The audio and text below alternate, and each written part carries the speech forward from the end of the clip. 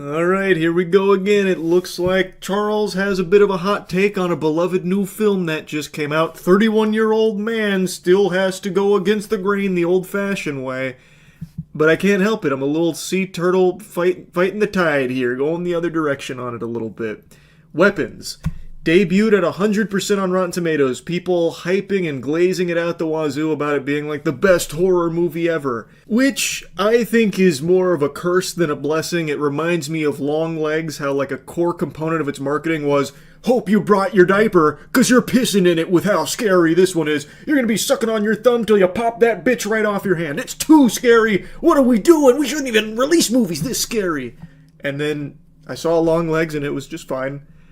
And with Weapons, the hype is not quite to that level, but, 100% Rotten Tomatoes, people, of course, going ballistic for it with how incredible it is. I've never seen a horror movie like this. I've just seen it. Kind of feel the same way I did about Longlegs. Like, it's fine. Like, I enjoyed it. I had a good time. But, man, oh man, is it not nearly to the level that a lot of people are portraying it as, at least not in my eyes. Not that I let the hype really skew my thoughts on things. I just thought it was worth mentioning that, to me, this film isn't what people are gassing it up as. It's a horror movie, sure, but I would actually argue it's more of a comedy. And I don't think people are aware of that.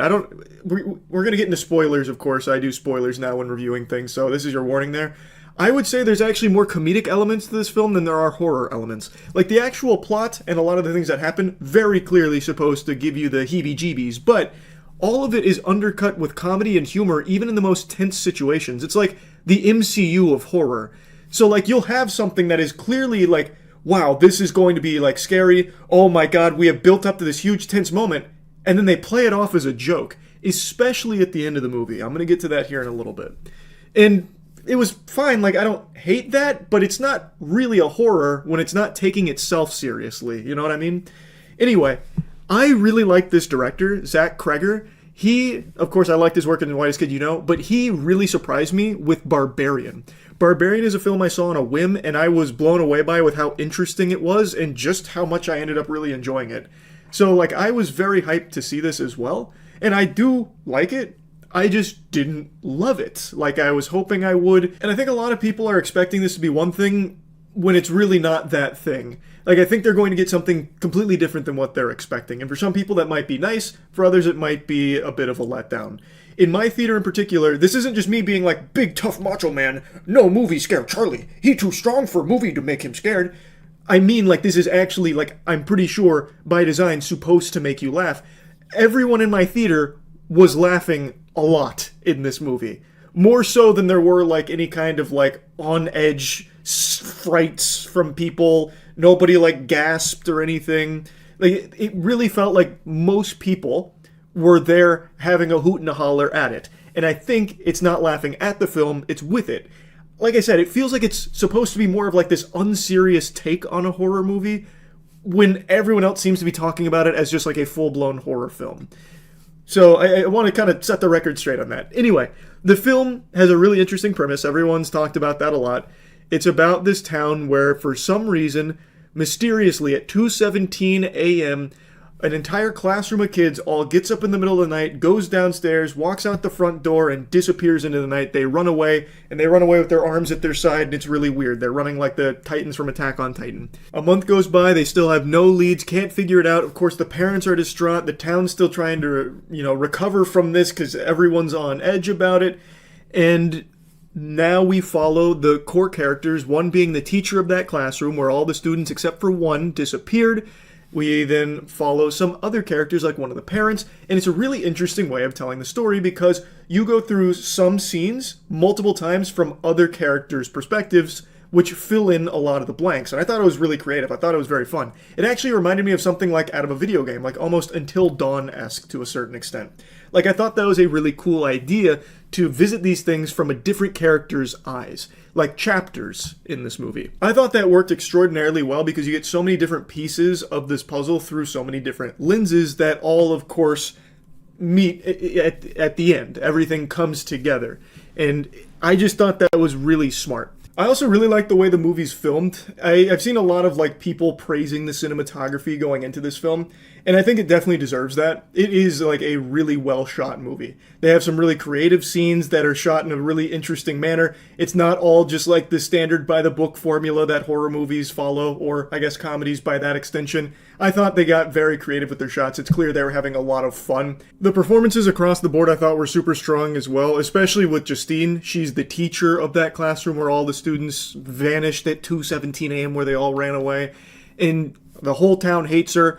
They torment her. She's ostracized. They think she had something to do with it, is withholding information, maybe even just she, mastermind the whole thing. And then you start getting these questions in your head about, well, where is this going to go? And then you'll go to the next chapter and you'll see a character that initially you don't really see how that ties in anywhere. And then all of a sudden, bang, eureka, this is where it's leading. But this is one of my big holdups with the film. The questions that you have, the answers the movie gives you, aren't all that interesting. Like, the questions themselves and the premise of the film are so strong. Like, the mystery of it, the thrill of trying to solve it, trying to see where it all leads, and then when you get to where it leads, it's a little unfulfilling. Like, I feel like it's just a little underwhelming, especially because the final act, as I mentioned earlier, is played off as a joke. That kind of takes a lot of wind out of the sails. You spend the whole movie with this mystery and these questions, only to then meet the big scary entity, which is just an old sick lady with a magic tree. And she has badly put on makeup with this wacky, zany wig. It's like a Ronald McDonald wig. It looks like Chucky Finster if he went to the worst barber on the East Coast. And she like jump scares you occasionally throughout the film. And that's like the main horror, is they rely on her being like the jump scare moment. So like Josh Brolin, when he's looking for his kid, he goes into like the dream space, like he's in a nightmare chasing his son Matthew. And as he's telling his son Matthew, I know I never said I love you enough, but I really do love you, son. Then all of a sudden he looks at his son's face, and it's that old lady. Her name's Gladys, and she's like, ah! And like she does that a couple times. She's like the thing bringing horror to the movie, because without her doing that, sometimes it's just not really present. Like I said, it really is more of like a dark comedy kind of film as opposed to like a horror film, not to like split hairs. But then as you have all these questions that you spend like an hour and a half, stewing on, trying to piece it together, and you go through a bunch of different characters' perspectives, then one character meets Gladys, and then all the answers start coming in. Gladys is the big bad, and it's just kind of underwhelming, because from that point forward, a lot of what Gladys does gets played off comedically, unfortunately. But it's not just her. Every time there is like a horror sequence playing out, they undercut it with humor. So, for example, Justine is spying on a house where she believes there might be something fishy afoot. And then she falls asleep in her car, and while she's passed out, the door opens, and a lady comes out, and she's holding scissors, and she's walking weird. She's walking real weird, and she's literally walking like Doodle Bob, actually. And she gets to the car, she's right by the window, and then she just like kind of walks away, like Crab walks away. The theater laughed really hard when that happened. And then the back seat opens, or the back door opens, and you can hear her get into the car, and then it's like tense. It's like, oh, okay, this is like a good tense moment. And then she leans over and cuts some hair, and then the theater laughed again. So, like, they took a horror moment, made it silly, then brought some kind of, like, horror life into it, where it's like, oh, this is about to be, like, kind of intense, like, what's about to happen? And then played a joke again on it. So, you know what I mean? Like, you know what I'm trying to say? It's like, it does have horror, and when it's there, it's executed pretty well. Like, I think there's, like, some solid scenes, but they always take the wind out of the sails of the horror aspect in order to play a joke into it. Now, granted, the joke is solid too, like it was clearly landing with the audience, but I feel like a lot of people might find that to be annoying or not what they signed up for. For me, I didn't care that much. I thought it was fine, definitely different for sure, and I was still entertained. Especially because in the last act, they don't even try to make it scary. They literally play it as like almost a slapstick comedy skit. In the end, they piece together the mystery, which, by the way they figured out where the kids were, to me, felt like they kind of wrote themselves into a corner and then couldn't figure out like a good way of getting there. Basically, they were able to connect the dots, like the pose that they were running in, and after another guy goes crazy while doing that pose, they then, Josh Brolin's character, tracked the trajectory, and then Justine was like, oh, that's the house of like that one lone survivor kid, like the one kid that didn't run away. Probably something about that house, and it's a house she previously visited, like with the scissors and shit. So they figured it out because of the pose, but the authorities like scrubbed over this footage a lot, and there's even this montage sequence they showed where all the kids were running in a group together in front of houses, literally triggering motion sensor lights and everything. They were running in groups to this house. I feel like the Ring doorbells would have absolutely caught them running in groups, and they probably would have been able to find them far, far sooner. I don't know how they would have missed that. Like, they made a mention like the Ring doorbells only caught them like running into the night, but they passed so many houses in groups. Like, I feel like that footage would have absolutely existed. They could have easily tracked that trajectory. Like, I don't think it would just be Josh Brolin that would somehow figure out, like, it's kind of weird that they're all doing the same pose. Maybe they were running somewhere. Especially when you would couple that with these groups of kids that no doubt would have been caught on all these cameras from all of these houses that they're running in front of and triggering all the motion detection. Like, I don't know. But anyway, they find the house, they go to the house. And they're like in the house, and she can control people with her magic tree, so she has like bodyguards of people that she's controlled. That's how she got the kids, because she mind controlled them to, you know, go hang out in the basement. And while they're there, trying to save these kids, two people that she's controlled, one of them being a junkie, start attacking Justine and Josh Brolin. I don't know why I'm calling Julia Gardner's character by her character name and Josh Brolin instead of his character name, calling him Josh Brolin, but whatever. They're there, and they get, of course, ganked by her bodyguards that she's controlling. And I shit you not, one of the bodyguards, Josh Brolin punches, and he gets knocked out. And then he gets up again, he punches him, and he goes, geez, what the hell? He gets knocked out. The guy gets up again, punches him again, knocks him out. And by this point, the theater is like actually erupting into laughter. And then as Josh Brolin's running away, guy gets up again, charges him, and he picks him up and actually ragdolls him. And then he's like, God, he's so persistent.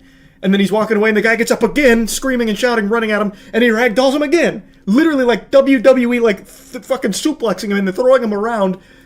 And then theater is literally laughing at all this when this is like the entire build-up. That we have built up to this moment. And it's like actually just a slapstick routine. It just feels underwhelming. Like I still think it's fun. Like, I mean, laughing at a movie is great. But if you're going there expecting horror, like a really good horror movie, I don't think that's what you're in store for. And it's not just that scene, it's this entire sequence, the finale of all of this tension, this build-up, all of your questions being answered, but the answer just not really all that amazing. So, like, the Gladys, she's about to have Justine killed, and Alex, the one kid who did not get mind-controlled by Gladys and the magic tree, he was watching Gladys, understands how to, like, control the magic tree and use its branches, so he frees the kids, well, not frees the kids, he uses the reason the movie's called Weapons is because Gladys weaponizes people. She's able to control them and have them do whatever she wants. So Alex then uses the kids as weapons against Gladys, where they then chase her down, hunt her, and kill her. And this is I shit you not, like maybe 8 to 9 minute chase sequence of Gladys going, oh no. She literally says, oh no, when the branch breaks, when he breaks the spell and like directs the kids at her. She literally says, oh no. And then starts doing this, opens the door, running away as all the kids are chasing her, going, and she's going, So she's running away, getting chased by the kids, and then she starts, like, breaking into strangers' houses, and they play it off as a joke. So, like, there's a family, like, watching TV, and then, Gladys comes through, and they're like, oh my goodness. And she's like, and she runs through the kitchen, runs out the front door, and they're like, that was weird. And then all the kids bust through the windows and bust through the door, like, oh, Jesus Christ. And they do that for, like, 3 separate houses. There's one where a guy's mowing his lawn, sees Gladys running away going, He's like, huh. And then a horde of kids starts chasing him, and he's like, huh. Like, they play it as a joke, you know what I mean? Like, I think it's an effective comedy movie, but overall, I just felt like it was a fun movie. It was good. It wasn't, like, amazing. I definitely don't think it's the horror movie of the decade or anything. I don't even think it's the horror movie of the year. I still think Bring Her Back is a significantly better, like, horror film, but I think this was solid with the horror that was here, sprinkled throughout occasionally.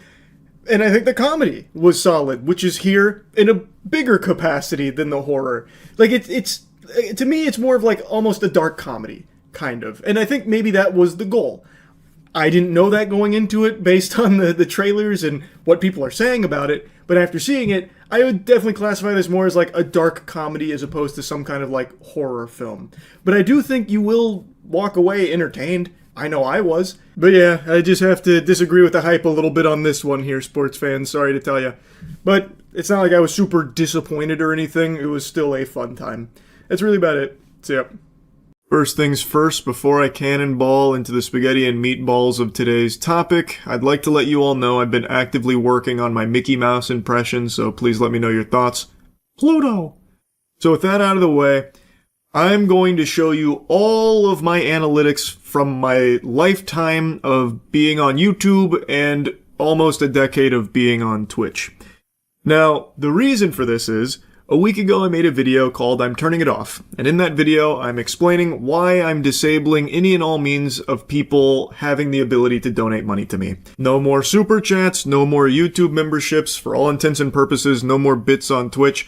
I say all intents and purposes because you can't actually fully disable that on Twitch. Once you start streaming on there, you're fucking shackled to the bits ecosystem. It cannot be turned off. So I made the minimum so high that no one can pay it, hopefully, and actively discouraging people from subbing on Twitch as well. Any and all avenues where people could just give me clams, I am just putting the kibosh on. I should have done this a long time ago, but better late than never. Might as well get the farty sharded now. The reason is super simple. I would much rather you keep your money, use it for yourself, or use it for things you deem important, whether it's charitable causes or what have you, but just stop forking it over to me. Now, since posting that video, there's been a lot of questions and even somewhat of a pushback from other streamers about how, like, this sets a bad precedent where it, like, starts to shame other streamers if they don't follow my footsteps here. Let me be clear, I'm not trying to make a rallying cry here.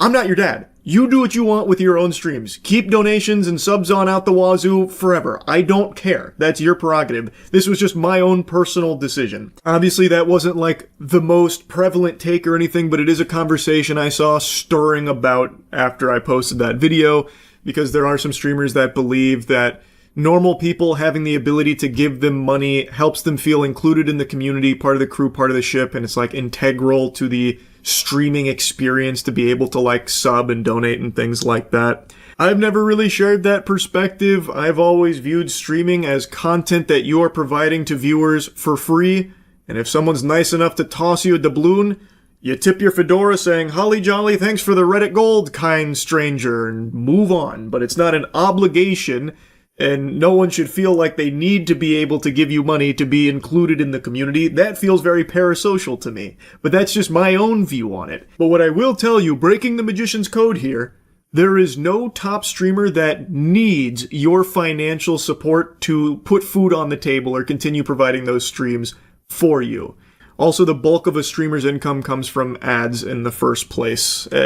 Anyway, though, I think this stems from people just not really knowing how much money a top streamer can make on Twitch, for example. So let me show you my analytics from my lifetime on Twitch. Now, Twitch analytics are a little wonky here on the back end, so I wasn't able to just set the date range from 2017 to 2025 because it would just freeze. It would just have a conniption. I bet the Twitch HQ server just fucking caught flame with me trying to do that, so I had to break it up into chunks. So in 2017 is when I really started like actually streaming on Twitch. I had dabbled in 2016, but it wasn't until 2017 where I got like partnered and everything. So from 2017 to 2019, I made $55,500 for those 2 years. And I wasn't full-time streaming at this point or anything. It was just a bit of goofing around, having some fun, and it brought in $55,500. From 2019 to 2021 is when I took it a lot more seriously, as you can see. My time streamed went from 600 hours on the 2 years to 3,600 hours, and I made $1.2 million for those 2 years. And this was before my Twitch contract, so the only ads that were running on my stream were like the pre-roll ads, the ones that Twitch would insert themselves. So this was still without ads, by the way. $1.2 million, almost 1.3. Then I got a Twitch contract which necessitated a certain amount of ads, 3 minutes of ad time per hour. And from 2021 to basically 2025, I made $4.1 million. And to those astute observers amongst you with those keen peepers, you might notice that my subscriptions are less than half of what they were for the previous 2-year period. So even though I have 180,000 less subs across these 3 years than I did for the previous 2, I still made significantly more. And that is because of ads. Ads are the breadbasket to streamers. That is the jelly to the peanut butter sandwich that is streaming. And keep in mind, these numbers here, the 4.1, the 1.2, those don't even include brand deals or sponsorships. And I didn't have any like ancillary donations, but a lot of streamers do through like Streamlabs for like text-to-speech, stuff like that. So that doesn't include any of those other means of making money through the medium. This is solely through just Twitch itself. And I think something important to mention, contrary to popular belief, I am not a top streamer. I am also not even a full-time streamer, and I haven't been for over a year and a half. So, my 2025 earnings, I didn't really put them here. It's about 100K. So another thing to add to the total here. But I'm not even a full-time streamer anymore, and I haven't been a top 20 streamer probably since the fucking Among Us boom. You know, back in the prehistoric internet age now. Like, the Among Us era is the only time where I broached, like, the top 20. I've not been in that ball game for a while, and yet this is still a crazy amount of money. Where there is no reason I should be taking money from just normal people working normal, everyday jobs. It just doesn't feel right to me. Streaming is the easiest job there is. Hot take, I know, sorry, that was a blistering, scalding magma that I just spewed out there, but it is just the truth. I sit in swamp ass for a few hours every day, well, at least I used to when I was a full-time streamer, playing games, or just yapping. Now compare that Weenie Hut Jr. routine to a normal person who is actually working their ass off every single day in a 9-to-5 environment, grinding in the hopes of chasing the American dream. And then they'll come home, maybe turn on my stream and donate a couple of dollars to me. And it just doesn't sit right with me taking that kind of money, given what I've made from all of this. And I really should have just stopped this a long time ago, especially considering this is just the Twitch side of things. I told you, I'm going to show you my YouTube earnings. So be ready, because here it is! Huge fucking number, an unfathomable amount of money. From starting this channel in 2007 all the way until today, I have made $35.8 million. I never even imagined that amount of money was possible to earn without just being born rich. I have said from day one, I got incredibly lucky. I will never be able to put into words just how lucky I got with all of this shit here. I'm not special. I got lucky. I have always said that, and I still believe that to this day. Now, something I saw a lot of people asking after the video I made about turning off all the donation stuff is how much money I'm leaving on the table. And while it's kind of hard to show it on Twitch considering both subs and bits are technically still on, even though I discourage both and have bits at a point where I don't think it's even possible to use them, I still can't get like a hard number on what's like gone now or anything like that. But on YouTube, I can show you directly. So with memberships and supers/gifts, I made over $1 million. Keep in mind, I've only had those things enabled for about a year. That was $1 million in a year from just normal people donating it to me. Again, that just doesn't fucking sit right with me. Now I know there are plenty of streamers and YouTubers that have significantly more money than me and have subs and donations on and whatever. I don't care. Like I said, this is not me trying to lead some kind of revolution here where all of them turn it off. It's their choice to make. I wanted to explain fully why I don't want normal people just giving me their money anymore at all. Also, to be honest, I think just full goatseeing, showing how much streaming/YouTubing can make, just showing you the full, unedited, raw numbers is probably helpful for normal people so they can see how much money is in this space, because I think there's often so many question marks from people wondering how much does a streamer or YouTuber make? They'll either say like they're making billions of dollars or they're making nothing.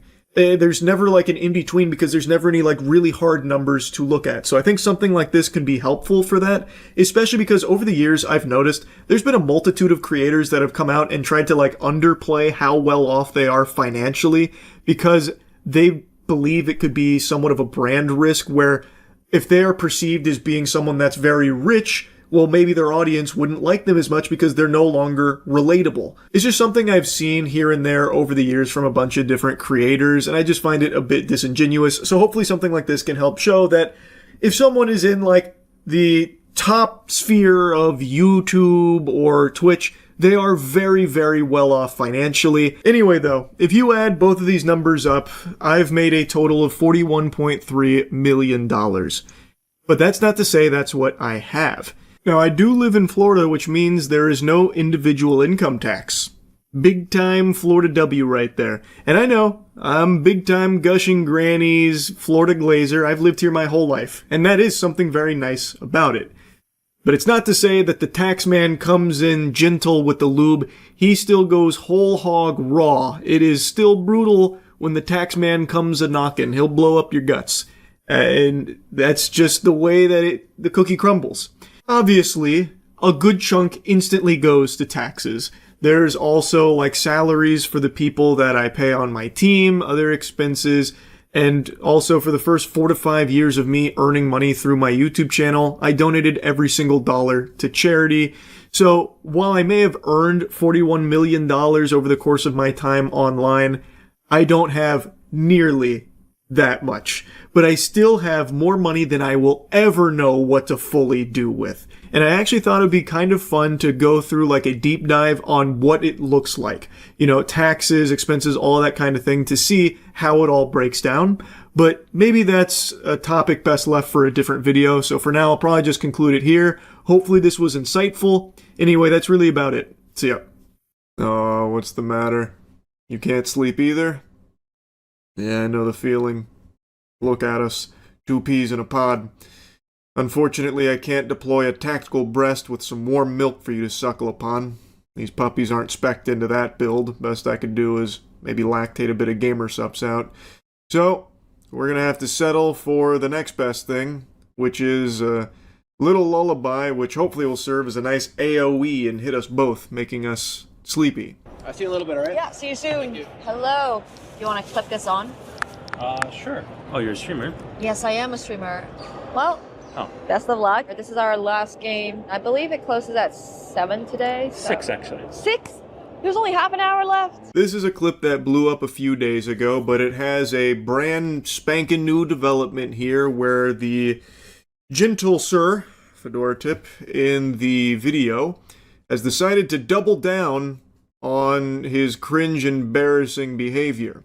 So we're gonna give you the whole kit and caboodle here. So this is the genesis. This is where it started. The woman in this video is a streamer. Her name is aka Nimsco on Twitch, but she is a grandmaster in chess. Her name is Nemo, and she's doing this at a convention where people sit down, they play chess, and she's streaming all of it. This is the last contestant of the day.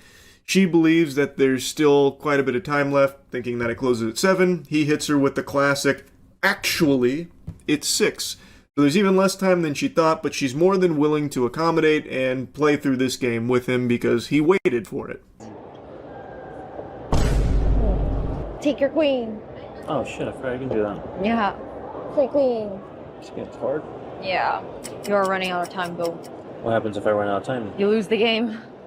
But it's okay, you can use some of mine. I do have to run, though, because I didn't realize the con is closing at 6. Oof, that's a big-time blunder right there from this prodigy that stepped up to the plate. He hung his queen out to dry, and she capitalized, taking the free piece. He then hits her with the, forgot you could do that. Now, when I first watched this, I assumed he was just like a fan of her and wanted to at least like interact and play a game for fun, despite not being like an active chess player. Him being unaware of how the knight can move, to me, was evidence of that game theory, but turns out that's not the case at all. He actually takes this extremely serious. He's treating this like it's his fucking Super Bowl here. So, as you can see, he's starting to run out of time. She mentions that, saying like, hey, you're running out of time, but, you know, don't worry, you can use some of mine. That's time. Yeah. Okay. I'll pack up while you make your move. You know what? I surrender. Are you sure? Okay. GG's. Zoinks! Jinkies! The declined handshake in anger. That's fundamentally a rage quit moment there over the board. Very unsportsmanlike. That's a 5-yard penalty, no doubt. And again, she was willing to let it go on even though he did lose on time. He was taking oodles of time here coming up with his moves and then still ended up just giving away a free queen. So it's not someone who I think actively plays chess, so I don't know why he's getting so heated about it. It's pretty fucking embarrassing because this isn't high stakes here. This isn't a game of life or death. It's not a goddamn shadow game from Yu-Gi-Oh! Or anything. It's just supposed to be entertaining and enjoyable, and you get to hang out, you play a little chess. She's a grandmaster. You were never going to win. So I don't know why he's getting his ham so steamed about it. Alright. It took forever. Okay. Oh shit, he took the mic. Oh, hello. He took the microphone. It's alright, he forgot about that. So, he wanted it, yeah? I feel like you really wasted my time. Oh, I'm so sorry about that. Waiting. You told me after this person, and then another person comes in. I'm so sorry about that. That guy, you're like, oh, I'll miss you at dinner later. Yeah. God, I was waiting here for like half an hour. Can And I... you just rush through it? Well, you're welcome to play out the rest of that game if you want to. I gave you that option. And then here comes the wambulance. So he starts really whining about how she wasted his time. Brother, you're not entitled to her time in the first place, by the way. This is just a little fun setup at the convention. It's not that deep. But anyway, he then accuses her of rushing through the game, even though he lost on time, and she made a very generous offer to still play it out just using her time in order to finish that game because he waited a while, I guess. Which again, if you were unsatisfied with the wait, fucking leave. You're not held hostage there. He doesn't have the fucking cuffs on him, forced to play. Like, what? Just go. Just leave. Why? What? It really feels like he wasn't there for chess in the first place. It seems like he was there to try and, like, have this be some kind of pseudo date or something. So when someone else was in front of him, or someone else that she knew, like, stepped in to play a quick game, it, like, deeply offended him in that capacity. And again, I don't think he was actually there for the chess itself, because he's like, oh, I didn't know you could do that. What, move the knight backwards? Like, what the fuck what? So, the whole thing just smells very fucking fishy, and it's really weird. And his behavior just continues to deteriorate about it. Okay, I'm so sorry about it. Is there anything I can make up for it? I can give you chess.com diamond memberships or anything like that. Free membership for chess.com? Yeah, if you want one. Okay. Take a picture. I'm gonna give you a second one as well. And heck, since you're the last person for tonight, take a picture of the third one. So then if you redeem these, you'll just have like 3 months free membership. There you go. Take a picture of that one too. Sorry about that. I'm really sorry if you feel like you wasted your time. You did waste my time. Okay. So, fuck you, but I hope you have fun with the convention. Okay. The guy there was so like, fuck you, gave me the middle finger off. She is going above and beyond to accommodate this loser, being extremely nice, offering him 3 months of premium membership, again, for a complete non-issue. This guy feels like his time was wasted. Why? Because he chose to wait in that line and then sat down fucking drooling and blue screening in his brain, blundering his queen, and then just sitting there idly with the Orb of Confusion in his pocket and then losing on time before surrendering. How is that her fault? If you wanted a longer time with her at the chessboard, or you wanted to, like, prove yourself, fucking play chess. Learn how the knight moves, I guess, bro. Like, what?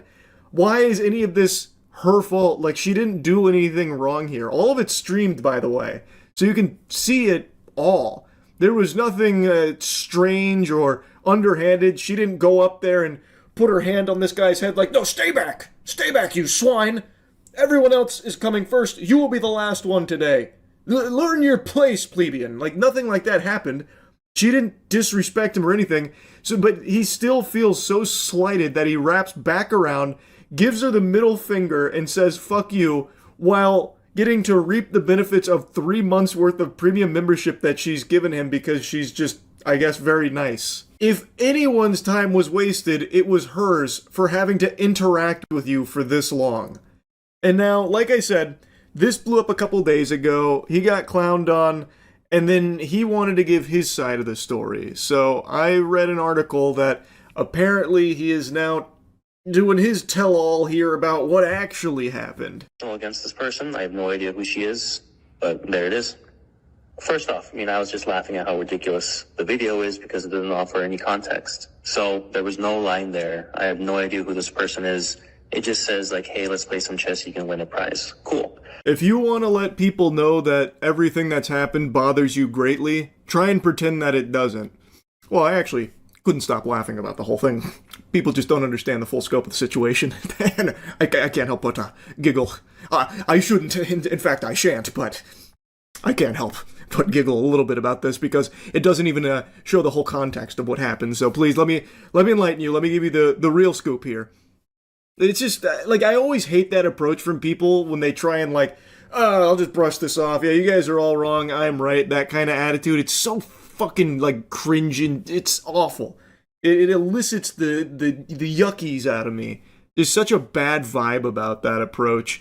But anyway, he goes on to say that he just hopped in this line because he saw that you could play chess and maybe win a prize.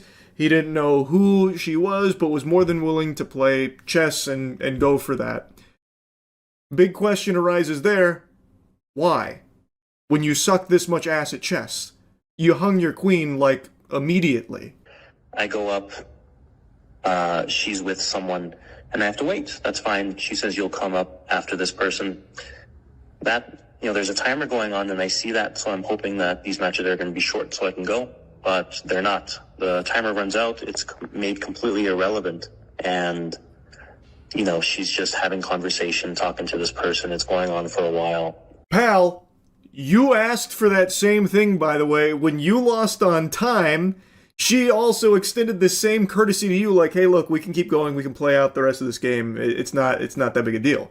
So it seems like she was just more than willing to let people play chess with her and try and, like, enjoy the experience of playing against a grandmaster. Because that's not something a lot of people ever will get the opportunity to do. It's supposed to be something fun, which is a concept that completely eludes this guy, apparently.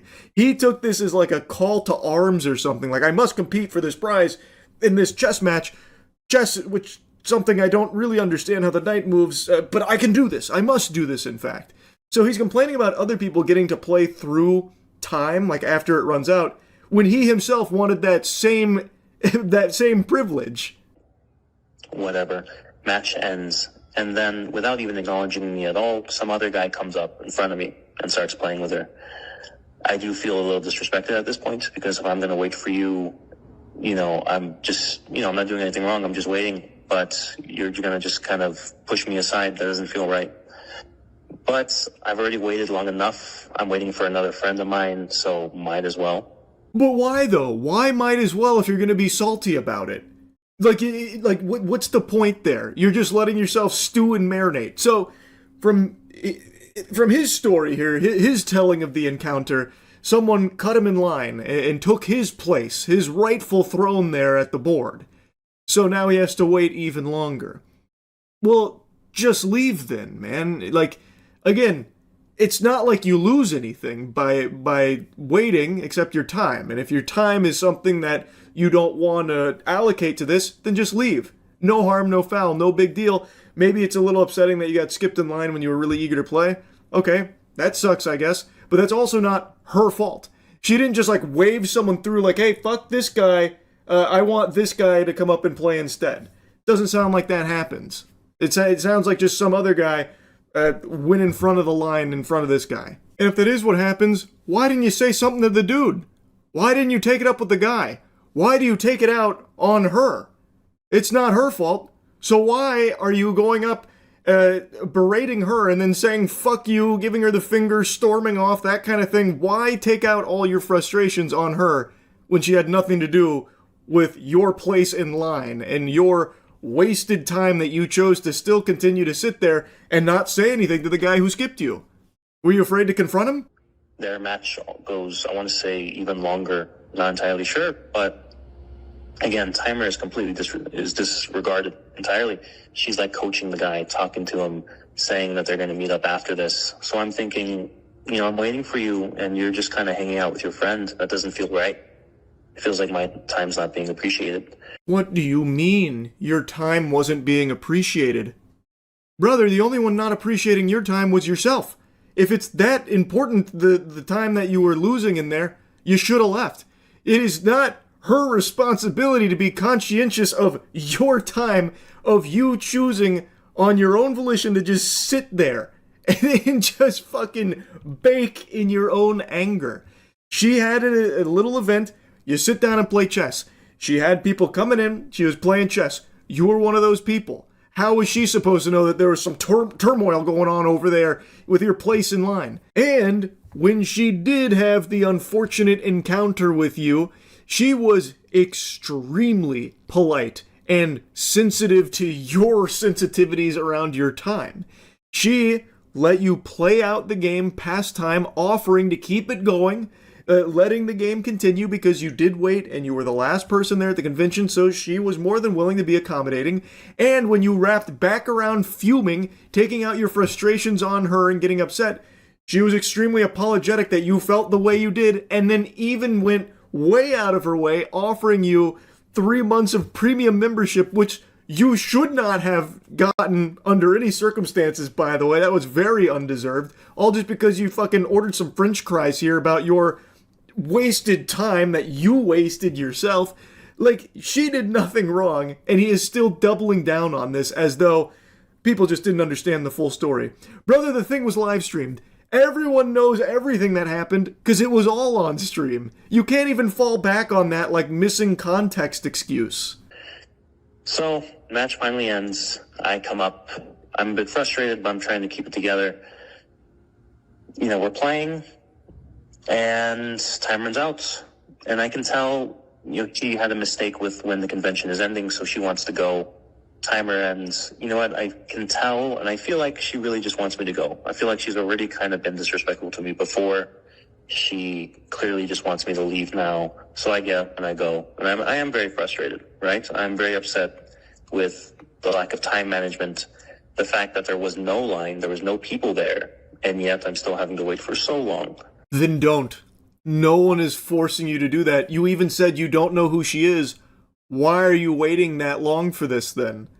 I don't get it, man. Make it make sense. I don't understand. And again, if you wanted more time there playing chess with her, get better at chess so you can play out a full game without just getting steamrolled. Like, you were never going to win in the first place against a grandmaster, but maybe you wouldn't have blundered so quickly and had everything go tits up right away. Like, it's very peculiar what this dweeb is even so upset about. And he's still upset about it.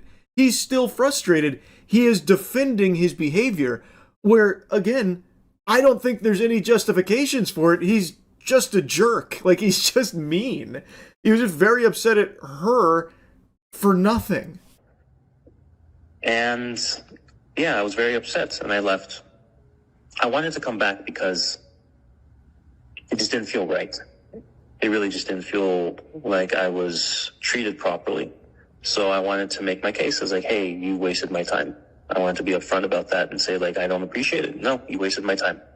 And I was angry. And she tried to respond in a very nice manner, and I acknowledge that. But that doesn't change the fact that I was wronged and I was disrespected. No, you were not. You were not wronged. You were not disrespected. She did so much more than any other human being on the planet would have in this situation, with treating you with respect and being very apologetic over a complete non-issue, just an issue you've made up in your own noodle. This is absurd, man. What a crazy response to have to this. Like, it's shocking to me that there's no self-awareness. There's no realization that he was in the wrong. There was nothing disrespectful that happened here on her end. If he was cut in line, yeah, it's disrespectful. Why didn't you take it out on the guy who actually disrespected you then? If that actually happened, why are you targeting her for that? She had no control over that mishap. She didn't order that guy to cut you in line. It's not like it was a sleeper agent. She didn't have, fucking security come in and just, push you to the side so they could play with her and take away your precious time to ruin and disrespect your time at the convention. So why are you taking all that frustration out on her when she did nothing wrong and did everything she could to be respectful and polite and even apologetic, even though there was nothing to apologize for in the first place? Wild, man. Truly wild stuff. Anyway, that's really about it. So, yeah. Stop everything you're doing. You've got to check this out. I know that sounds like I'm trying to peddle cigarettes to you, but you really got to put your peepers on this puppy here. This is something fascinating. I just saw the wackiest robbery attempt. It wasn't really a successful robbery. It plays out like a skit. Like if you were playing pretend with your boys in middle school. It is so odd. It's like if a soccer mom picked up a hobby of crime instead of wine. I need you to and tell them that I am Rebecca Peterson and sorry. And that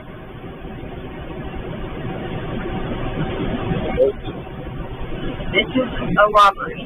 Now this is how you do character introductions. So she marches in, fee-fi-fo-fums her way up to the counter, brandishing a firearm, and introduces herself.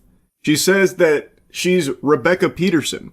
Now at first I thought that was like a fake name and she was trying to frame someone she didn't like, the local book club or something that she attends. I thought she was like, oh, it is I, Rebecca Peterson, committing this armed robbery. Let the police know that Rebecca Peterson committed this robbery. Because I'm pretty sure she said, call the police and let them know Rebecca Peterson made this beat, committed this crime, that kind of thing. But it turns out that is her name. She is Rebecca Peterson. So this is extremely polite. Excuse me, sir. You are being robbed by Rebecca Peterson. It's like some fucking Princess Bride shit here. And the way she's moving from side to side there, I think she's trying to dodge the camera. But I also don't understand why she's bothering, nor do I understand why she's bothering to put her hoodie up when she's still giving her full name to the cashier to identify herself with. See, it seems like at that point, goose is already cooked, cat's out of the bag. Why even bother trying to dodge the security camera? Okay. Put it down. Okay. Yes, listen. Cashier is cool, calm, and collected. He's like, all right, I understand. Now put the gun down. And she does. He hits her with the Jedi mind trick, disarms her just like that. There's a robbery. What is that? Down. I'm telling you right now. There's a robbery. What robbery? Oh my! Yeah, she snapped out of the hypnotism attempt there from the cashier. Lets him know once again, putting her foot down. This is a robbery. We're not playing games here. It's not Weenie Hut Jr. And then just does a fucking desk pop there. Blasts the stand, which obviously frightens him. So it's not a fake gun or anything. She did come in here with a loaded weapon, and she'd been pointing it at this guy the entire time. That is some pretty scary shit there. Now, with the way she's acting, she's making it sound like she's placing an order, like, pardon me, one robbery. Please. Like, she's going about this robbery like she's expecting it to play out like something she saw on TikTok or like a movie or something. It's like she's getting directions from ChatGPT on how to conduct a armed robbery. It is so fucking peculiar. And her behavior is just alarming. It feels like she's not in her right mind. Like, it feels like, I don't know, maybe it's like some kind of psychotic episode or something, but it's very scary, especially for the cashier, who has this gun pointed at him this entire time. What are you doing?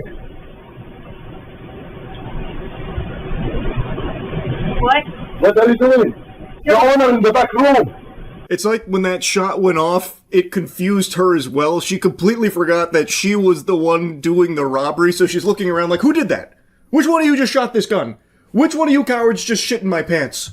I don't know, it's like she's under some kind of spell or something here, and the sound from the shot, like, briefly broke it, but then she goes right back into the robbery.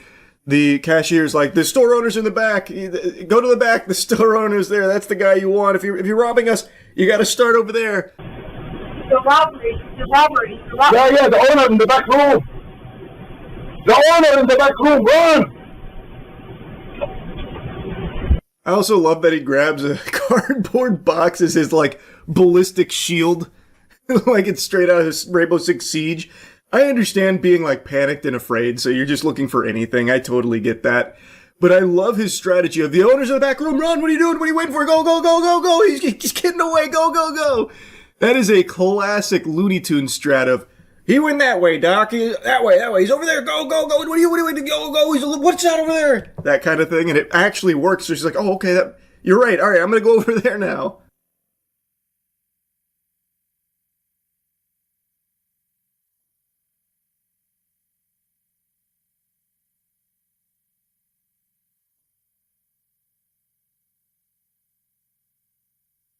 So the cashier is like one of the most convincing men on the planet, it seems. He does get her to go to the back of the facility there, which I imagine gives him time to run outside, which I believe is what happened. He ran outside, he called the police came, they did arrest her.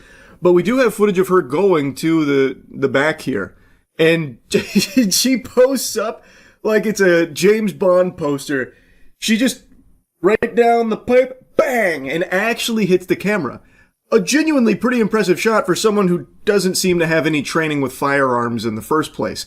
She was clumsily able to hit the camera on the first shot there. Apparently, after failing to locate the owner in the back counting money like Scrooge McDuck, she then fled the scene. So she got into her car and allegedly tried to escape that way, but police were able to track her down. They picked up her scent somewhere along the way. They were able to apprehend her, and now she is currently awaiting arraignment and all that. So, a very peculiar set of circumstances. The clerk also made a statement saying that he tried to remain calm and calm her down because he saw that her mentality was not awake, which I think he was very correct on. It definitely does appear that something has gone awry. It doesn't seem like she's all there. It does seem like it's some kind of psychotic episode or something, which very sad stuff, but very scary for the clerk there because she did come armed and willing to fire. She was letting that shit air out. She was clapping it. She fired a shot right at the checkout. She fired a shot at the security camera. Luckily, no one was hurt. She's now facing charges of attempted armed robbery, wanton endangerment, brandishing, assault, and destruction of property. Which sounds about par for the course based on everything we saw on the surveillance camera here. This whole thing was just really bizarre. I had to just yap about it a little bit when I saw it earlier today. I don't know if it was like a mental health crisis or drugs or what, but man, the clerk there must have been fucking terrified when that gun went off. I also read in another article covering this from a local agency that he was covering for a friend's shift when this unfolded. So I don't think he's going to be super willing to do that anymore going forward. But anyway, yeah. Just wanted to yap about this a bit because I was stunned with the footage I saw. That's really about it. So yeah. Feels like it's been a while since the last time I covered a good old-fashioned Walmart weirdo, and I got quite a specimen for you today. It's a gentle sir who's going ballistic because, as I understand it, he was upset that there wasn't 3 managers in his section to complain to. I guess he really wanted to run the gauntlet, wagging his finger at a manager. Customer's always right. You should know that, or something. He's going like a sports player coming out of the tunnel giving everyone high fives. He wanted to go through and just give a bunch of fucking complaints to a ton of Walmart managers, I guess. And since they weren't there, he instead took his anger out on one of the employees. And apparently, the woman that was filming tried to interject to get him to calm down, which only fanned his flames of anger even more. You want to call me a dumb bitch again? Dumb bitch? Okay, fuck you. So I'm recording him for... Let me tell you what I've accomplished. Do you have a son? I don't have any children. I haven't found a capable mate. Oh, that makes a It lot sure of as hell does sense. make a lot of sense. That makes Turned into like a pseudo-therapy session there for a moment. This guy just came over and just trauma dumped briefly. So she asked, do you have a son? I imagine she was going to ask, do you teach him to treat people this way? But he immediately took that question on the chin saying, no, I haven't found a capable mate. So he's like, he comes over here, yeah, I'm mateless, what about it? No mates? Is what it is, I guess. And then he even says, like, yeah, it does make a lot of sense, actually, why no woman would want to be around me. I get it. Yeah, you know what? That does sound about par for the course. I'm over here just fucking spitting and shitting in a Walmart because there's not enough managers for me to be yelling at. Also, just the sassy way he says it sounds like a child during a temper tantrum. No, I haven't found a capable mate. Oh, man, it's pretty fucking pathetic. Anyway, though, he comes over after calling her a dumb bitch and then saying, fuck you. He marches over, he gets his phone out to start recording, which is a pretty common power move that dumb assholes like this try when they're getting, like, called out on something and then they try and, like, go into their defense mechanism of also recording, like, I can do it too, look at this.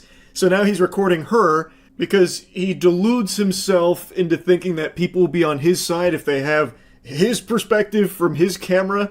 So after blowing up on a Walmart employee and then calling this stranger a dumb bitch and then saying, like, he hasn't found a capable mate, there's no woman on this planet capable of handling my seed. I'm a victim of my own masculinity. I'm too much of a man, and women can't handle it. But yeah, it makes a lot of sense why no woman wants to be around me. That I do get. Time to start recording now. Now it's time I win. Here's my checkmate move. a lot of sense. Tell me about your accomplishments today, ma'am. I can talk to them however I want. No, you don't even know what I was saying to them. It's disrespectful. Look, You're you're standing up. speaking to me. You're a large man. You involved and I'm yourself a in small something that's female. not your. It's not your business. It's my business to protect other No, it women isn't. from It's not. abusive I assholes wasn't like abusing you. them. You have nothing. You have no idea what I was It's even verbal saying to abuse. them. No, you just wanted to It's get verbal involved. abuse, and if I'm a woman The and you're verbally only abusing a one woman, of- the only I will one stand that- between you and them every time. And do what? Do you want to talk about it outside? And I'm going to stand between them.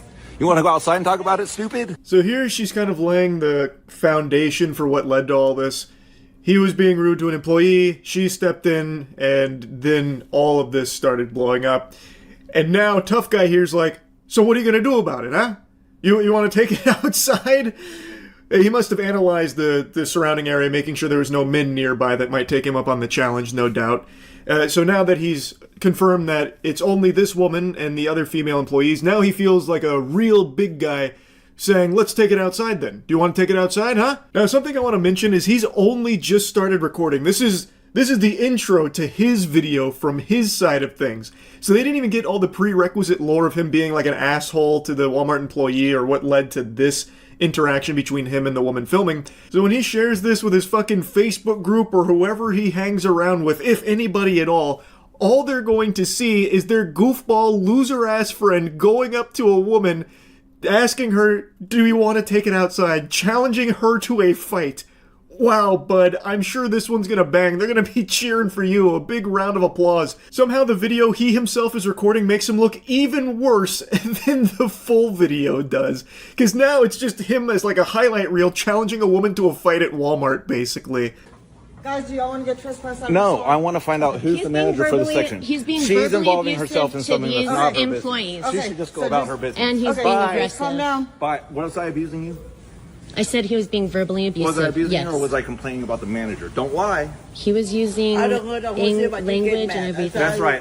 Why did I get mad? Because you're supposed to have three, because your manager can't do Okay, their y'all job. need to That's keep why I it down a got little mad. bit, or I will have your Yes, sometimes it could be. That's pretty much where the video wraps up right there. The other employee comes over and just threatens to trespass both of them because of all the commotion here, so they get separated. And that's kind of where it is curtains. So the context clues here. If I'm understanding correctly, he was mad because there wasn't a manager there, so he took his anger out on the employee for the lack of manager, saying that there needs to be 3 of them there, I think? 3 managers, maybe? Which to me seems excessive. Why would you have 3 managers in a single section in the store? Unless he's like this raid boss of cringe, like the top tier male Karen, that they need 3 managers just to like wrangle them in, to like hold them down. I feel like that's just way too many managers to allocate to one spot.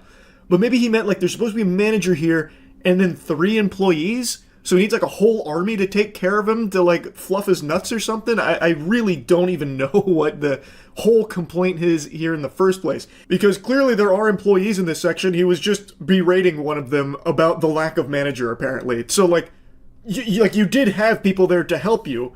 I don't know why he needed to like escalate it and get even angrier at the employee for what I imagine is something very trivial in the first place. Now, the woman who filmed this did make a follow-up to it to give like a little more insight onto what happened next. They did like go their separate ways, but apparently he kept carrying on, and according to her, he was escorted out of the Walmart. Not super willingly, he wasn't, very enthusiastic about that, and she did mention that police were involved with that. Not overly surprising, that checks out. That makes a lot of sense. Much like him not being able to find a capable mate. That also does make sense. And I'm gonna let you in on a little secret real quick. Here, come in close, I'll whisper it in your ear. Anyone who says capable mate probably is doomed to be alone forever. You're already kind of too far gone. You are so lost in the fucking sauce. You are probably already a douchebag and already kind of just in a loveless position. The only salvation that you can find is crawling yourself out of that hole that led you to thinking that that's a normal thing to say. No sane person is going to be talking about like, yeah, the reason I have no kids at this age and I'm not in a relationship or anything is just because I haven't found a capable mate. That's just so fucking odd. What a peculiar thing to say. You immediately raise eyebrows with that kind of shit. So that's just a little, free tip right there. Don't end up like this guy. I think it should be a pretty easy fate to avoid. But anyway, I just wanted to yap about this a little bit. It does feel like it's been a while since the last time we analyzed a wacky Walmart meltdown freakout type thing. So anyway, that's really about it. So yeah. When you think of Mark Zuckerberg, I bet you're not thinking of his top-tier showmanship. And I think that is a crime. He is so slept on when it comes to his talent as a performer. He is like Penn and Teller, but for technology. The way he is able to, convey his electrifying personality to the audience, to get them on the edge of their seats, eating out of the palm of his hands with his really high-octane and fun tech showcases he likes to do. And let me tell you, he is no stranger to things going tits up during these demonstrations. In fact, I don't think I've ever seen a Mark Zuckerberg-fronted meta showcase that goes according to the book. And there is nobody less equipped to handle that than Mark Zuckerberg himself. So yesterday, or it might have been 2 days ago, I already can't remember, he was doing a showcase for his new Meta glasses, and nothing was going right. But you wouldn't even know that with how smooth he plays it off. Really proud of this. Maybe let's make, I don't know, what should we make? Maybe like a steak sauce, maybe Korean-inspired type thing, just to show what the live AI is like. Yeah, let's try it. It's not something I've made before, so I could definitely use the help. Hey, Meta, start live AI. Starting live AI. Whew! Close shave. We've passed the first obstacle. Having Meta respond and the live AI assistant agreeing to take part in this demonstration without any kind of rebellious undertones. Mark Zuckerberg can breathe a huge sigh of relief. And his sidekick that looks like Seth Rogen, well, for him, the torment is only just beginning. I love the setup you have here with soy sauce and other ingredients. How can I help? Hey, can you help me make a Korean-inspired steak sauce for my steak sandwich here? You can make a Korean-inspired steak sauce using soy sauce, sesame oil. What do I do first?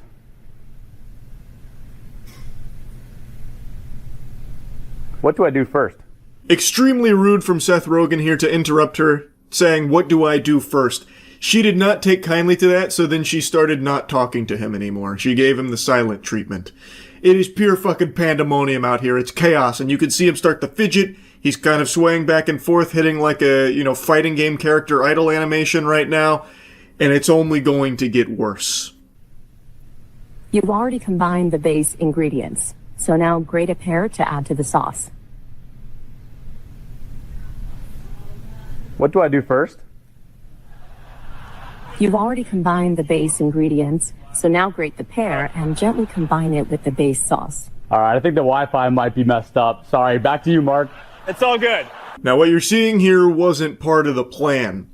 I know that's hard to believe with how well it was played off here with, the Wi-Fi excuse. Very possible. Maybe it is all just a big Wi-Fi error. Naturally. Live AI got confused here, thinking that he had already combined all of the ingredients for the steak sauce, so it was giving him the final directive of grating the pear. But we weren't up to that step yet. I don't know... You know what? It's all good. It's, the irony of the whole thing is that you spend years making technology and then the Wi-Fi at the day kind of catches you. Now we're running with the Wi-Fi scapegoat. A solid strategy here from Mark. We are all in agreement it must have been the Wi-Fi, the culprit behind this disaster here with the Korean-inspired steak sauce. Now, a lesser man would have packed it up and called it quits, saying, "Fuck you guys, this Wi-Fi is not up to my standards. I will not sully my technology with this less than premium service. We're out of here." But no, not Mark Butt Fuckerberg.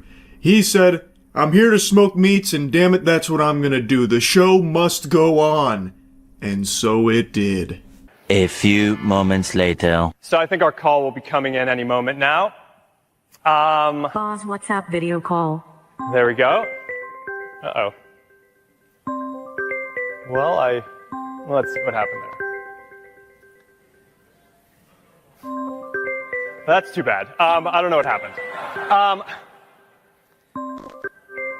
Maybe Boz can try calling me again. All right. Well, I got a missed video call. Okay, there's the actual video call. All right. I'm just going to pick that up with my neural band. This is, it happens. You gotta love a supportive audience. The way Mark Zuckerberg is working them, he's turned this disaster into something positive. A comedic experience that the crowd is going wild for. They're loving it. They're having such a great time watching this. Now, if you've got real keen eyes, you might be able to observe a hint of uncomfortableness emanating from Mark Zuckerberg. He's doing a great job at hiding it, but it starts to shine through the cracks a little bit that he is a little perturbed. He is not liking that the technology is completely floundering here during the demonstration. Technology that will, of course, cost consumers hundreds of dollars, and now it is being shown that it doesn't work super well, apparently. But it could just be that pesky fucking Wi-Fi. It could even be sabotage. We don't know for sure. Yeah, let's, what do you think? Let's just go ahead and... Pause WhatsApp video call. Let's go for a fourth.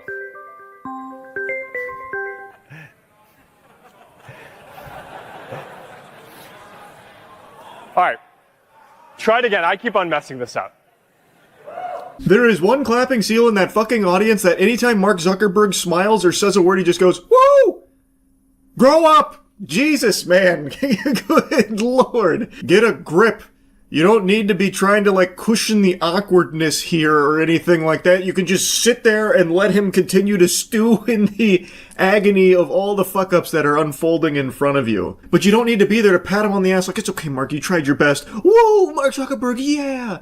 It's just, I don't know, I find that behavior so odd for these kind of, tech showcases. Mark Zuckerberg's not going to care about you. He's not going to give you a big thumbs up for it. Hey, where's that positive guy that keeps cheering me on every time something fucks up here? Is it you? All right. And he starts crawling over the chairs. "I'm going to suck your cock. All right, now present your wiener. I want to give you a sincere thanks." And if not, then we'll go for the less fun option. Okay. I don't know what to tell you guys. All right.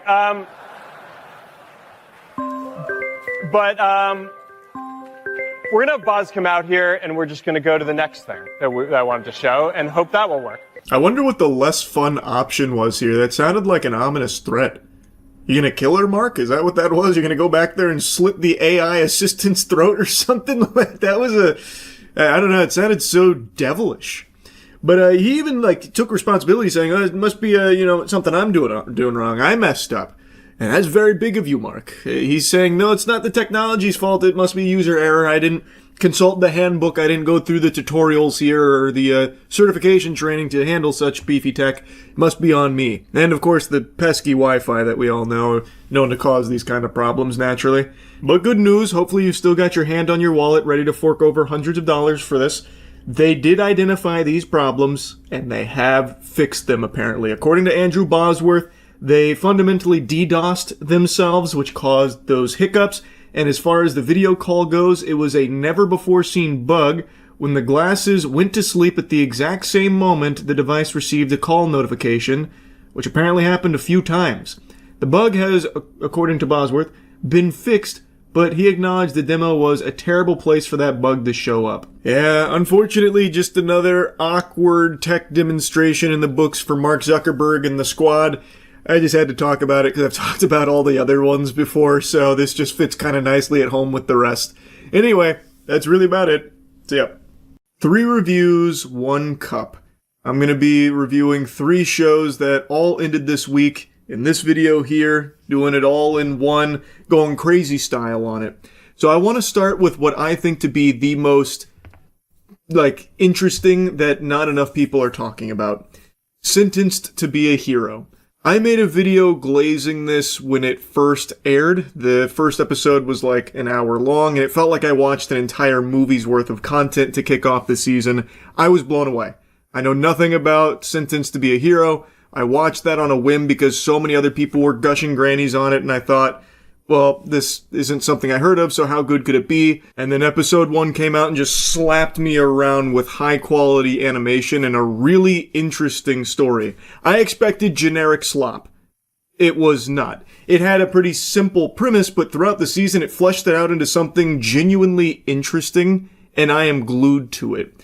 So I was hooked right away, and a lot of people were. But, unfortunately, it's come out at the worst possible time, because this season's lineup was so stacked. It was clashing with Titans, the Behemoths, JJK, Freeran, Hell's Paradise, Fate's Strange Fake. It was such a big stacked lineup that unfortunately Sentenced to be a Hero started to fall off of people's radar, starting to play second fiddle, and then everyone just kind of collectively stopped talking about it, which is such a fucking shame, because if this came out at any other time, it would have been the standout. This would have been what everyone was talking about and suckling on because it's extremely good. The animation is top tier. I would say it's second only to JJK this season. I put it over Fate's Strange Fake and Hell's Paradise in that regard.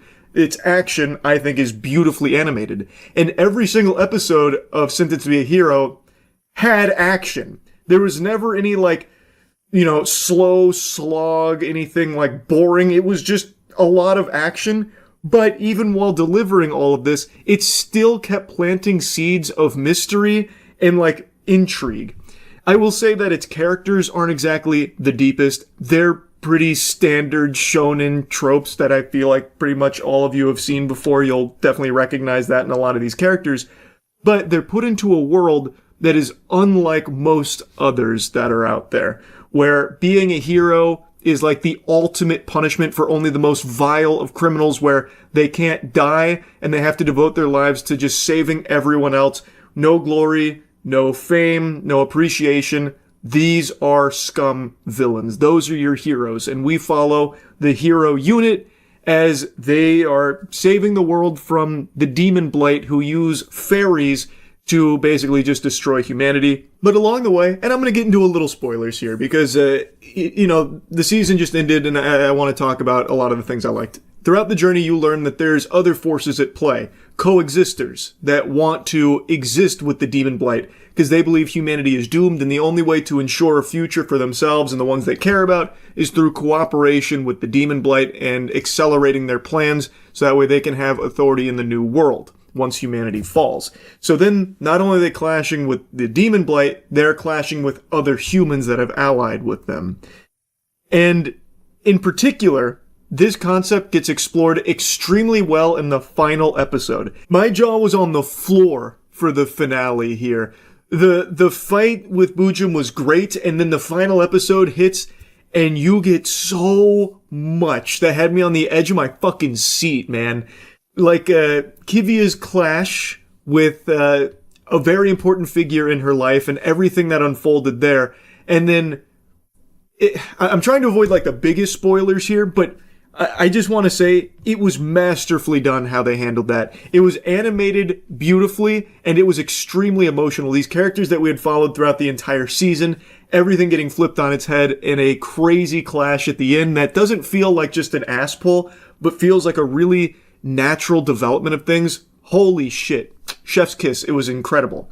I really, really, really liked this season, and I hope that there's more to come from this, because they did a great job. They knocked it out of the park. I know I've been complimenting its action in particular because there is so much of it here, but as I said, it's not just that. I think they do a great job of setting up a very interesting world, and I'm excited to see more from the characters. Like I said, they are a little one-dimensional throughout season 1. There's not like a ton that you get outside of Kivia. Kivia is the one that gets the most development. She gets fleshed out a lot by the end, but the rest around her, also aside from Xylo, he gets a lot of fleshing out too.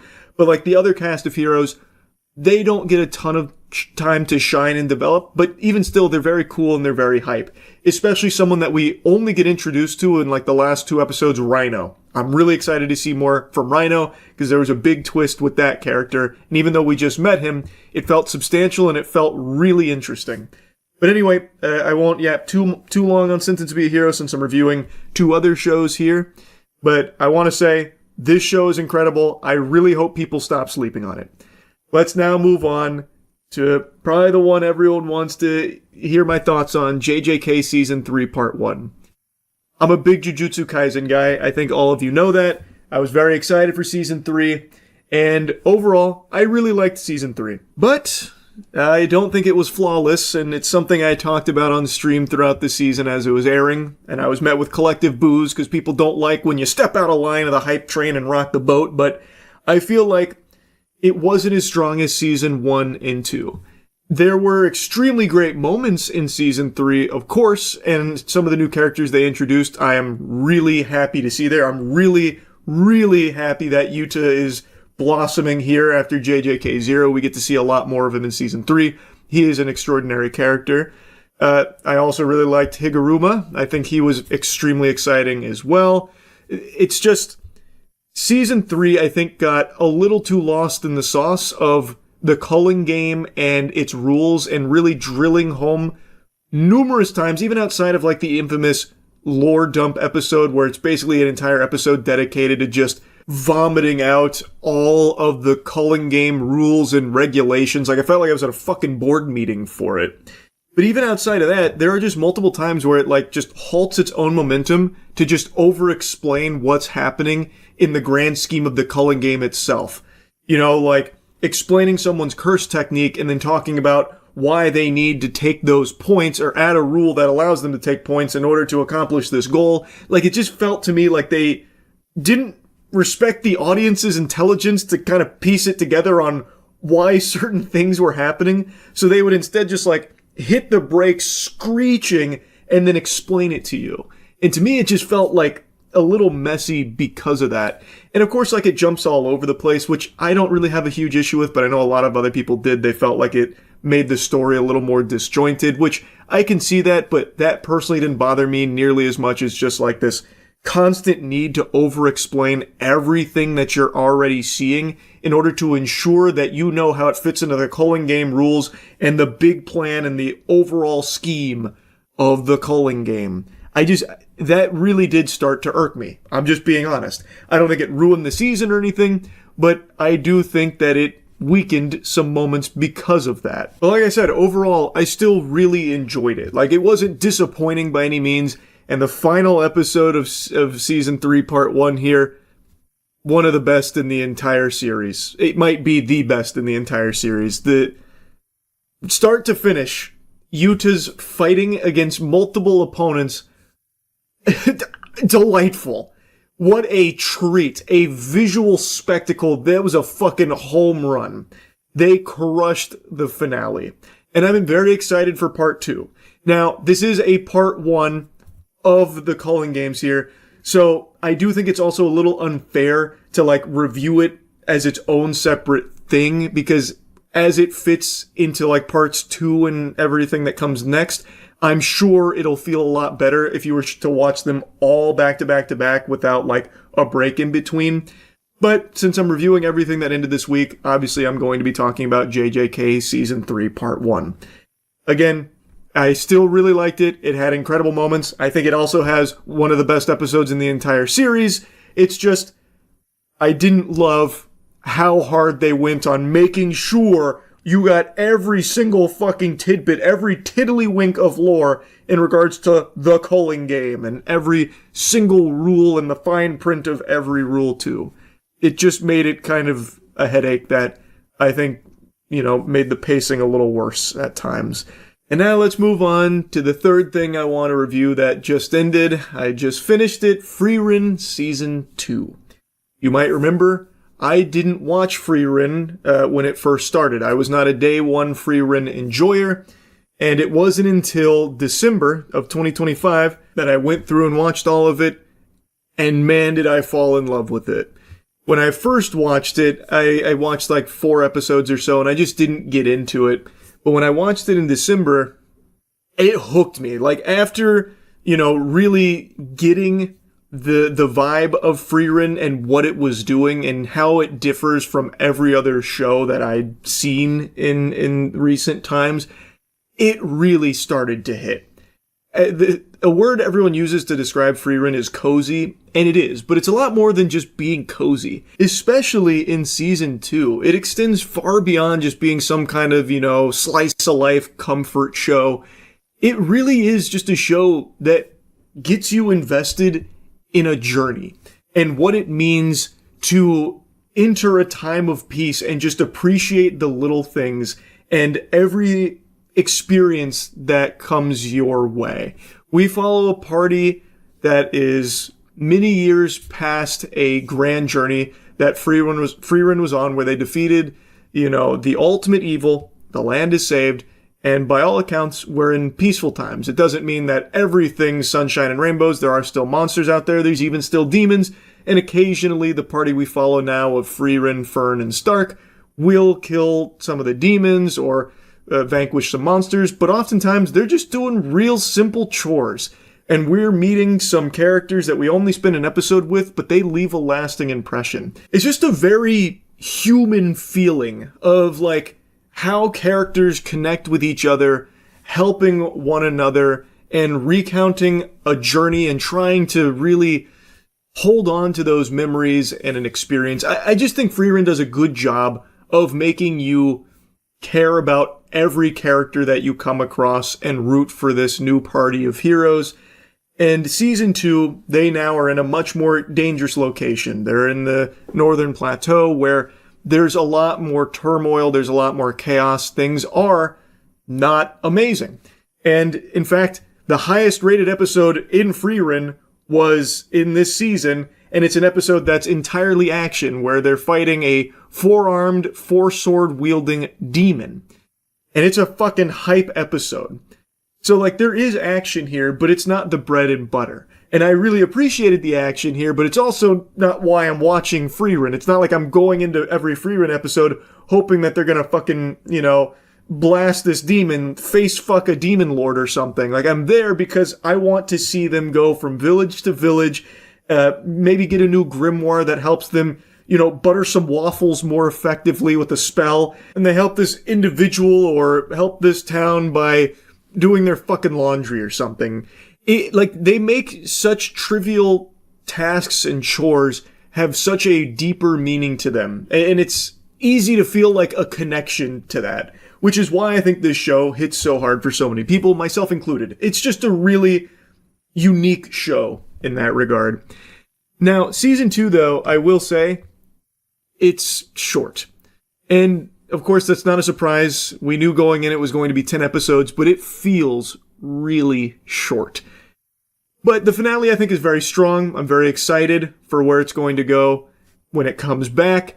They set up an incredible encounter here with a character that we knew from Season 1, Dinkin, against one of the most powerful demons in modern time, one of the Sages of Destruction, that's taken over his homeland and turned it to gold. I'm very excited for that clash, and I imagine that's going to be a pretty pivotal moment in the next season. I just wish this season was a bit longer. I wanted to spend more time with these characters and on this journey. The 10 episodes, to me, didn't feel like enough. Which is a good complaint to have, that you want more, because it's just that good. Season 1 had a lot more episodes, and I don't know, I just want more free written is all. So the season did feel a little short. It's not that it feels incomplete, and it doesn't feel like it's, abruptly ending or anything. Like, I feel like it had a pretty solid conclusion. It's just, I don't know, I wanted more episodes. That's really it. That's my only real complaint for season 2. Anyway, these are the 3 anime that concluded this week. I know Hell's Paradise is right around the corner, as well as Fate's Strange Fake, but I didn't really want to wait for those 2 to end before dropping some reviews here. Plus, doing 5 reviews in one video seems a little too ambitious. So anyway, just wanted to give you my thoughts on these. That's really about it. So yeah. I wasn't home much yesterday, so I missed a lot of the happenings from the last 24 hours, but today I happened to see a wacky headline. Nicki Minaj praises J.D. Vance as assassin as Erica Kirk sits next to her. This was apparently at something called AmFest, where Nicki Minaj went up on stage to celebrate Trump and a bunch of stuff or whatever, and then I guess while she was busy glazing and gobbling on, like, the administration's wiener, she tried to pay J.D. Vance a compliment by calling him an assassin, which obviously raises some eyebrows as Erica Kirk sits right next to her, whose husband was literally assassinated. Ordinarily, I'd put the clip here so you could hear it for yourself, but I don't want to take a chance of DMCA, especially with how rampant that kind of shit's been going on. You can watch it yourself if you want, though, but she immediately recognizes the blunder. She kind of scholars mated herself there by using that word. To me, it probably sounds like an Austin Powers type moment where it, don't say mole, don't say mole, don't say mole, mole.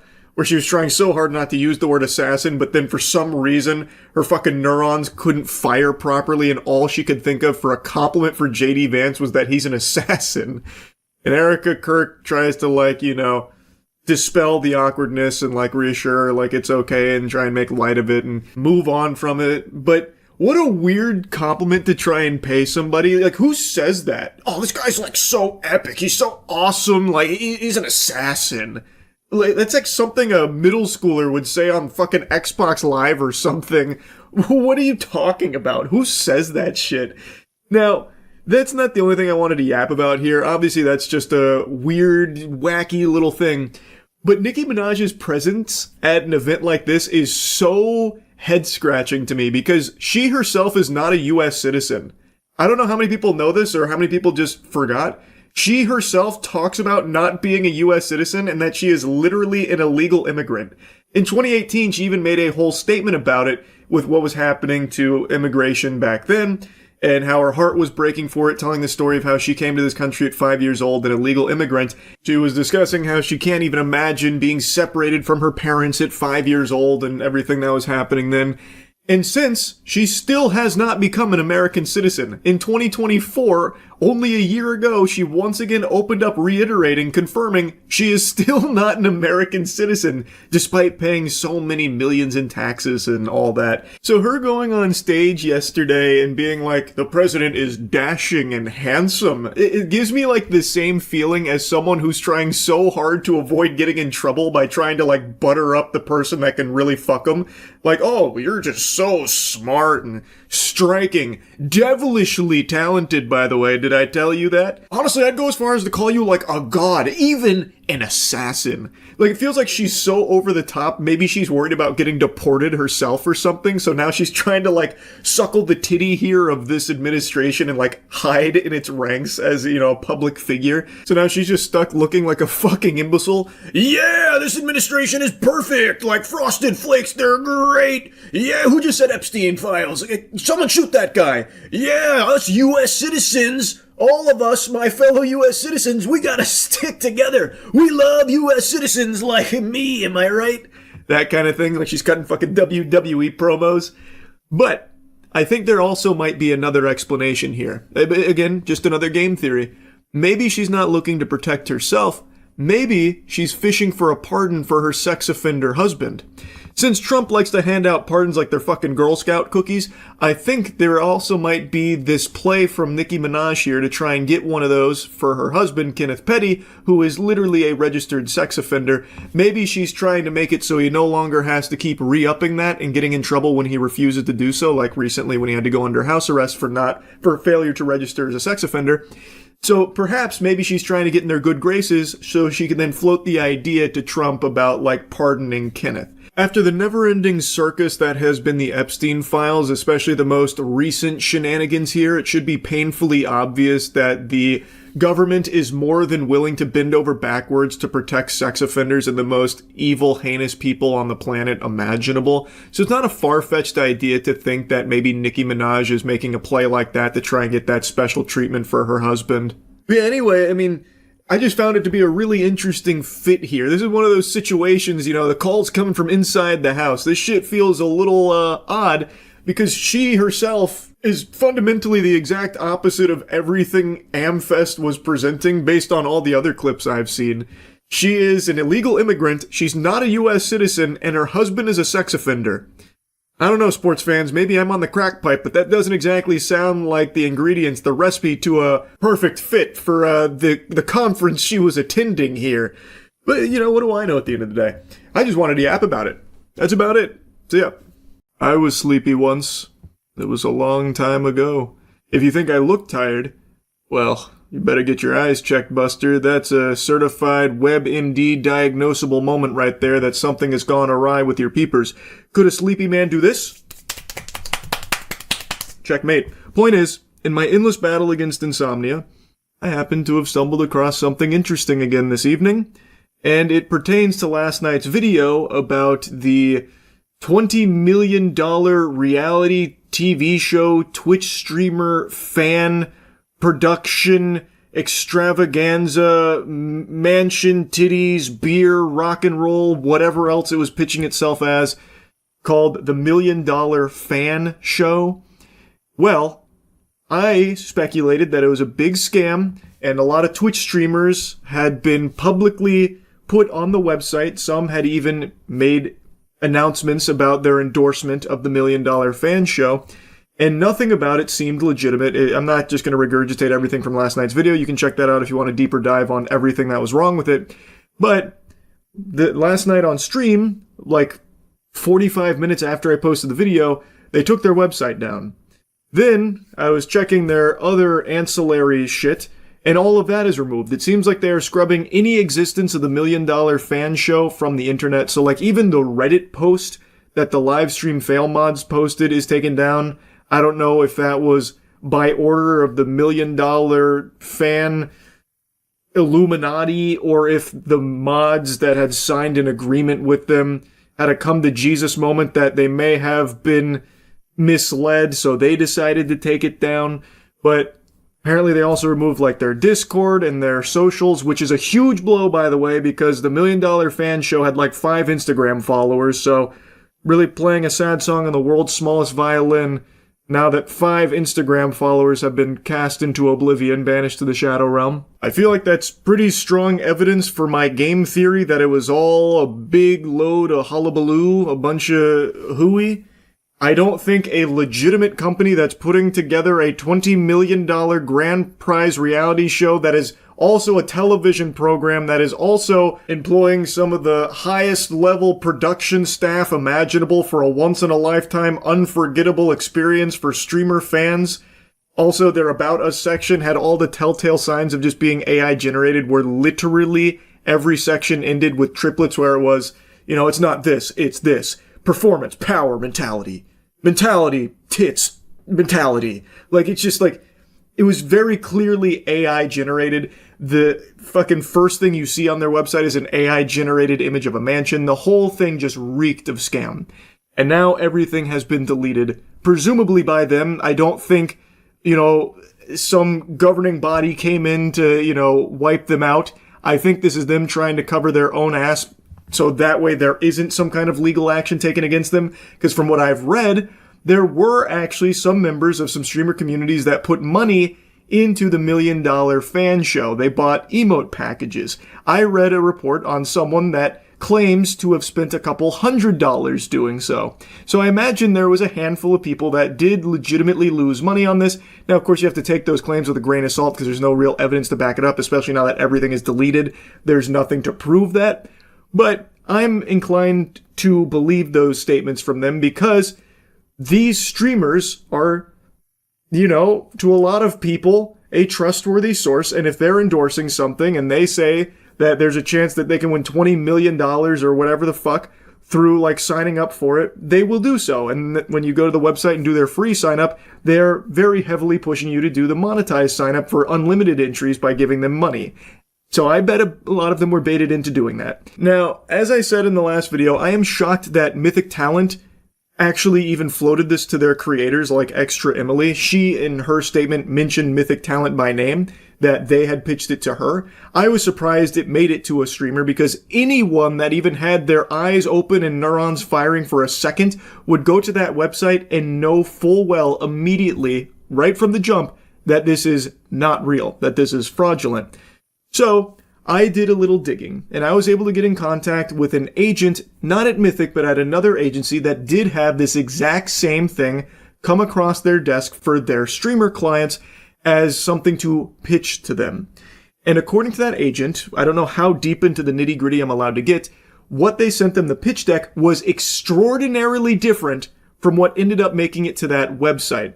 From what I understand, and from what I have been told, they were under the impression that this was an Amazon-backed production, at least initially. And at the time of receiving this offer, they didn't have a website or anything public outside of that pitch deck, I guess they were hawking to agencies. And it is indeed a paid promotion. The streamers that are listed there were paid for this partnership, and there was no additional information available beyond the concept of the show and the promise that Amazon was behind a historic $20 million streamer fan buttfuck hullabaloo reality TV show. Now, one of the streamers also sent me the exact offer that was presented to them, which gives further confirmation to all of this. It comes from Mythic. This is the direct offer from Mythic that this streamer received. I'm not going to show the actual thing, so that way no one gets into legal hot water here. I don't want to, step on too many Legos, but I will give you the general overview for what the pitch was, the offer. Interestingly enough, the offer came back in June of 2025 from Mythic. And the opening line was about how it's an Amazon series. This is an Amazon series looking to break records, a historic $20 million prize purse reality show. It doesn't even name the show, by the way. I'm guessing back in June of 2025, they didn't even have the name of the show or anything concrete. There was no website, no mention of LSF or brand partners or anything like that. It was just a single sentence that said, Amazon reality TV show set to air on Amazon Prime, featuring the soon-to-be-broken Guinness World Record book for biggest prize pool in history, $20 million, winning group splits money in half, $10 million to you, and $10 million to the fan. That is the entire explanation for what this deal was. Interestingly enough, like I said, June of 2025. The deliverables were a reality TV show appearance, 1 to 7 days, depending on how far you make it, and a single social post. The initial filming date was November 3rd to November 10th, but guessing, some wires got crossed there, fucking nipple clamps came down, maybe government shutdown, put that on the back burner, so that had to put the kibosh on that and shelve it till, I guess, 2026. Anyway, though, they were offering $3,000 for the streamer involvement here, plus 20% of net ticket sales from your ticket, which the streamer expressed some confusion over because they didn't believe Mythic knew that there was this paid entry option, but in the offer it says they were getting 20% of net ticket sales. When you go, knowing now, hindsight's 2020, but going to the website that existed, when you would sign up through a streamer portal, you were paying for those entries if you wanted to extend beyond just the free submission. So I'm thinking that the idea from this offer was that when someone, a fan of the streamer, did a paid entry through their portal, they would get a portion of that. So like I feel like Mythic would have had to have known that there was some kind of like paid component to the fans, but who knows? There's so little information here in the actual offer that Mythic took to the streamers. I am still extremely surprised it even made it to a single streamer as something to consider. I don't know why there wouldn't be more digging to confirm if this is actually even an Amazon show, because after the offer, they then go into like a general explanation for it, and it is so bare bones. It sounds like something that a person would cook up in 5 minutes while taking a shit after consuming like, you know, their morning oats or something. There's not a whole lot of thought into this. Competition details. 1 creator, 1 fan group eliminated per day. $20 million cash prize. 1 creator, 2 fans. They will be gaming, IRL, and cognitive challenges. Think Survivor, but for creators. And then it just lays out like the most simple, boring shit ever for the competition. And then the Apocalypse Challenge on day 3, during which fans will compete head-to-head with each other, resulting in a mass elimination. Narrow the group down so each creator is ultimately paired with one of their original fans for the last 4 days. It's like, it's if you went to like a fucking Redditor and asked them to really quickly come up with a streamer game show or something. Now, as for the initial start date of November, the streamer was just told that it got pushed back to March. I don't think there was any like real explanation for what went wrong. You know, maybe bad weather, perhaps government shutdown, you know, all kinds of possibilities for why it got moved. But they weren't really, you know, kept up to date, kept abreast on everything going on here with this huge, giant Amazon show. I am even more surprised that any agency would have seen this and just shipped it as is, just said, fuck it, do it live. We'll send it out to our streamers to see if they'll accept the $3,000 offer with the 20% ticket sales split or whatever. Because, like, I feel like when you are getting this as, you know, pitched as an Amazon production, you would probably want to confirm if this is actually coming from Amazon. Because if you're going to work at this agency managing these kind of contracts and stuff, but you're working under the impression that no one's going to tell lies on the internet, what's stopping just any old Joe Schmo Dorito dusted fingers from sending you a cold call email saying like, hey, this is me, Amazon, pitching you a $50 quadrillion reality television show. I'll offer like $3,000 with some rev split to your streamers. Do you mind taking this to them? I'd love if they start shouting out goochsweat.org soon. It's a very legitimate reality TV show. We're Amazon, by the way. And you not press that any further, because that's what it feels like. Looking at the offer, there is no actual information about like Amazon being behind this. And since this was back in June of 2025, I can understand the absence of a website a little bit more back there, because if this is like an Amazon show, they're probably not going to make the website first and foremost because they don't want to like spoil it or anything. Like I can kind of understand that.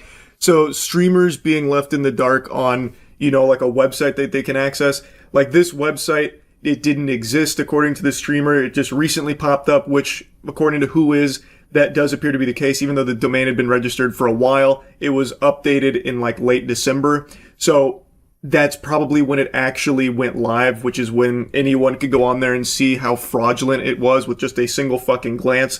So I do now understand that there were streamers that literally couldn't look up this show because the offer doesn't even have the name of the show and the website didn't exist.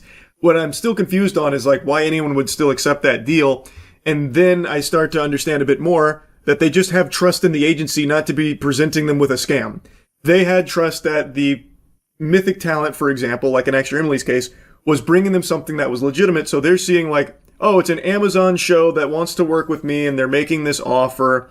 Okay, this seems like a big deal. I'll sign up to that and, you know, do the social post or whatever. Also, if you try and look up milliondollarfan.show now, the most recent update to the site was today, because the update was just nuking it, taking it down. But prior to that, it was updated in late December, which is when I imagine this went live. So now it seems like the streamers literally didn't even have access to look up the information themselves on that website, which again, doesn't take a super sleuth, you know, fucking pinky up internet, you know, narwhal baconing at midnight master to see that that is a fucking disaster of a website that is clearly in a shady spot, most likely looking to scam. The streamers didn't know that site was there because the deal was all the way back in June. Though I will say, looking at the offer, this should have been something that I think streamers should have been a little weary of, because it feels like it is very odd just looking at it. But I think that does fall a bit more on the agency than it does the streamer itself, because there is a level of trust from streamers with the person that is like managing their brand deals, that what they are getting is not just fucking toilet paper that's trying to wipe their ass with their fans. And in this case, I am still just shocked that it even made it to the streamers in the first place. This should have been probably caught far earlier. I imagine they could have confirmed well beyond this, like almost a year later, that this wasn't Amazon behind it. If they had like, maybe set up like calls or something, or looked for any level of proof of this being Amazon, like even just questioning, where is this money coming from? Who else are we working with? What is the actual production timeline and all that looking like? I feel like there was definitely a way like Mythic Talent could have caught this and then never even had to get to this point where there were real victims, where based on what I've read, there were people that put in like hundreds of dollars, which again, I know you have to take it with a grain of salt because there's no like evidence to support those claims that people lost a ton of money, since now everything is scrubbed, but I'm inclined to believe them because the audience has a level of trust in the streamer that what they are pitching is not just a scam that's going to just rob their fucking piggy banks. So I do think that there were real victims here, and I think it was just so easily avoidable. This shit is just fucking wild that it even happened. R.I.P. $1 Million Show. Definitely feels like it was a scam from the get-go, considering they have just vanished, poofed out of existence, and erased every trace that they were ever even here to begin with. Anyway, though, that's really about it. So, yep. I cannot believe it. I thought this was impossible, like a growth spurt in my 30s. I didn't think this was something that would ever happen here. I feel like I'm 9 years old and I just watched a birthday party magician pull a quarter out from behind my ear. My mind is blown. Earlier today, former Prince Andrew was arrested following Epstein Files revelations. For those that don't know, Prince Andrew was in a lot of the files. There were even pictures as well. Very disturbing stuff. He was a stronger presence in the Epstein Files than Obi-Wan Kenobi was in the original Star Wars trilogy. He was in there a lot. And there's been tons of allegations and a lot of evidence and a lot of ties with Epstein. But I think most people, myself included, just didn't expect anything to happen, because that's been kind of the protocol recently, where the Trump administration in particular is constantly just telling the American public to move on from it, and it's not a big deal, stop caring. Pam Bondi struggles through her lobotomy to try and get a story straight about where she stands with Epstein files, on if they exist or if they don't, if they're on her desk or what's going on there. It seems like everyone kind of plugs their ears when Pam Bondi's around and they don't fill her in on the talking points, so her story's never cohesive. The only thing she sticks to is that Epstein files are all out there and we're done. And there's nothing more to be done about it. Justice has been served with 0 arrests outside of Maxwell. And of course, Perjury Patel loves to lie about it. Todd Blanche also takes a special kind of joy in letting people know that, yeah, most likely nothing's ever coming from this. It's not a crime to party with Epstein. Is there any chance that any of these individuals who partied with Epstein and engaged in, relations with minors will be prosecuted? Any chance?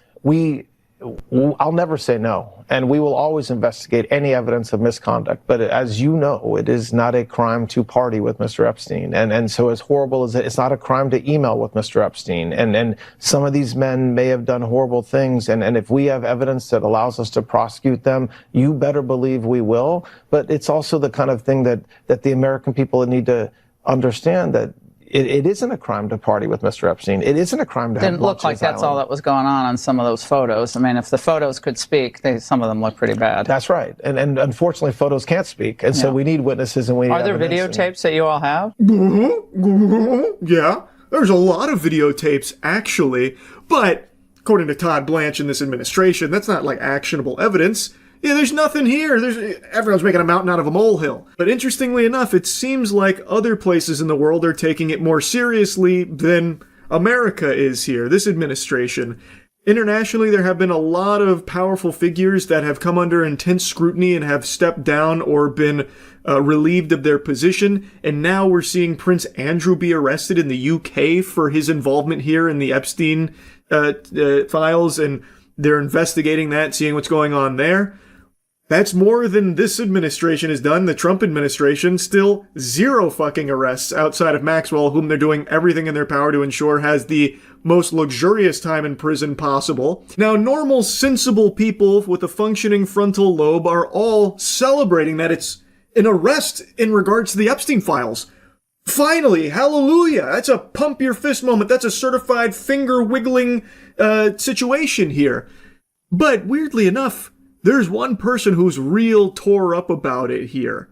I'm telling you, this guy looks like he's got the suds right now, like fucking SpongeBob. Trump's extremely sad that Prince Andrew got arrested. I got a question about something big overseas today. The former Prince Andrew arrested by the police there, related to something with Jeffrey Epstein. Do you think people in this country at some point, associates of Jeffrey Epstein, will wind up in handcuffs too? Well, you know, I'm the expert in a way because I've been totally exonerated. That's very nice. So I can actually speak about it very nicely. I think it's a shame. I think it's very sad. I think it's so bad for the royal family.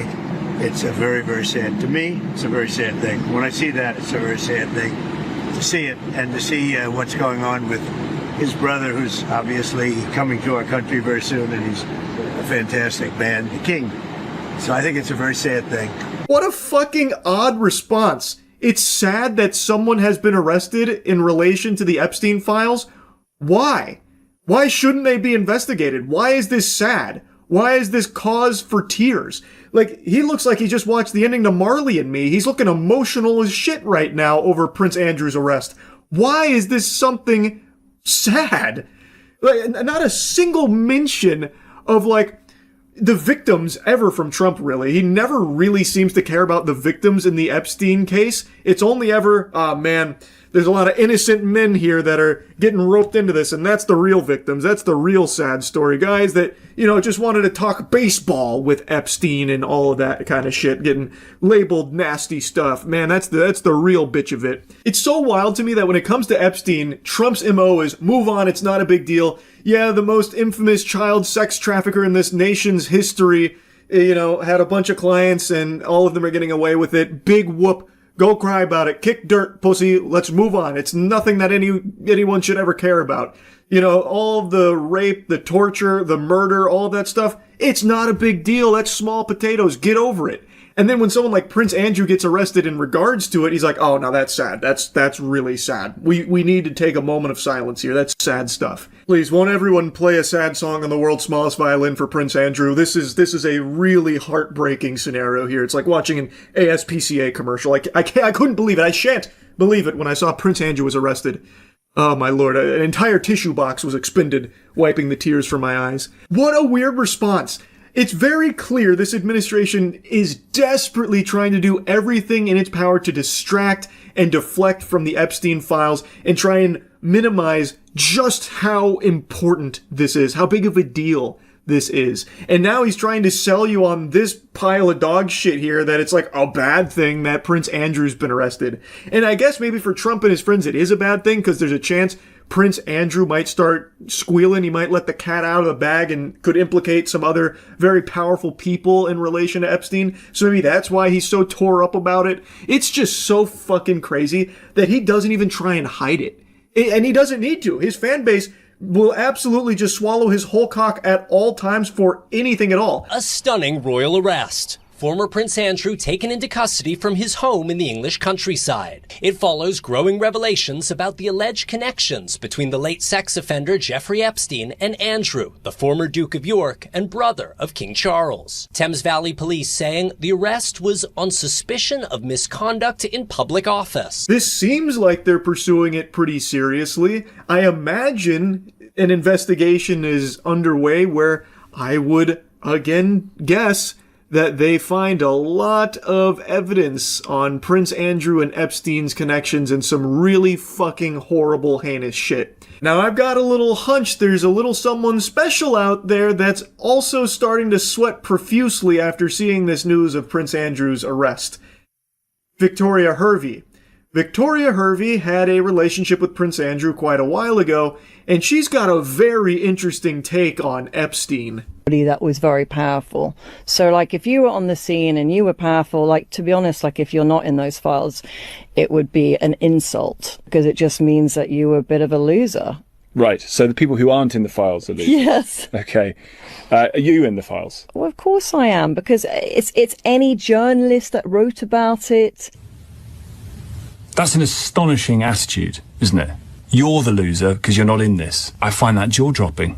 They're just so brazen now. With her whole chest, she says it would be an insult if you weren't invited to party with Epstein. You're a loser if you didn't party with Epstein.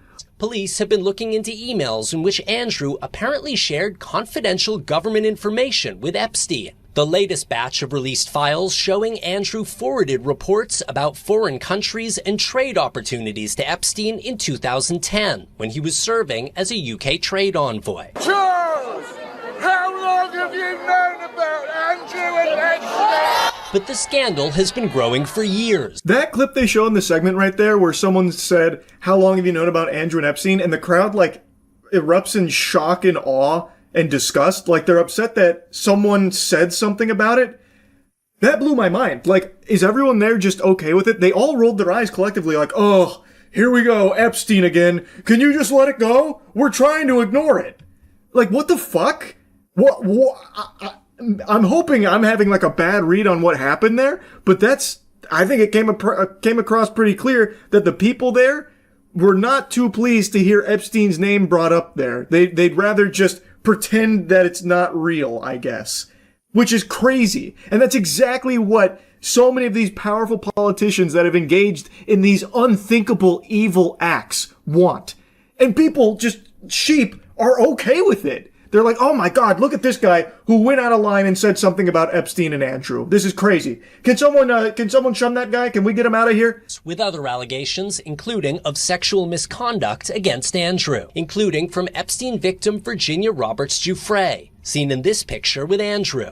The prince asked though he... That one is a timeless Prince Andrew classic. That one is an iconic moment from Prince Andrew's time on Earth. I actually made a video on that 6 years ago. His defense was, this couldn't have happened. This is a big, bold lie. This is a fib because, I don't sweat.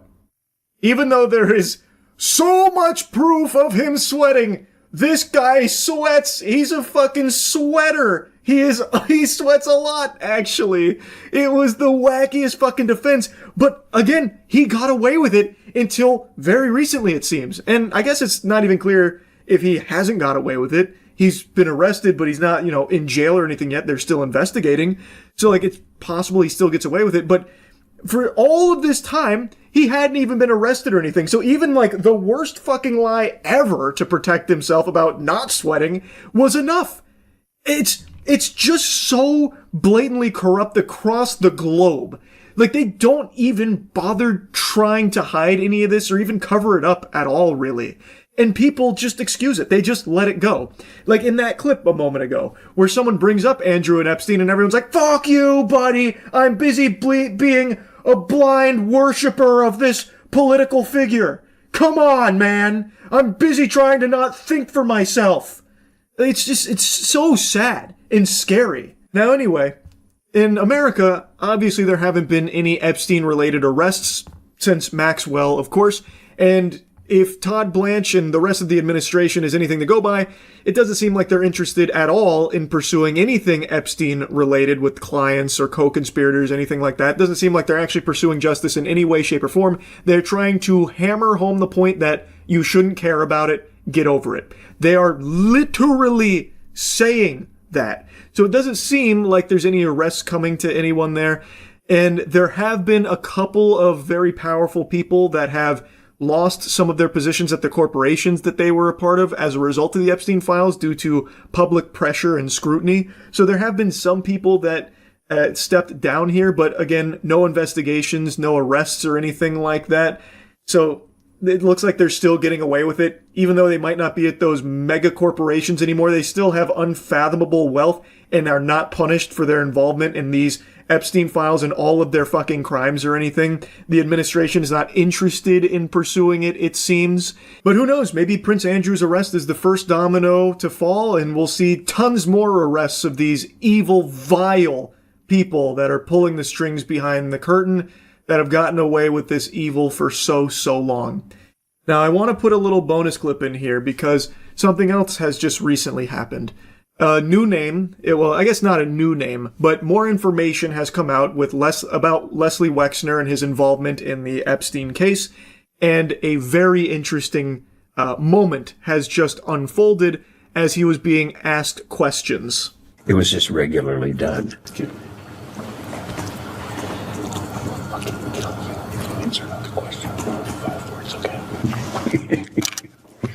Answer the question. His lawyer there said, "I will fucking kill you if you answer another question with more than 5 words, okay?" And then Les Wexner starts giggling about it. Do they teach that in law school? Is that part of the bar? I don't know if I've ever seen that strategy there from a lawyer. That's pretty alarming, I would think, right? Maybe? Yeah? I mean, come on. That's peculiar, right? For his lawyer to be saying something like that? Now, this is in an Epstein deposition. He also said some very fascinating stuff about Rothschild. Like, this had quite a bit in it, but this moment right here was by far the most odd. I would think most people would see this, hear this, and immediately recognize, okay, this is fishy. Anyway, though, Prince Andrew being arrested is good news. Don't let Trump fool you into thinking that it's sad news. An arrest finally being made in regards to Epstein. Oh my goodness. Maybe we can actually start getting punishment for some of these fucking monsters out there and learn who else is a part of it. Like this, I think this is a good thing. The arrest of Prince Andrew. Well, I should have seen this coming. Prince Andrew has been released. That didn't last very long. They got him in there and then they said, okay, time's up. He's still under investigation, supposedly, but yeah, he's not being held or anything. He was arrested, but he's now released. The investigation, supposedly ongoing. I made this video, like everything you have watched up until this point, I made this afternoon, and now this news is just now breaking about him being released, so definitely need to include that in here. I'm hoping that they're taking the investigation seriously, though I'm now skeptical because, well, I mean, they already let him go. That was very quick. He was there for a couple hours, maybe. He went in there, took a nap, and then went home, I guess. Well, that's the latest update on the Prince Andrew arrest. Alright, well, that's really about it. So yeah. There's a show that's currently airing right now that's been such a pleasant, delightful surprise, I feel compelled to come out here and just wiggle my finger and preach the gospel. But before doing that, I believe there is a prerequisite yap that's needed to set the table here. And it is a subject that has been milked more than the Fast and Furious franchise. This is a topic that it's been discussed a billion times. It's more worn out than your grandpappy's crusty socks. Game of Thrones. There has never been a show as big of... Forgive the remix. Had a little Porky Pig had a little Porky Pig episode right there, and now I can't stop scat manning. I could edit all this out, but I'm not going to. Game of Thrones. There has never been a franchise, or property really, as big as Game of Thrones that has had such a colossal fuck up and an unfathomable fumble that it completely ruined its cultural footprint. For a decade, basically, Game of Thrones was a cultural juggernaut. And then Season 8 rolled around and it was so catastrophic, so abominable that it ruined the entirety of the show and its identity in societal, mainstream conversation. Now, whenever Game of Thrones gets brought up, it's usually followed by a sigh, remembering how great it was and then how it all fell flat and was ruined. Since Season 8, there has been another show that spun off in the Game of Thrones universe called House of the Dragon. The first season, I really liked. A lot of people really liked it. The second season, quite a bit of a fall off. Pretty disappointing, but it's not, completely in the gutter or anything. Season 3 could bring it back and save it. But overall, people's attitude when you take a temperature when it comes to Game of Thrones is not overly positive given what the IP has been through on, the screen. So when I heard that there was a new Game of Thrones a new Game of Thrones show set in this universe, I was apprehensive but willing to, give it a chance. And I'm glad I did. It's called A Night of the Seven Kingdoms. It's currently airing. There's 4 episodes. It is so good. It reminds me so strongly of the glory days of Game of Thrones, the early seasons. It follows the adventure of Sir Duncan the Tall and his squire Egg as he tries to make a name for himself. He wants to live up to the ideal of being a knight in a time where maybe knights aren't exactly all that chivalrous. So far, the show has just been a masterclass in getting you to care about its characters. It does such a good job at getting you invested. We are watching this guy who, by all accounts so far, has just been like a pretty stand-up guy. Sometimes he can be pretty strict because that's how he was raised, and he was raised to be a good man, and now he's on his journey to try and be the knight that he's always dreamt of. It is captivating, and the sets are beautiful. The sets, the costuming, all of it feels like early Game of Thrones. It feels so good. Obviously, since the show is still airing, I'm avoiding spoilers, and since the show is still airing, there is a chance that this just nosedives, just fucking spirals down the shitter here in quality, but I'm optimistic that it won't. This show has incredible momentum right now. The most recent episode was genuinely incredible. So I'm confident, cautiously optimistic, I guess is a better way of phrasing it, that the show will continue to stay this good. I think the next episode could be, one for the books. I'm very excited. Now, it's not just Sir Duncan the Tall that you'll care about, though I do think he is the big standout here, but everyone that surrounds him is also a very interesting character as well, most notably Baelor. Baelor just got introduced 2 episodes ago, and I think he's fucking awesome. I'm really excited to see more of Baelor Targaryen now. And of course, his squire Egg is a very interesting character as well. Can't really talk too much about Egg because that would probably get into spoiler territory. But pretty much everyone Sir Duncan meets is someone that is not just some flat throwaway character that's used as a stepping stone to heighten your investment into Sir Duncan, which would be an extremely easy thing to do, where, these characters are just, one-dimensional and Sir Duncan's there to contrast the show, this is what a good man actually looks like. Those are just evil, boo, boo, boo. But they're actually complex characters that surround him that are very interesting in their own right. I'm just very impressed with the character work they've done in only 4 episodes. And I'm so excited to see how it progresses. Like I said, I think the upcoming episode has a chance to be some of the best in Game of Thrones. And I'm sure you've probably seen a lot of glaze for episode 4. Apparently it's got a 9.7 or something right now. It lives up to the hype. I really do recommend this show. And I know a lot of people probably have a bit of hesitation, a bit skeptical because of, being burned in the past with Game of Thrones. I think this one is worth giving a shot. I really do think so. I put it off for a while too. I forgot this show started airing until I was streaming and chat kept telling me Charles, this is really good. You gotta get in there watching it. And they were right. I don't read the Game of Thrones books. I am not familiar with the books that this one is based on. But from what I understand, this is a very faithful adaptation of George R.R. Martin's work here. And from the little bits and pieces that I've read about this show, they've learned some lessons from previous Game of Thrones shenanigans. And this time around, from what I've read, one of their big focuses, one of the big things they wanted to stick on, was being faithful to the source material and breathe life into that, as opposed to, trying to carve their own path outside of it where it starts to conflict with what was already being established, which is what we saw with Game of Thrones Season 8 and what we've also seen with House of the Dragon Season 2. So this one, if you're a fan of the books, is apparently very, very close to just the books here.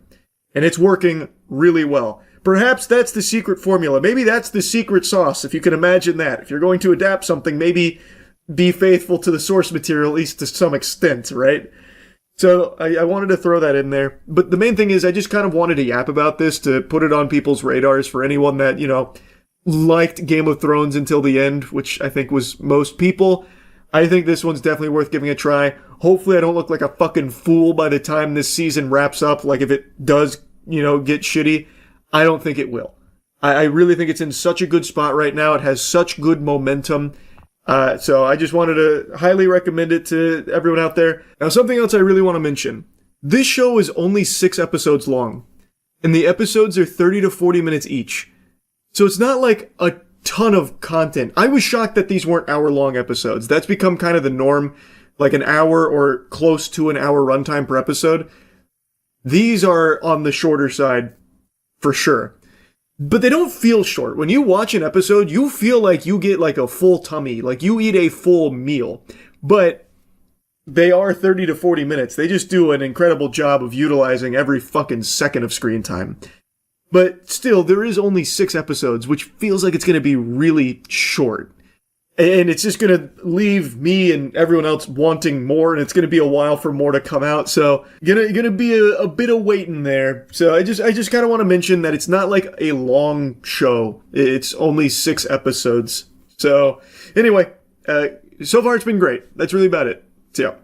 I just saw a very interesting video from Scott Schaefer breaking down an emerging scam that's apparently popping off and very successful that seems to dust off an old method that was popularized on Reddit a long, long time ago. In the early days of Reddit, where updoots were the most sought-after currency since Bitcoin, the citizens of Reddit, the narwhal baconers at midnight, came up with a strategy to farm these coveted updoots that everyone was chasing like the fountain of youth. In a nutshell, the strategy was take an image or a video from some unrelated person, usually like an older person or someone in a hospital, and then drum up a sob story like, this is, old Peepaw Cletus. I loved him for so long. Yesterday he passed away, but his final wish was that this photo of him giving me a thumbs up reaches 50k karma and breaks the r/gaming super record. Can we make his last wish happen, guys? And then naturally people are like, oh, I'll support that. And then they all did. Well, now that exact same strategy is being used to sell drop-shipped items from Temu on TikTok, and it is blowing up. I became aware of this scam not from TikTok, but a YouTube channel called Force Orbs. This channel is originally a TikTok account with the same name that moved all their videos to YouTube Shorts to try and scam more people. The page is all about promoting their custom Star Wars art, all made by one old man. People said that you would destroy this Sith, not join them! Bring balance to the Force, not leave it in darkness! Execute Order 66. I'm not gonna lie, it's actually kind of nostalgic to see this scam again. I thought for sure this was a menace long since forgotten. I really cannot even picture the person that would see this video and think for 1 second that this is real. Like, I don't know who sees this and is like, oh man, this is heartbreaking. He's right. That video of that girl shooting a baseball at a car's window got so many views, but his Star Wars art is getting ridiculed? What kind of... What's happened to us? This is not right. I'm gonna buy 10 Force Orbs to support him and let him know how happy I am with this purchase. Of course, the reality is the old guy in the video here has no fucking clue what Force Orbs are. He is not involved with this at all. It's just some random douchebags that are drop shipping it, using this as their marketing tool here. He's become their mascot, the Toucan Sam to their cereal that they're peddling. All of their videos are pretty much the same. It's a sad old man who makes custom Star Wars glass orb art, and he's upset because any clip on social media with a cute girl gets millions of views, but his videos trying to sell his art, no one watches. In many of the clips, he talks about that he's running out of money, and people in the comments taunt him, saying things like, "Grow up, old man. No one loves Star Wars anymore. Besides, nobody is buying your stupid Star Wars art." Another classic. You rage bait and tug on the heartstrings here. Oh, look at what these people are saying about my Star Wars orbs. They say it's stinky and they don't want it. They say it's not art. They put art in quotations. They say nobody loves Star Wars anymore. Can we prove them wrong? Can you guys all buy my fucking art, please? Also, it's just such a dog shit comparison in the first place, by the way. It's unjust that this video has millions of views, but mine doesn't. Doesn't that just make you mad? Isn't that just the most upsetting thing ever? A real tearjerker. Now get your wallet out, please buy some of these Force Orbs I found on Temu.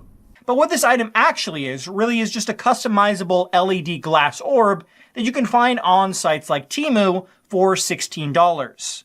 Any photo you want can be uploaded into these, but the scammers are trying to sell these with preloaded Star Wars images and calling them Force Orbs. The real crime is on their website, where they are selling these for a whopping $60 a pop. $60 is pennies to make this old man's dreams come true. Can we get his videos to 66 million views here so it matches that girl shooting a ball at a fucking car windshield? He deserves it, clearly. Come on, guys, what are we doing? If we each give him $1, we can afford one fucking Force Orb maybe at this absurd price. This is always probably my favorite part about these kind of scams. Like, it's not even so much like the goofiness of the videos they post and how fucking trash they are, but it's their preposterous level of greed where they'll mark up a Temu product like 2,000% and think anyone would be willing to buy that. Unfortunately, it seems like there are some gullible suckers that do because they want to, support this story that they've bought into hook, line, and sinker. But it should be just so obvious that this is fishy. I cannot picture the person that sees this and is like, "Oh, I'm getting my credit card out. $60 for a Force Orb, it's a little steep, but it's made with love and care." I could tell, because the TikTok video said so. In the clips, it shows alleged production of the globes, but if you slow down the production videos, it seems to me that this might be AI footage, because the people in the video have weird body issues. Like this guy who has this weird crease in the middle of his forehead, and the arms in the next image look AI generated as well. No, what? AI generated videos? As if. No such thing, not on TikTok. They wouldn't be using AI to show the production, that's all legitimate. The worker there with the wacky forehead, well, that's old Quirky Brows Joe. I mean, everyone knows that guy's got like that weird shit in there like an accordion. It's part of his identity. He's a zany character around the office that works with our favorite old guy at Force Orbs. Come on, don't be ridiculous. AI footage. My left shoe. One thing that isn't AI, though, is the sad old man who shows up in every video who claims to be making all these orbs. With a reverse image search, I was able to find where this footage originally comes from, and it's from a TikTok account called TedDog13. TedDog has nothing to do with the Force Orb scam, and he seems to be a nice old man who created his TikTok account to help him make new friends online. This is TedDog13. I want to thank you all for allowing me to make these videos. He seems like a sweetheart. And like I said, this isn't anything new. This has been a scam that's existed for a while, but it kind of petered out and wasn't really popular for a while. But now, thanks to TikTok being such a strong marketing vessel and people so willing to just buy into a sad story and rally behind what they think is a good cause for these products on TikTok, people are now spinning that goodwill to exploit it. So now they're just drop shipping trash with fake stories around it, taking other people's videos, and then even using AI videos to try and, spruce it up a little bit to get people to buy into it. It is doing well. Force Orbs, I think, is the most comical example, but Scott Schaefer goes through a few more. It is a rampant issue across TikTok and YouTube Shorts. Another TikTok and YouTube scam channel known as Fuzzy Paw Slides is doing the same thing to push their scam products, But this time, they've added another twist to the tale. This is my last-ditch effort. Please stay to the end of this video, as it would help me tremendously. So my grandpa decided to take a leap of faith and start his own cat shelter. Currently, he's struggling to make ends meet and keep it open, so he decided to start making handmade cat slipper. He is the most kindest and talented person I know, but he has not received an order in 6 months. Please comment to boost this post and help support him. Aww. Make handmade hand slip. Make handmade. You ever had a dream that you ever wanted the handmade cat slipper? Wow, that's so sweet. He opened his own cat sanctuary, but hasn't had an order for 6 months for his handmade cat slipper. Come on, guys, can you boost this post so we can all buy his handmade cat slipper? Wow, that's such a good story. What a story, Mark. Sure enough, you can find slippers just like this on Alibaba, going anywhere from $1 to $3 for a pair, but the website for the scam is selling them marked down from $50 for the low price of only $30. Fuck! I'm losing money not buying the handmade cat slipper. Only $30 for a handmade cat slipper to keep this old man's sanctuary running? Oh my god, the blood of those cats is gonna be on my hands if I don't support him. No! Talk about a great deal. What truly is disgusting is they have a donate button, so you can help out their fake cat shelter that doesn't actually exist. No sarcasm on this one. That is just straight up outrageous. That is beyond shameless. So then it's not even drop shipping dog shit products. It is actually just a full-blown fraudulent red alert lie. Super duper scam. You get nothing in return. It is literally a give us money for nothing button on their website with this imaginary cat shelter. That one was crazy. That one actually did catch me off guard. I haven't seen that before. That one is actually so far over the line that they might actually find themselves eventually in, like, criminal charges. A lot of the other scams are able to hide behind, like, oh, well, we did deliver something. So sometimes they do get away with that. Here, they don't even have that excuse. That could legitimately be a huge fucking issue for them, should anyone ever bother to pursue it. Now, the old man that they show in the videos is actually a tailor and has his own TikTok account called George the Master Tailor, where he does tailoring work and never makes any cat slippers. George and his daughter have put out a few videos calling out the many TikTok accounts that have stolen his videos to promote their scam products. Good morning. A lot of people using my face, and they're selling stuff that's fake. It's not me. I don't make slippers and I don't make all the junk that they're selling. Like I said, it is actually a big problem. So big to the point that even some of the people that are being taken, like their content being taken to use to promote this, are becoming aware of it because some of their fans have been scammed by it and are alerting them that, like, hey, this is going on. Also, there's other fans that are confused, like, hey, I bought these, handmade cat slipper from you. It's trash. Why are you selling trash? And it's like, no, that's not me. I didn't do that kind of thing. So someone like George the Master Tailor here is coming out to set the record straight. Like, no, there's a bunch of accounts using my face to promote their products. It's not me. So just warning people. It is a big issue that is only being more prevalent because it's working. I'm not that person. I'm not selling anything. Here's a list of the fake profiles that we're aware of at this point. Please, if you see them, report them. And if you find any more, please send them to us and also report them. And I think a lot of these channels may be run by the same group of scammers, because on the Fuzzy Paw Slides channel, not only did I find stolen footage from George, but even Ted Dog 13 popped up on the channel as well. Another channel even stole Ted Dog 13's voice and used it over the video of a different man to sell their drop-shipped cow slippers. This video has some audio that may or may not be DMCA, I'm not sure, but it's the same thing. It's just like some sad-ish music playing and then this sob story. Stay 9 seconds to help save my cow shelter from shutting down by buying my cow slippers. It actually really could all just be the same group of scammers doing this, and then I believe probably some copycats. Because, I mean, this shit is one-to-one. They couldn't even be bothered to change the narrative beyond going from cat to cow. It's the same homework. There's no change, really.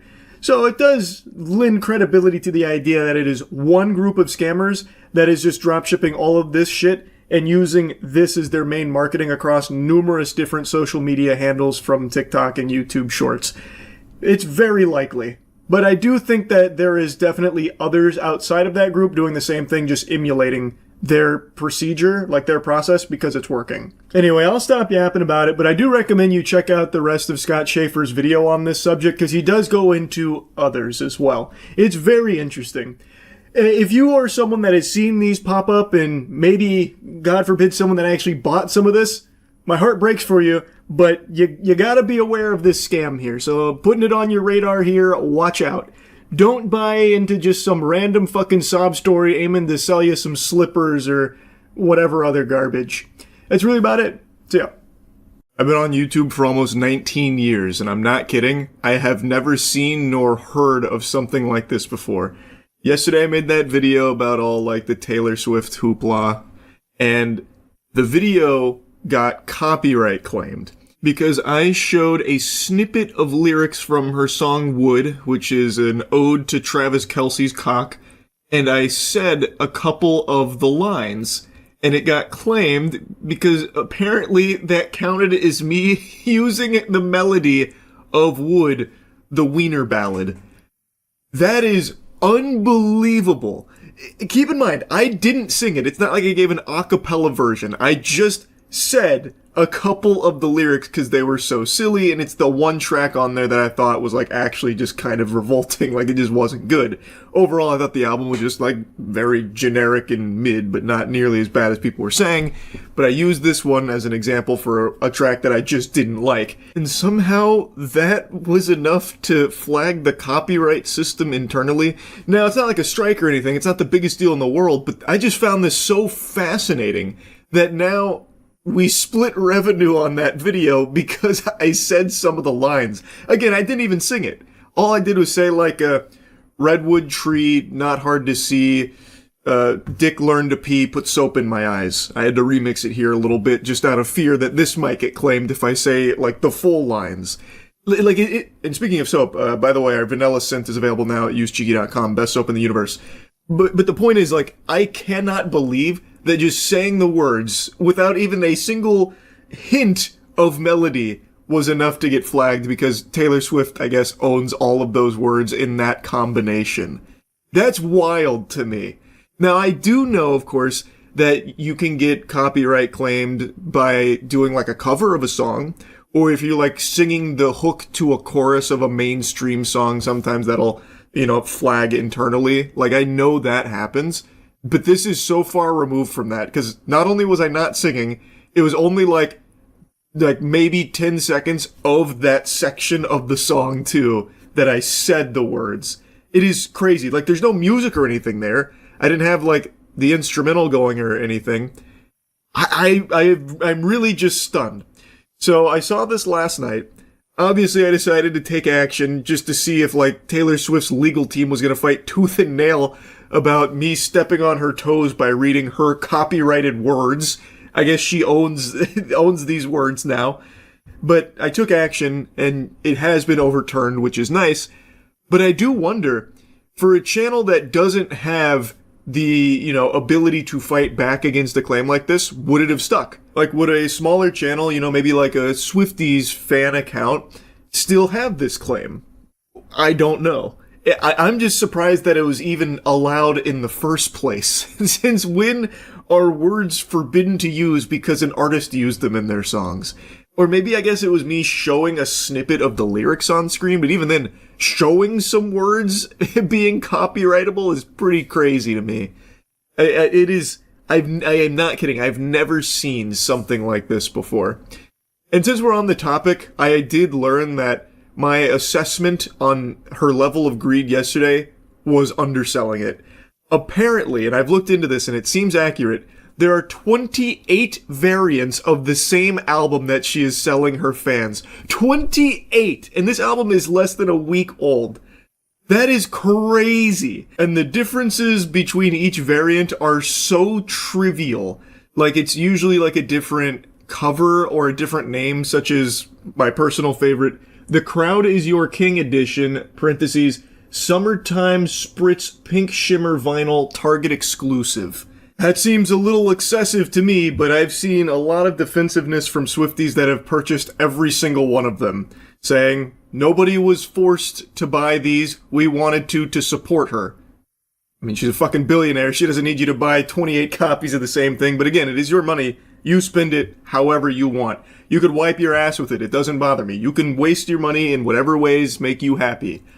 But come on, there is no justification for why Taylor Swift is selling 28 and ongoing, it seems like she's planning to introduce more variants, copies of the exact same album to her fans, other than just to make a lot of money off of them. It inflates the fuck out of her numbers too. I think each variant should count as its own separate album as opposed to all roped together as Life of a Showgirl sales. Because that shit is just foul. That is so absurd. It's like if I was going to show you my Skechers collection, and it's just the same pair of Skechers Go Walk 28 times, but with like dirt placed in different places. Like that'd be the only difference. Or like maybe the stitching was a little different on this one versus that one. But I have 28 copies of the same pair of Skechers. It's absurd. Like it is, the only reason to have this many variants is to squeeze your community for all the money that they have. And again, if they want to like, you know, spend hundreds of dollars to own every variant of this album, all power to them. But it is greedy. Like you can't explain that away or justify it. It is greedy. And it's very clear that Taylor Swift only really cares about the money with this one. She already apparently released a little video with AI for this, which again is crazy. This is the album rollout and she's just freely, willy-nilly using AI for it instead of like hiring real people, professionals to breathe life or like bring any level of creativity or passion to the project. She instead just uses AI to save money. It does seem like the entire purpose behind Life of a Showgirl and the monetization model here and everything she's doing with it is just to make as much money off as little as possible. Which if you're a Swiftie who doesn't mind, thinks Taylor Swift needs an even bigger bag by any means necessary, then that's okay too. I just don't think there's any need for mental gymnastics to try and explain how it's actually not greedy. Because it is. There is just no world where that makes any level of sense to have this many variants and ongoing. Like, there'll probably be like fucking 400 versions of this by the end of the year. The goddamn Life of a Showgirl Travis Kelce Hot Dog Turbo Arcade Edition or something dropping this Christmas. Like, it is just for the sake of making even more money off of an already finished album that she keeps repackaging and selling to the community.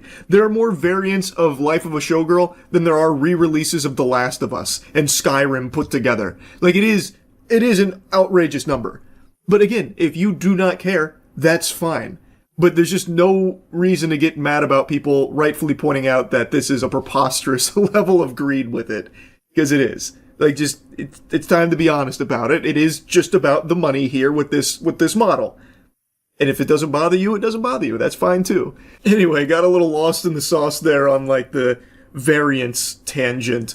The whole thing that I wanted to yap about was just that copyright claim. That is preposterous. I hope that was just some kind of fluke and an isolated incident that isn't something that's happening across the platform. Because I would feel really bad for people that do want to like celebrate the album that are just talking about it, getting claimed for it. Taylor Swift isn't above copyright law where she can just rewrite what is and is not acceptable at the mercy of her will.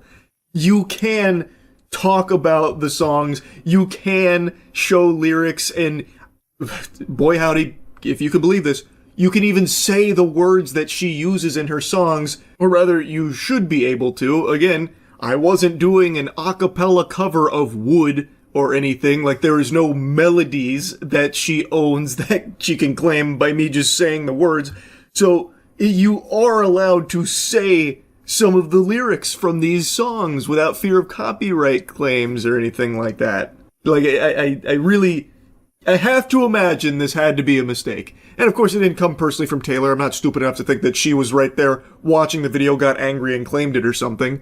I know this is just from like her army of lawyers and her team, whatever. But this is a huge overreach that hopefully isn't something that's common right now. Because it shouldn't be. Anyway, that's really about it. So, yeah. Good news. Phoenix Wright just lost a client, as I will no longer be requiring his services. The potential lawsuit that I was wrapped up in is no longer being pursued. It is amicably being banished to the Shadow Realm, so it's done and dusted. I even talked to Brad Arnold on the phone a couple of times, who is one of the people listed in the demands letter that was teetering on lawsuit. And he was very friendly and apologetic about the whole thing, and he was kind of filling me in on things with this system that he didn't even know was going on and he didn't agree with. And I think there's actually a lot to talk about in regards to how this even happened in the first place. But first, let me give you the lay of the land here in case you don't know the lore with what's going on. To bring you up to speed, the previously on Dragon Ball Z, if you have no clue what I'm talking about, yesterday I made a video going over how I might be sued, as I had been served some very hefty legal paperwork. It was spearheaded by an IP law firm believing that I was liable for potential copyright infringements and damages in the many tens of thousands of dollars, even into the six figures. In the papers, there was a sense of urgency to comply and respond, and failure to do so would enact even bigger penalties, and that would be when the full lawsuit would come through. What I received was the demands.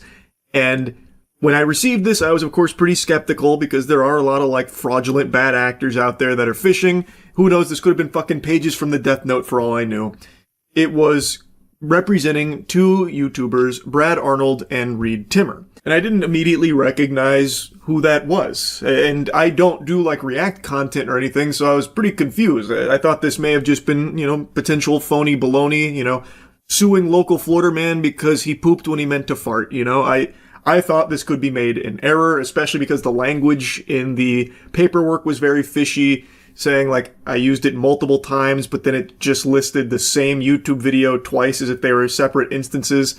It was a live stream I did during Hurricane Milton. I live in Tampa, so Hurricane Milton came through with the fucking meat. And I was streaming during it, and of course I was checking in on Milton to see what the fuck was going on out there with this hurricane that was in my own backyard here slapping us around.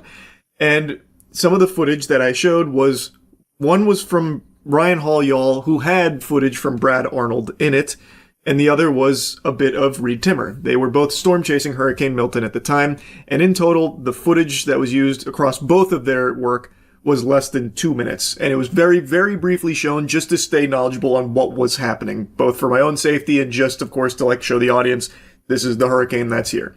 It was not copying it or stealing it or trying to make money off it or anything like that. I reached out to both of them privately just to check, hey, are these real right here? Are we dealing with big naturals or is this all, fake? What's going on? I just wanted to verify the authenticity, but 2 days went by and I didn't hear back. And since the paperwork did express a very real sense of urgency, I made the assumption that, okay, this must have been something they signed off on, so I got my legal team on it, and then I made that video yesterday bringing everyone up to speed on what's happening. And I also do think it was just an important topic to talk about in general because it is concerning that if you do show less than a handful of seconds worth of a content during a natural disaster, you could somehow be liable for many thousands of dollars. That is something that most people cannot afford to take that kind of hit, especially when there was no wrongdoing, no malicious copying or stealing of someone else's work, just textbook fair use, staying knowledgeable on a natural disaster and using a couple of brief snippets of footage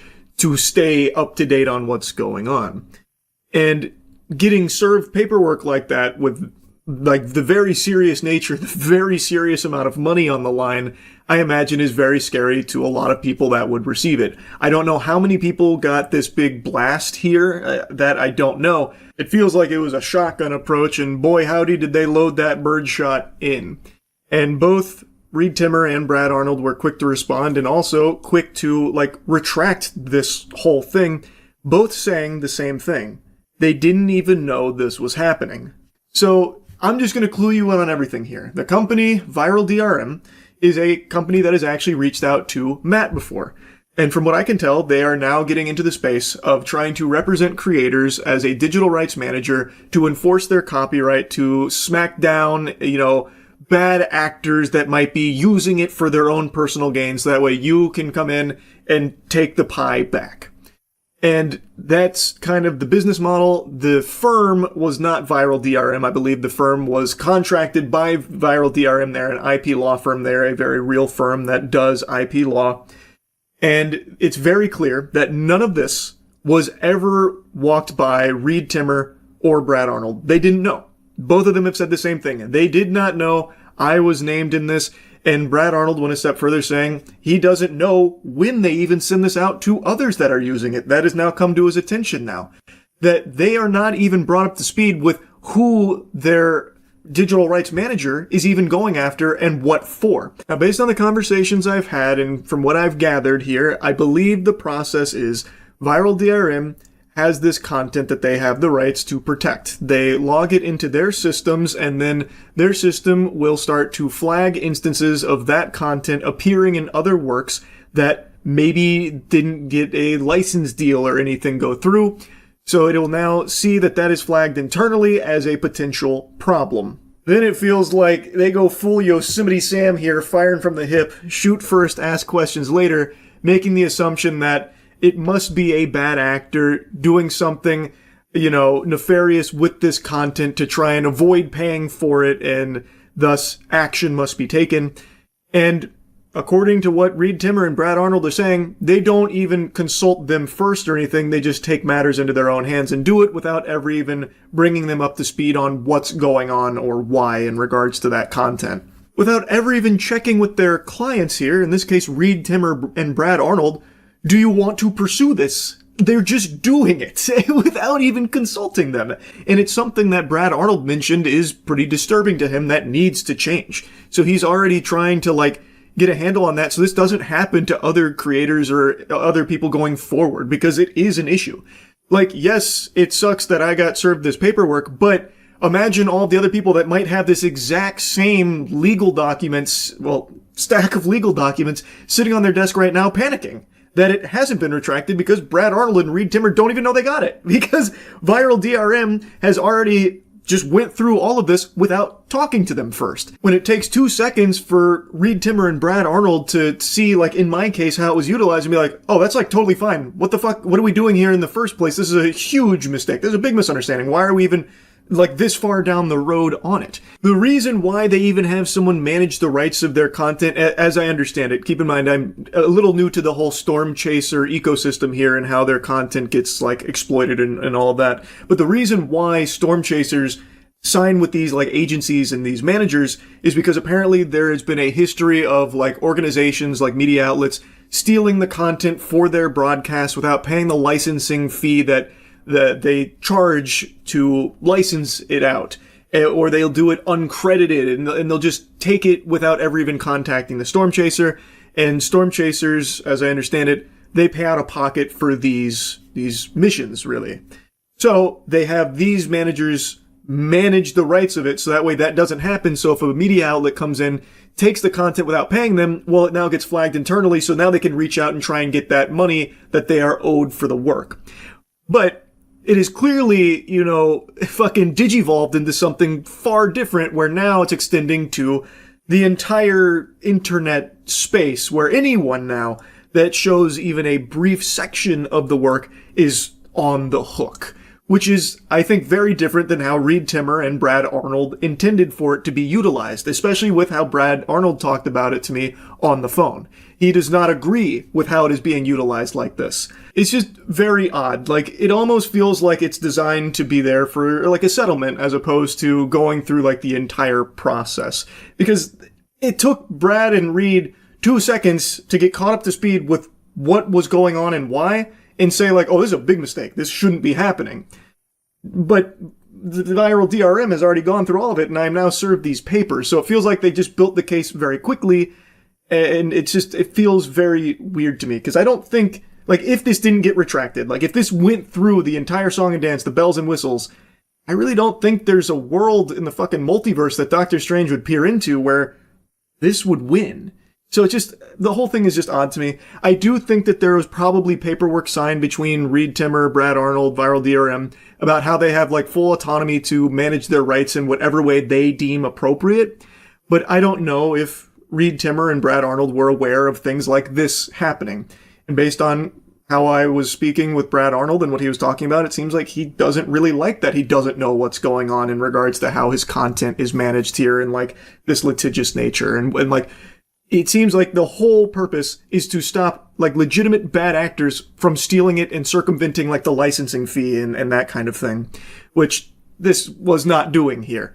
And again, I have no idea if this went to a lot of people or just me. I don't know. Anyway, though, I'll stop blabbering here. Like I said, I did talk to Brad Arnold on the phone, and he was a very nice guy and very understanding of, like, how messy all of this was here.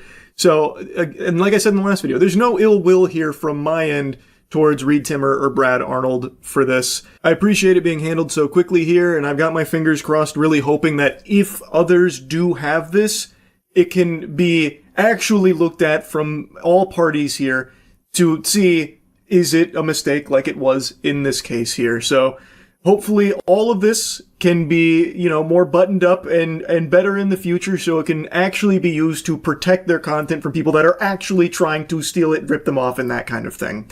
So wishing both Reed Timmer and Brad Arnold the best here. I know they both have YouTube channels and their own careers. Hopefully this kind of thing is just water under the bridge now, and there'll be no more scary legalese paperwork going to people that don't deserve it. So anyway, that's really about it. See ya. Wow. Actually, huge wow.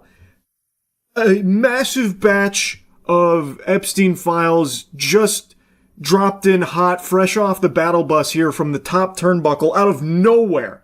Like, I didn't think we'd even see any more with the DOJ putting up that huge stink even recently about, like, how courts can't force them to release it, this and that. It seemed like this was never going to happen because getting them to comply with the law was like pulling teeth. So they were a month late, but they actually released, like, millions of Epstein files. And there are huge, disgusting, evil things that have been uncovered in this latest batch of Epstein files. This time around, it's a little different than their previous release, where there were hundreds of pages of blacked out redactions, and that was basically it. This is what you saw with the Epstein files, except I thought that was going to make the camera go black. You get the idea. It was basically just staring into the fucking void. It was just pitch black because everything was redacted. It was just a lot of nothing. But even amidst that nothing, they were so fucking incompetent that they left in the ability to unredact the files yourself, where people were able to catch them breaking the law, where a lot of the redacted names were not names of victims.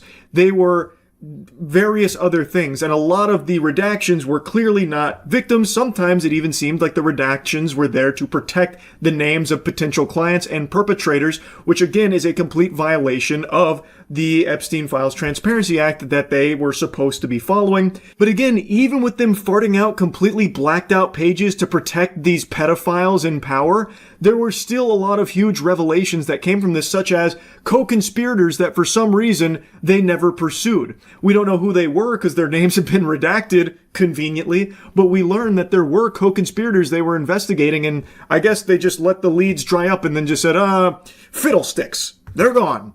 Now time to pretend they don't exist. Like Kash Patel under oath lying about it. Perjury Patel, by the way, still not punished for it. And speaking of unpunished, you know who else has been unpunished? Every fucking Epstein client, all of these rapists and pedophiles, all of them still just getting away with these unthinkable crimes. No one being handcuffed and thrown in the slammer. Doesn't even seem like they're pursuing any investigations or anything into it. Across 2 administrations now, no fucking arrests outside of Maxwell, who Trump has done everything in his power to ensure she is treated like a queen at a new summer camp that she now resides at. Barely even a fucking prison. This is lunacy of the highest caliber. Now anyway, I know I'm getting kind of sidetracked here with like the previously on Dragon Ball Z with this whole saga.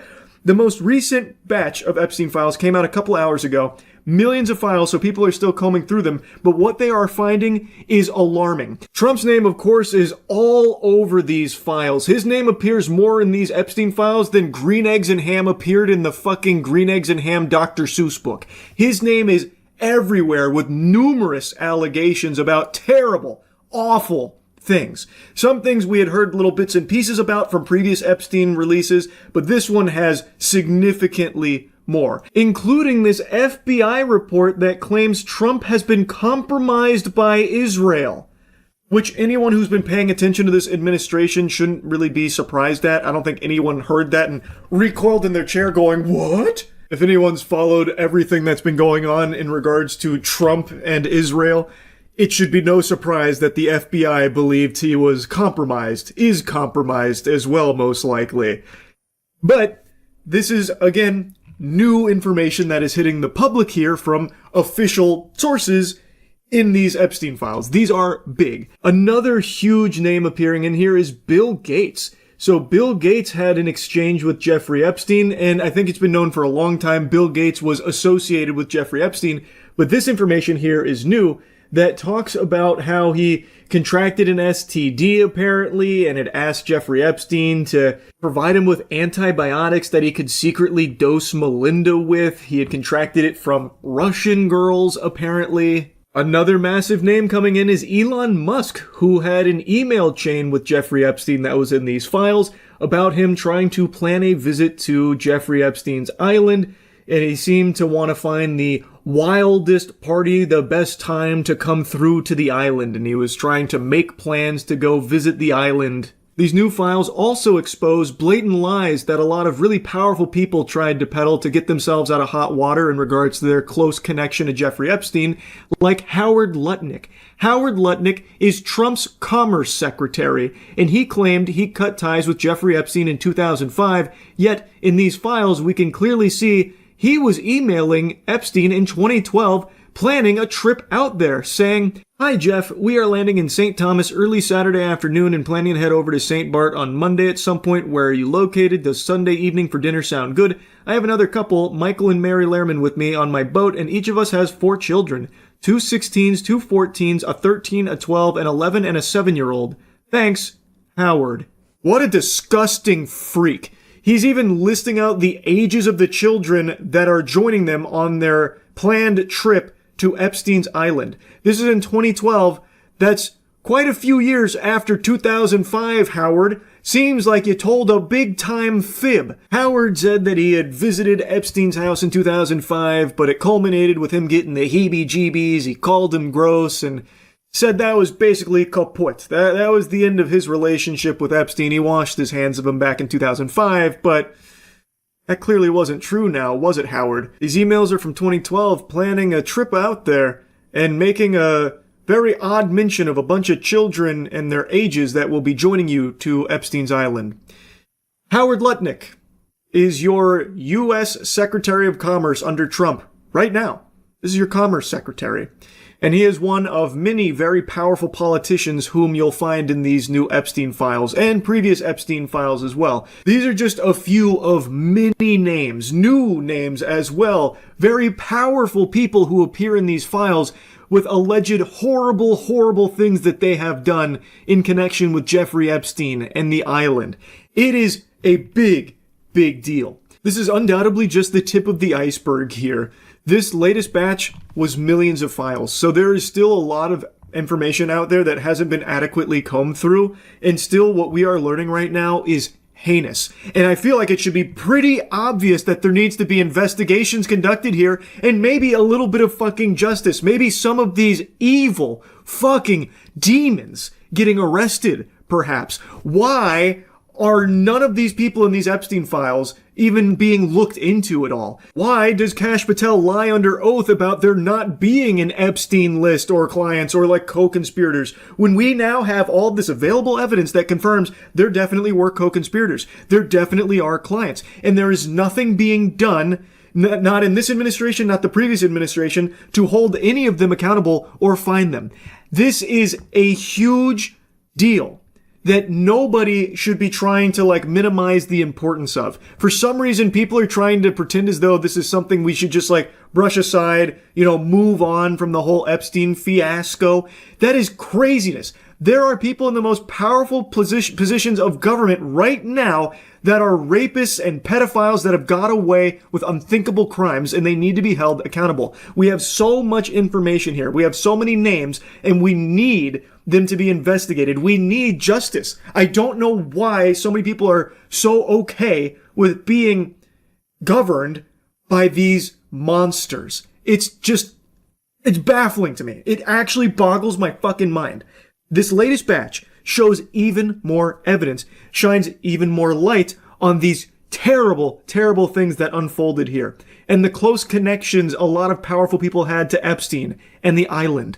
I'll continue to look into the files and see what else turns up from all of this. I'll be, of course, keeping my finger on the pulse of it, and I highly encourage all of you to be paying very close attention to it and the people named in these Epstein files, and the people that try and defend it as well. That is unacceptable. This is indefensible. There's no excuse for it. So anyway, wanted to just give you an update here. That's really about it. So yeah. I've talked about some deplorable evil people on this channel, and a lot of the times, the people I cover do face, like, very real punishment for being monsters.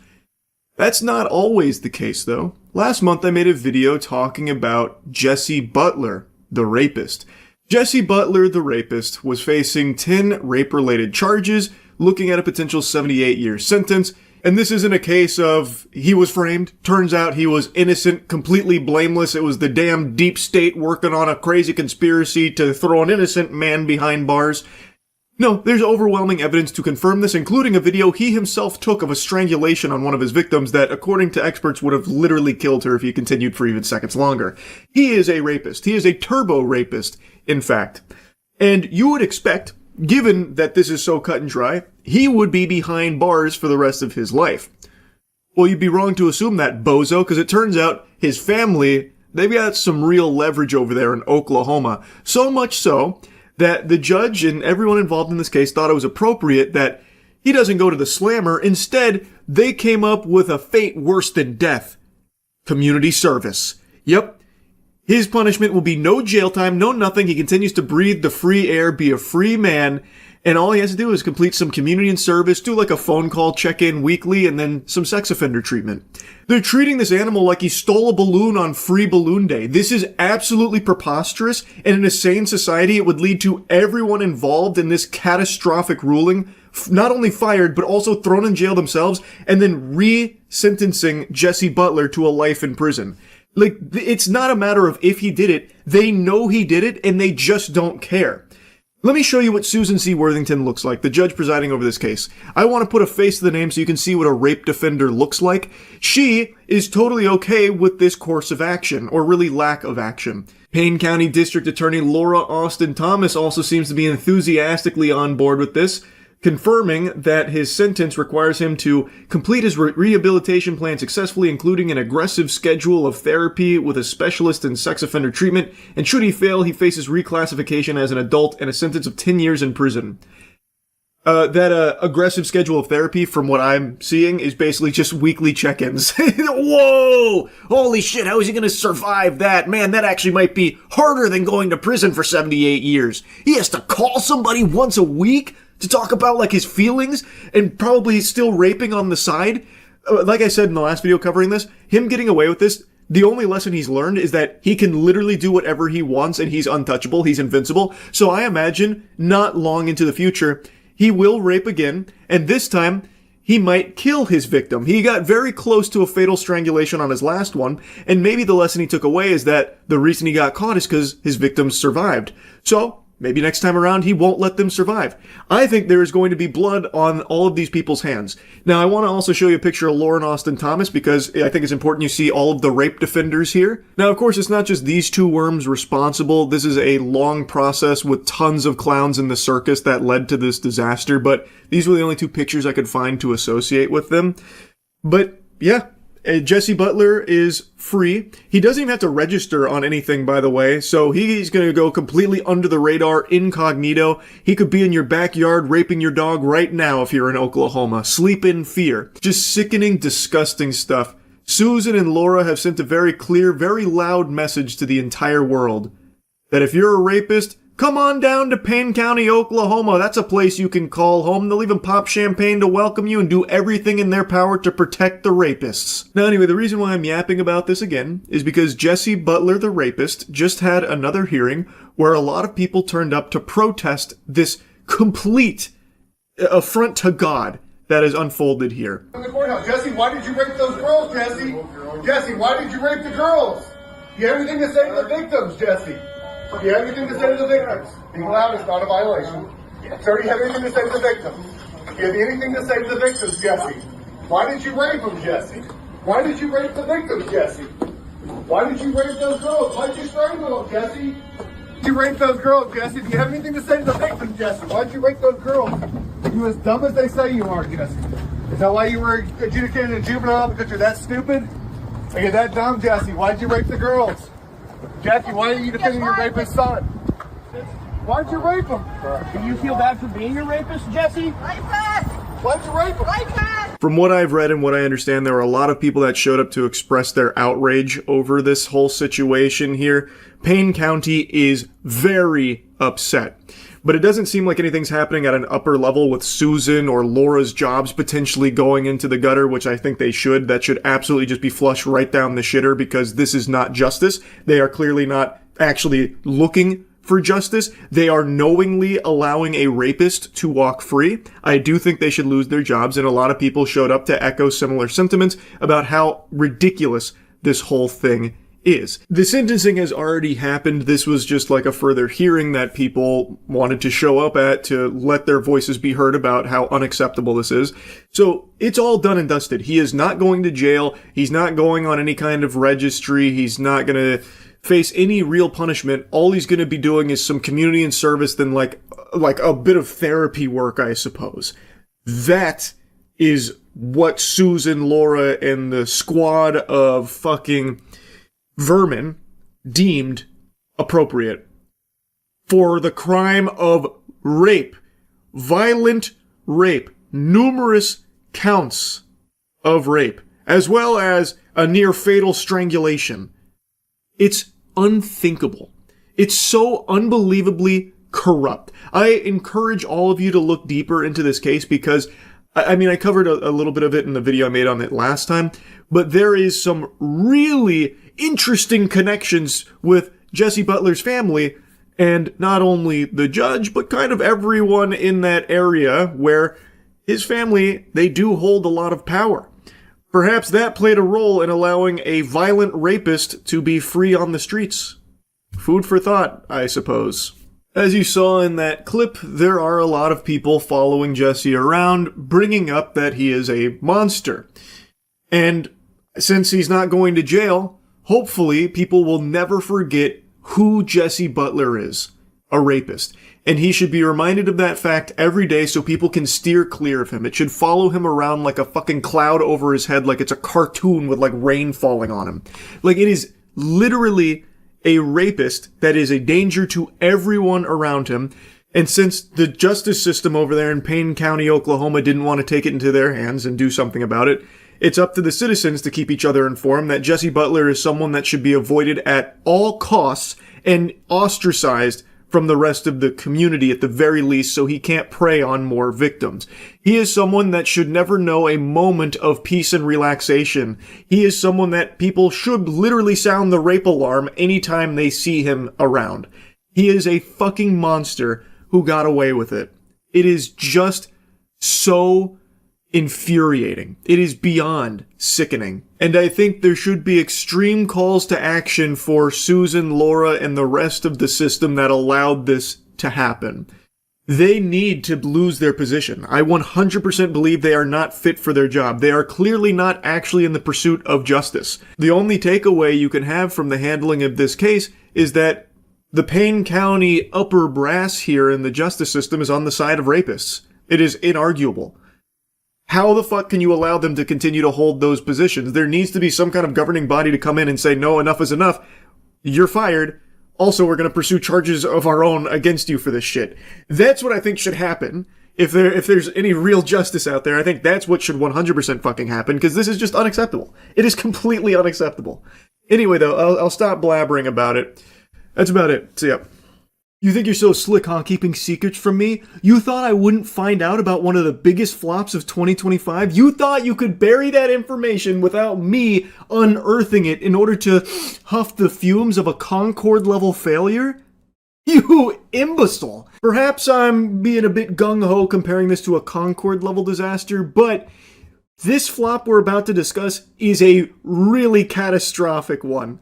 And I hadn't heard a peep about this until I just happened to stumble across an article going over it today.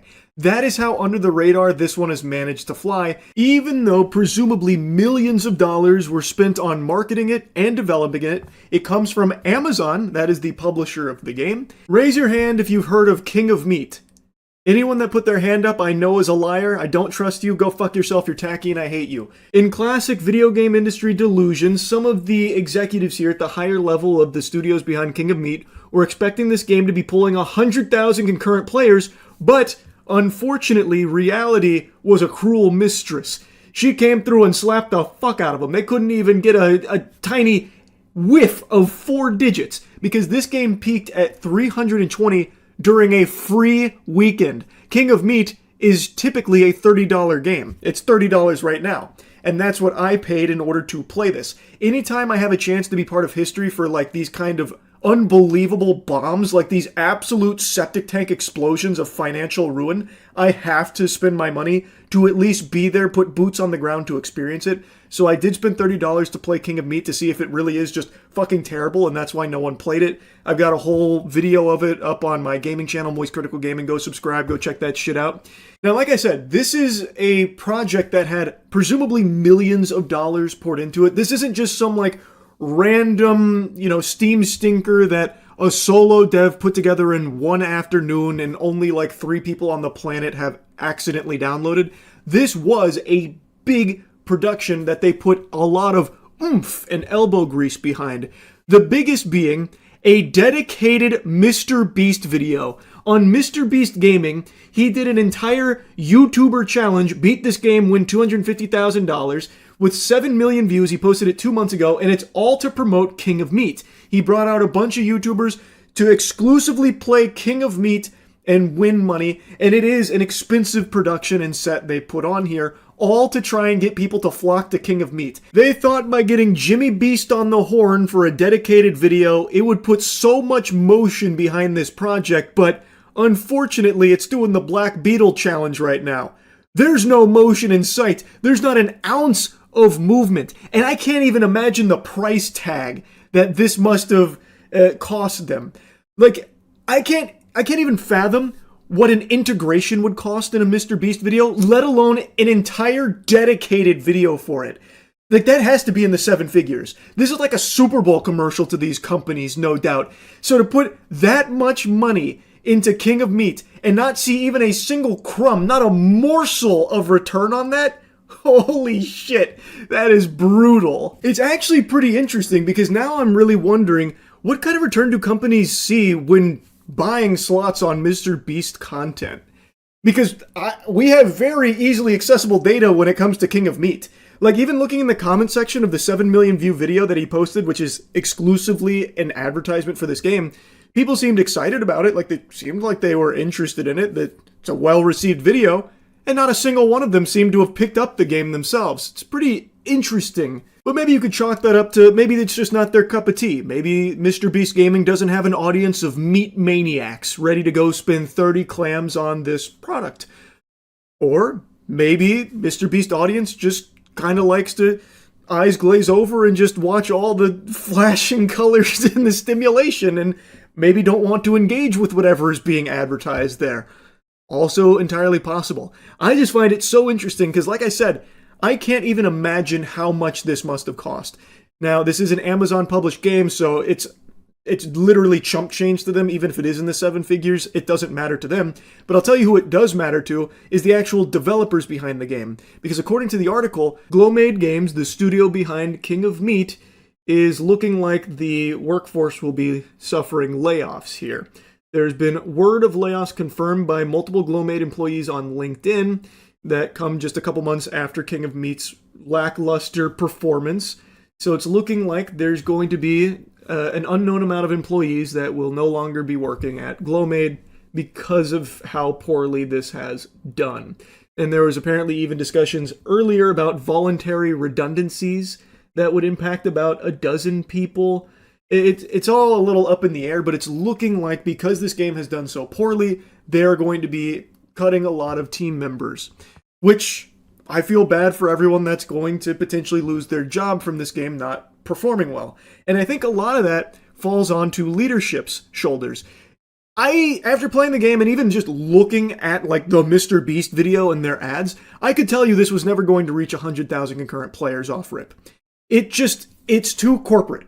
This is a game that doesn't have the same feeling as the other like big party games that people actually are hooked on or immediately, bit onto the nipple of. This is a game that does feel like Suits kind of trying to play a formula and capitalize off of how big these friend party games have become, this niche. It doesn't have that same feel to it. And after playing it, I can tell you it's not a bad game or anything, but there's nothing in here that I feel like would ever have me go back to it. Like, I would never choose to play King of Meat over any of the other, like, really fun party games and friend games that I play with my buddies. This feels like a game that would have released on the old Xbox 360 arcade that you'd play maybe one time with a friend of yours and then you both just say, like, let's just do Castle Crashers or something instead. This isn't a game that I think they should have ever had that kind of expectation on with these huge fucking shoot for the stars to infinity and beyond fucking Buzz Lightyear style predictions of like 100k concurrent players. That just sets up the entire team for failure, and I feel like if they had just had it be more realistic, well, maybe then they wouldn't be looking at layoffs. They could have calibrated the budget, calibrated the marketing and everything to account for that. But, they went hog wild buying a Mr. Beast dedicated video and shit like that. And a Mr. Beast partnership. He has an entire, dungeon in the game that you can play. Which, like I said, I couldn't even get enough people in a game to play. So I ended up having to solo it myself. I'll go ahead and put that footage here, I guess. But the thing is, this is one of the biggest flops of the year. And I haven't heard anyone talk about it yet. I had to yap about it. It is fucking fascinating. Mr. Beast Dungeons! What? I see Mr. Beast. Let's do it. Any Mr. Beast meters?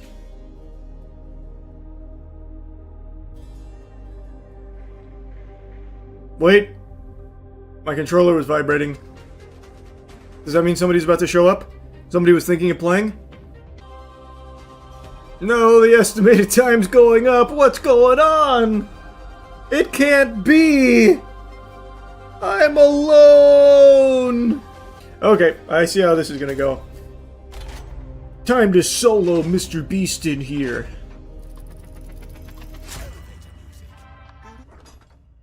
Is Jimmy gonna talk to me? Hello, viewers. I'm your host, Curved B. I probably couldn't afford to have Mr. Beast do any VA for it. Only two options. Little dynamos, this lot. Yeah. I can do this. Clean. Smash that stuff. Clean. Ooh, close. But I'm in the perfect rotation right now.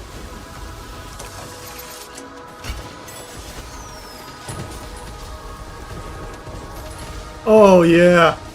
Hit it! Oh, yeah! No! That looked painful. He said he'll let me see my family if I can complete Beast Dungeons and King of Meat.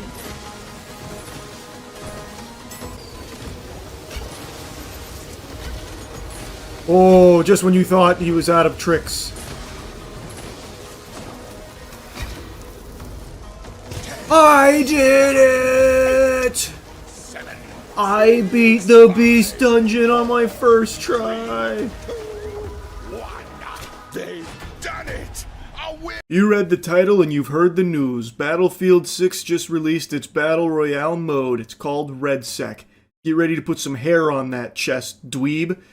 I've now dumped like 4 or 5 hours into it, which obviously compared to many others is nothing. That's like a very pitiful amount, but for me it's enough to give you a review of it because I now feel like I've pretty much experienced everything the game mode has to offer. And it's no secret, I haven't been the biggest Battle Royale enthusiast in many years now. The only one I keep up with is Apex Legends. It's just a genre that I find to be extremely stale at this point, just super bland. It's like the 6-7 of game genres, where just hearing about Battle Royale makes me fucking cringe like that god-awful meme. It's just, I'm so tired of it. But I like Battlefield 6, so I thought it only fair that I give this one a shake to see if it's any good, and now I can confidently say it's fine. There's no huge flaws with it. The tanks are kind of annoying, but it's not that big of a deal. It's just a very by-the-numbers, very generic Battle Royale mode that they seem to have just slapped on here like a hemorrhoid, because there's no reason not to have a Battle Royale mode. It's only a boon to the game, because there are plenty of people that will play the Battle Royale that maybe weren't interested in playing the multiplayer. And the Battle Royale is free. So it gets a lot of people in the door, and then maybe they turn into a paying customer. So it makes a lot of sense. But boy howdy, let me tell you, it really does feel like they just tried to draw Warzone from memory here for RedSec. It is 1-to-1 in certain instances. Like, it feels very copy and pasted in a lot of ways. Like, I'm pretty confident there are times where you could show side-by-side gameplay of Warzone and RedSec, and you wouldn't be able to differentiate which is which. It is very similar in a lot of ways, but the thing that sets it apart is the Battlefield 6 gunplay. Like, the gameplay elements in Battlefield 6 versus Warzone are very different. And for my tastes, I prefer it. So I've had more fun with RedSec than I had with Warzone. Warzone I have many more hours than RedSec with, obviously, but I fucking hate Warzone now. I think it sucks major ass. That is some turbo cheeks over there. RedSec at least feels fun to play. It feels nice. I prefer the Battlefield formula, so I've been having more fun with RedSec. But if you already like Warzone, I don't know if RedSec's going to win you over. The game mode is extremely similar to Warzone.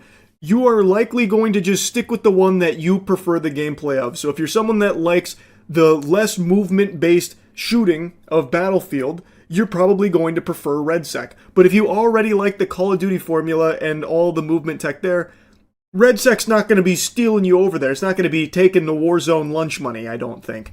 I feel like it's just going to be boiled down to a matter of personal preference in gunplay. And for me, I prefer Battlefield 6 gunplay. Like, everything in Battlefield 6 gameplay, I vastly prefer to Call of Duty. But again, RedSec and Warzone are so incredibly similar, I can't see a fucking world. In the entirety of Doctor Strange peering into the multiverse, I can't imagine he would see one where Warzone players are so blown away by RedSec specifically that they leave Warzone for it, if they already prefer the Call of Duty gameplay. Because RedSec just does Warzone with Battlefield gameplay in tanks. That's really it. Like, I can't find any other big differences. Maybe the ladder. You get to place a ladder down in RedSec if you play Assault or something. Or like the artillery strikes. But even then, there's comparable things in Warzone. It's just very, very, very, very similar. So there's nothing crazy about RedSec. It's just been there, done that standard Battle Royale shit. And if you're someone that likes Battle Royales, you'll probably have fun with it if you already like Battlefield 6 gameplay. It's just as simple as that. But it's worth mentioning that Battlefield devs here are really trying to shove RedSec down the throat of everyone that plays Battlefield 6, even if they're not interested in RedSec. So I've been seeing that there's been a lot of negative reviews, not even so much about RedSec existence, because if you don't care about Battle Royales, just ignore it. But they've tied a lot of like weekly challenges and shit to playing RedSec, so you like needing to farm and all of that. And it seems like there's going to be a big emphasis on like the premium currencies and shit now.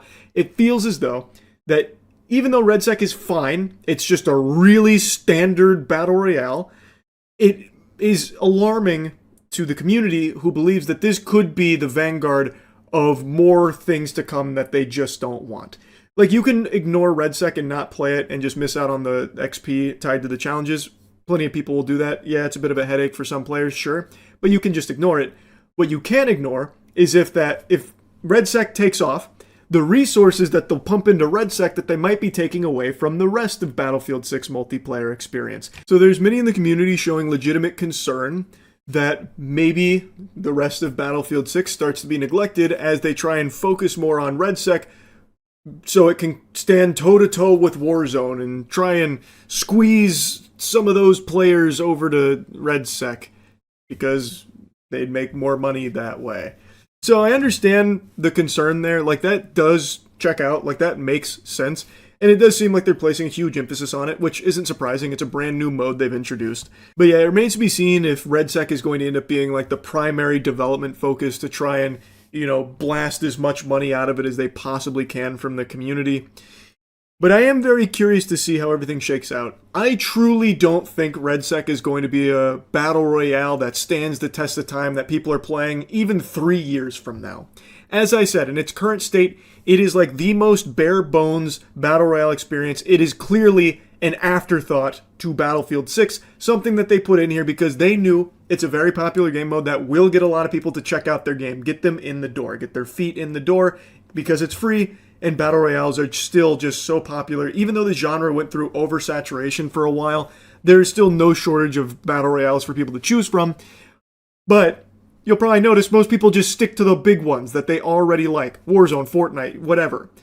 I don't see RedSec doing anything here that's going to get anyone to stick with RedSec. What I think's more likely is people will try RedSec and maybe if they really like the gameplay, they'll buy the multiplayer and then just stick to playing the multiplayer because it's just the better version of the game.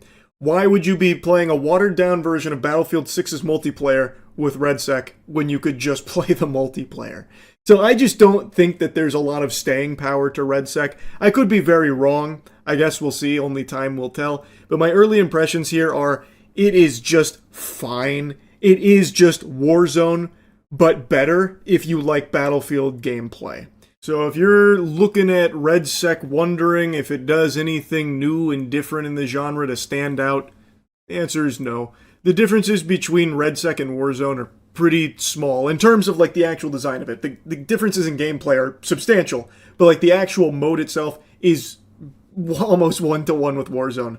Again, the only differences I could pick up are the tanks, the ring of fire. Instead of having like continuous damage if you're outside the zone, you just die, which I do think is a good change. I actually really like that change. I think that's solid. And then the only other one is like classes. So like the classes carry over from Battlefield 6 where you could be like assault and put up a fucking ladder, or recon, support, engineer, that kind of thing. But I can't think of anything else that's different from like an actual design perspective of RedSec versus Warzone. The rest is just the exact meal you're expecting to eat with this mode.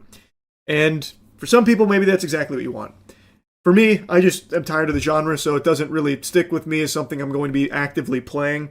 When I want to play Battlefield 6, I won't be choosing RedSec. I'll just be doing the normal multiplayer. Anyway, though, I just wanted to drop this little review on you here. That's really about it. See ya. It's so crazy. It's so despicable, and yet it's stopped being surprising now. P. Diddy just got sentenced to 50 months in prison. Yeah, he got 4 years in the slammer. That's it. Basically, the Jeffrey Epstein of the music industry gets away with a slap on the wrist. I mean, they're probably even going to be supplying him with baby oil in the cell at this point. He just got 50 months in prison. That's it. And truthfully, I'm not even confident they're going to keep him incarcerated for the full 50 months. I don't even think he'll be in there that long. He'll be in and out of the slammer lickety split. I feel like it'll be like that scene in SpongeBob where SpongeBob and Patrick steal a balloon on free balloon day, so the cops like close the cell for a split second and tell him to, scram. That's what I think's going to happen with P. Diddy here. This is just abhorrent. 50 months for the diddler. We gotta start looking into the judge here for a second to see if he got invited to the next freak off when he's let loose. Because how is this even possible? I had been keeping up with the case. I had already given you the update about the things that they found him not guilty on, which was absolutely stunning in the first place. But it's just insanity. It's absolute insanity. Everybody knows he's guilty. There are decades of evidence, mountains of evidence about all of his crimes. A vile, evil worm. And he gets 50 months. This is just clear, irrefutable proof unfolding in front of your eyes that some people genuinely are above the law. Actually, it's not conspiratorial. It is just the facts of it. It's crazy. Your Honor, did you stop to consider for a moment that my client has an unbelievable amount of money? Okay, just take that into consideration. I'm not gonna bother going into the particulars here about where apparently P. Diddy was so broken about, the 4 years he has to spend in prison, or the strong face the judge put on there for a second while shaking his finger, waggling his little digit here about, justice and all the sick shit that Diddy did. Because it's all just fucking performative. It's not real. Because at the end of the day, justice wasn't really served. 4 years in jail for the diddler, the fucking baby oil behemoth. That's unhinged. That's just so twisted. But that's the times we're living in. Like, it is crazy the times we're living in. I also just saw today fucking Benjamin Netanyahu just openly stating in front of the whole world his plans on brainwashing because so many people are turning on Israel. So he was asked like what he plans to do about it. And you know what? Since I'm just yapping, I'm just gonna go ahead and go on this topic now too. I guess I'm curious about what's another game plan if we lose evangelical support for the state of Israel? What's our backup plan to be strong, like outside the diaspora? Christian influencers. Okay. You said, we talked about the woke right, and you said, I call it the woke Reich. That's a brilliant observation. The woke Reich, because these people, they're not any different from the woke left. I mean, they're insane. They're movies. Yeah, that's his strategy. A galaxy brain chess maneuver here. Call everyone that doesn't support Israel Nazis. Whoa, holy shit. This he's alting right now. Wow. So basically, if you're not like eating out of this guy's gooch and supporting Israel on everything, you're a Nazi. To secure that part of the base of our support in the United States, that is being challenged systematically. A lot of this is done with money. Money of NGOs, vast. Money of governments, vaster. Okay? We have to fight back. How do we fight back? Our influencers. Just in case you forgot, Israel literally pays influencers to suck their wiener and just be like these loyal little lapdogs to always just lap up whatever Netanyahu's gooch is sweating out. Like, it's unbelievable. And he's just being like super open about it. Like, he is just saying that in front of people's faces and nobody seems to care. And secondly, we're going to have to use the tools of battle. And the most important ones are the social media. And the most important purchase that is going on right now is TikTok. TikTok, number one. And I hope it goes through because it can be consequential. And the other one, what's the other one that's most important? X. X. Exactly. Very good. And, so we have to talk to Elon. He's not an enemy. He's a friend. We should talk to him. Now, if we can get those two things, we get a lot, and I could go on other things, but that's not the point right now. Spoiler warning for those without thinking caps on. Censorship. He's talking about censorship. Damn to free speech, Benjamin Netanyahu's got other ideas. It's something he's talked about plenty in the past. He's not exactly shy with it. He's very loosey-goosey with the censorship topic, and he's talking about it again. He recognizes how everyone sharing videos and information about the atrocities and all the slaughter of the Palestinians at the hands of the IDF is making people turn on Israel. So now genocidal freak is going up to Elon Musk. Oh, Mr. Musk, can we do something about like all these pesky voices sharing all of this? It's censorship. Super weird, by the way, how a foreign nation seems to have so much pull over things happening in our homeland.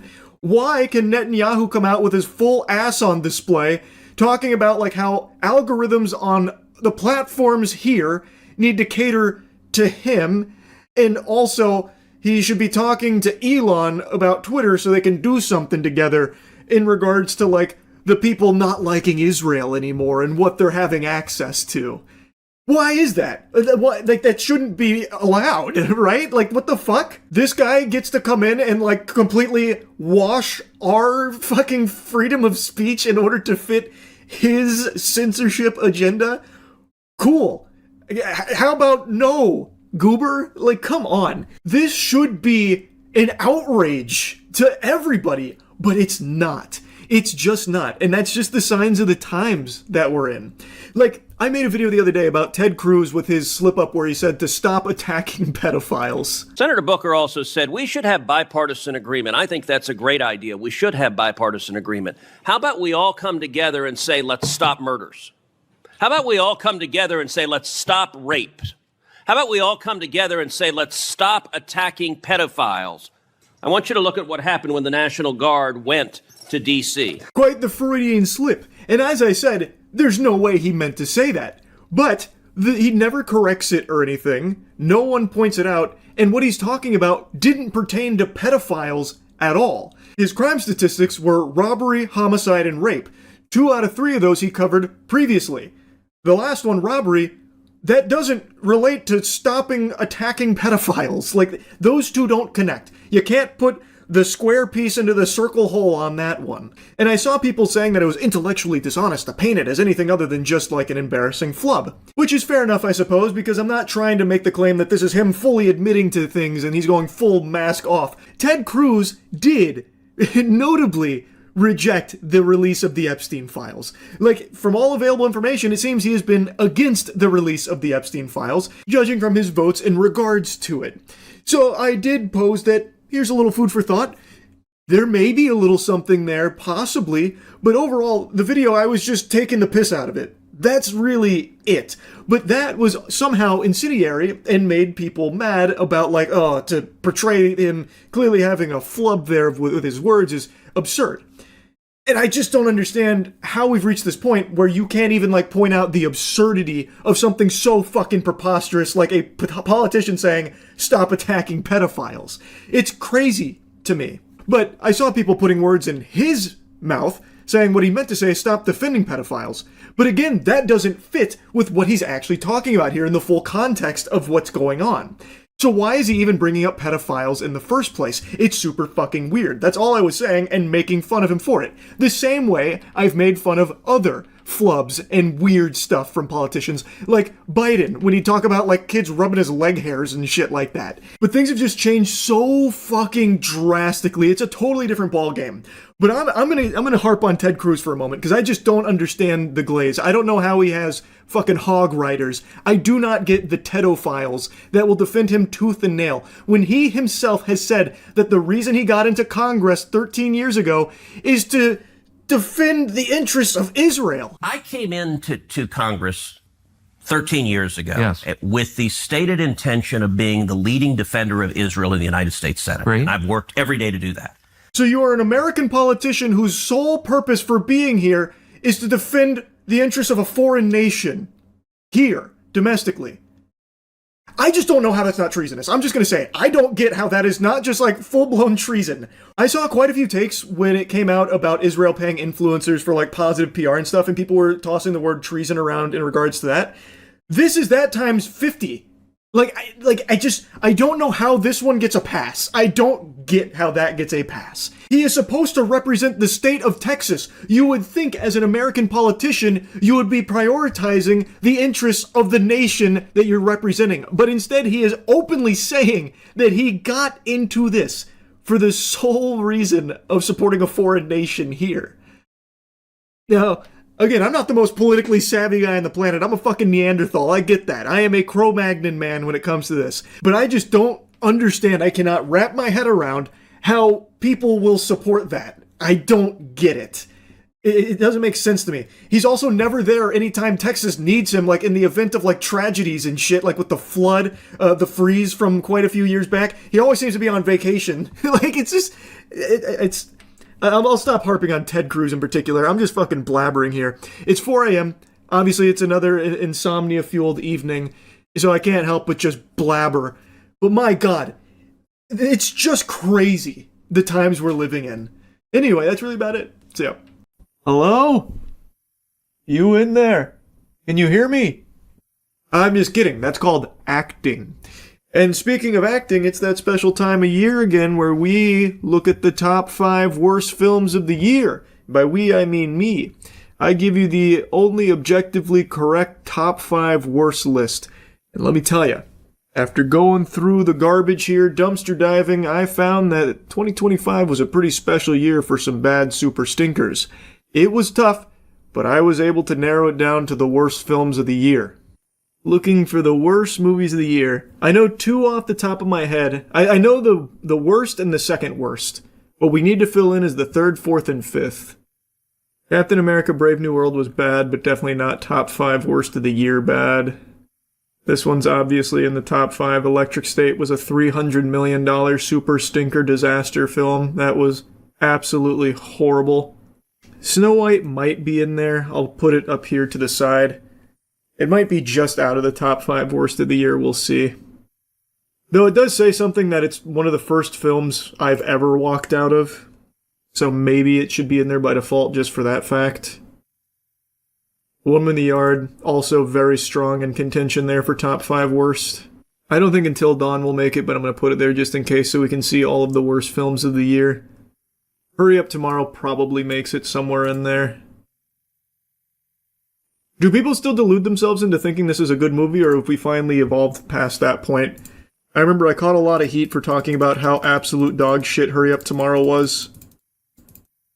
Are we finally allowed to just say that confidently, or are people still trying to defend the movie? It was actually easy. War of the Worlds is the worst. Yeah, spoiler alert. There's nothing worse than War of the Worlds. It is quite possibly one of the worst movies I've ever seen. Because it is just a 2-hour Amazon ad, basically.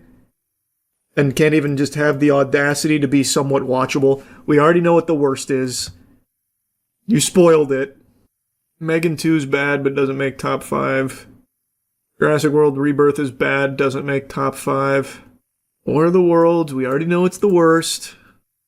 But let's pretend that it's still... we don't know what the worst movie of the year is yet. Who's to say? Him was bad, I don't know if it'll make top 5, though. I'll put it there just in case. Where's I Know What You Did Last Summer? That one will comfortably be in there somewhere. But I haven't seen it yet. Did I scroll past it? I don't think it was that long ago, was it? Tron Ares. Tron Ares was bad, but it's not in the top 5. At least Tron Ares had visual spectacle that was cool. These up here already have nothing redeeming about them. Tron Ares is bad, Jared Leto's fucking awful. Jared Leto is box office poison that instantly tanks anything that he appears in. But it's still not to this level of these. Okay, are my eyes closed or something here? I haven't seen Strangers Chapter 2, nor have I seen I Know What You Did Last Summer. And I'm pretty sure they came out in this area. Because they definitely weren't in December. This is crazy. Where were they? Okay, so here's Strangers Chapter 2, September.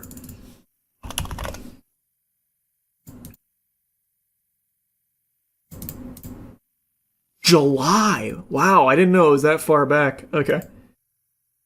These are definitely the worst movies of the year. So now let's order them.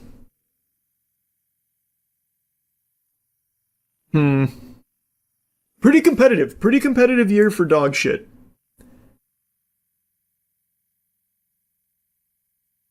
What about Five Nights at Freddy's 2? Nah, I think these are worse. At least I had somewhat of an enjoyable time watching that, even though I think the movie's terrible. These were miserable. It might be I Know What You Did Last Summer. I think probably I Know What You Did Last Summer would be number 5.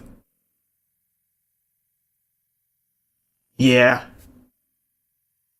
This movie just sucks major ass across the board. The characters are extremely stupid, and you as the viewer, are just insulted for even being there. It's just genuinely, a mind-numbing film. It also ruins the legacy characters from the series. Spoiler alert. Does anyone care? I doubt it. In fact, I'll do you a favor. The main bad guy, the surprise main bad guy after the main bad guy reveal is Freddie Prinze Jr., which is crazy. That's a crazy decision to have him be the ultimate bad guy after the way he was established in the series already. Let's not act like the original was good. Yeah, but the original's at least charming. It's still a classic. This is just trash. There's just nothing to like about this movie at all. Genuinely nothing. Heel turn for Freddy. Yeah, it's a nonsensical one too. The monkey at least had some interesting kills. Monkey wasn't good, but it wasn't this bad. So I know what you did last summer, 2025. Congratulations. Rank 5 of the worst films of the year. Number 4, it's not going to be Him. Him's not good, but it's not nearly to these Titans levels. I think objectively, Strangers Chapter 2 is a worse movie than Until Dawn. But Until Dawn shamelessly borrows a beloved IP's name and then makes something that's not even remotely related to it.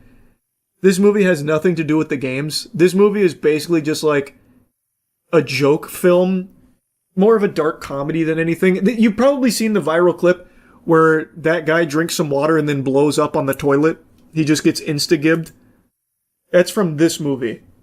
It just has nothing to do with the game at all, and what it is they're stuck in a loop and they need to survive until dawn to break it, but they can't because everything's trying to kill them. A bunch of scary things out there. The water makes you explode for some reason.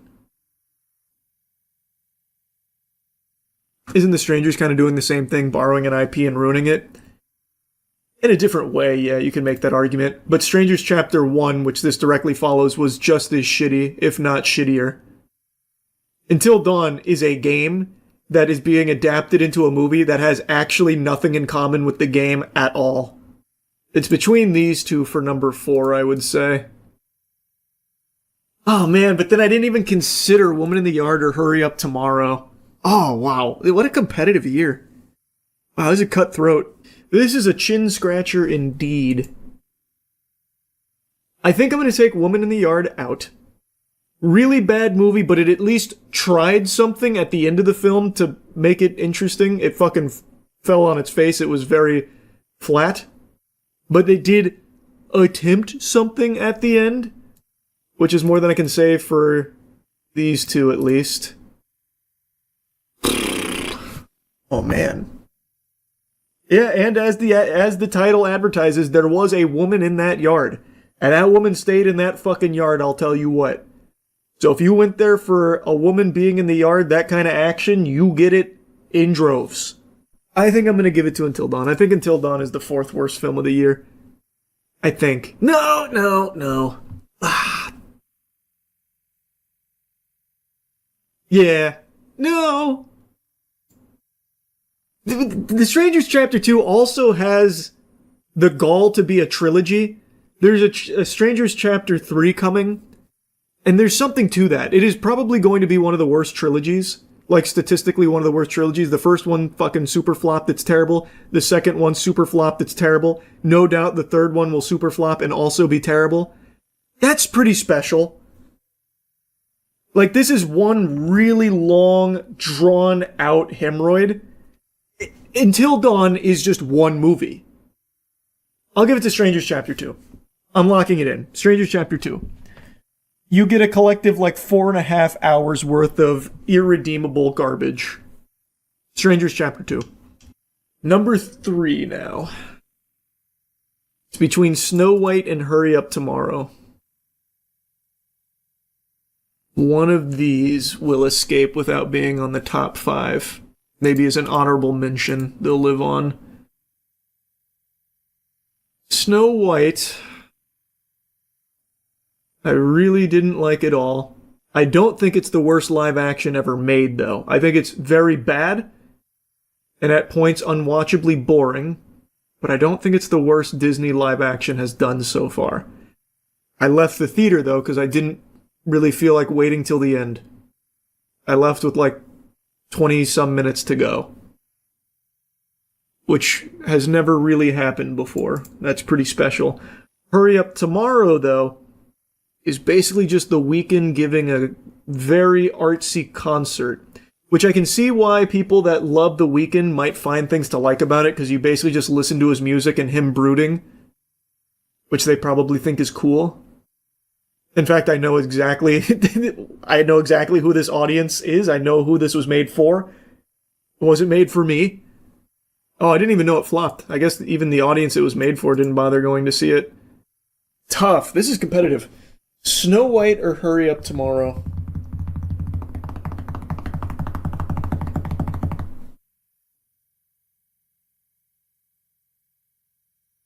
The scene where he says, "Shut up," kills me every time.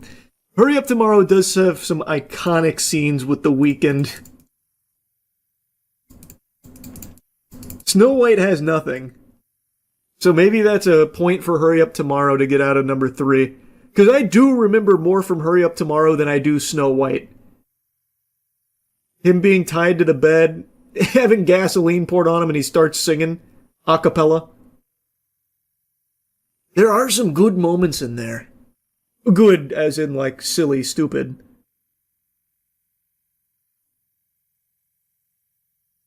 Yeah, maybe I'm going to give number 3 to Snow White. Because you can at least enjoy Hurry Up Tomorrow as a fun, bad movie. No one's ever going to turn this movie on again if they had the misfortune of watching it once. There's not a whole lot of enjoyment. I'm going to give number 3 to Snow White, honorable mention to Hurry Up Tomorrow. I think that makes the most sense. Number 2, it's Electric State. I knew going into this where Electric State would be. This movie super sucks, but the thing that really sets it apart from the rest is that it had a budget of $320 million, one of the most expensive films ever made, and I think very few people watched it, and those that did, like me, really were cursed with some very trash garbage. It's bad. I don't know where this $320 million went. Like, some of the visuals are fine, but it's not, like, mind-boggling. And it definitely didn't go to any writers, because this movie is just bad. Like, the whole narrative is bad. The only thing good about it is the world, and apparently it's because it's just borrowed directly from the book.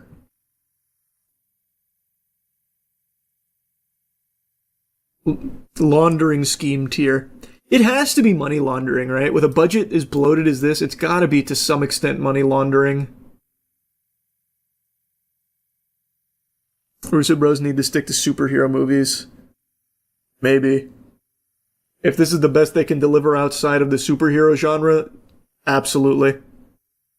Electric State is an astronomically bad adaptation of its source material. The author was so insulted he refused to have his name credited. Is that true? I didn't know that. I mean, I knew that they, like, bought the rights to do this. I didn't know that the author refused to be credited. But yeah, easily number 2 worst movie of the year. No doubt. And number 1, surprise to no one, it's War of the Worlds. This is a historically bad film. There's just actually nothing to like about it. But this is a movie you could kick back with your friends and have a good laugh with. This is a movie you can point and laugh at comfortably.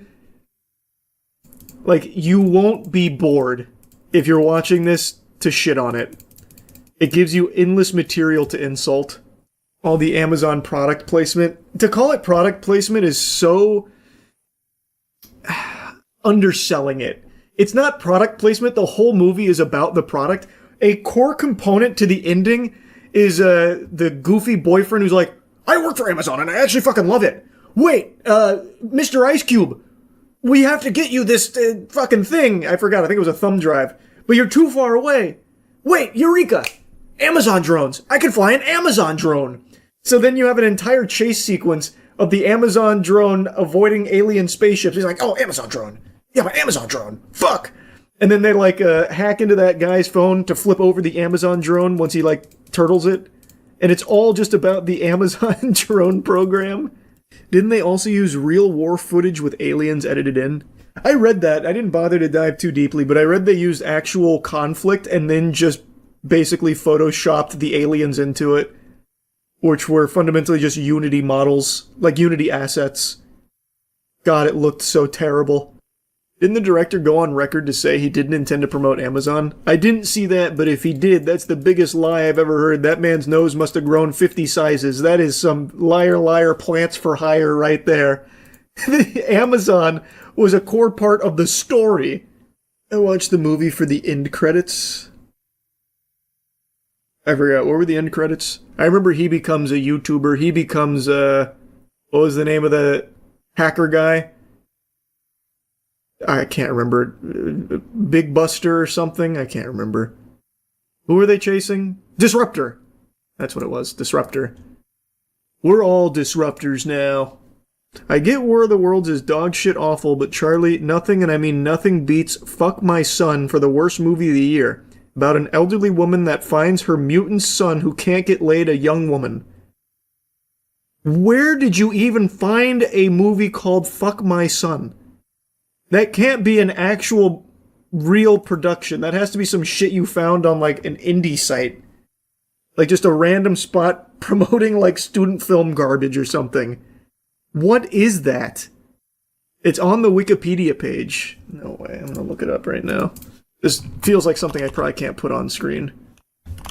I just googled Fuck My Son. What a crazy thing to Google. American comedy horror film from Todd Rohal, based on the comic Fuck My Son, A Tale of Terror. What is this? Premiered September 11th, 2025. September 11th for the premiere of this. Wow, huh? A box office performance of $33,000. What a smash hit. No, it can't be. I was reassured that AI data centers were good for people, good for all of us, the future of mankind.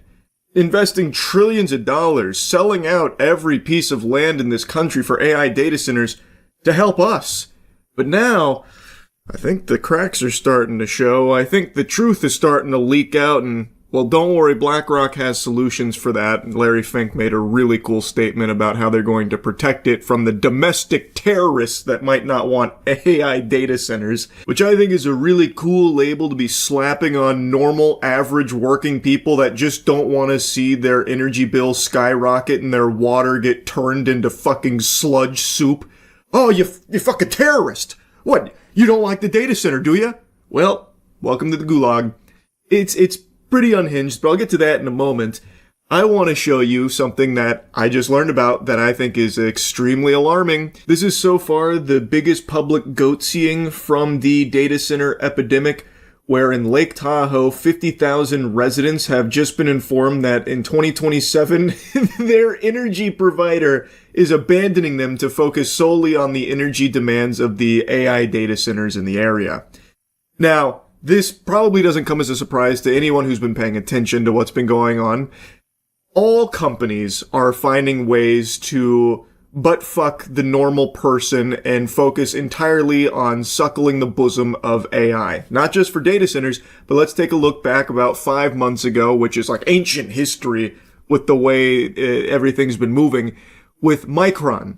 Do you remember when Micron did one of these to all the normal consumers that relied on their RAM being one of only 3 big players in RAM production? Well, Micron, 5, maybe 6 months ago now, announced that they will be getting out of that sector entirely. Took every consumer's head and just put it in the toilet, giving them a nice swirly, saying, fuck you nerds, we've got AI now. Then threw on their sunglasses and never looked back. Which inevitably caused the big RAM crisis and the prices to skyrocket there because of now the impending RAM shortage that would be unfolding because, again, Micron was one of only 3 big RAM producers, and they just outright said, we will no longer be providing to the consumer market starting this year. So they did that because AI was more lucrative, and now you're seeing everything else go in that direction. And this is the first example, the first big example of just an energy company that 50,000 people rely on to live, just hitting that Harry Houdini vibe and vanishing on them, saying, don't really care about you plebeians, flesh and blood is cringe, AI is the future, we gotta go take care of AI. I mean, good luck out there though, maybe you'll find other power suppliers, but it won't be us. Bye-bye. NV Energy, the Nevada utility that has supplied the bulk of Lake Tahoe's electricity for decades, told Liberty Utilities, the small California company that services the region, that it will stop providing power after May 2027. The reason? NV Energy needs the capacity for data centers, as in, the energy supplier for the Lake Tahoe region is telling the utility company that it has less than a year to find another power source. Which shouldn't be a problem. They maybe just need to dig a few feet underground to find the fucking Tesseract, and maybe they can install that. Surely that won't be a huge issue. I imagine that'll be without hiccups. Doesn't this paint the most beautiful picture?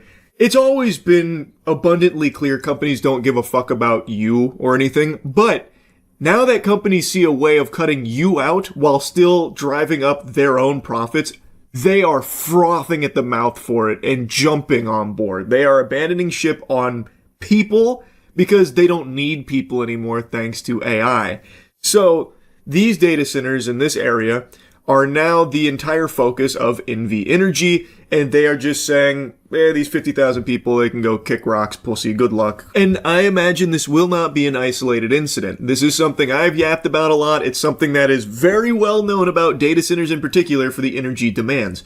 And as these companies get a lot of incentive to focus that energy on those data centers, they'll start to make the same decisions that we are seeing here from NV Energy, where they don't really need to supply energy to people. Ew, stinky people? Human beings? Oh!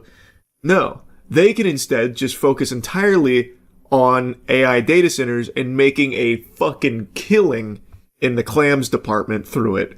So they'll abandon people without a second thought. It doesn't matter to them. And I think we're going to continue to see this trend happening in places that are having this big push for AI data centers. Northern Nevada has become one of the fastest growing data center corridors in the country. Google, Apple, and Microsoft have either built or are planning facilities around the Tahoe Reno Industrial Center east of Reno. The Desert Research Institute, using data from NV Energy's 2024 Integrated Resource Plan, found that the 12 data center projects located overwhelmingly in northern Nevada could drive 5,900 megawatts of new demand by 2033. At a regional business event last fall, NV Energy's director of business development called the moment unprecedented, saying the company was eager to serve the new industrial load, but that it would not impact our existing customer base. Are you telling me he lied? He was too focused on the load. That load was too appealing. It felt too good, tasted too yummy, that he did indeed impact the existing customer base by outright telling them to go take a hike. Get out of here, dweebs, and then giving them a wedgie on the way out in order to solely focus the energy demands on the data centers. Come on. No, there's no way they lied. Ah, man, that's crazy. But Liberty's 49,000 California customers may have already been bearing the cost. Liberty Utilities generates about 25% of its power from solar facilities it owns in Nevada. The other 75% comes from NV Energy, and that source will no longer be supplied to the region by this time next year. It's like we don't exist, Danielle Hughes told Fortune. Hughes is a North Lake Tahoe resident, CEO of the nonprofit Tahoe Spark, and a supervisor within the California Energy Commission's Efficiency Division.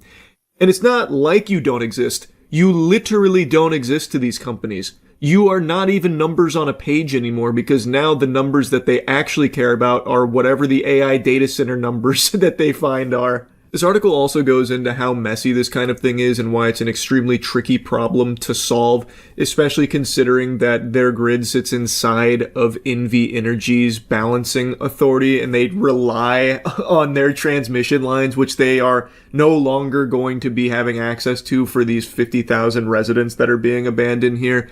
So the whole thing is extremely difficult to try and navigate, so even finding another power supplier isn't exactly easy and would also cost tons and tons of money. Building a direct connection to California's grid would require a new transmission line west over the Sierra, a project Liberty President Eric Schwartzrock said would cost hundreds of millions of dollars with significant land impacts, and also would lead to higher costs to these residents that have been abandoned. It's going to be passed down to them. So, no matter what happens next, them being completely, thrown to the dirt by NV Energy in favor of them supplying the power to data centers, no matter what happens next, if they do get an alternate power source player to come in to help them, it will most likely lead to a significant increase in their cost. Their bills are going to go up. So they're getting fucked, no matter what happens. I recommend you read the entire article from Fortune if you're at all interested in the nuance and the inner workings of how this garbage is unfolding. There's like a back and forth here where NV Energy's like, oh, they knew this was coming and it's their fault for not being able to secure a new independent power supplier, that kind of thing. It's been going on for a while. We've always said it's temporary. We've just extended our agreements for a while and they've been dragging their feet on replacing us, that kind of thing.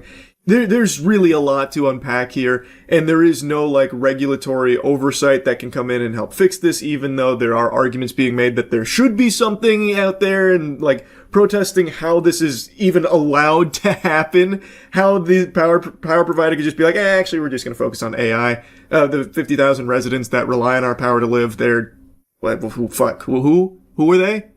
I already forgot about them. Like, there's been a lot of arguments, there's a lot to it, so the article goes pretty in-depth on it. As for what's next in the region, Liberty told customers that NV Energy will remain the transmission provider. The wires aren't going anywhere, so that's nice. They didn't just dig up the wires and throw them in a fucking landfill or something. So the question is, who's going to supply the electricity that flows over them and what that cost will be and whether the regulators can protect customers whose upstream grid sits outside California's usual planning structure. And they are right now shopping the bid replacement contract to anyone and everyone. They are really trying to find this next energy provider. There was a tad bit of optimism when it came to a short-term solution, but long-term is a lot more unstable and unknowable. And they close with this statement saying, "We have no representation, it's resource extraction." It is 1000% resource extraction, and representation has proven in other regions across the country to not matter at all when it comes to these data centers. Let's take a look at Utah. The Kevin O'Leary clown show, his fucking circus, who, by the way, likes to continue LARPing as an American. He's not. He is a bald Canadian bitch ass. And yet he still comes over here and tries to preach about American values and why the data center is like the most patriotic thing you can do. Cringe, pathetic, worm demon.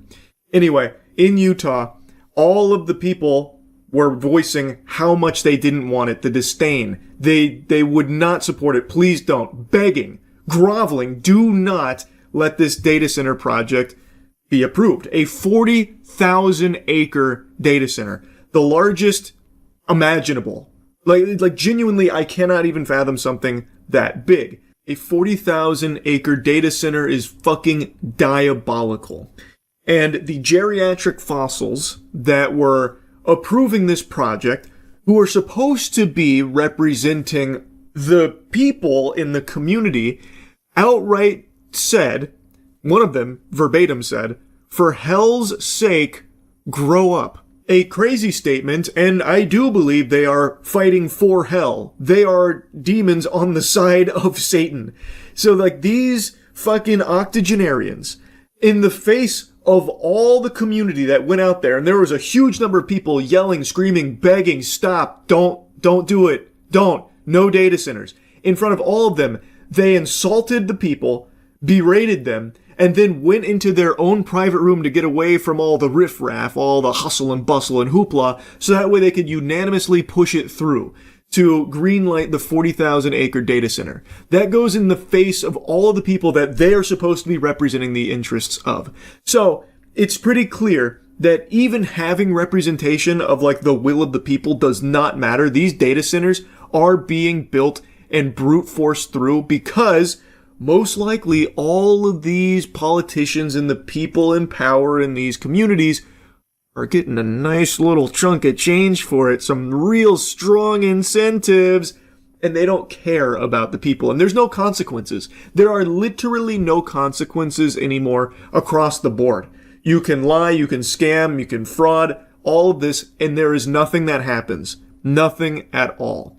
So, they feel very emboldened to just blatantly, openly be corrupt, and that's what's happening. So these data centers, they are coming. They're showing no signs of slowing down. It's extremely concerning. It's extremely infuriating. And BlackRock is already planning for people to feel like forced into a corner and doing something drastic, like maybe trying to destroy a data center. And the need for rebuilding the GCC region, to rebuild it so that it's going to be in a position where it's not going to be obstructed by drone warfare. So many more things are going to have to be underground. But even here in the United States, if we're going to be building, let's say, these 1 gigawatt data centers, how do we make sure we're not protecting those $50 billion, $75 billion investments? we have to relook at everything because of the role of drone warfare. Right now we're looking at it internationally, but one of my concerns is, could it be a domestic terrorism using a $3,000 drone? These slimy husks, these zombies, are getting so comfortable calling anyone that goes against the corporations selling out of this country and their land terrorists. Oh, you don't support the companies coming in here with 3,100 data centers springing up in your communities, driving up your energy bills, ruining your water, polluting your community? Oh, that must make you a domestic terrorist, Buster. Or at the very least, you might have some ideas that are adjacent to domestic terrorism. A little bit of thought crime, perhaps? You don't like the data centers, Well, let's go ahead and check the surveillance data we've gathered on you through these data centers and see what we've got. This is Larry Fink of BlackRock. BlackRock is a huge player in the data center boom, and now he's openly talking about, well, how do we protect these multi-billion-dollar investments and the trillions of dollars that might need to be spent in order to secure them? Because what if a domestic terrorist starts using drone warfare on them? So it seems like there's a recognition from people like Larry Fink, these fucking zombies at the top of the food chain, that people are feeling backed into a corner. Everything in their life is getting more expensive, and data centers are only continuing to accelerate that issue. And the normal lies are no longer landing because the information's already out there. There are operational data centers that have been running for a while, so we know the bills go up in the communities that they infest. And we know they only provide temp jobs during construction. They don't actually supply any kind of economic boon to the normal working people of those communities through employment. The biggest data center in this country only has roughly 150 full-time employees. The smaller data centers, or the normal-sized data centers, run as lean as 20 to 25 employees full-time. So this is not providing jobs or anything to Americans in any capacity. So the lies don't work. People are getting face-fucked by this. These corporations are fully selling out everyone and everything in this country, and they're realizing that they don't actually even need people to make money anymore. So they're even getting rid of people, like NV Energy abandoning 50,000 of the residents that rely on their power to live. And Larry Fink is now talking about what they're going to do to defend these data centers from someone who might be very desperate and trying to destroy a data center on their own in order to survive in the community or help people in the community live. So he's already okay, we've got measures in place, maybe underground, or, maybe who knows. But we're thinking about it. We've got countermeasures. Don't worry. We're protecting these billion and trillion dollar investments. It's fucking terrifying. And he's also being very upfront about, they're going to control all the data centers. Great. If you're on the side of BlackRock, you're on the bad guy's side, by the way. To the people that for some reason still mindlessly try and support data centers because they love to swallow that corporate cock and believe all their lies, this is the lowest of the low if you're now just pumping your fist for BlackRock of all things. So all of these things are actually opportunities, not problems. It's going to require, as we said, trillions of dollars of capital. Governments cannot build these out alone. They don't have the wherewithal. And two, their deficits are started to be mounting. And we spend too little time talking about the U.S. deficits and other countries' deficits. So this is all going to be the role of private sector. Oh, thank goodness. I feel much more comfortable knowing that the future's in the hands of people like Larry Fink and BlackRock. Isn't that good news? Yeah, so anyway, had to yap about this shit. It is so fucking out of control. It is so blatantly corrupt. It is genuinely terrifying. Anyway, just wanted to put that all on your radar there. That's really about it. So, yep. A couple nights ago on stream, I was ranting about a topic, and now I want to rant about it again, but this time in a video more deeply. Some of you might have seen this. Fist of the North Star just got a new anime adaptation announced. Fist of the North Star is one of the most beloved classics of all time, and in a lot of ways inspired tons of the anime that many of you watching this might really enjoy. Without Fist of the North Star coming in there raw and no rubber, a lot of this anime that has been blowing up in recent years may not have ever existed. I may not have ever existed. Maybe no Fist of the North Star, no Charles White. who's really to say with the butterfly effect? And by all accounts, a new Fist of the North Star adaptation in this day and age where so much high quality animation is being done, the anime industry has never been bigger. It should be a slam dunk. Like, this should be the easiest buckets of all time. But take a look at this trailer. Let's see what kind of disgusting garbage they served up on the plate. 暴力が支配するんだ。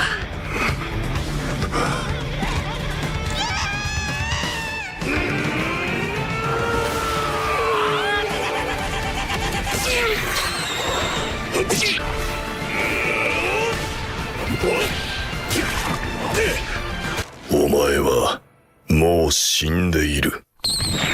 Yep, the ugliest looking CG you can possibly find. It's just downright disrespectful to Fist of the North Star. Fucking Marvel Rivals porn is more respectful to the IP than this abomination. It is revolting to look at. It is very clearly the cheapest option. Half of the shots in the trailer don't even have backgrounds. It's like they're just fighting in the void Squidward goes to be alone. Like, that'd be fine for, like, a stylistic shot for a fight, but, like, so many of the action scenes, they don't even have backgrounds, I imagine as a means of saving money on the budget. I'm gonna take a brief pause to thank the sponsor for the video. Big thanks to Mecha Break for sponsoring this video. Mecha Break is a high-speed, high-octane, action-packed third-person mech shooter that's free to play, has multiple game modes such as 6v6 hero shooter, a 3v3 deathmatch, and Mash Mac, which is Mecha Break's unique take on the extraction genre. You can choose from 13 distinct mechs, or strikers as they're called in-game, each with unique playstyles like Brawler, Sniper, and Support. You can customize your pilot and mech to explore an interactive space station hub and dive into dynamic large-scale battles. Many of you remember the beta from a few months ago, and now that the game is finally here, there have been some huge upgrades to make it a more refined and deeper experience. So you can download Mecha Break right now for free on Steam or on the Xbox console storefront. Once again, big thanks to Mecha Break for sponsoring. Now, as I was saying, it's not good looking. This kind of animation just reminds me of colliding action figures into each other. It doesn't really do much. It's just really boring and awful looking. This obviously wasn't very exciting for most fans of Fist of the North Star, and immediately drew parallels to the infamous 2016 Berserk anime adaptation.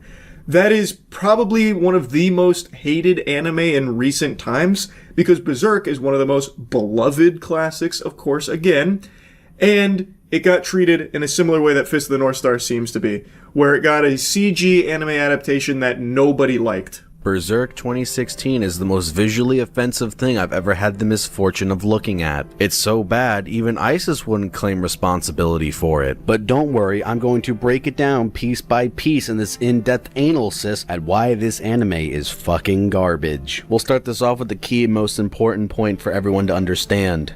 Everything is wrong. I mean it, there's not a soul on the planet that can watch this without getting the need to vomit. Just look how ugly it is! Who is this even made for? I don't understand. Fans of Berserk, and by extension now Fist of the North Star, are not going to want to see one of their favorite properties look this bad. I don't think there's a soul on this planet that enjoys this style of animation. It is just unanimously spit upon. Fucking the meme of Mario goatseeing himself is more visually appealing than this.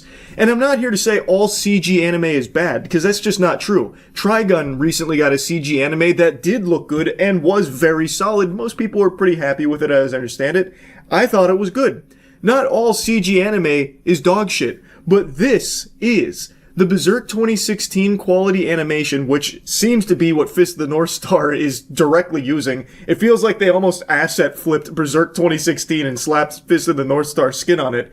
That is an objectively bad style. It looks cheap. Most of it's even like still images. Berserk 2016 tried to blend 2D with 3D, so it was constantly conflicting as well. Like, it was just this fucking dichotomy of disaster.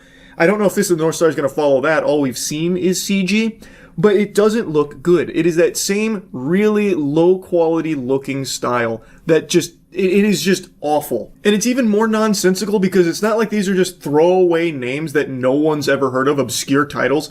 Berserk and Fist of the North Star are extremely influential properties. I don't know why they get this treatment, especially considering how big the anime industry is now. It is huge. Billions and billions and billions of dollars. And some of the most, nothing burger anime are getting beautiful adaptations. You'll have shit come out of nowhere that no one's ever heard of with ridiculous titles like, I was bullied in high school, but then magically whisked away to a medieval MMO where everyone's made out of candy, and I learned that my 10th grade English professor had a fart deficiency. And then you'll watch the trailer for it, and it looks like a fucking Demon Slayer level movie. Like, the animation is that crisp with all the bells and whistles for something nobody gives a shit about and no one's ever heard of. Meanwhile, Fist of the North Star gets this treatment. It gets the shaft. It is incomprehensible to me. What are your thoughts on the CGI trailer for the new Fist of the North Star remake? Everyone's saying it's going to be like Berserk 2016 all over again. I've actually got the hottest take on that. I saw the trailer. And I'm gonna be real brave and say it's gonna be worse than Berserk 2016. It is so insulting how they keep disrespecting the classics with this style. Like, look at how ugly that is. I saw a tweet. A buddy of mine sent me a tweet that said, anime studios, when they're tasked with adapting The Summer My Boyfriend Turned Into a Pencil Eraser I Shoved Up My Ass, and it's like the most beautiful animation you've ever seen. And then anime studios, when they're tasked for adapting the most beloved classics ever, and then it's this dog shit. And that is super true. There's just no excuse for why Fist of the North Star gets this. Especially after the reception to Berserk 2016, and this looks just as bad, if not worse. Meanwhile, that rooster fighting anime gets shitty CG that somehow looks way better than this. Okay, hey, let's not get carried away. That rooster anime looks amazing. And yeah, it actually does look better than Fist of the North Star, animation-wise.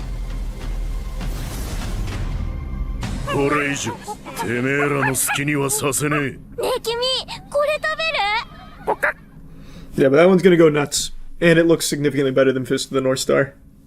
And, I just don't get it. I don't know why they won't give these beloved anime the respect they deserve. Again, I want to reiterate, I'm not saying that CG anime is just doomed to failure, it's always going to be terrible, because there are examples where that's not the case. I already mentioned Trigun. But this, what you are seeing with Fist of the North Star, is not the Trigun level CG anime. This is just...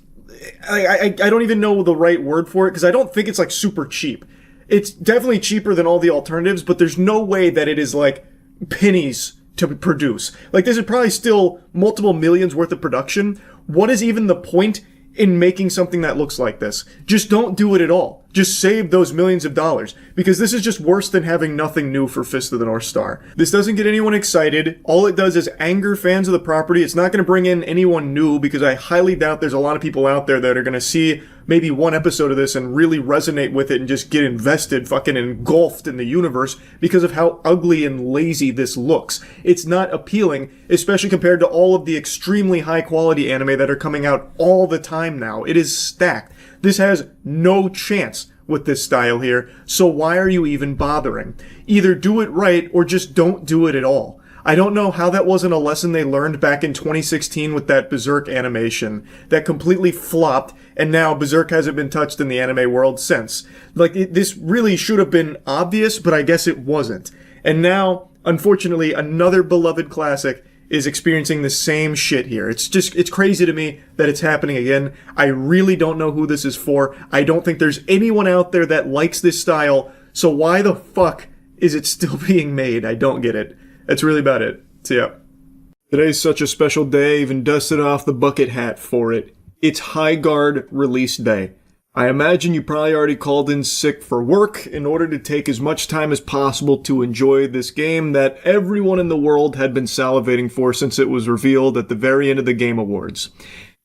Since then, it's been quite a question mark with High Guard because they got the prime spot in the Game Awards out of nowhere, a game no one was expecting, and a genre most people weren't exactly super excited for these days. Most people perceived it to be a hero shooter, myself included, because in the footage they showed it looked like it was some type of hero shooter. Most often compared to like Concord, it wasn't a great trailer, and the position that it was placed in at the Game Awards made things even worse. They also then went radio silent for over a month up until like a day or two ago, where they finally broke the silence saying that the game is still coming out as advertised, and then finally started, speaking up about it. The game came out today. And it's very clear that this is not a Concord level failure or anything. It had an all-time peak of just under 100,000 players, which Concord couldn't have even imagined in their wildest dreams. That game didn't even get to like 1,000 and it died in 2 weeks. It barely lasted longer than a poop left in a gas station toilet. So this blew it out of the water in terms of player count. And I think a large part of that success is because the game is free to play, whereas Concord was a $40 paywall. So even people that weren't exactly hyped about High Guard, they were at least willing to give it a spin, at least give it a chance. Kind of. There were some people that literally logged into the game and said this is the biggest pile of dog shit ever, 0 out of 10, throw it in the trash bin. Without ever even like playing a match, or maybe they did the training and then just said, nope, this is terrible, I quit. I spit on this garbage. Which, whatever, I'm not your fucking dad. If that's how you want to interact with games, all power to you, man. Pretty much the second this puppy popped out of the oven here, people flocked to Steam to leave scathing reviews on it and post their, like, jokes and memes about how fucking trash it is without ever even loading into a single match. Right now it's sitting at mostly negative. And of course not all of that is from people just looking to dunk on it because of the whole Game Awards fiasco. There are plenty of things to dislike about it so far with my experience. For me, I always like to give things a fair shake, so I actually played it a little earlier today with Matt and Danny. I have a video up on Moist Critical Gaming if you want to see how our first match went. And I want to give you like my early thoughts here. I'm going to stream more of it tonight. Real quick though, I want to interrupt to briefly mention something that I've been pretty hyped for. Starforge just partnered with Ducky and Jagex to deliver a very special RuneScape keyboard for the 25th anniversary. All of you know I'm a huge RuneScape enthusiast, a super fan, so I was just pretty pumped about this, so wanted to put it on your radar. If anyone out there also loves RuneScape and is looking for a new keyboard upgrade, pre-orders are available now. It's Starforge. So anyway, back to High Guard. Overall, the game is just, it's fine. Like, I don't think it's nearly as terrible as people are making it out to be. Like, this is one of the worst FPS games of all time or something. It's just not even close, really. It's just very generic. And not in terms of, like, the actual gameplay mechanics, because they actually do try something different. It's not a hero shooter. It's not a battle royale. It's a 3v3 raid skirmish. I don't even know what to really call it, where you have a prep phase where you reinforce things a la Rainbow Six Siege, except the reinforcements here are fucking worthless. Like, basically, you take paper walls and you put plastic on top of it. That's your reinforcement. You can still easily get through these reinforced walls. To me, it just feels like the prepping to defense is kind of useless. It doesn't really stop much, at least not so far in my experience. But you have this phase to prep like that. Then you have a resource gathering phase where you gear up, so you go out in the world and you do some fucking Fortnite mining for materials, which you can spend at the trader for weapons and armor. And you can also find loot out there for armor or, other weapons or even like ability cooldown type stuff. Then after that, then you have the sword part, the shield breaker, where you and the other team will then fight to get the shield breaker. Whoever gets the shield breaker takes it to the other team's base, and then the raid begins, and what you want to do is plant bombs to blow up their base. Rinse and repeat. It's kind of a mishmash of a bunch of different things put into this mode, and I don't dislike it, but it feels like some of it's entirely worthless. Like I mentioned, that prepping phase to like reinforce certain walls around the points. Like, in theory, that's a decent idea, like in Siege, but here, at least in my limited experience so far, the reinforcing just doesn't really do a whole lot. Like, again, it feels like you're just reinforcing a wall with like some fucking saran wrap. Like, it doesn't juice it that much. What you use to blow up walls when they're not reinforced, you will still use to blow them up when they are, with pretty much a very close level of success. So that feels like they could maybe do with an overhaul. The gearing phase also feels a little not super great, because as the rounds progress, like as the game goes forward, you can just buy what you want from the trader. So you mainly just collecting the crystals is the more important part than trying to like hunt for random loot. And it seems like you all end up getting geared to the same level anyway by the end. So those two things I don't think are amazing, but at least the horse makes this game feel faster than I thought it would be. I was under the impression this would be like Concord level molasses that you're playing through, where every character just moves at a fucking glacial pace. And then when I found out it's 3v3, I thought for sure this was going to be a snooze fest. But thanks to like having a mount, you're able to get around pretty quick, so you're able to go from fight to fight. And during the actual raiding, you do respawn pretty quick, reviving is pretty quick, so it does feel much faster than I thought it would. Movement is still pretty slow, like there's not a whole lot of like crazy movement tech that I've seen yet. I've tried like bunny hopping to a certain level and that kind of works, so maybe there's just more unexplored tech there, but base movement is pretty slow. And the big thing is the gunplay. This has been a contentious one because there's a lot of people that fucking hate it and some people that really like it. I think that it's solid. I actually thought the gunplay was pretty solid. I enjoyed it more than I expected to. It's not the tightest. It feels like aiming sometimes fights against you because it's somewhat floaty, but overall, the guns did feel good. Like, getting into a fight did feel enjoyable. Like, I don't think the gunplay is trash like a lot of people are saying. The big thing with gunplay, though, that holds it back is that there are certain things that this game is missing, which is why I'm saying that it feels kind of generic when it comes to its gameplay. Like, it has decent bones, but it's very bland. So because it's missing a lot of the flavor from some better shooters out there, this one just feels lackluster in comparison. But overall, I do think the shooting is just fine. Like, I have no issues with the gunplay. Some of the abilities are cool too, I suppose. I haven't seen all of them, but the ones I've toyed around with seem pretty solid. Really, at the end of our gaming session, the consensus Matt, Danny, and I drew was that was more enjoyable than we expected going into it, though it's probably a game none of us are going to get like super into. Like I said, I'm going to stream more tonight, so we'll see if maybe I end up falling in love with it somehow, some way. But for what I've experienced thus far, it's fine. Like, it's just a fine game. There's nothing like particularly special about it, but it's definitely not like a really bad game that people are saying that it is. I really think Jeff Keighley fucked him. Like, actually went in there and face fucked him by putting Highguard at the very end of the Game Awards, where apparently, based on a lot of like articles and stuff that have come out and talked about it, they didn't even want to be there. Like, they didn't want that slot or anything. Jeff Keighley just felt so strongly about it that he made the decision to put him there. I don't know if all of that's confirmed or not, but regardless, what is true is that their place at the end of the Game Awards, the most important slot in the most watched event for gaming, went to Highguard, which puts a huge level of expectations on this product, and it puts so many eyes on it. So people were expecting something like really impressive, and this game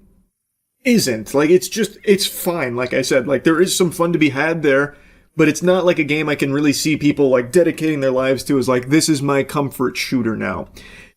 I do think that there, like I said, are decent bones here, so if they do decide to build upon it, flesh it out, add more to it, improve certain things, and start to really, spruce it up a bit, maybe it could get to that point, but as it stands right now, not really in that state. And by being in that position at the Game Awards, it really did hamper them. It was a huge detriment, because if this game was just shadow dropped or something, like if this game just like randomly came out today, like, hey, from some of the creators of some of your favorite shooters like Titanfall, we have this new studio and we've been working on this game and we want to share it with all of you today. Come give it a try. Let us know what you think as the game evolves.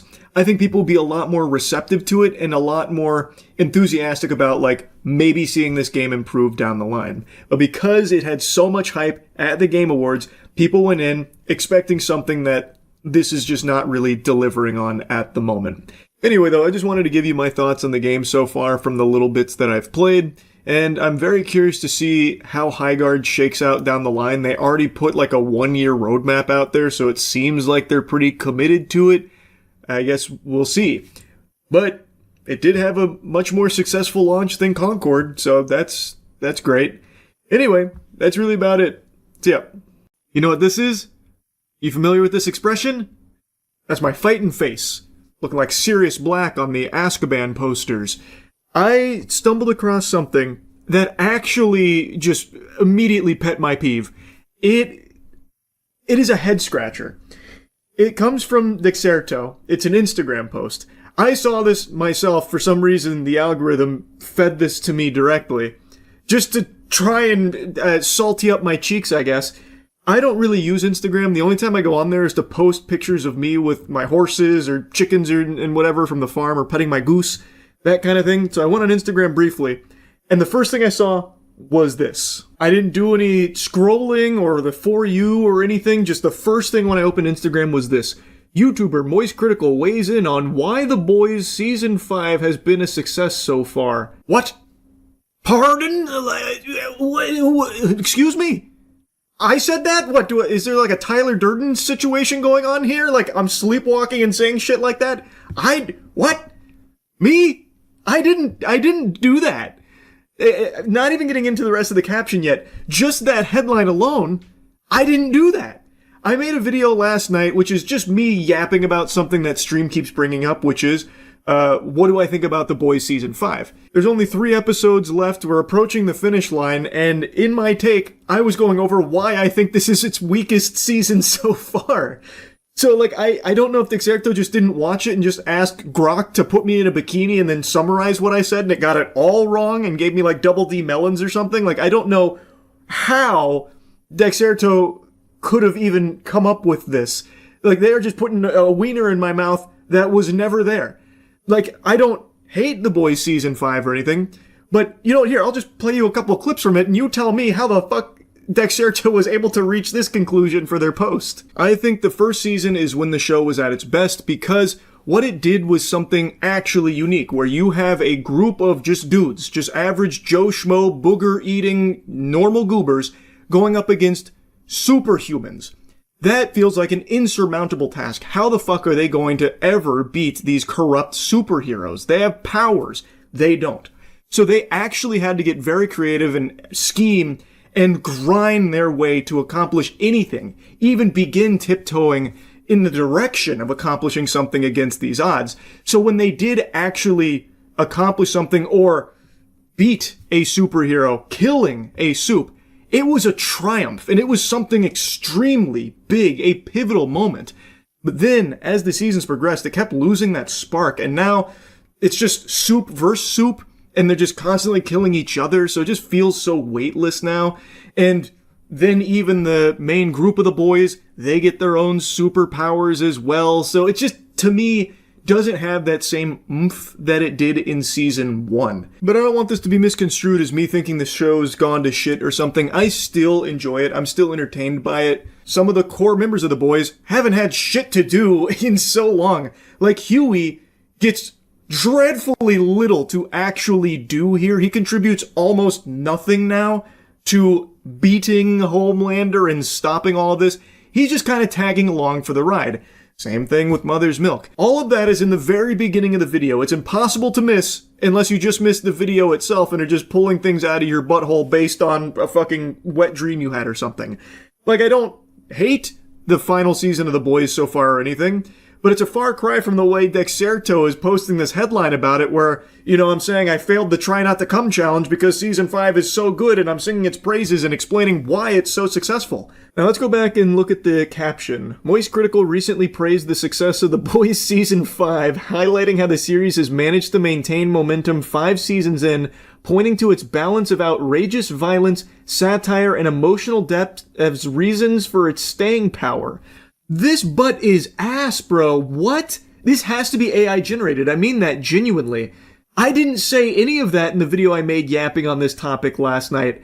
I didn't have a whole spiel about like, The Boys has maintained its relevancy and its momentum even 5 seasons in thanks to the brave tiptoeing act, the balancing act of dancing on the line of outrageous violence, satire, and emotional depth. That's the reason for its staying power. I never even talked about anything of the sort.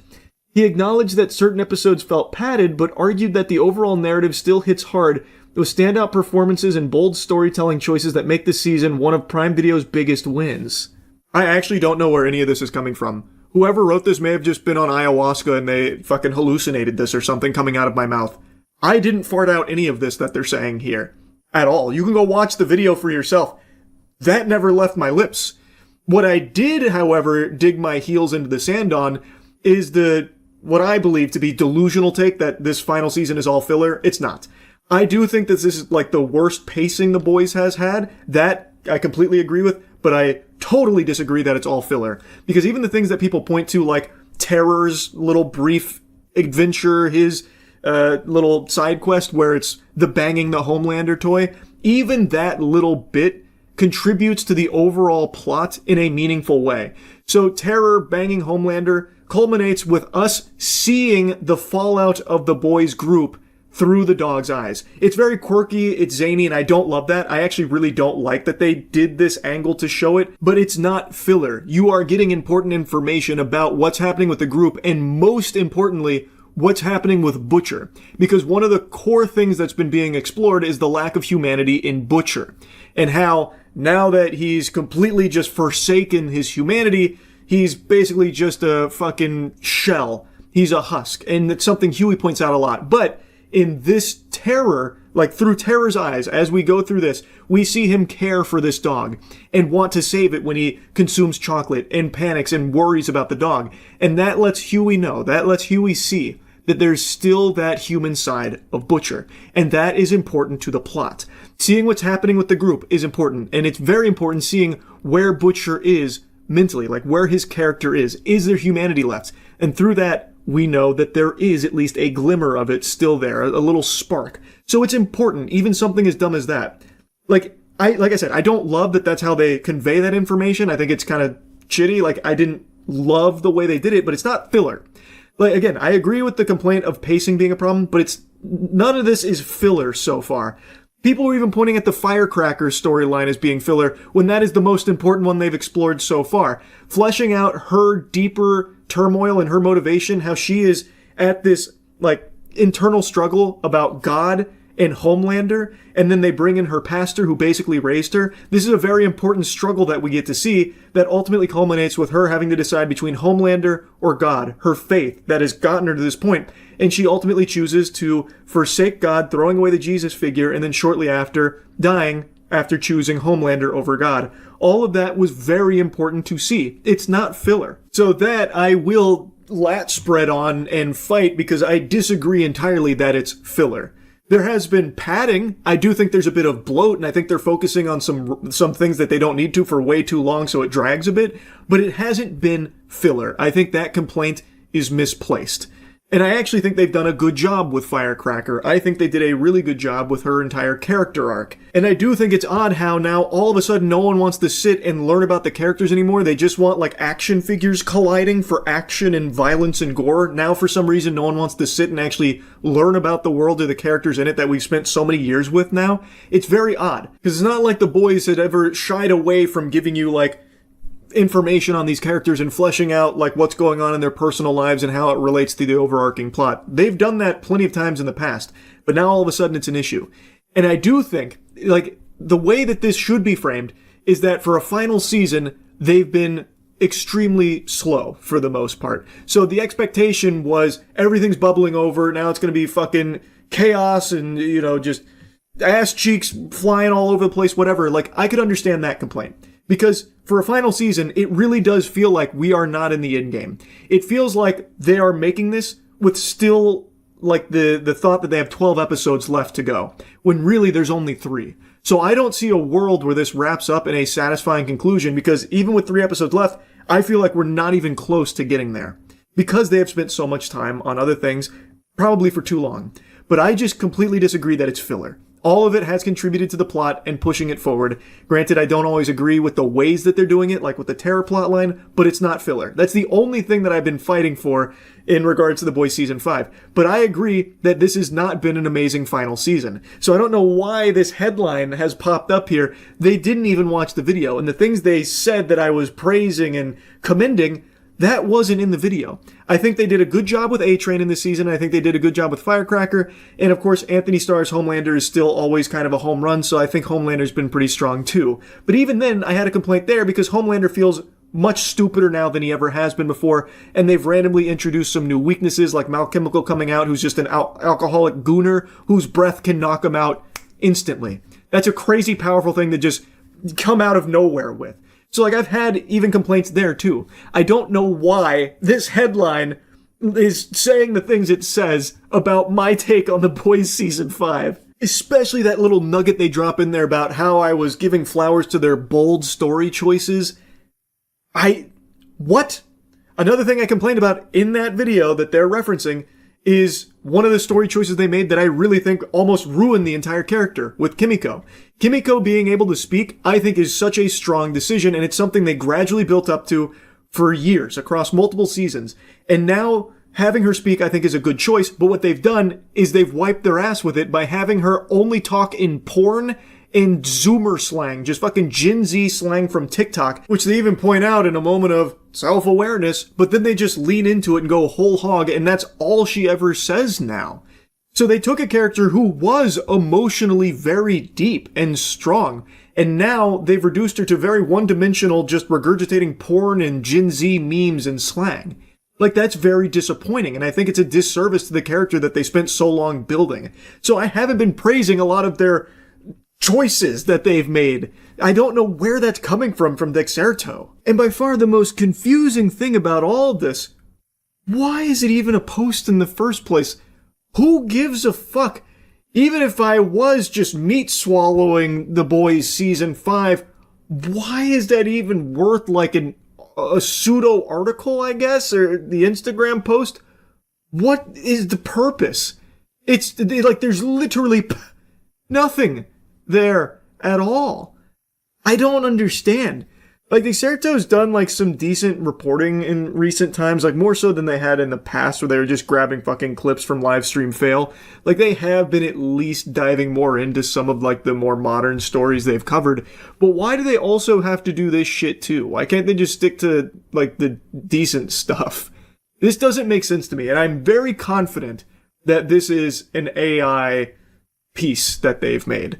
I don't think there is a single human being that will have watched that video I made yapping about the boys and walked away with this impression and this summary. It's very peculiar. I had to talk about it a bit. It was so weird. That's really about it. So yeah. This is far from a new phenomenon, but it's just extremely common where people will immediately pass judgment on something based purely on just what the headline says.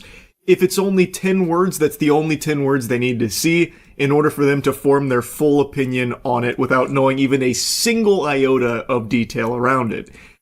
And today, a buddy of mine sent me this. And before I read the headline, I thought that picture there was just McLovin playing a new character or something. Then I read the headline, pet owner forced driver who killed his dog to dig dog's grave at gunpoint. I should shoot for it. And my friend sent this to me saying that it is sad that this guy is about to go to the slammer for a long time for this, most likely. Basically just sympathizing and saying that, pets are members of the family, so his reaction is like understandable. Hopefully he doesn't, have his whole life ruined because of this negligent driver who hit and killed his dog. It's entirely, the driver's fault. And I have dogs. I love dogs. I've grown up with pets my whole life. I do treat them like members of the family.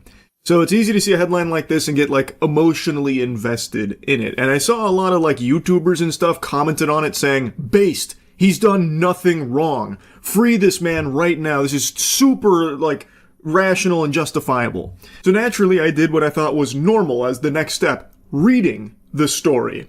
Because I thought with so many people commenting on it with such strong condemnation of the driver and support for Alberto Joshua Hernandez, this must be a pretty clear, open and shut case of the driver being fully in the wrong here. This guy must have just been like a lunatic flying down the road. He ramps himself off of a parked tow truck, Dukes of Hazzard style, and just flies in like a fucking missile and blasts this man's beloved pet on the sidewalk. But that's not the case at all. It's extremely clear after learning more about what actually happened here that everyone who's commented showing support for Alberto didn't bother to read beyond the headline, because this guy's a fucking psychopath. Police documents say that he forced the victim to dig a grave, withdraw money from an ATM to compensate him, and reveal a home address. Now, according to an arrest document obtained by our team here at KLTV and KTRE through an open records request, the victim went to police station for a voluntary interview. Not gonna play too much from like the news coverage of it because, again, I recently just had a big hoopla for showing a news clip. So I'll just show this very brief section. But the driver had been driving home. He had hit the animal. He then pulled over. And he then, even tried to, fix his bumper. But after hitting the animal, he stopped, he pulled over. And pretty soon after, that's when Alberto arrived in his truck, which leads me to believe the dog was not leashed or anything. It doesn't seem like he was walking the dog and it got away from him or anything. That's not how it reads here. Seems like the dog was completely unattended, just roaming free on the road willy-nilly. Alberto arrived pretty soon after the hit, it seems, and pulls the gun on the driver and then orders him to carry the dog's body to his backyard. He takes his phone and everything, his keys, so that way there's no chance for him to escape or wiggle his way out of it. He then digs that grave. Alberto goes inside, grabs another gun, and then forces the driver to take both of them to an ATM to withdraw money to compensate for the dog. Alberto, after receiving the money from the driver after going to the ATM, then takes a picture of his driver's license and warns him that he might be hearing from him again for more compensation if he feels it wasn't enough. And then the driver goes to the police, and that brings us to this story. So, here's a nice little, write-up on it, the bullet points here from a Twitter user who broke it all down. To me, this sounds like a guy who found a convenient excuse to rob somebody. I don't see how anyone could make a sound argument that his robbing the guy and then threatening to rob him at a later date after getting all of his information is in line with a justifiable response to what seems to be purely an accident, where a dog that was not attended by Alberto or Alberto's mother, completely off-leash on its own, running out in the road. I don't see how anyone could say that Alberto's reaction to that is rational. He's either a dog shit pet owner who just lets his animals roam around freely, or the dog unfortunately got out from the backyard or the front door or something and then ran off unattended into the road. And that kind of thing fucking sucks, but it is an accident. It doesn't sound like the driver is doing anything malicious or evil. It's not like the driver just drove off after hitting the dog like he didn't have a care in the world. He just puts it pedal to the metal yeah, celebrating, I just killed that dog, 2 thumbs up, whoopee, or anything like that. The driver did pull over.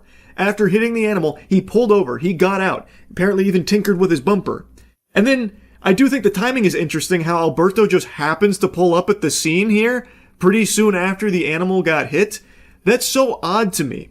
Now, another person that happened to arrive at the scene was the mother. According to the news report, the mom also arrived there and witnessed her son with the AR. The two then drove back, and the affidavit goes on to say that the victim's mother had come to the scene and parked near the victim's vehicle.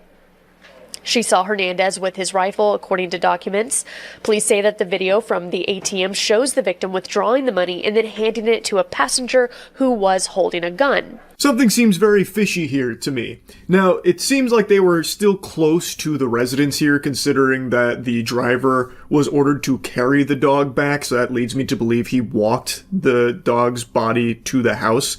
So, if that's the case, why is Alberto just hanging out in the truck watching the dog run around freely? It'd be crazy timing, a crazy coinkydink if he just happened to pull up right after the dog got hit near the house. There's just something about the timing in all of this and the way that he handled it after the fact, where he literally robs the fucking guy at gunpoint and then threatens to come back at a later date to take more money, that just paints a very different picture than a dog owner who's just overcome with grief and trauma after his dog got hit, that he now pulls a gun and asks the guy to dig a grave. It's very different when you get the whole scope of what actually happened here. And you know what? I'm just gonna let it rip. I'm going to be honest and say what I thought when I finished learning about all of this. It almost sounds like it was a setup. It almost sounds like this was by design here. That Alberto would let the dog run around freely here, staying close by, so that way if someone did hit the animal, it makes it very easy for them to kind of swoop in and immediately capitalize off of the person who's probably already shaken up about hitting a fucking dog, and then put a gun in their face and start demanding money, this and that.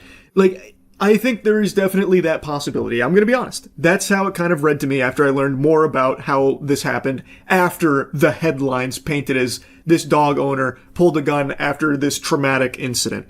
It's definitely a little different once you hear more about it. But the crazy thing is, even the people that do get the full context, because I saw, like, even that comment there that broke it all down, people under that were like, he's definitely in the right, doing the clapping emoji. Ah, so he's innocent. Good. People just so willing to excuse kidnapping, robbery at gunpoint, and the threat of more robberies in the future, all because, at best, this was an accident where the dog got away and unfortunately ran out in the middle of the road that a driver couldn't stop in time and unfortunately hit. But again, there's no evidence to suggest the driver was doing anything malicious. No evidence that he was impaired, not paying attention, or driving recklessly, anything like that. Pulled over, everything. But at worst, I think this could be legitimately like a setup from Alberto, or he's just a dog shit pet owner who lets his animals roam around unleashed. That is also on the table too, because that's becoming very common where people don't leash their pets, and then it's everyone else's fault if something happens. I just find that perspective of people still okay with his response to this, you know, robbing him at gunpoint and then threatening to rob him more in the future after taking a picture of his driver's license so he got all of the personal information on the guy so he could go back at a later date and steal more. I find people that think that's okay and rational to just be scarily deluded. Just so disconnected from reality. I love dogs, and I would do anything for my pets, and if something happened to them, I would be beyond angry. But if something happened to them because of my own negligence, like if one of my dogs somehow got out and ran in the road and got hit, I would be more angry at myself than the driver in that case. Assuming, of course, the driver wasn't, you know, like impaired or doing something like reckless and wrong, you know? That is on me. And the literal last thing going through my noodle there is robbery. Like, how am I going to now rob this person? How am I going to get them to take me to an ATM so they can withdraw money for me? And then also I need to make sure I get photos of their driver's license so I have all this information so I can come back at a later date and get more. Like, that would not be something that would be going through my head in the grieving process. And I don't think it would for most sane people. But we continue to get more insane every single day. So there are hundreds of posts just like this one with open support of Alberto Hernandez, even knowing full well about the robbery at gunpoint and the threat of more robberies in the future. Like, this one says it's a warning to the lawless and careless when society fails to protect innocent lives, dog children, and decent citizens. Americans will take matters into their own hands. You fucking goober, it's his fault. That dog was roaming around completely alone, unattended, no leash, no nothing in the middle of the fucking road. He's the one that failed to protect the innocent life of the dog. That's his failure. The driver unfortunately hit the dog, but did pull over. Didn't just like leave the scene or anything. It wasn't lawless or careless or anything. He fucking pulled over and then stayed around and even like worked on his car there. Like, what are you even yapping about? There are so many people like this, though, where because this man's dog was hit and killed, it now entitles him, in their eyes, to murder that guy and then take all of his money. Like, he is totally justified in their eyes to do that, even though it is his fault that that happened in the first place. If his dog was leashed, that wouldn't have happened. If he did a better job of monitoring his dog, if it, like, got out, it wouldn't have happened. And you know what that's called when that happens? A fucking accident. It's crazy, the state that we've devolved to, where people just look at things so black and white. This guy's dog was hit, now he can kill. In fact, he should kill. And if he does, there's nothing wrong with that, I support it. That blows my fucking mind. Especially because I already know beyond a shadow of a doubt, these same people will turn around and insult others for not leashing their dogs, like at the park, like if they have a pit bull or something, which is extremely irresponsible. Like, not leashing your dog around others, I think that is completely inexcusable. And I imagine all of these people right now would agree. Yet in this case, they just plugged their ears to that piece of information about the dog being completely alone here to just roam the streets by itself. It doesn't matter to them now, because now the dog is unfortunately dead, so that means the dog owner must be totally within his right to rob at gunpoint and potentially rob further at later dates the person that was driving the car, whom I don't believe was fully responsible for this, because it seems like a fucking accident where the dog, being, again, alone, not under the care of the pet owner or anything, ran in the middle of the road and unfortunately got hit. And the driver, again, did pull over and everything and was still there at the scene. So I really feel like everyone that's like saying based and super supportive of Alberto here either didn't read the story or are just so fucking far gone mentally that it's scary. Anyway, I just had to yap about this a bit, because I was stunned. Like, I can't even really be mad at my friend who sent it, because it is so normal to not read beyond the headlines, but Jiminy Christmas, it's out of control, because you just had to read, like, maybe 4 paragraphs to get, like, more information about exactly what happened and why he was arrested. Anyway, that's really about it. See ya. It is wildly interesting to me how pranks have become synonymous with crimes, and I know I've made a ton of content shooting spitballs at and clowning on these worms that engage in this garbage, but it just blows my mind how now it seems like authorities are taking it far more seriously. They're no longer just punching with the soccer boppers on, they're going bare knuckle with the cutters out here and actually starting to punish more harshly these criminals that masquerade as pranksters. And even in the wake of all of that, it doesn't seem to have an effect on the overall quantity of pranks that are still just being posted that are just full-blown raw crimes. Like, there has not been a reduction in it. The fucking brain disease that these weasels suffer from is not being curbed at all, even though people are actually being arrested now for some of these pranks. And today Matt sent me an interesting one that I gotta yap about. It's a guy pretending to be a health inspector so he can invade a small business and harass the owners for some clout on TikTok. I'm here for inspection, food inspection. For anyone who didn't get the opportunity to watch the original video, please go and visit my page.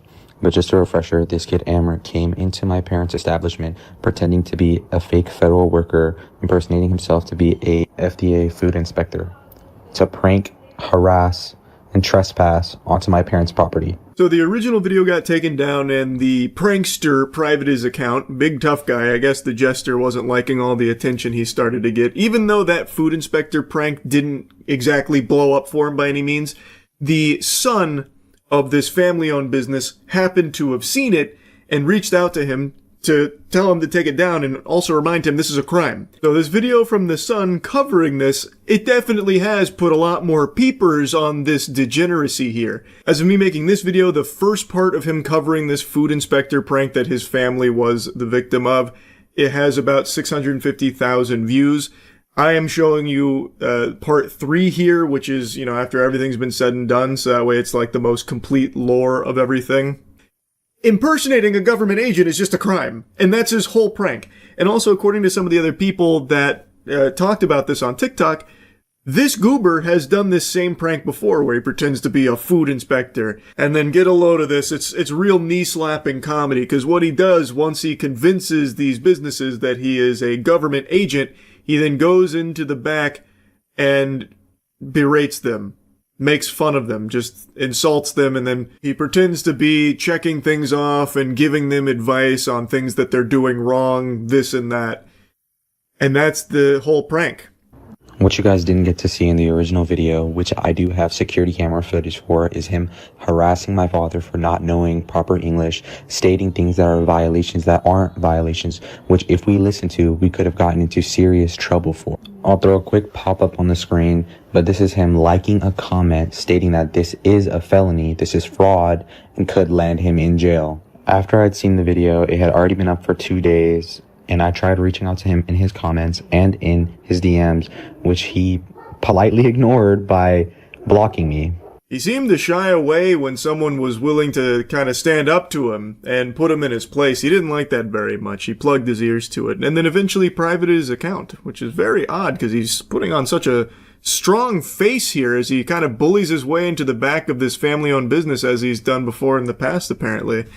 Now, I looked up food inspector prank because I hadn't heard of anyone else doing this, so I didn't know if this was like his galaxy brain scheme that he farted out for his dog shit content on TikTok. And it turns out, no, that's not the case. He actually just suckled this from someone else's teat. There's a handful of other deplorable losers like this that did the same food inspector prank where they just pretend to be a government agent and barge into the back and say that everything's a violation, basically. And what I've noticed in pretty much all of those is that they target small family-owned businesses and they look for employees that maybe aren't fluent in English, so that way there's like a language barrier there to create confusion, so that way it makes it easier for them to squeeze their way to the back here. So really incredible stuff here from the pranking community. They've got an absolute home run with the food inspector prank. It's a crime. And you are compiling evidence against yourself. That is always the most interesting part. You are committing a crime and you are filming yourself doing it.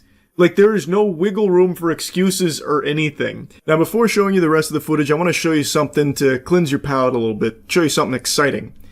Cheeky is partnering with the Vans Warped Tour, baby. That's right. Actual dream collab for me here, and to celebrate, we're giving away a bunch of VIP tickets. So if you want a chance to win, you can go to usecheeky.com/VIP. It's just an email you put there. That's it. You don't have to buy anything. We're doing this just because we're really excited to be partnered with the Vans Warped Tour. It is completely free. Don't panic. We're doing the email method here because that is just the easiest way to get in contact with the winners here over the next few weeks. So yeah, I'll fucking see you there. Cheeky at the Vans Warped Tour. You bet your sweet bippy. I'm so pumped. Luckily enough, he went a little too close to home, and one of my friends was able to recognize him and let me know who he was, and he was basically able to reach out to him, letting him know that I was pressing charges against him and that he should take down his video. After the fact, he made a pretty lackluster, shitty apology just because he got caught. The apology will be on my page. It's hard to miss. Something to consider, if the Sun never saw this video, this business would have no idea that it existed because they were under the impression that this was a health inspector that paid them a visit. And in all of the other instances of the food inspector prank, I imagine all of those businesses still have no idea that the individual claiming to be a government agent was actually just some fucking lonely ass weirdo online desperately fishing for clout by pretending to be a government agent. They were the victims of fraud. So if the Sun didn't see this, that video would still be up besmirching this business based on fucking nothing other than this guy just feeling like being an asshole for the sake of a TikTok prank video. I'm very happy he preserved the apology, by the way, because the apology is about as bad as you're expecting. So this is an apology video to the restaurant owner's son and the restaurant owner and basically the whole entire kebab corner. So I basically went into the restaurant and did a fake food inspector thing. And yeah, so I posted it on TikTok. Then the son reached out to me saying he's gonna press charges if I don't take it down. And yeah, so I took it down now. I just wanted to just like state it out publicly that I'm sorry, and please don't press charges on me. He's begging for the charges not to be pressed. From what I can tell, this wasn't enough to tug on the heartstrings of the Sun here, who seems like he still wants to go through with those charges. All power to him. He's totally within his right to do so. Impersonating a government agent is a really fucking dumb idea.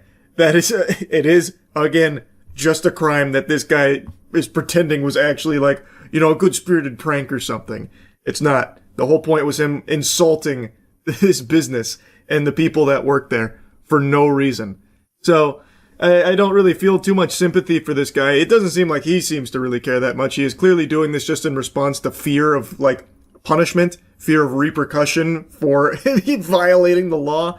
Also, a little piece of friendly advice, if you're watching this, shave that fucking mustache. It is hanging on for dear life. That peach fuzz needs to go. There's only a couple of threads left there. There are just little strands of pubic hair. Do yourself a favor, just shave it. It's not working out. And since then has made pretty racially targeted videos towards Indian people. And because of that, he's still getting charges pressed against him. And funny enough, we had an inspector come in today, and guess what? We got the green light, and I'll put another pop-up of that right now. And I genuinely feel bad for the kid because he seems like the kid that you're friends with just to be the butt end of the joke. And if we've learned anything, it's just to leave small businesses alone. All these prank videos can be fun and games until you start affecting people's lives. I can't remember the last time a prank video was fun and games. Pranks in the last, decade have been so bastardized, it has just become harassment, or in some cases, just actually assault sometimes. That's been another big one in recent years where the prank is literally just assaulting strangers. This, I think, would fall comfortably in the harassment camp where that has now been misconstrued as a prank where you just harass people and that's the joke. Anyway, I'm happy the Sun was able to find this video so that way he could set the record straight on his family's business, and also maybe this will help dissuade others from doing a similar prank, because this shit super sucks. Anyway, that's really about it. So yeah. Holy smokes, if you felt the ground shaking beneath your feet earlier today, it wasn't an earthquake. It was the CEO of Crafton getting his cheeks clapped by a judge. What a biblical smackdown. He got good douched. He looks like a full-blown fool here, an absolute clown. Before diving into the spaghetti and the meatballs of this wacky meal that's been served up here, I'll at least give you the lore for those that don't know. Krafton is the publisher behind Subnautica. I'm confident most of you have heard of that game. It is a massive title, and the sequel, Subnautica 2, is a highly anticipated release. And last year, there was some serious turmoil, some big-time controversy. Krafton dramatically fired Unknown Worlds CEO Ted Gill. Unknown Worlds is the developer of Subnautica, as well as other senior team members. And Krafton also said that the game's launch had been delayed, something it blamed on Gill, even though its team had been working towards an early access release that would have seen them eligible for a $250 million bonus. This was part of their deal. There were certain milestones that they would need to hit, and they were working towards achieving those goals to secure the $250 million bonus. Gill and his former teammates immediately launched a lawsuit after all of that, suggesting that they were outed to avoid that bonus from being paid to them.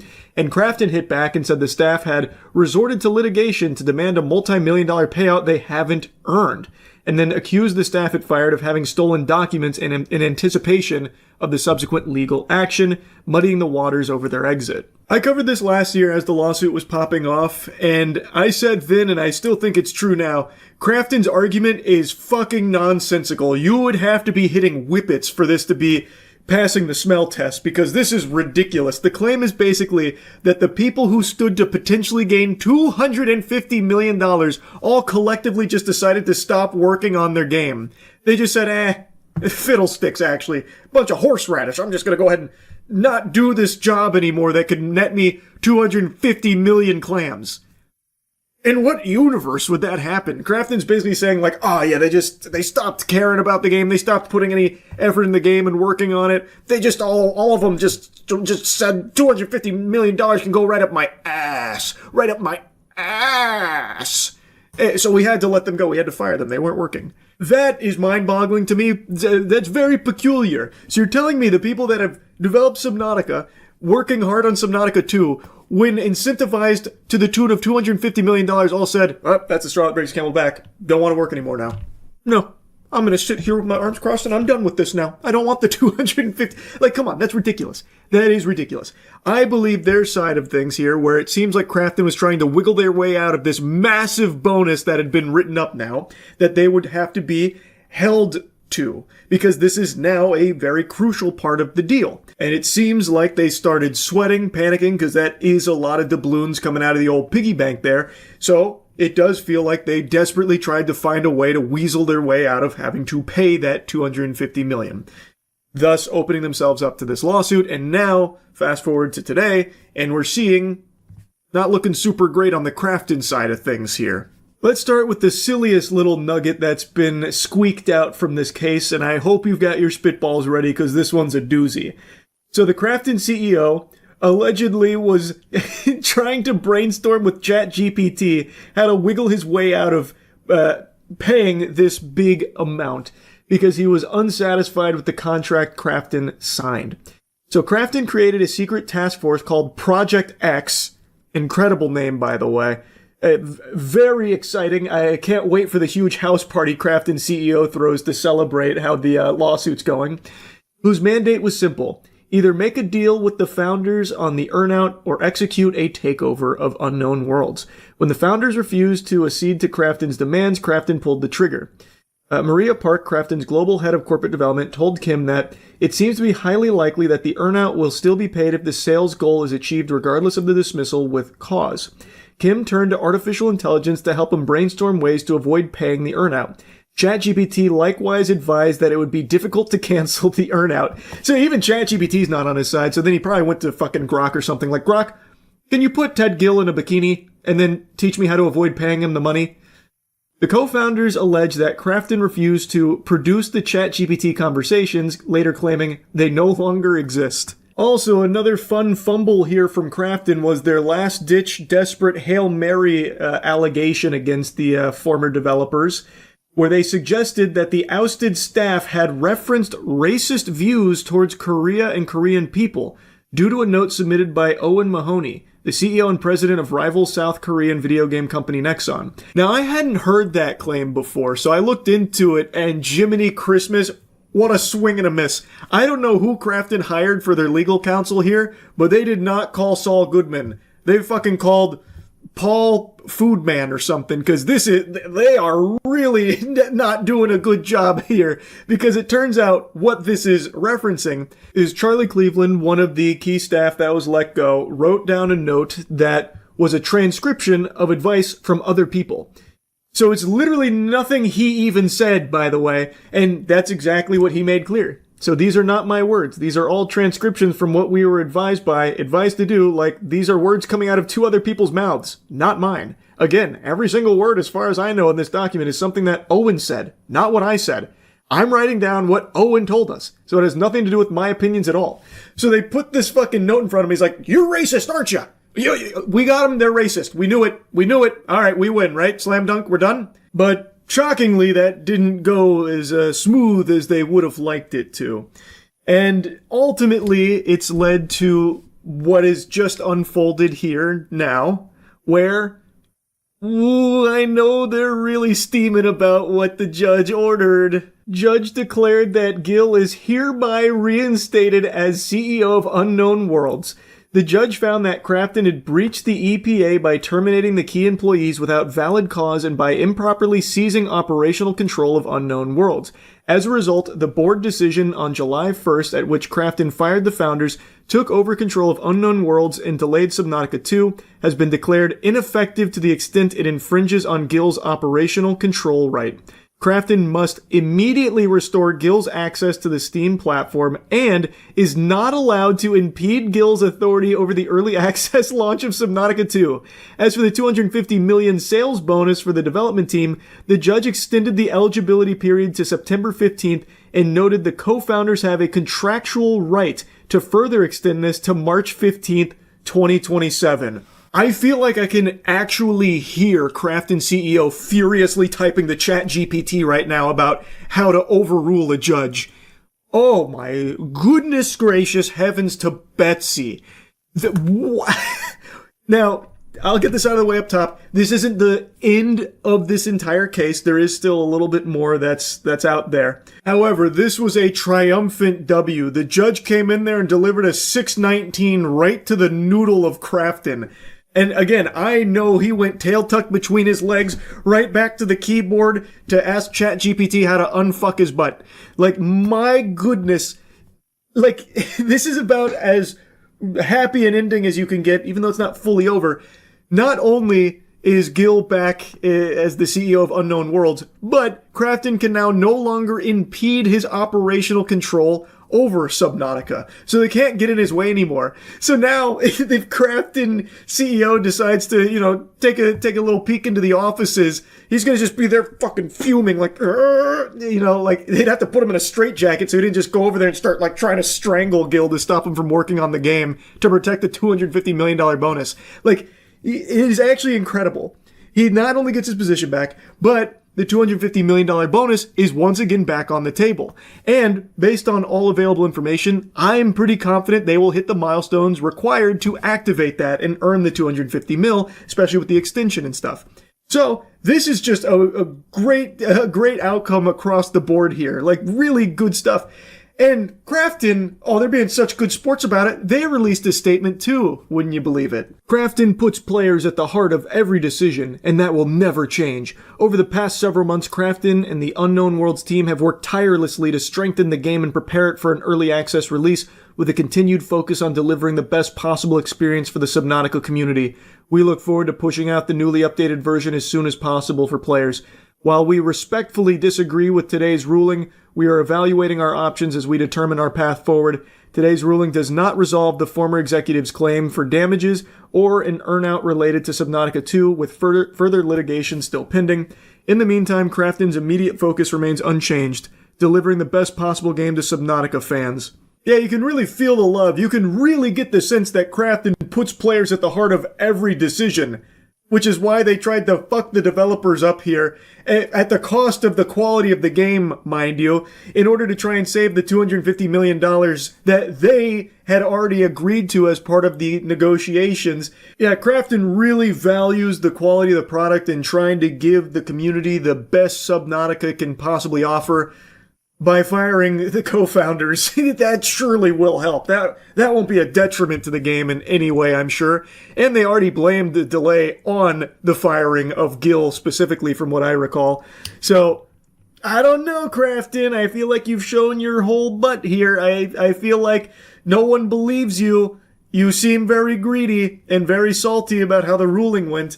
And they do reference that there is some further litigation, but overall, this is a big W, and it's something I wanted to follow up on here. Pretty incredible stuff, really. That's really about it. So, yeah. I just wanted to briefly give you the latest information in the David case and the murder of Celeste Rivas Hernandez. I know I've made a couple videos yapping about this, and it's a really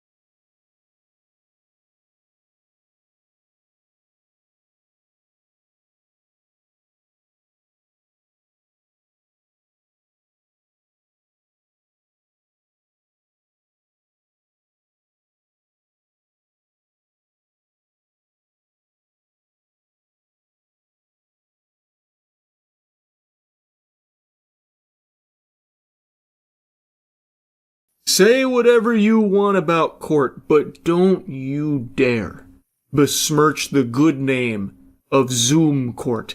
It's an entirely different beast. The gift that keeps on giving. Zoom Court has given us golden nuggets of content. It is the perfect combination, like peanut butter to jelly. Zoom and Court. What a wonderful thing. Giving us access to incredible moments like this.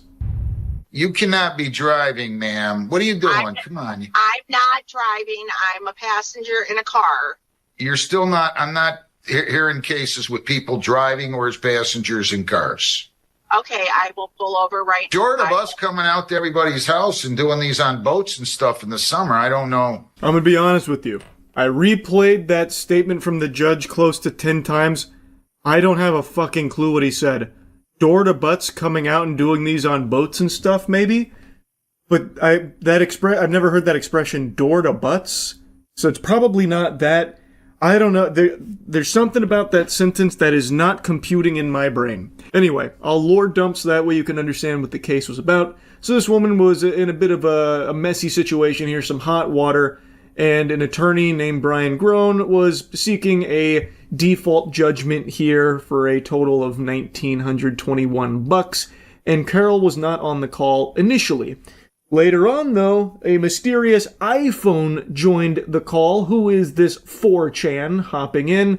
And it was later determined that this was the woman they were looking for. She was just late. The judge then instructed her to turn on the camera to ensure she has her name listed on the account. Her defense for the tardiness was that she was sitting in a room and didn't realize that she wasn't in the right spot and apologized for it. Now, even though they had already got the farty sharded without her, her presence there did postpone that default judgment, and she was given the chance to, turn on her camera and participate here despite being tardy. Now, that's where the clip starts. She turns on the camera and it's pretty clear she's driving a car. And the judge calls it out saying, like, come on. This is a little absurd. Why are you driving in the middle of this right here? And that's when she cooks up the Galaxy Brain scheme here. She starts playing a little bit of chess while everyone else is playing checkers. She says that she's not driving, she's a passenger in that vehicle. And then she really plants her feet. She buckles down and lat spreads, and she starts trying to complete all the QuickTime events here to wiggle her way out of this one. I'm sorry, I have an emergency. I'm going out of town for a family member, but I will have my driver pull over. Hang on 1 second. I'm sorry. I didn't know that I wasn't allowed to be in a car, but hang on 1 second. Am I crazy, or does it not look like you're driving that car? I'm not driving the car. I'm a passenger in the car, sir. Now it's time for a little LA Noire style investigation from the judge here. I think it's pretty obvious she's driving, but she's about to do everything in her power to squeak out the W here and convince everyone that she's just a passenger in the vehicle. What side of the car are you on? I'm on the left-hand side. How would you be on the left-hand side if you're a passenger in the front seat? Am I missing something? Right-hand side. I'm sorry. I've been sitting in a room. I didn't know. Yeah,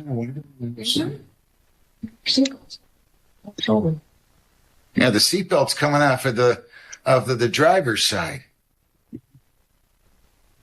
Right? You're lying to me, right? No, I'm not, sir. Great questions from the judge here. I also think her head movements are pretty clear. That's a dead giveaway. She literally looks around as she's making this turn, but the judge makes very good calls here. How could you be on the left-hand side if you're in the passenger seat up in front?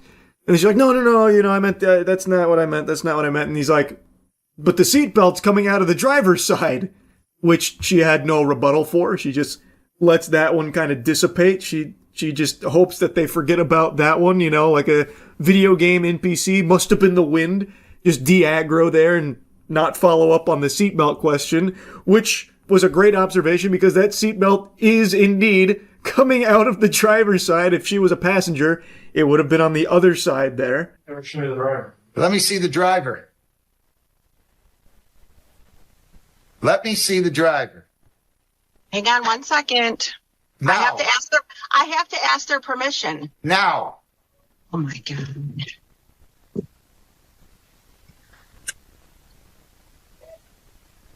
That look she gives when he requests to see the driver is fucking perfect. That is cartoonish. That look right there is some shit out of like a Whitest Kids You Know sketch. Like, I cannot believe how incredible her response to that question was. But she did come up with something, though. Like, she didn't just fold there. She's like, oh, I can't just show you the driver. I don't want to violate his privacy. I need to ask for the driver's permission first. Hold your horses. Calm down. Let me ask the driver real quick. And then she gets out of the vehicle. Where is the driver? Where is he?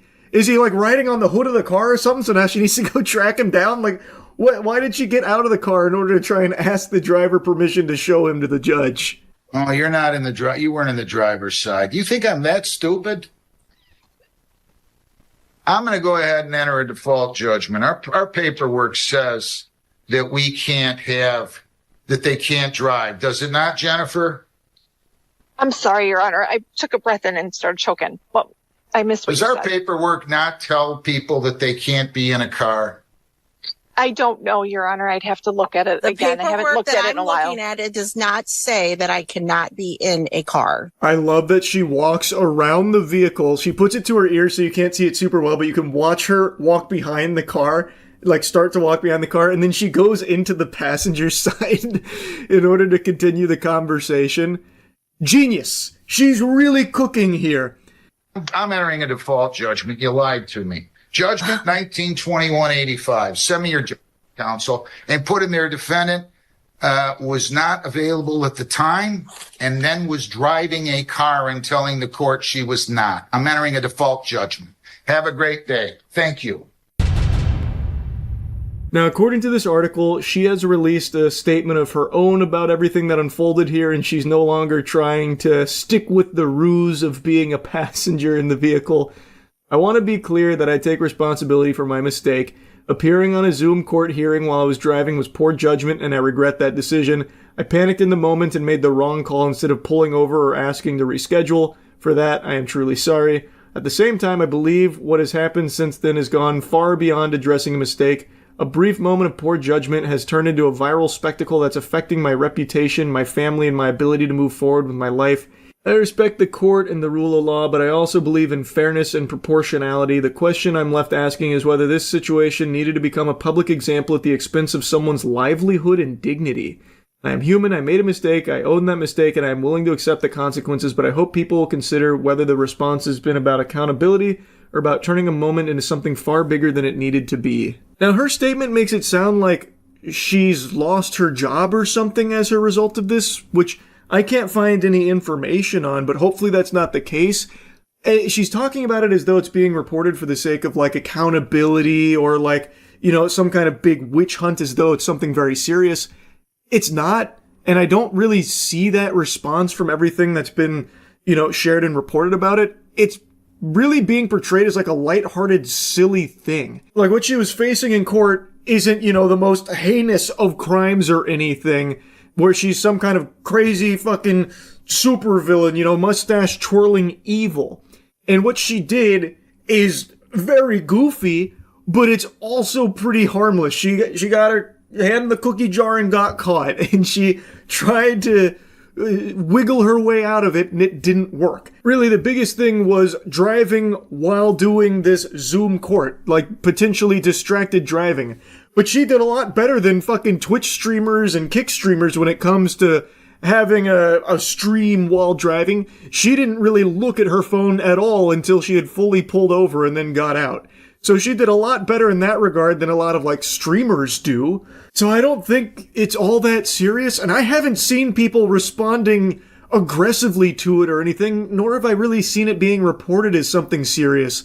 More so just something, like, wacky. From everything I've seen, it's all been pretty lighthearted. Like, of course, it's the internet, so I'm sure there's some degenerate assholes going ballistic with it, and maybe that's what she's seeing, but it definitely doesn't warrant that. I agree with her. That does not make sense for what unfolded here. And also agree that, yeah, people make mistakes sometimes and some of them are silly. And like this one, for instance, it was definitely something that had me giggling, so I wanted to yap about, but at the end of the day, it's not that serious.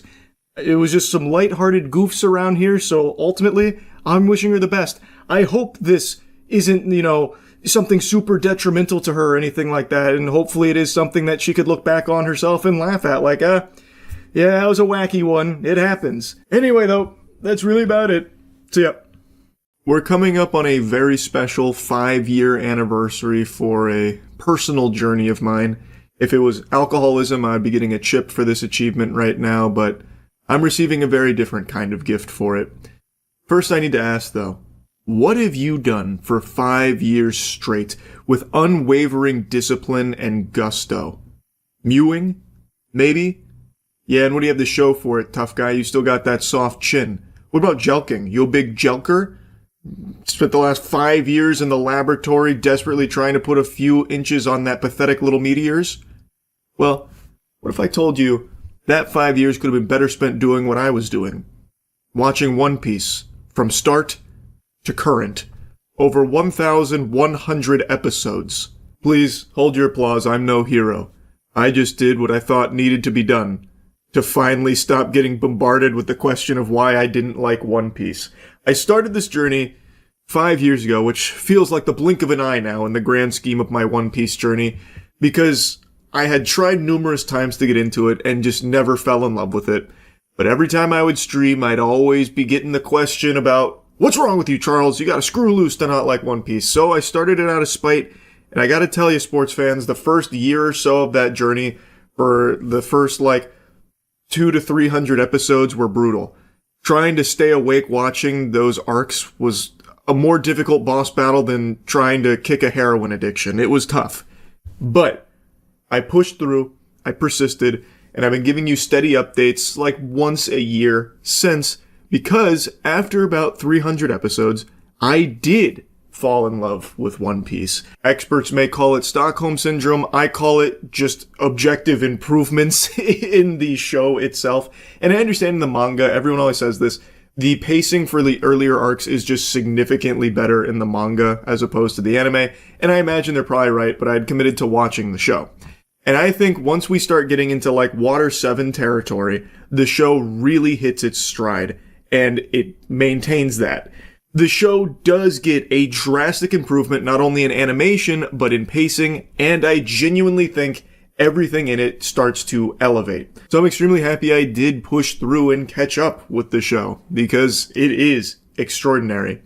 So now that I'm caught up, I'm just going to give you all of my thoughts, kind of like as a all-encompassing debriefing, because like I said, I've been giving you yearly-ish updates on my One Piece progress. But I just want to put a nice little bow on all my thoughts on One Piece as a whole, and I guess I'll get into the nitty-gritty here, the spaghetti and meatballs of Egghead specifically, since that's obviously the most recent arc. But anyway, overall, I love One Piece, like I said. I think the show offers some extremely high highs, but with that comes some lows as well. In particular, Fishman Island. That is my least favorite arc in the entire series. I hated that. That was a slog to get through, and I found so little to like about Fishman Island. And I know I've yapped quite a bit about my disdain for that arc, and I'm not going to go too deep into it here, but just know that shit is poop. I do not like the green eggs and ham of Fishman Island. But my favorite arcs are as followed, in this order. My favorite arc is Marineford, followed by Enies Lobby, followed by Dressrosa. And the more thought I put into it, the harder it became to choose what are my definitive favorite arcs, because there are some turbo bangers in here, so it's always been a bit fluid, but the one that's never changed as my favorite arc is Marineford. That one's pretty unbeatable, but the rest have kind of moved here and there, ebbed and flowed, and I know Dressrosa in particular is a bit of a contentious pick to be in my top 3 arcs. Worth noting, I watched One Piece, so it cut out a lot of filler, which Dressrosa was apparently famous for. I didn't get that experience. I got just a really high quality, very compelling arc that I loved from start to finish. So maybe my Dressrosa experience was very different than a normal anime watcher's experience if they watched all the filler and stuff. One Piece did an extraordinary job of keeping everything flowing, keeping it moving, and it was great. I really, really like that arc, but I don't think anything will probably ever beat Marineford. I mean, I guess I can't say for sure because I don't know where One Piece is going to go, but Marineford was just the culmination of everything that had been building for so long in an extremely satisfying and emotional arc. This arc also opened my third eye to a painful revelation that I may not know what the One Piece is yet, but I do know what the one truth is, that Mihawk is a fraud. Mihawk clashed briefly with Vista in the Marineford arc, and it became abundantly clear that this man might just not be the world's greatest swordsman. Maybe he's like King from One Punch Man, where everyone just perceives him as this unbeatable, indomitable force of nature, but in reality, he's just not. We haven't seen Mihawk do a single fucking thing since he clashed with Zoro at the Baratie, like, 20 years ago. Like, it is so sad. Like, it actually is so sad. He just gets by on aura and aura alone. Speaking of world's greatest swordsman, for the longest time throughout this series, my favorite character was Zoro. But now that I'm finally caught up, it's still Zoro. It was then and it is now.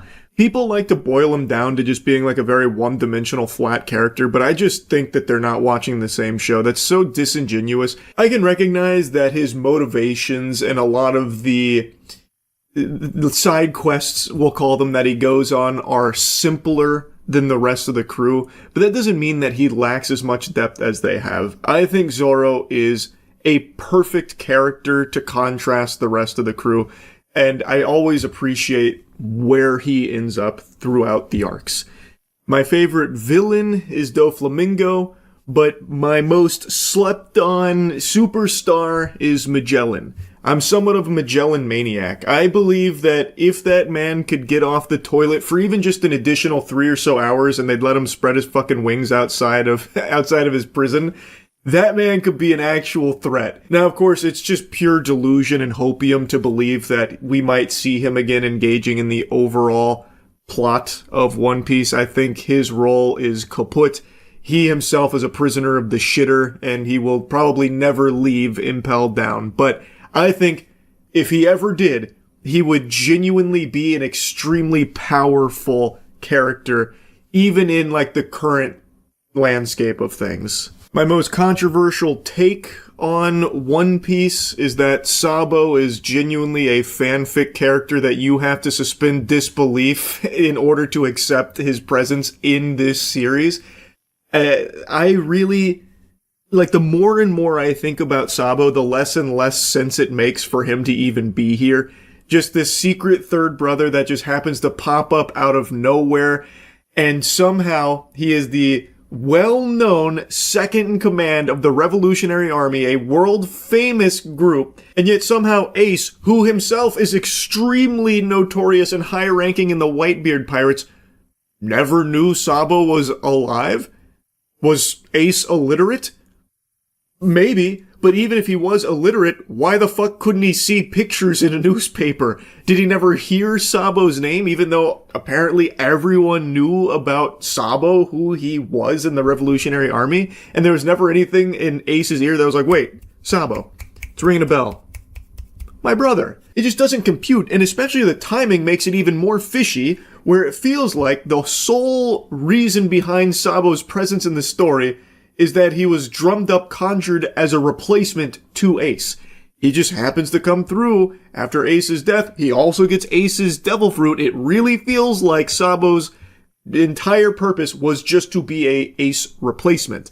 And the way Sabo even is used in the story itself is very odd. He's kind of here as like this all-powerful, damn near omniscient presence who can do everything, and is used exclusively for, like, these fake-out moments. So, like, he goes to the world government and, like, the five elders attack him. He might be dead, but he's not dead. He's on an island. The island gets blown up. Sabo might be dead. He's not dead. It's like, it's very weird. Sabo as a character just doesn't really fit with the rest of the characters One Piece introduces, and it just feels like the way in which he is put into the story feels very forced and very out of left field. Now, not to be confused with me being a Sabo hater, I don't even really dislike him or anything. It just feels very odd how he gets into this story in the first place and the way in which he is used in the story. But his scenes are hype. Like, it is a cool sequence when he, like, tries to save Cobra and everything. Like, it is cool to watch, but I just don't think it makes a whole lot of sense how we even got to that point with Sabo in the first place is all. But still are cool sequences with Sabo, and I do think that he is an interesting character. Anyway, though, let's now dive into Egghead. So when I was first watching Egghead, I was a pretty vocal Scrooge on it. I didn't really love the first half of the Egghead arc. The second half, however, significantly better and much more invested. I think the second half of Egghead has been really, really, really good.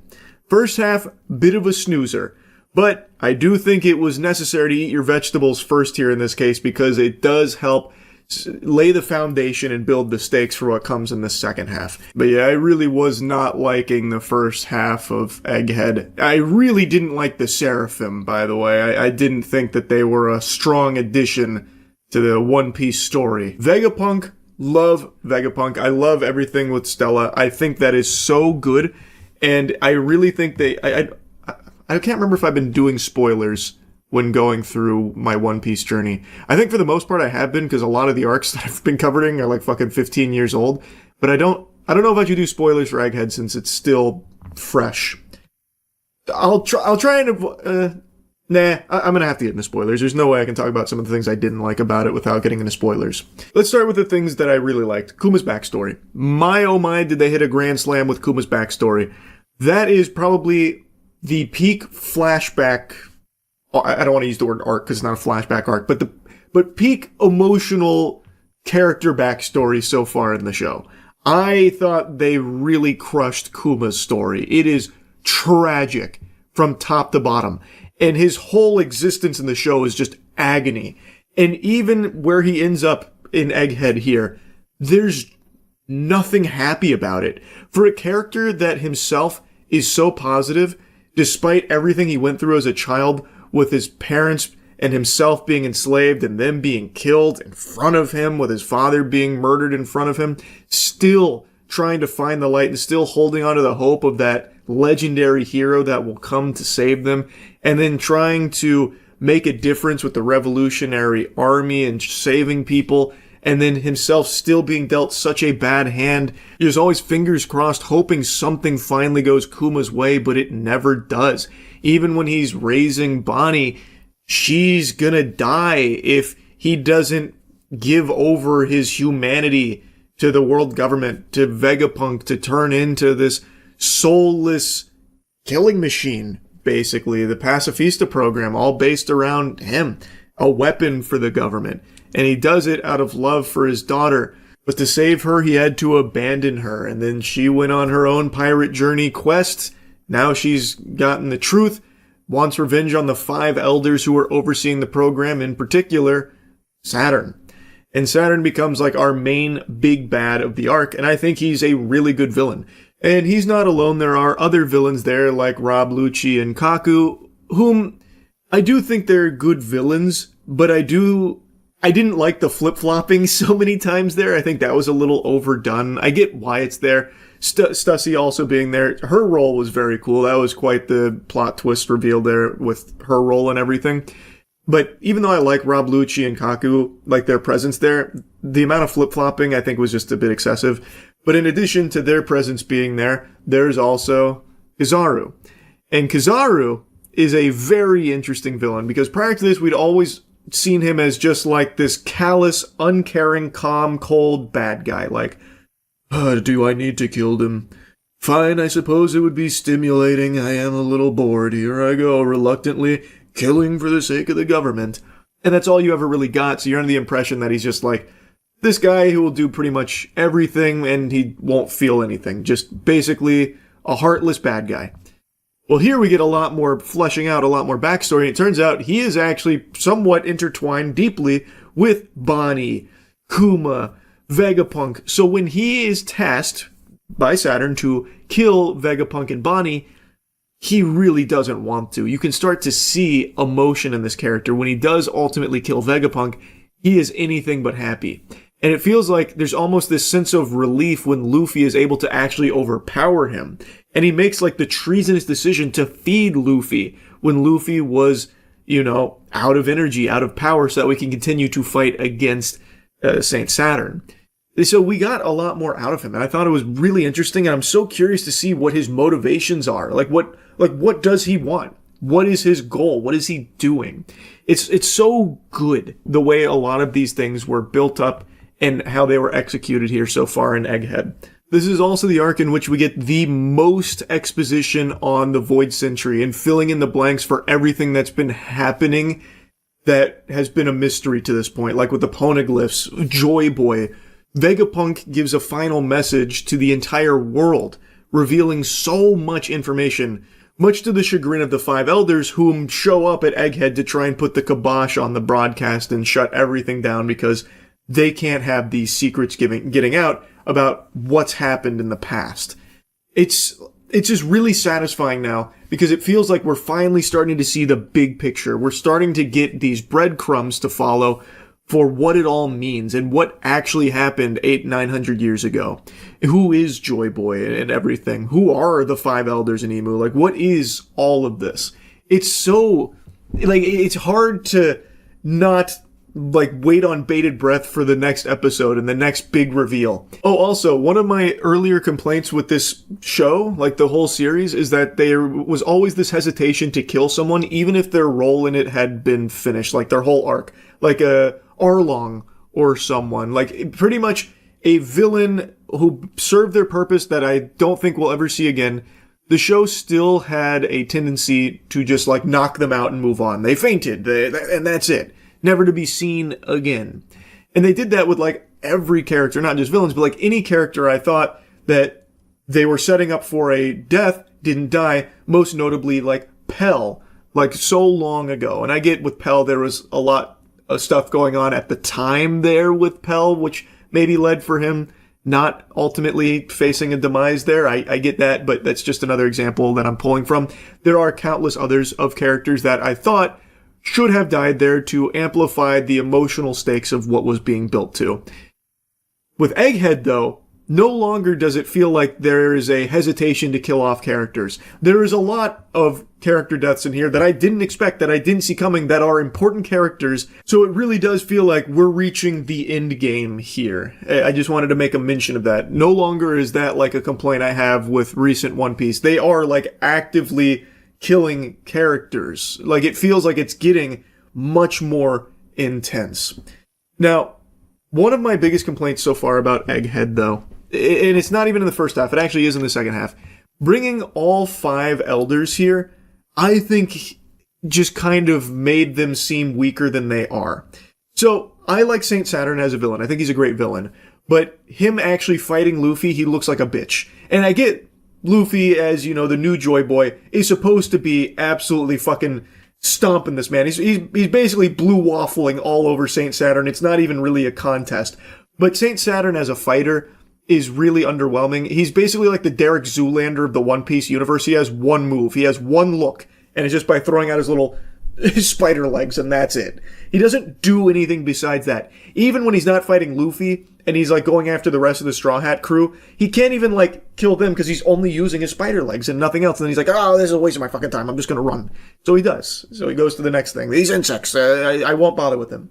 It just makes him look not a very terrifying presence. And when they brought the other five elders in there, the same phenomenon happened where, because now there's so many, they can't give a whole lot of focus to them. So instead, they all only do one thing. Warkery, I think, is the best example of that. That fucking goober is the equivalent to that goddamn Rick and Morty butter robot whose only purpose is to serve butter. All Warkery can do is go into boar form and charge. That is all they show him doing. All he does is just charge. So when the Giants arrive, which, by the way, super hype. I'm extremely excited that Elbaf is being brought into the Megamix here. Bragi Dory back in the fold now. It's very exciting that they're there. They're having a good time. They're super powerful. And Warkery, all he does is just charge and headbutt. That's it. It just makes him seem kind of lame. He's like a E-Honda player in Street Fighter 6 just spamming that one headbutt special. That is all Warkery does. So, like, it just makes it feel like he's not really a threat. He only can do one thing, and he's not even succeeding at it. Like, he's not even doing a good job with headbutting. And that's just so underwhelming for these 5 elders, whom we have this entire time been led to believe probably the most fearsome, terrifying creatures on the fucking face of that planet. And yet here all 5 of them are just getting toyed with, really. Getting laughed at, getting blasted around.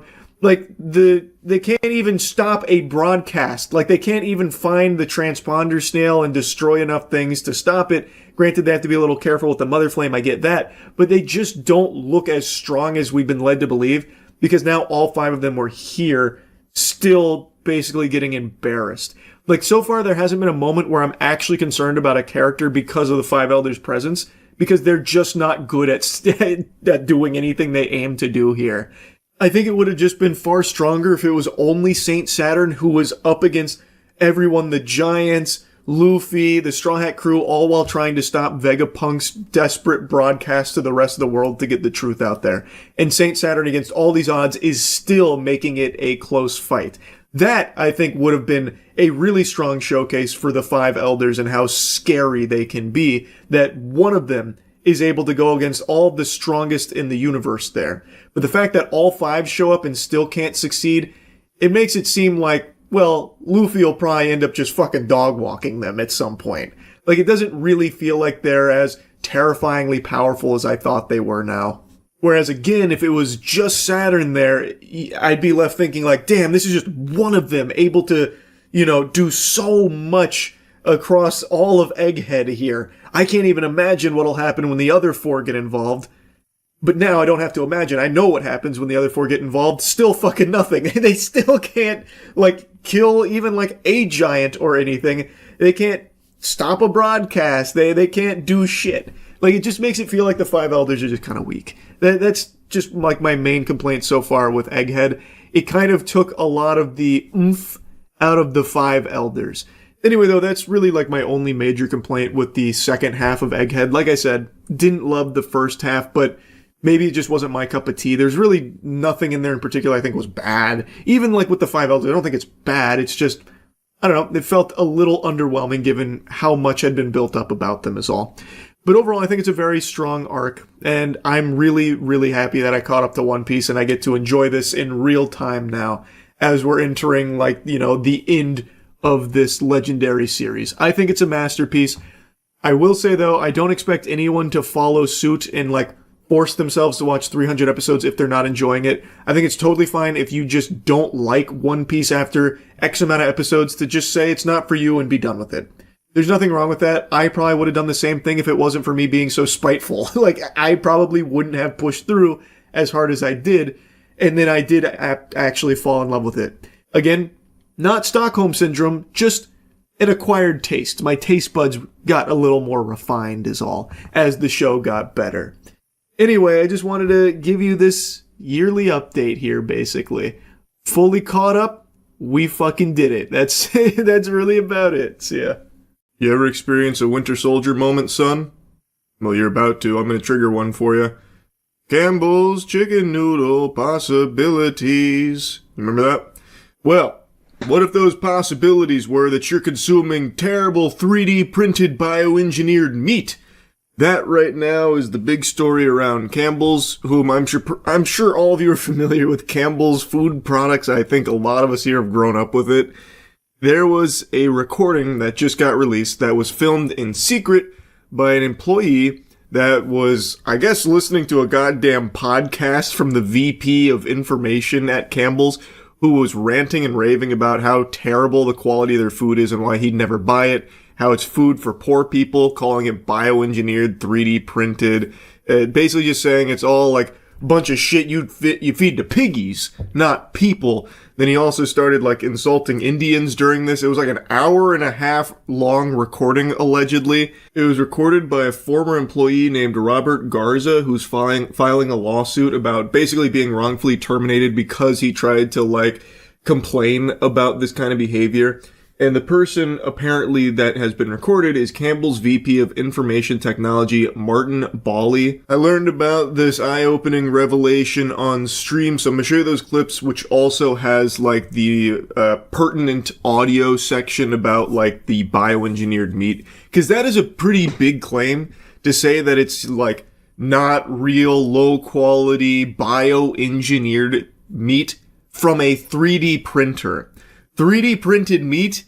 That's like fucking SpongeBob canned bread moment right there. I didn't think we were at that point, and I still don't think we are. I'm pretty sure this guy was just a bit off his gourd during this rant, and it seems like it was a rant he was delivering straight from the soul. To be able to yap for an hour and a half, apparently uninterrupted, just raving about the company you are a VP at, like that's a lot. So I feel like he kind of got a little lost in the sauce. I would be very surprised to learn that it's actually 3D printed meat. I think what he was just trying to express is that it's so beneath him he would never eat this poor people food that his company makes. That seems to be the what he was trying to express. You hear about the Campbell's soup drama right now. Security analysts secretly recorded the executive VP for the company saying the soup is made with bioengineered meat that they make for poor people. What? Yeah, I just read a comment, and I just looked it up. There's a bunch of articles. Campbell's Soup at risk of being shut down in Florida because there was secret audio that was recorded with the VP saying that their meat is bioengineered, like slop, basically, quote, made for poor people. Oh yeah, bioengineered meat, chicken from 3D printer. Campbell's Soup VP mocks poor people who buy its food. I have got to check this shit out later. What the fuck? 3D printed meat. Yeah, what the fuck? These stories always blow my mind because how many people have to know and not say anything. Yeah, like this is just one of those things where there are so many people in this pipeline, and this is the first I've ever heard of that. We have shit for fucking poor people. I don't buy fucking Campbell's products. Now that I know, oh my god, this is crazy. I'm attorney Mark Bernstein. Oh, Jesus. Now that I know what the fuck's in it. How is that? Like, I didn't even think we had that technology yet to, like, print meat. So we do, but it's currently more expensive. It's super interesting because this guy also just sounds stupid. Is taking legal action against bioengineered meat, if I'm not mistaken, is really expensive right now because they can't do it in bulk. It's got to be something, right? They have to found some way of doing it cheap. Explosive allegations about one of its top executives. I guess the other thing is, I can almost guarantee Campbell's probably comes out and goes, "Hey, we don't print our chicken." Well, but apparently it's an audio recording of the VP saying that. I want to hear the audio. Where is it? Of Monroe. Yeah, that's my thought, though. It's like the higher-ups are going to come out and be like, what the fuck is this guy talking about? Yeah, but it's the VP. Okay, here, hold on. Here's the audio. So in a company like Campbell's, there's probably like 1,000 VPs. You think so? I guess that's true. Yeah, here, I can look on LinkedIn. Robert VP is like the lowest end of the impressive sounding title, basically. Okay. I don't buy Campbell's products barely anymore. So healthy. Now that I know what the in it. Campbell's Even Soup in a can of Company. soup, I I'm look gonna at look it, up on LinkedIn. Let's see. Bioengineered meat. I don't want to eat a piece of chicken that came from a 3D printer. You? The recording. Okay, hearing the recording, it sounds like he's exaggerating. It sounds like the 3D printer is something he made up. But he's basically saying, like, this is actual trash food I would never eat. I don't want to eat meat that came from a 3D printer, do you? It sounds like he's the one that's, like, pulling that out, not saying that it actually comes from that. Yeah, it's, like, hyperbolic a little bit. Yeah. Interesting. But even still, just putting that out there is just an immediate, like, bomb to the company.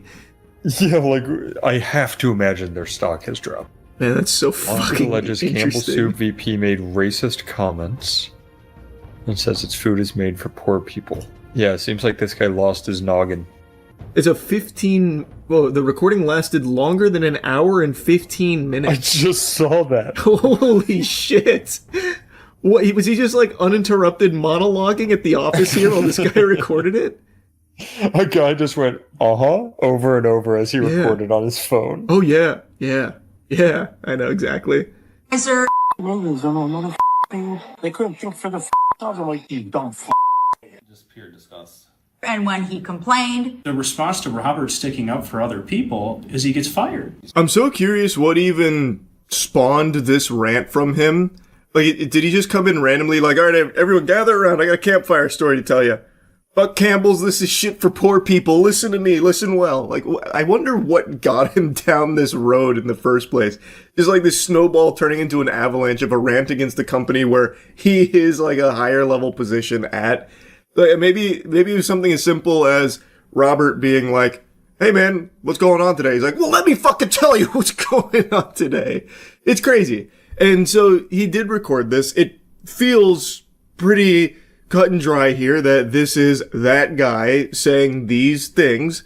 And in retaliation, after complaining, he was fired. He was sticking up for his fellow employees and got fired for it. Big Campbell's themselves have responded saying, if the comments heard on the audio recording were in fact made by Mr. Bali, they are unacceptable. Such language does not reflect our values and the culture of our company. We do not tolerate this kind of language under any circumstances. So, criticizing his use of sentence enhancers. He's got a bit of a sailor's mouth on him, and Campbell's is condemning that. He's been temporarily put on leave while they conduct their own investigation. They noted his role in IT, which has nothing to do with how Campbell's makes its food, which is true. When I first was reading this story, it wasn't exactly clear to me what his role is, but after looking it up, he is not in, like, the production of its food, so it would be information he wouldn't be privy to in the first place, which is why I said during the stream it sounds like he's just exaggerating about, like, 3D printed meat. He views it as just, like, this lesser food because he's a fucking executive or something at Campbell's, so he wouldn't touch the shit. I don't think he's actually claiming it's 3D printed, and I would be very surprised if it was, because that would be extremely fucking expensive. More expensive than just sourcing cheaper chicken somewhere. But they responded to this saying, we are proud of the food we make, the people who make it, and the high quality ingredients we use to provide consumers with good food at a good value. We know that millions of people use Campbell's products, and we're honored by the trust they put in us. The comments heard on the recording about our food are not only inaccurate, they are patently absurd. Campbell's then said that the chicken meat in its soup comes from long-trusted USDA-approved U.S. suppliers with high-quality standards. So basically their response is, this is a load of hooey, this guy's a fucking wacko, and everything he said is a bunch of horseradish. Which, yeah, that makes sense as a response here. He does sound like off his rocker during the recording, just bouncing from like one complaint to another. And like I said, I really doubt that they actually 3D print their chicken at Campbell's. I've liked Campbell's like my whole life. I've never had like a problem with it. Is it like the highest quality gourmet food you can eat? No. And it's not supposed to be. I don't see what there is to be so incredibly angry about, where you're just like shitting on it entirely, saying like it's strictly for poor people, it's bioengineered 3D printed meat, it would never touch my refined palate. Absolutely not. Like, it's fucking absurd, man. Like, Campbell's is for anyone that wants like a cheap, quick little meal that's decent. Like, that's always been where Campbell's lives, and I don't think there's anything wrong with that. But it is so fucking weird to hear him go on this rant. Like, I do think this will do legitimate damage to the company, given his position and his fiery words here. And it's also terrible what happened to Robert, where you get punished for trying to do the right thing. So hopefully he wins that lawsuit here. Because it sounds like this guy just went fucking rogue. It doesn't sound like Campbell's is going to be backing him up, at least not right now. It doesn't seem to be like that. But I guess we'll have to see. Like, maybe it turns out this recording is, you know, a bunch of horse hockey. Like, it's not real or something, but I doubt it. Seems like it probably is. Anyway, though, just found this to be interesting. Wanted to share it. That's about it. See ya. I used to love Xbox, man. What happened to the game I used to love? What it has become is just embarrassing. Every step of the way, they're finding new lows to hit. Today, Xbox has announced a Game Pass change, and it's a doozy. try a 50% price increase to the Game Pass Ultimate tier. Yeah, and it is revolting. It's going about as well as me in a dunk competition. They have increased the price to $30 a month for the Ultimate tier, and the 2 previous tiers for Essential and Premium are just not worth it. The Ultimate tier is the only one that lets you get the games day one, and for a large number of people, that was one of the main draws of the service here. And even though the Xbox catalog has been like a fucking Magikarp over the last few years, just extremely weak, the value you got out of Game Pass at the previous price point made up for it. Like, it was worth it, and it's something that I glazed quite a bit. But now at this price point, the fuck is the point in keeping it anymore? It's just not worth it, and a lot of people are now canceling their subscription to Game Pass in response to these price increases.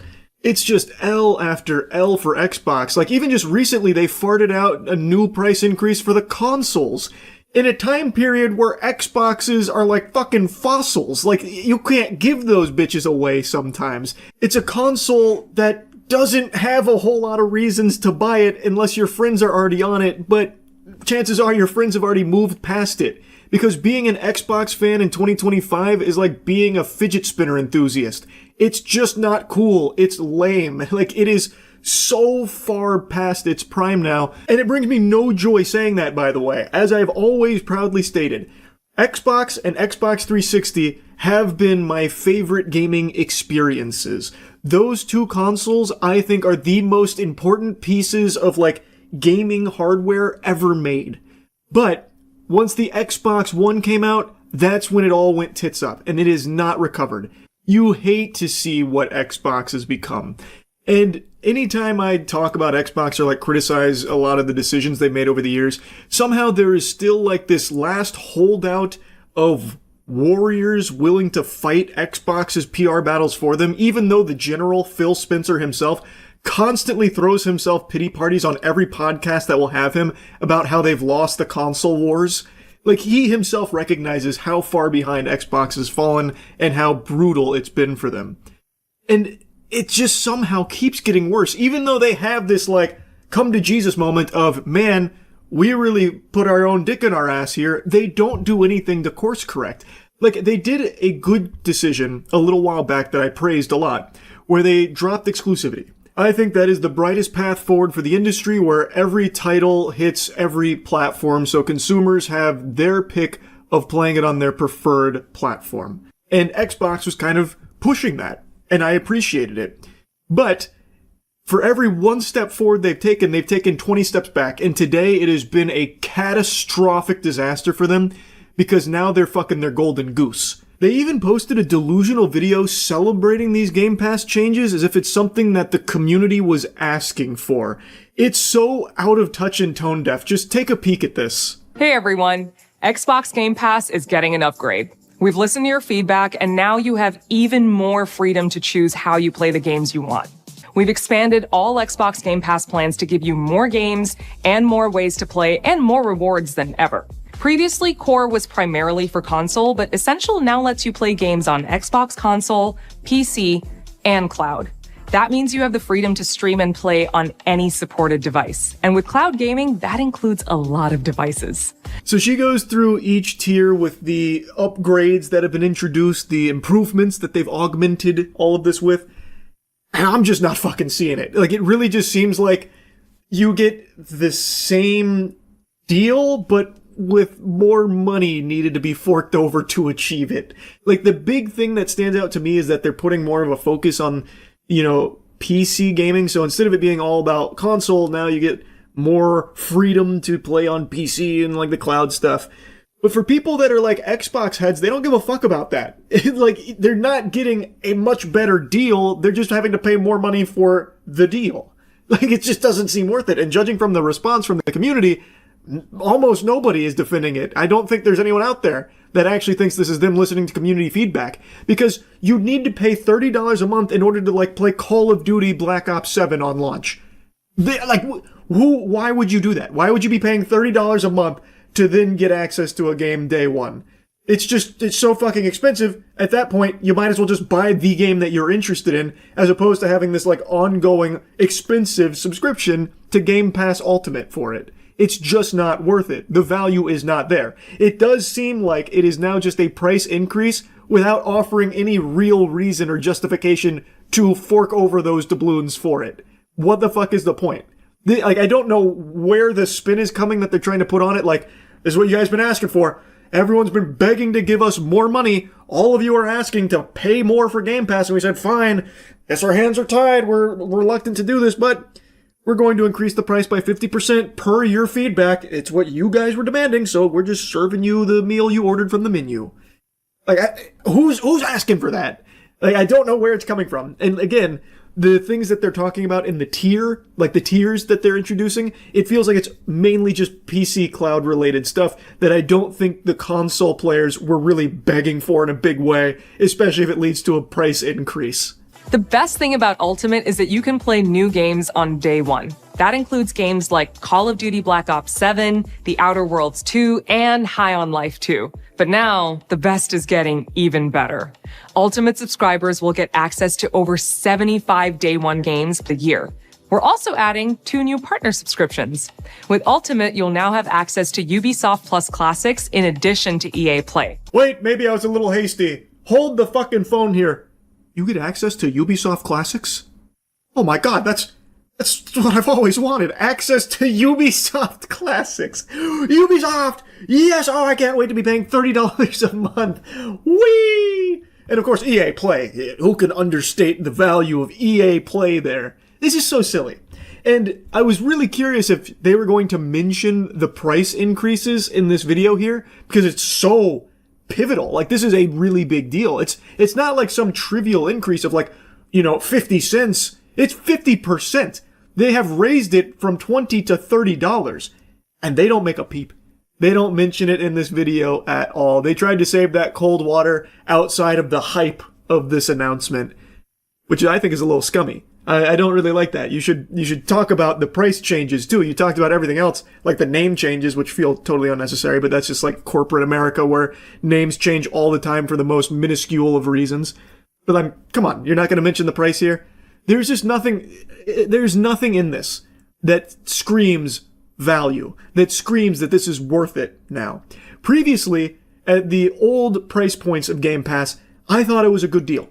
I really did think that they had a good service that they were offering at that price point. At this, I don't see who the fuck would ever be able to rationalize spending that kind of money for what you get out of it. It doesn't make sense to me. And what also doesn't make sense to me is how Microsoft thought that this was a good idea. I recognize that they're not, doing amazing, but I mean, come on, just look at 2025 for Microsoft. It has been rough. And they've already increased prices on console and everything, and now this. They had to know this was going to be a big fucking miss here. I don't get it. It's crazy to me. Anyway, though, I just wanted to yap about this a bit. I really, and I don't mean this exaggeratory, I really don't know how much longer Xbox is even going to be around before they just pull the plug on it. It just seems like it's in such a disastrous state. They have so many things under their umbrella, but yet have so little to show for it. And their one, really good saving grace here with Game Pass is just getting ruined. It is going straight in the dumpster. It's already there. This is a dagger in Game Pass for a large, large number of people. It's not blown out of proportion with the amount of people canceling their subscription. It really does seem to be that bad. Anyway, though, I won't yap about it any longer. That's really about it. See ya. You know what they say, you can't spell druid without D-U-I, and you're about to see the mythical Coors Light druid in full action here as she gets her 5th DUI, this time with her child in the car. So how'd you end up in the ditch here? Actually, I just found here and I just... Okay. I didn't end up a ditch. Well, I'm sorry. You're in the grass line here. I just want to make sure you're okay. Her reaction to that question of why she's in the ditch is perplexing to say the least. Her eyes get so wide I thought they were going to pop out of her skull. She's making the same face Tobey Maguire made in Spider-Man 2 when he realized everyone on the train just saw him without his mask on. Can I just get your driver's license so I know who I'm talking to? No, I actually don't have it with me. I'm so sorry. So I know who I'm talking to. I promise you. I'm trying to tell you the truth. I promise you. I hear you. Okay. I'm just trying to figure out what's going on. Yeah, it's okay. All right, how do you spell your last name? The whole time the officer's speaking to her, she's doing some wacky, odd motions with her face, like the animatronics from Five Nights at Freddy's. It seems like she's struggling to keep her eyes open and, like, focus on what's happening here.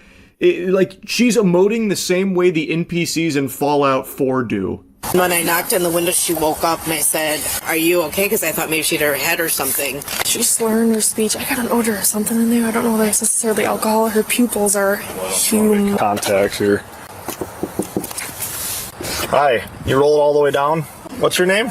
All I could see is a little boy, and I was like, well... And she was completely passed out? She was tipped over on the steering wheel. So the lore breakdown is, she works nearby, was taking the trash out, and saw this vehicle here, and went up to check to see if everything was okay, because all she saw was like a child in the back seat, and then she saw that this lady was face down into the steering wheel, passed out, so then she put in the call, and that's why officers arrived at the scene here. I see you got a little problem here, huh?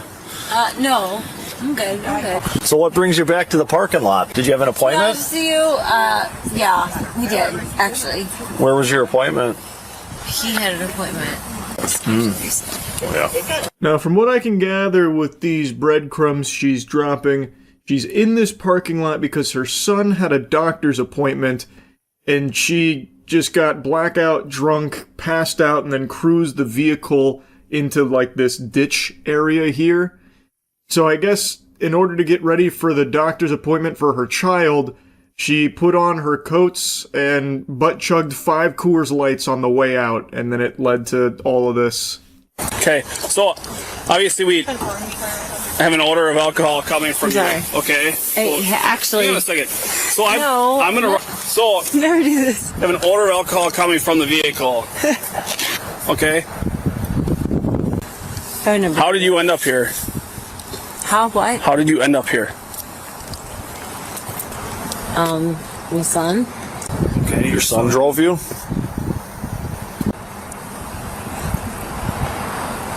I'm not from here, guys. What do you mean, not from here? Like, from this planet? Because, my god, these are like some very uncanny, almost horror movie-esque motions she's making with her body here.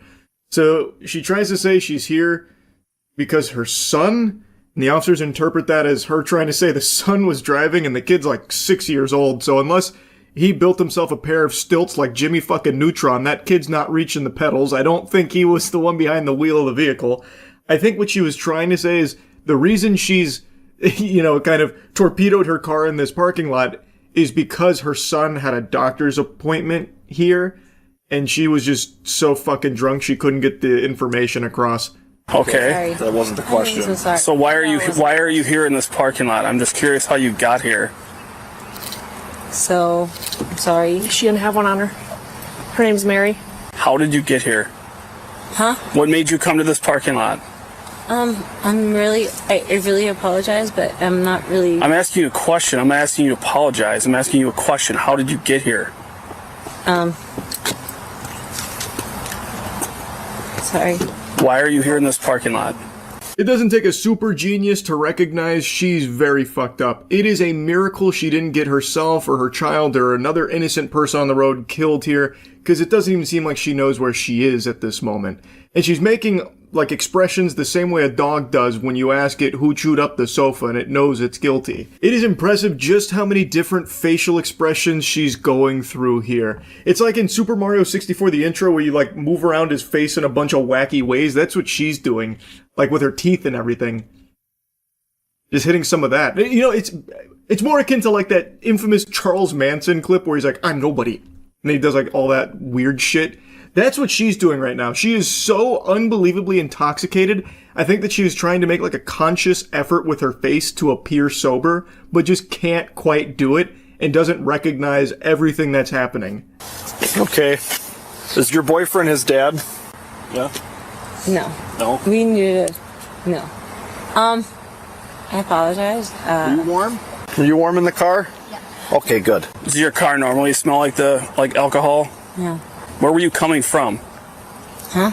Where were you coming from? Are we talking about? The road. The road. No, were you coming from your house? Yes. You were coming from your house. That was a checkmate maneuver from this lady here. The chess master made her move. Where are you coming from? The road. Chef's kiss. Then she just drops the mic. Damn. She played hardball. Okay, so then how do we end up here in this parking lot? Because I came here from the road. Okay. So you just came off the road and just came into the parking lot? O'Connor Walk. Okay. Well, the more I hear from her side of things, the more I think maybe I was too hasty to judge here. Maybe she's not intoxicated. Maybe she's just experiencing the sixth dimension. She's in like a whole different wavelength right now, but she's starting to really make a lot of sense when you stop to think about it. This could be a huge misunderstanding here, officers. Mary, do you need an ambulance? Yeah, I actually do. You need an ambulance? Okay. Why do you feel you need an ambulance? What's going on so I can tell them why you need an ambulance? I can't breathe, actually. You can't breathe? You're breathing pretty well. What did I do? Can you please tell me what I did? I can just feel every neuron in Mary's brain banging against the sides of her cranium, desperately trying to get through. Mary, don't ask for the ambulance. Don't say yes to the ambulance. It's a trap. It's gonna be the biggest regret ever when you see that fucking bill they slap you with at the end. Don't fall for it. Don't say yes to the ambulance. I'm gonna have you turn to face me, okay? What you're gonna do is you're gonna follow tip my finger with your eyes and your eyes only. Do not move your head. Do you understand that? Yes. Okay. Move your eyes and your eyes only. Top of my finger. Follow it. No, leave your head straight. Sorry. Straight on with me. Sorry. With just your eyes, please. Okay? Got that? It's pretty simple. Look at my finger. You're looking at the ground. Okay. All right. Actually, come over here. We'll utilize this line here, okay? They had to break out further testing because she fucking aced the follow the finger brain buster there. She seems like she's in a state to pass the bar, I'll tell you what. She is crushing these field sobriety tests. Wait till you see how she walks this line. 1, 2, on your... Stop. Don't start the test, please. Okay. When you get to your 9th step, you're going to take a series of small steps like this, turning around. Watch me. You're going to take 9 heel-to-toe steps going down the line. 1, 2, all the way to 9. Count your steps out loud. Keep your hands down to your sides. Right foot in front of your left foot, like I explained to you. All right. Okay.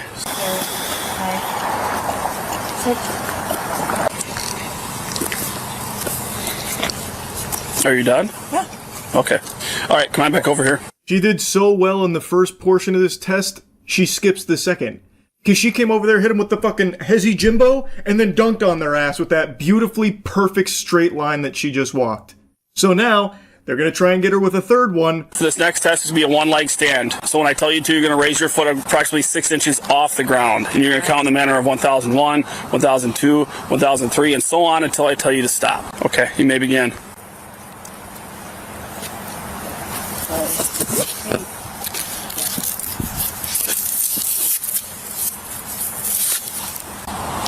Sorry. You're right. Keep going. Jeremy, you have a PBT. All right, you can stop. How much would you say you've had to drink today? Actually, nothing. Yeah, that sounds about right based on everything I've seen here. I don't hold it against her for not being able to pass with flying colors on the hold your leg up test.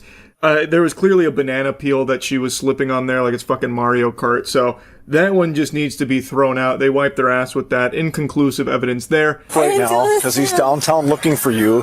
He just called in a well-being check. No. And the first place he went is he walked to all the bars, because you were supposed to bring him to the hospital. I would never do this. You're not at a bar, but you're drinking beer in the parking lot and throwing it out. Stop it. So she declined the PBT invitation there. She said, I will not be attending that hootenanny, so now they're going to take her in for further evaluation. The father has called in a wellness check because she was supposed to be bringing the child to the doctor's appointment or the hospital or whatever. Didn't happen, so he started checking the bars, apparently, looking for her there, because this seems to be a common occurrence with her. And now the officers are going to be picking up the father to bring him to the scene. They also apparently located some Coors Light that had been tossed aside here, and the father confirms that that's her beverage of choice. So the dots are starting to connect a little bit here. How many times have you been arrested for operating while intoxicated? Never. Never? Your husband says 4 times. Does that sound about right to you? No. He's not my husband. Well, okay. Can you please just stop, judging me, please? I'm not judging you. I'm asking you questions. Hey, Mary, I'm judging you, though. DUIs are just completely fucking inexcusable. This is her 5th one now. She had 4 prior DUIs, yet she still gets to get behind a wheel of a vehicle. I don't get it. I truly don't. Why does she still have her fucking license? It seems like the only time she even gets in the fucking car, even with her child in there, is if she already can't even remember her own name because she drank so much. It is so dangerous. She's putting her life, her child's life, and everyone else's life on the road at risk by drinking while fucking hammered like this. And it's something she seems to do often. She has been caught and charged with DUI 5 times. Now let's think for a moment, how many other times has she driven while completely fucking blackout drunk that she just didn't get arrested for? They didn't catch her. It's just crazy. I don't know why she's able to just keep getting her license back. She treats beer like it's Popeye's spinach and it somehow makes her turbocharged and a great driver or something. Prescription drugs for anything? Yeah. What for? Panic attacks, anxiety. Because her pupils are as big as her eyes right now. And we have fresh Coors Light cans in the snow. At her drink of choice? Yeah. Okay. She lives in Pennsylvania. She's here for a visit. Did she come from Pennsylvania today? No. Okay, so she's been out here for a couple days. Weeks.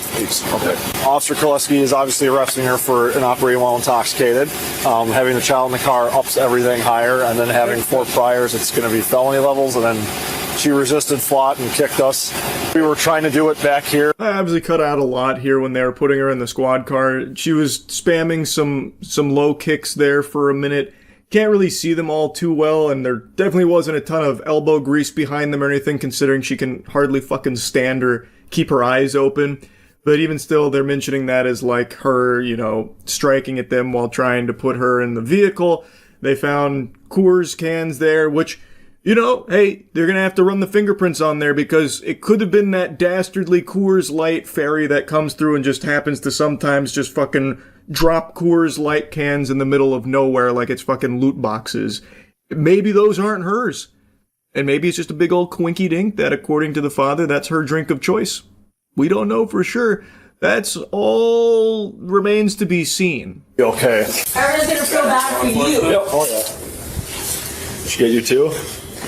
You okay? Breathe. Let the adrenaline slow down. Idiots. Now you just sound like my father. Okay.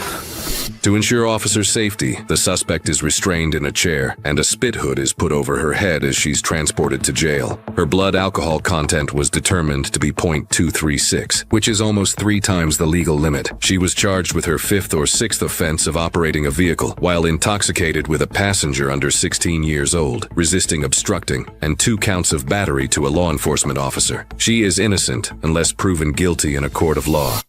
So the father then picked up the child. Firefighters were keeping him warm and away from all of the hoopla that was happening with his mother, because that is just such a fucking terrible thing. My heart breaks for that child. That's just terrible to grow up with a mom like that. Now, when they got her to the hospital, they had a warrant to draw her blood to confirm intoxication and rule out the possibility of it being some kind of, maybe reaction to prescription drugs that she does have and that kind of thing.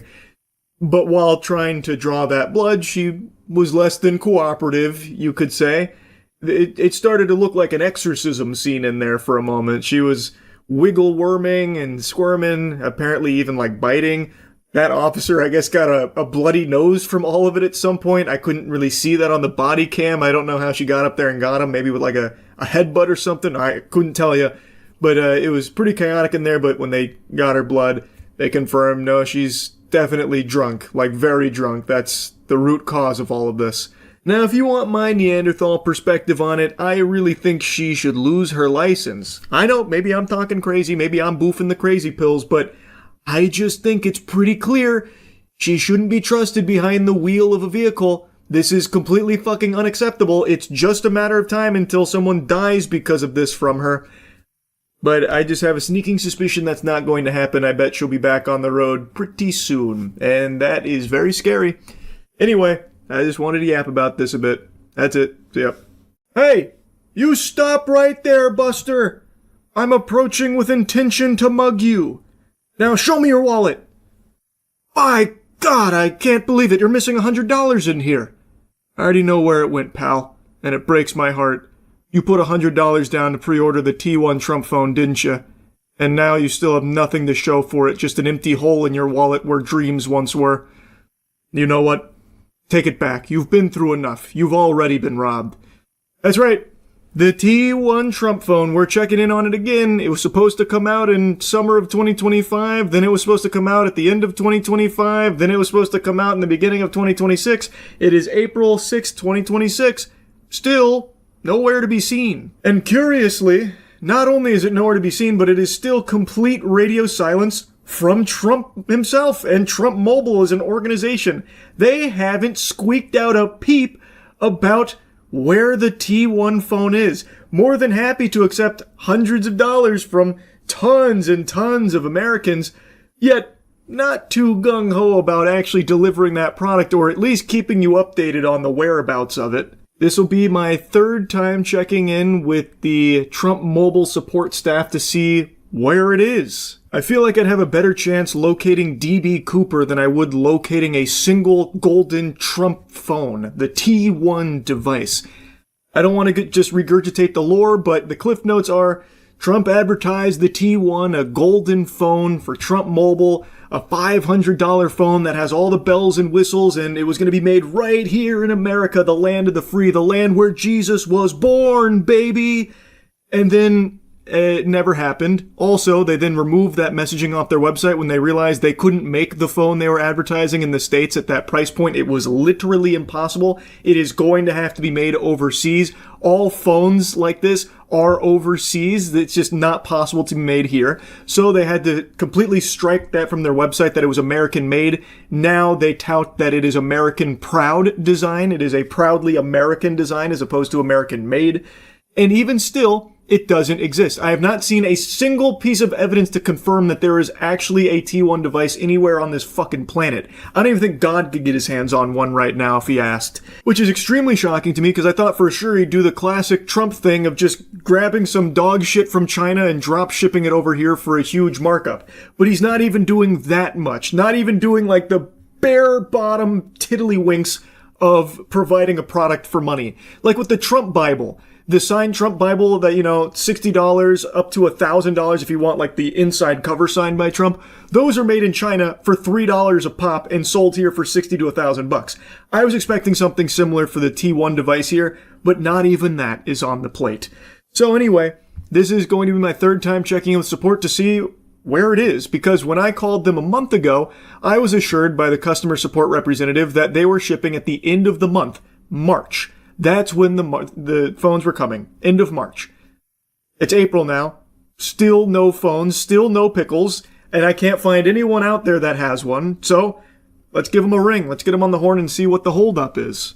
Well, last month when I called about my Trump Mobile device, the support representative told me that it would be ready at the end of the month. But they missed that window. I'm assuming something went awry with UPS, so it's probably on its way, but I just want to double check. Thank you for calling Trump Mobile. For English, press 1. Para Español, oprima el número English, dos. please. Press 1 to open a new Trump Mobile account. Otherwise, press 2 for support with an existing Trump Mobile account. That's me. Thank you for calling Trump Mobile. Your call is very important to us. To ensure the highest level of customer care, this call may be recorded for quality control and training purposes. Please hold, and our next available representative will be with you shortly. You can also visit our website at www.trumpmobile.com to apply for a new account or access your personal account portal. All right, now we wait. They're not even piping in the waiting music this time around. Hello, this is Michaela with Trump Mobile. How may I assist you today? Hi, yes, I just wanted to check on the status of my Trump Mobile device. Hello? Hello?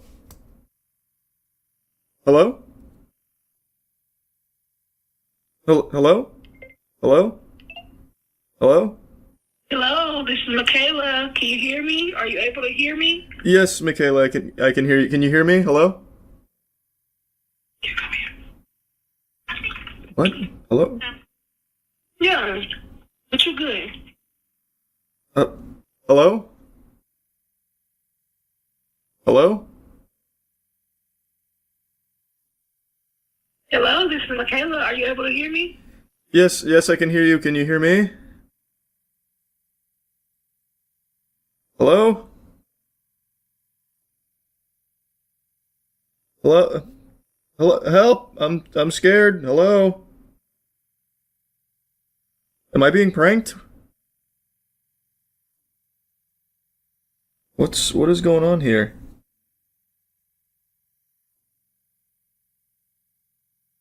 Should I call back? Hello?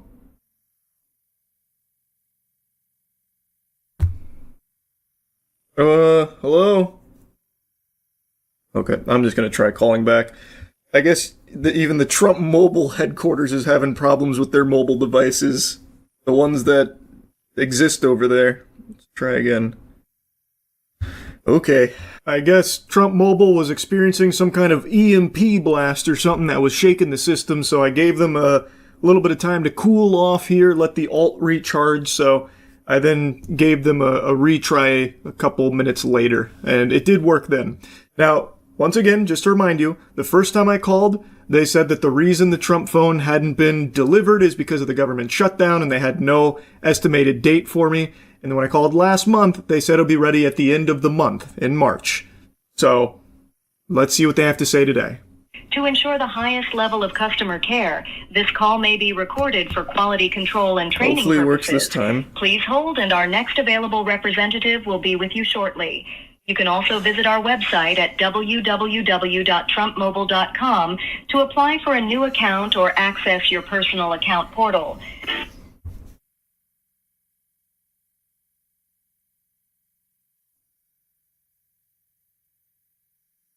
I think it's going to happen again. Hello, thank you for calling Trump Mobile. This is Sheena. How can I assist you today? Hi, yes, I was calling to check on the status of my order. Okay, I'm happy to check on that for you. Give me just 1 second. Oh, because you probably don't have an account yet. Okay, let me try your email. May I have your email, please? Yes, it's bigcwet@gmail.com. Okay. Thank you. 1 moment. If it's causing a problem, I'm just more so checking to see when the phone is supposed to be shipping. I'm just... Yeah, the majority of the phones have not yet shipped. It's they're gonna pretty much start shipping at the end of this month, but none have shipped as of yet. But that's, I don't mean to be rude, that when I called... I was wanting to check. When I called last month, the representative told me it'd be the end of last month. So, are the phones shipping? Like, actively shipping? Yes. They, and then their second batch, they're stating that they're going to be shipping, like, towards the end of this month. So if you haven't received it yet, then yes, you probably would be part of that shipment. Okay, where can I find information on the first batch of shipments? Because the people that I know that have also ordered it haven't received it either. So we've just been kind of concerned about the whereabouts. Yes, sir. Well, what happened was they had some sort of pushback on the push-out date, so that's why they've been delayed on top of, the shutdown and things like that. However, when you called last month, what information did you give the other representative? The same information I've shared with you. And then I called back in December as well, and it was the same information I gave then too. So I don't know why it'd be an issue now. I guess maybe something in the system didn't log it. I'm not really sure. So yes, let me go ahead and get this submitted for you, sir. I do apologize for the inconvenience, but we'll get this submitted and you'll be, I can't even talk. You will hear back soon. Alright, I appreciate it. But just checking in one more time, you said that phones have been starting to ship out? So I should be in the next batch then if I wasn't in the first batch? Yes, they were stating that they should get shipped out sometime near the end of the month. Okay. Alright, well I appreciate it. Thank you. Okay, thank you. Have a great day. Bye-bye. You too. Bye. Very curious to see if they actually will reach back out in 35 business days about fully setting up the Big C Wet account. That would be fascinating. That's the first time that a customer service rep at Trump Mobile actually bothered to check if I had an account. All the other times they were somehow magically finding bogus information. So, looks like they're beefing up their customer service protocol there. So, we are still at the any day now. The Trump phone should be here. Apparently, they've already been shipping some out. I guess they're bringing them around on tricycles or something, because it's real slow. I haven't seen anybody receive one, and presumably, according to some data, there were many, many thousands of pre-orders, and yet not a single piece, not a single morsel of information on someone actually having received one in that first batch the customer service representative mentioned. Now again, as I said in the last two, I don't blame the customer service reps. They're just doing what they're told, and right now it looks like their talking points are, it's coming at the end of the month, or it started shipping and, there's another batch coming at the end of the month. So now it went from any day now to this nebulous end of the month kind of spiel. I don't know if I necessarily believe it, but one thing is for sure, the customer service rep this time around actually bothered to look up some of the information I was telling her. I gave her the same stuff I gave the other two, and yet somehow in both of the other cases, they found my accounts and my purchases, which I never made until today, by the way. After the conversation with her, I decided I'll go ahead and put a pre-order down, so that way when we do this song and dance again next month, when inevitably I still haven't seen anyone with a Trump phone, I'll then at least have information for them to pull from, and then they can tell me how it's coming at the end of May, actually. But who knows? Maybe this time it really is on its way. Perhaps that T1, that golden nugget T1 unicorn phone, is right now in the mail carriers, going out to all the good boys and girls across the globe that have wished upon the star and put down $100 to receive it. And by golly, I can't wait, because now I'm excited to get my hands on a T1 device too. Anyway, that's really about it. So yeah, it's that time again. About every 6 months, like clockwork, there's a new horror movie that comes out that gets the buzz that it's the scariest movie ever made. Hope you brought your diaper, because you're gonna be pissing those britches after how scary this one is. Like with long legs and all of that. And time again, it's usually just like it was an alright movie. Just marketing buzz out the wazoo. And that brings us to the most recent culprit here, Undertone. It has been hyped up by a lot of people as being real scary, no doubt going to be the scariest film of the year, maybe one of the scariest things human beings have ever cooked up. It is an unholy concoction of fear, filth, evil. Too scary even, potentially. And from the trailer, I actually thought it looked good. Undertone utilizes sound as like its gimmick. It's a horror film that does have a gimmick, which isn't unusual. A lot of horror films rely on it, but it executes it very well, and it doesn't live or die by its gimmick. It actually does make you care about the characters in the movie. I just saw it. I'm going to go ahead and rip the Band-Aid off now. No, it is not the scariest movie I've ever seen.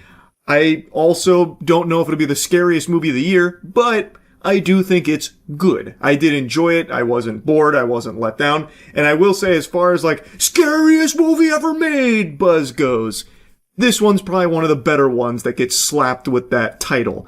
I like it more than Longlegs. I can safely say that. So let's dive into it a bit. Immediately, I want to talk about the gimmick, because that is going to be the bulk of what you experience here. It is about a podcast host, and they go through the creepy stories for their podcast and figure out if the paranormal is real. One of them's a skeptic, the main character that we follow, and her co-host is more willing to believe in it. Not that that overly matters. Also, we are going to get into some spoilers here, because some of my complaints, they do get spoilery, so I'm going to give you fair warning now. But anyway, we follow Evie. Justin is the co-host, who is just kind of there to like reinforce that, oh man, this might be real, where Evie's like, well, actually, this might just be psychosis.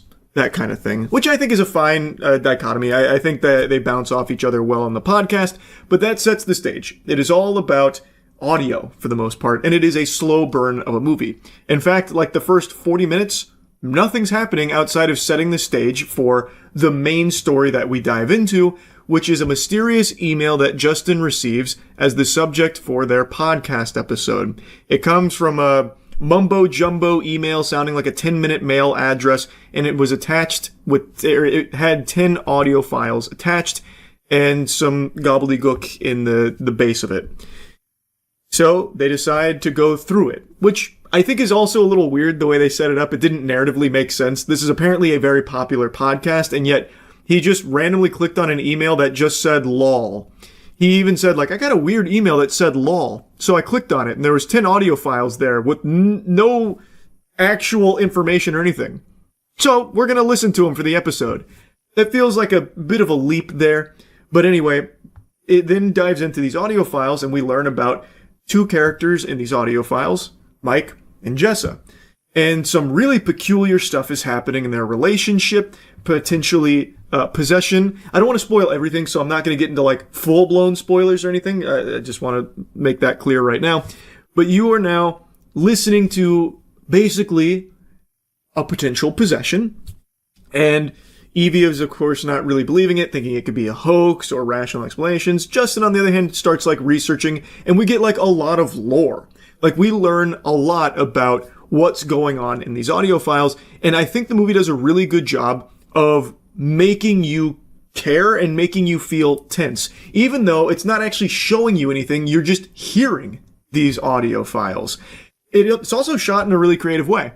It's not just static shots on Evie. The camera's always slowly moving, and you see like maybe some things in the shadows, or maybe like some of the things you're hearing in the audio maybe aren't in the audio file, but it's actually in the house Evie's in. It does a really good job of playing with audio as well as using some good camera shots that make things interesting and eerie. Like I do think it's shot well, and I think they utilize sound very well, and I really wouldn't be surprised if they actually hid things in the audio that only certain people will pick up on, or if you like run it backwards, which was like a core component of this movie where they run certain audio things backwards and it tells them more of the story and more of like the haunted shit. Now, the big thing is Evie's mother is in rough shape and on the verge of passing away, and Evie is taking care of her. She is basically in a coma and Evie cares for her. And as we're learning about this story through these audio files, weird things are happening with the mom, the house, and Evie. And here's where things start to show a few cracks. When they're outside of like the audio, when you're actually following Evie around her day to day, it is a little boring. There is moments where it just feels like kind of a slog, but I don't think it's like to the detriment of the film because it does set itself up as a slow burn. And I think it does fine there. But when it starts trying to show you some scary stuff instead of like have you hear creepy things, I think it falls into horror movie cliches big time. Like it uses some of the most standard shit that you've seen in horror movies, just tropes out the wazoo, like the classic teapot, or Evie likes to draw with crayons, so then she drew something weird. She drew something scary out of the crayons. What? Or like a weird statue that keeps mysteriously getting moved, or the light comes on and then the light goes off. Like it just shows, like when it's trying to show you something scary or creepy, I think it just kind of falls into the old tried and true methods of the same scares that you've seen a million times, especially towards the end. At the end, they throw the kitchen sink at the scares that you're used to seeing. So as shit's popping off and they're receiving phone calls on the podcast from people like laughing because it's the bad demon going, ha ha ha ha ha ha, ho ho ho ho ho ho. You shouldn't have listened to all the files. Are you dumb, you doofus? You listened to all 10 files? Uh-oh, guess we're gonna fuck ya. Like, it's literally taking like a victory lap, and they use like the standard cliche demon filter where it's like, gooba booba, gooba booba gooba, you listened to the 10 files, hooba gooba gooba, it's, I don't know, it gets so silly with that. The movie is by far at its best when it's utilizing sound. because I think it actually does a good job at that. And I really appreciate that it wasn't afraid early on to be slow and have these really slow camera shots where you're questioning yourself if you're seeing something there or hearing something there or not. And I do think there was a couple of times where they got creative with like building up tension. So like there's like some really quick, there's a scene where she closes something real quick and there's like a brief flicker on the reflection where I think you could very easily miss something scary that happened in that reflection. I think that's when the movie's doing its best work. When it's utilizing sound, which the whole thing tries to build around, and when it's being unapologetically slow with creative shots that actually do build tension. And I do think the movie does a good job of making you care about Evie and her situation, so you want to get some kind of resolution, you want to see what's going on. And I also do like the lore they set up, but it really feels like someone got cold feet and felt the need to have like a couple of cheap jump scares that I don't think were very effective. The jump scares in this kind of fall flat. And the need to throw in like the standard spooky horror movie visuals. So like at the end, there's a creepy face on the TV and it's making some loud noises. There's the demon voiceover going, ah, ha, ha, ha, ha. That kind of thing. Like it just, like it ruins its own momentum of being like methodical with its tension. And it just kind of blows its load into this giant bukkake of like generic horror visuals. But that's not to say I think everything about the ending sucks. I actually love what they did at the very, very end of the movie. They have like this 10-ish minutes, maybe 15 minutes of doing like the standard horror movie shit. And then like the very end, the last like 2 or 3 minutes is actually only audio. It's only audio to deliver the rest of the movie. And I thought that was great. I thought that was a really good choice. And if it didn't have that wet fart for 10 to 15 minutes before it, I think it would have stuck the landing much better. But even still, I do like the decision they made at the end there. Though I think a lot of people will be disappointed that there's not actual closure. It's very open-ended. But for me, I actually like that more because then you actually think about it. You don't get spoon-fed what happens. You hear things that happen or you hear things you think happen and you play it all out in your head. So you are imagining things. And this is something I've said for a while. The scariest thing isn't what something shows you. It's what you convince yourself of.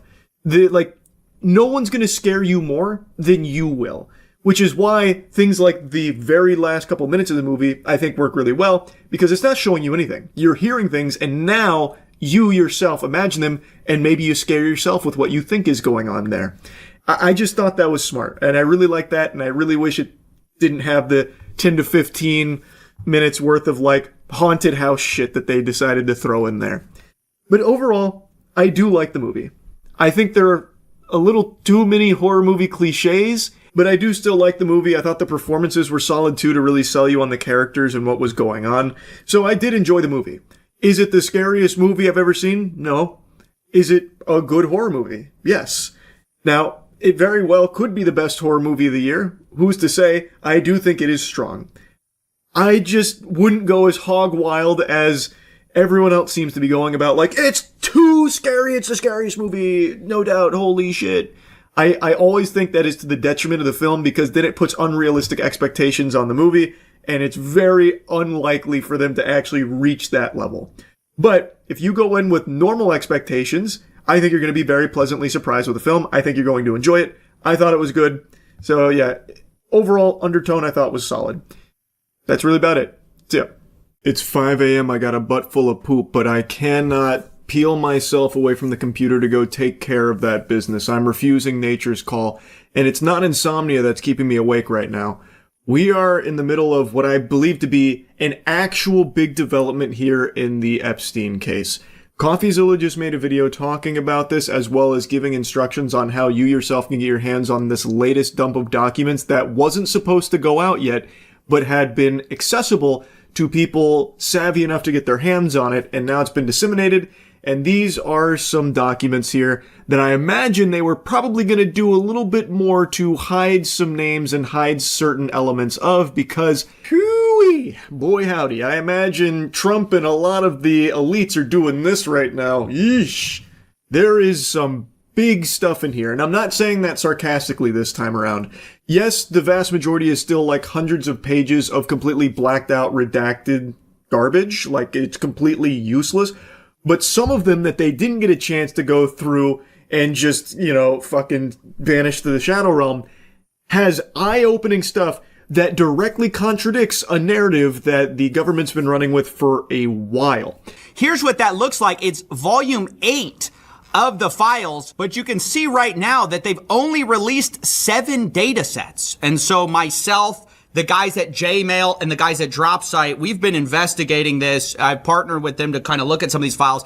And they got access to volume 8 early. You would just type it in the URL. It wasn't like indexable on search, but you could just type in the specific URL and it would just come up. You could download the entire zip file, and that's what we did. Before anyone tries to cry foul questioning the authenticity of these documents here, this is the actual volume 8.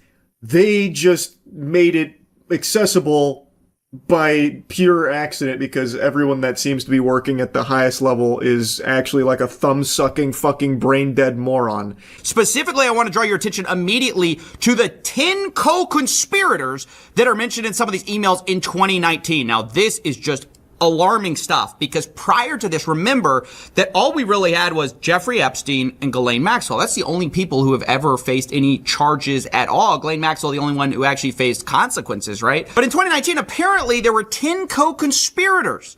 Now, the people who were sending this to and from have been blacked out, but at the bottom we see that this is the Violent Crime Section, Crimes Against Human Trafficking Unit. That is huge information, especially when you consider clowns like Kash Patel saying that there's no evidence that Jeffrey Epstein was trafficking victims to others or anything like that, making it seem like it was a solo operation and Ghislaine Maxwell, was second fiddle and that's it. And also Maxwell, worth remembering, isn't exactly facing the harshest of punishment. Not real justice there now that she's at a summer camp prison for a little bit, petting service animals. So, I want to also make a side note. Kash Patel needs to be in jail. Like, he literally needs to be arrested. I don't know why perjury isn't something that's taken seriously anymore. There is irrefutable evidence Kash Patel has lied on record about this case. It's crazy that he just gets to do that with pure immunity. But I won't start shitting and spitting about that too hard right now. The important thing about this piece that ComfyZilla is highlighting is that we now have information that confirms that authorities were looking into other co-conspirators in this operation. Co-conspirators that clearly they must have dropped the leads at some point. They stopped sniffing around, said not worth pursuing, but at one point they did have other co-conspirators and apparently quite a bit of information on them, as the documents seem to hint at and reveal and talk around. So, what the fuck happened, and why are they now pretending that there aren't co-conspirators when we now have hard proof that there was and that they were pursuing for however brief a time? And additionally, some of the details on this are revealed later because we see this subject line. It says co-conspirators at the top. And it says, blank does not need to head out. We made contact with blank last night in New York City. Blank last night in New York. Contact was made with blank, blank, and blank. By the way, I love how these potential co-conspirators are people who are being blacked out. Like, why? I thought the whole point of this was you couldn't redact people for personal information reasons or for public embarrassment. You could only redact on the basis of it being a victim. And I'm not sure how these people could possibly be victims here. Epstein Files Transparency Act prohibits redactions, quote, on the basis of embarrassment, reputational harm, or political sensitivity. Has anything been redacted on that basis? Absolutely, positively not. Liar, liar, plants for hire. His nose about to grow fucking 5 feet with that big old fib. This is inarguable that they are redacting names of people that aren't victims here. As ComfyZilla points out, these are co-conspirators. The evidence is overwhelming. There's no wiggle room here, no way to weasel out some kind of explanation for why these would be justifiably censored and blacked out and redacted.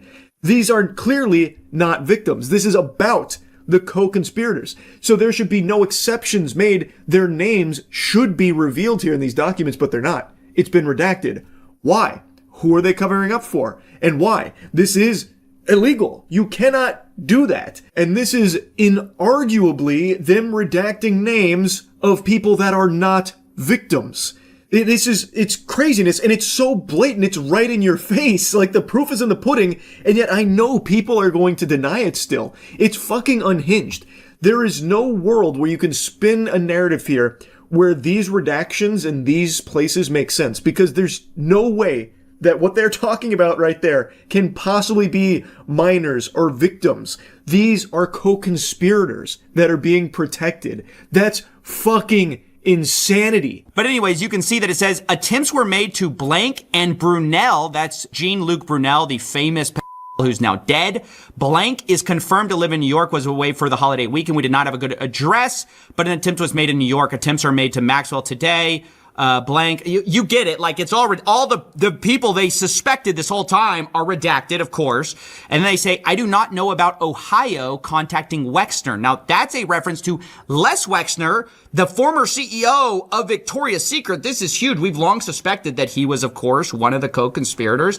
And obviously, the fact the FBI suspected it isn't a 100% proof confirmation, but clearly they were serving grand jury subpoenas. I mean, that must be who they're talking about, one wealthy businessman in Ohio, because later it's confirmed by this whole idea of Ohio contacting Wexner. Even though most of the names are redacted, it's not all of them. So Wexner's name appears here, as well as Brunel, but as CoffeeZilla mentioned, he's dead. He's already burning in hell right now.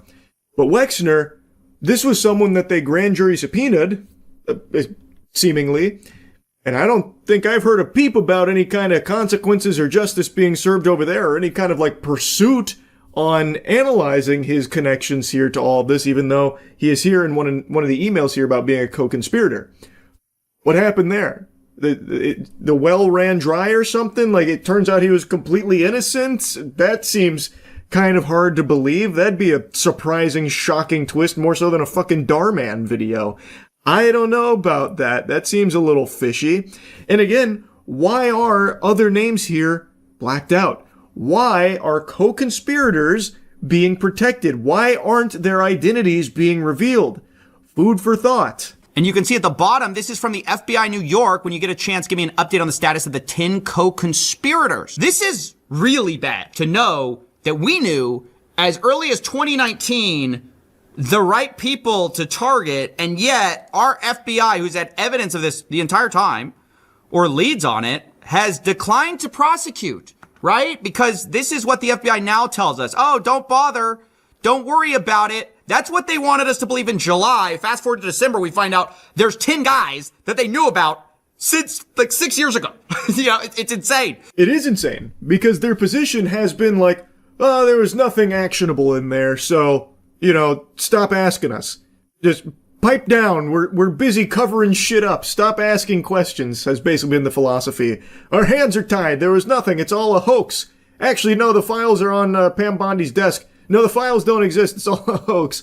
Wait, actually, here's a ton of fucking files. Nothing's actionable, though. And according to Kash Patel, it was just Jeffrey Epstein. Nobody else. Why? It doesn't go deeper than that. That's it. Case closed. It's a fucking mess. It's a complete circus. And now that we have this kind of information out there, it's even more sickening to know that they are just blatantly protecting these pedophiles, these evil, evil people that engaged in unthinkably heinous actions. They are still getting away with it. And they know, and have known since 2019 apparently, that there are others out there, still at large, and are just not doing anything about it, and would instead rather lie saying, oh, there's nothing actionable or anything. Yeah, there was really nothing in there at all. In fact, it was all make-believe. In fact, Jeffrey Epstein was never real in the first place. Jeffrey Epstein was the friends made along the way. What are you guys talking about? It's so absurd. It is downright diabolical. The corruption is so blatant, it is right in your face. And even when we are getting drip-fed the tiniest tiddlywinks of information about this case that have been heavily redacted, mind you, we are still seeing just how depraved this is. There is so much evidence that they can't even sweep it all under the rug. We are still finding just how bad this is. Now just imagine what they're keeping from you and covering up and what they've already probably burned and fucking snapped out of existence.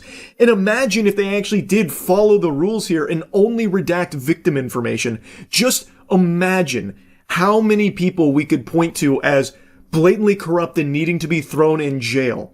For the last 6 years, having this kind of information and not acting on it. And to this day, having so many people in the highest levels of government denying its existence and trying to pretend that it's all fucking phony baloney, make-believe, dirty barnacles, horseradish, it's a hoax, it's not real, that kind of thing. Can you imagine if this information did actually properly release with only victims' information redacted? Even over here, we see that in one of the lawsuits, I believe this is with Maxwell, the government actually wanted to refer to people at trial as co-conspirators of the defendant, aka Maxwell, for the purposes of a rule. And then they say Jeffrey Epstein, and then there are two names listed there who are going to be listed as co-conspirators. Again, who are those people? We were told that the only co-conspirator now is Maxwell, and if you don't believe that, you're crazy, you're a conspiracy theorist. But back in 2020, this was a idea not just promulgated by wackos, it was promulgated by who? The FBI themselves, the Department of Justice. Look at this. Co-conspirator question transcript. This is from USA NYS. They say, question, when Jeffrey Epstein died, a lot of people asked, who's next? Is the government going to hold people who are accused of helping him recruit these girls? Are they going to hold them accountable? And then the answer is, well, I'll note that the original charges against Jeffrey Epstein contained a conspiracy charge, and we allege that there were conspirators involved. Jeffrey Epstein couldn't have done what he did without the assistance of others. And I can assure you that our investigation is moving forward, except I guess not. Yeah, that investigation hit a brick wall. That investigation went off the tracks and fell into a fucking nitroglycerin facility and just blew up, because that shit has not been pursued clearly. As CoffeeZilla mentions, this idea of there being more than just Epstein and Maxwell, the highest level of authority has been saying, you're crazy if you believe that, you are falling for, nonsense fairy tale garbage. But even the FBI years ago was saying the same things internally here. And even agreeing that it couldn't have been done alone. They were even moving to call other people associated with this co-conspirators. Information redacted on those names there. But they knew certain individuals to target for this that they were going to be looking into with the investigation and assuring them that the investigation is moving forward on these co-conspirators, and then it doesn't. Why did it magically stop? What happened? What changed? And why, if all of this information is still at the government's fingertips, do they continue to lie and pretend as though it doesn't exist and that there's nothing here at all that the public didn't already know? They've already given out justice by sending Maxwell to a summer camp. That's all they can do. That's the only power they can muster here. What's even more concerning is our president also seems concerned with the wrong people. The victims were protesting that too many of them were redacted. I know there are a lot of people that are angry about all of the pictures of other people, but I think it's terrible. Look, I like Bill Clinton. I've always gotten along with Bill Clinton. I've been nice to him. He's been nice to me. We've always gotten along. Respect him. I hate to see photos come out of him, but this is what the Democrats, mostly Democrats, and a couple of bad Republicans are asking for. So they're giving their photos of me, too. Everybody was friendly with this guy. I think it's a terrible thing.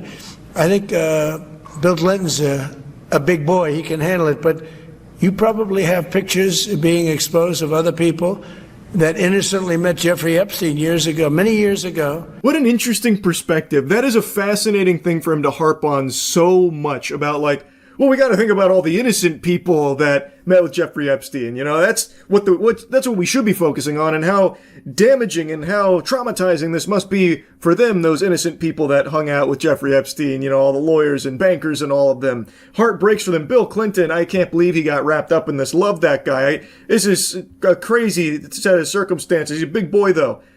Side note, Bill Clinton apparently just put out a statement this afternoon saying release the entirety of the files. So Bill Clinton's like, just do it, pussy. That was a crazy plot twist I certainly didn't expect, because I can't imagine a world where Bill Clinton isn't also wrapped up in this shit.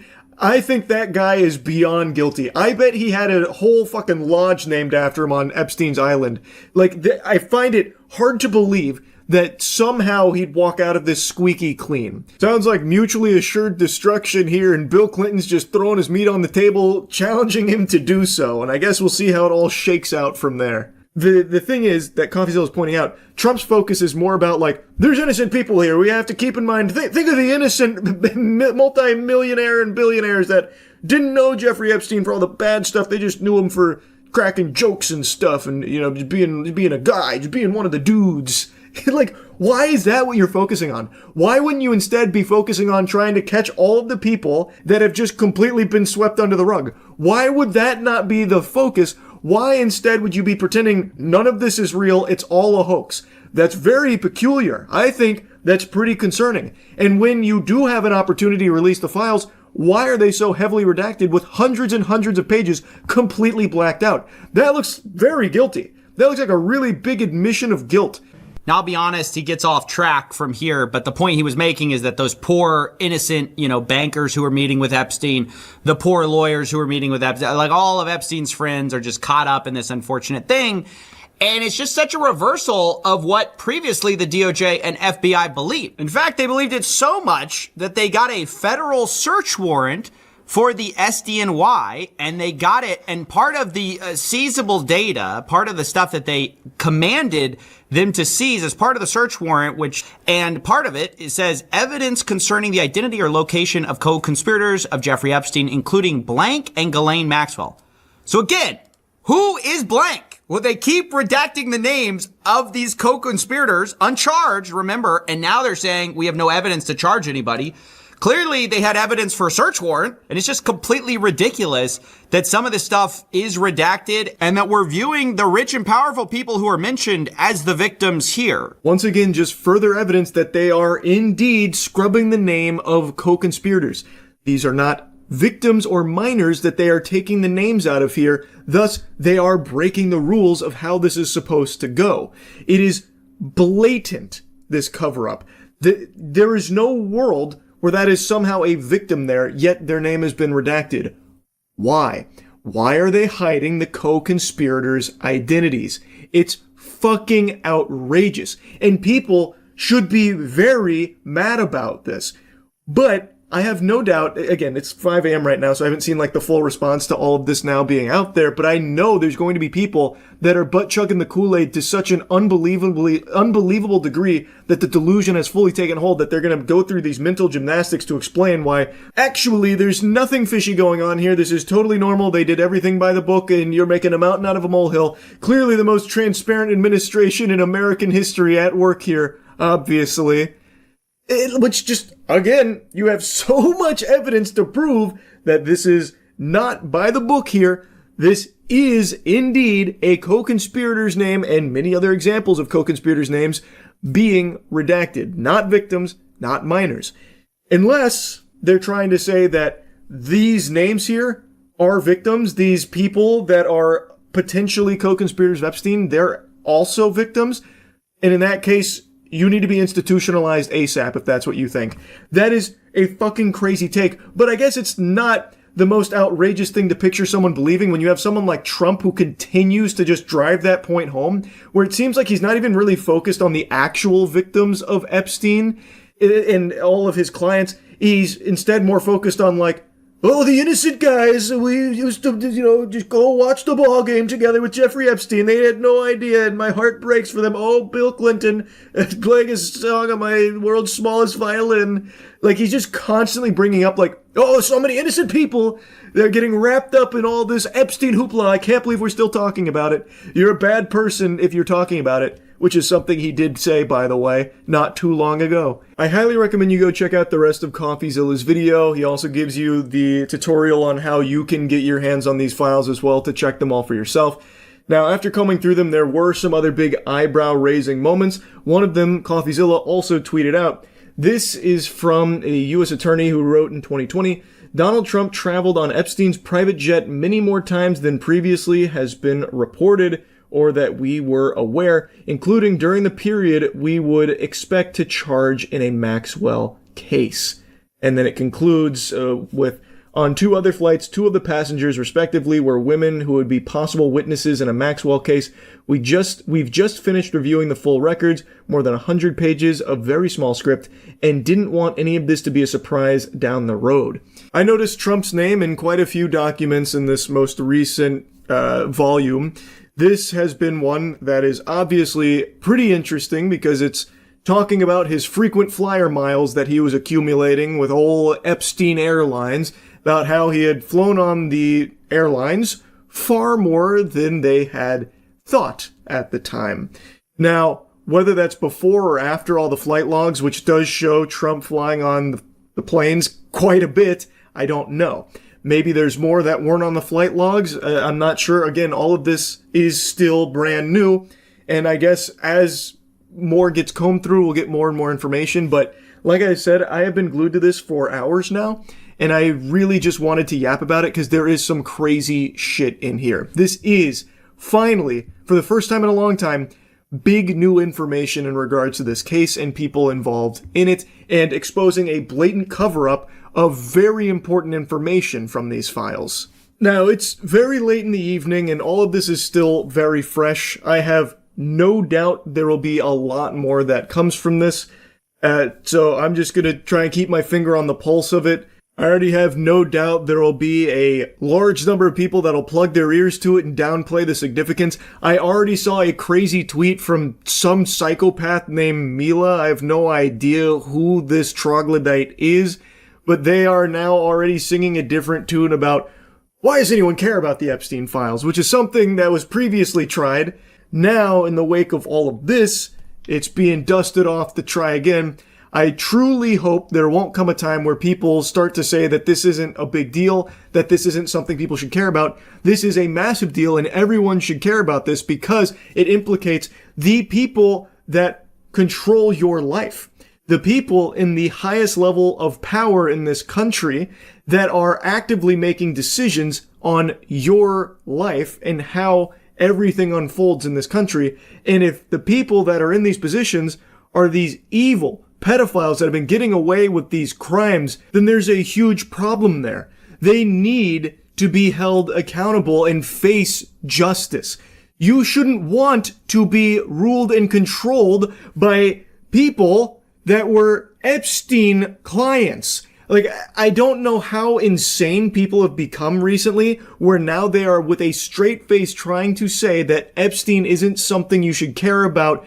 Get over it. That blows my mind. Mila Joy, I suppose, gets her joy from the suffering of children and does so with a big smile on her face. She doesn't care that children were being trafficked and raped by potentially the most powerful people in this country. She doesn't care. She doesn't want them unmasked or thrown in jail. She couldn't care less about that. That's pretty fucking unhinged, Mila. All I can do is cross my fingers and hope and pray that there's not a ton of people with a poisoned, smooth brain like she has. I am hoping there's sensible people out there that are seeing all of this unfold in real time and finally having that come to Jesus moment, that eureka moment of, wow, there's something very, very bad afoot here. But anyway, I'll stop yapping about it for now. I guess we'll see what else comes from Volume 8 here of the Epstein files.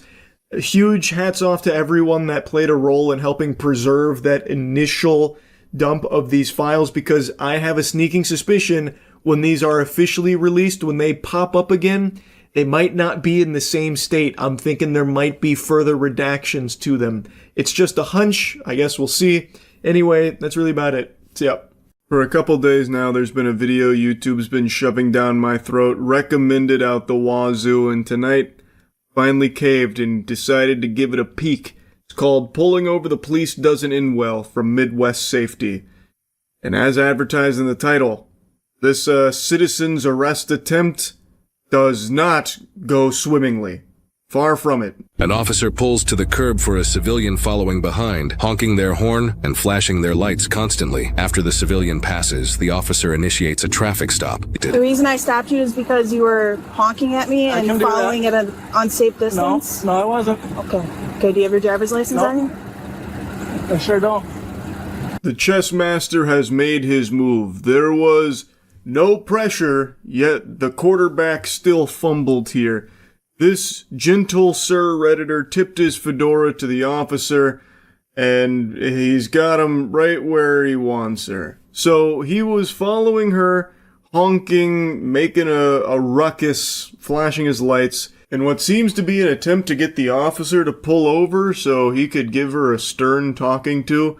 And the way she describes it, and I guess even the way he describes it, makes it sound like that old meme, you know, the hit it, Joe, and then the guy's on like the fucking doohickey, just like a piano with a ton of noise-making gadgets and gizmos going boom, boom, boom, penny whistle, like it seems like that's what this guy was doing, following the officer around. So she like pulled over to let him pass, and then eventually just pulled him over to figure out what the fuck is going on. You better call your chief right now, you fucking. That's not very nice. Well, I have the right to fucking pull you over. You were on the phone and you were doing something wrong. So and you I was were not. so you were trying to pull me over? Did you not see the lights flashing? Okay, sounds good. Get your chief down here now. He's not coming. Yeah, yeah. And you're not free yet. I'm asking for your supervisor. Supervisor can come down, but not my chief. Your supervisor's gonna come here. Okay. Because you have no business pulling me over. Okay. But you were trying to pull me over. I didn't do nothing wrong. I was behind you. He's got some nerve questioning this man's authority. It's pretty clear he's in charge. So he is now doing the classic I need to speak to your manager move here, the old go-to Karen play. A John Madden classic. It's timeless. He did fumble the nomenclature. He was asking for the chief, which I guess the chief doesn't have an obligation to show up to every traffic stop when requested. Like Bloody Mary, if you say his name 3 times, the chief of police will show up. So he did eventually realize that it's the supervisor that he can request, which she obliges and gets the supervisor on the horn to join them at this hootenanny. Can you determine from your mirrors what's safe? Because this says right here that may appear to be closer than 10-4, do we have any recent contacts with it? Scream for help. Get out of the car and scream for help. The driver is talking to his own child, who's also in the vehicle. Start screaming for help. He's now got his child stepping out of the car to scream for help. Help! Bud, you don't have to do that. Okay, he's going to do it because you're Help! Help! Help! Help! He's actually requesting a supervisor now, if one is available. What an incredible father. He's really raising his son right, barking orders, demanding that he get out of the car and fucking scream for help. I don't even understand what that plan is. What was the thought process there? That the kid would get out and scream for help and then the police would show up. But the police are already there? Like, I don't really know who he was expecting to show up, fucking Batman or something? Like, I don't really get it. This is just insanity. Like, this is just actual lunacy. And he's setting the worst possible example for his son. I'm gonna spoil the big reveal here because I think it's pertinent to what's going on.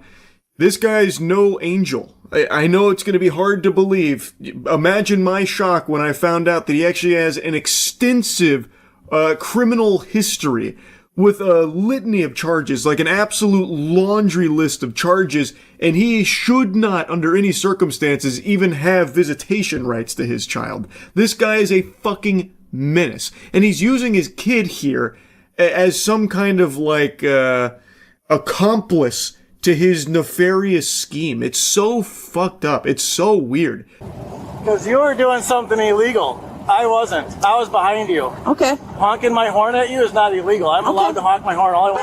Okay. Sounds good.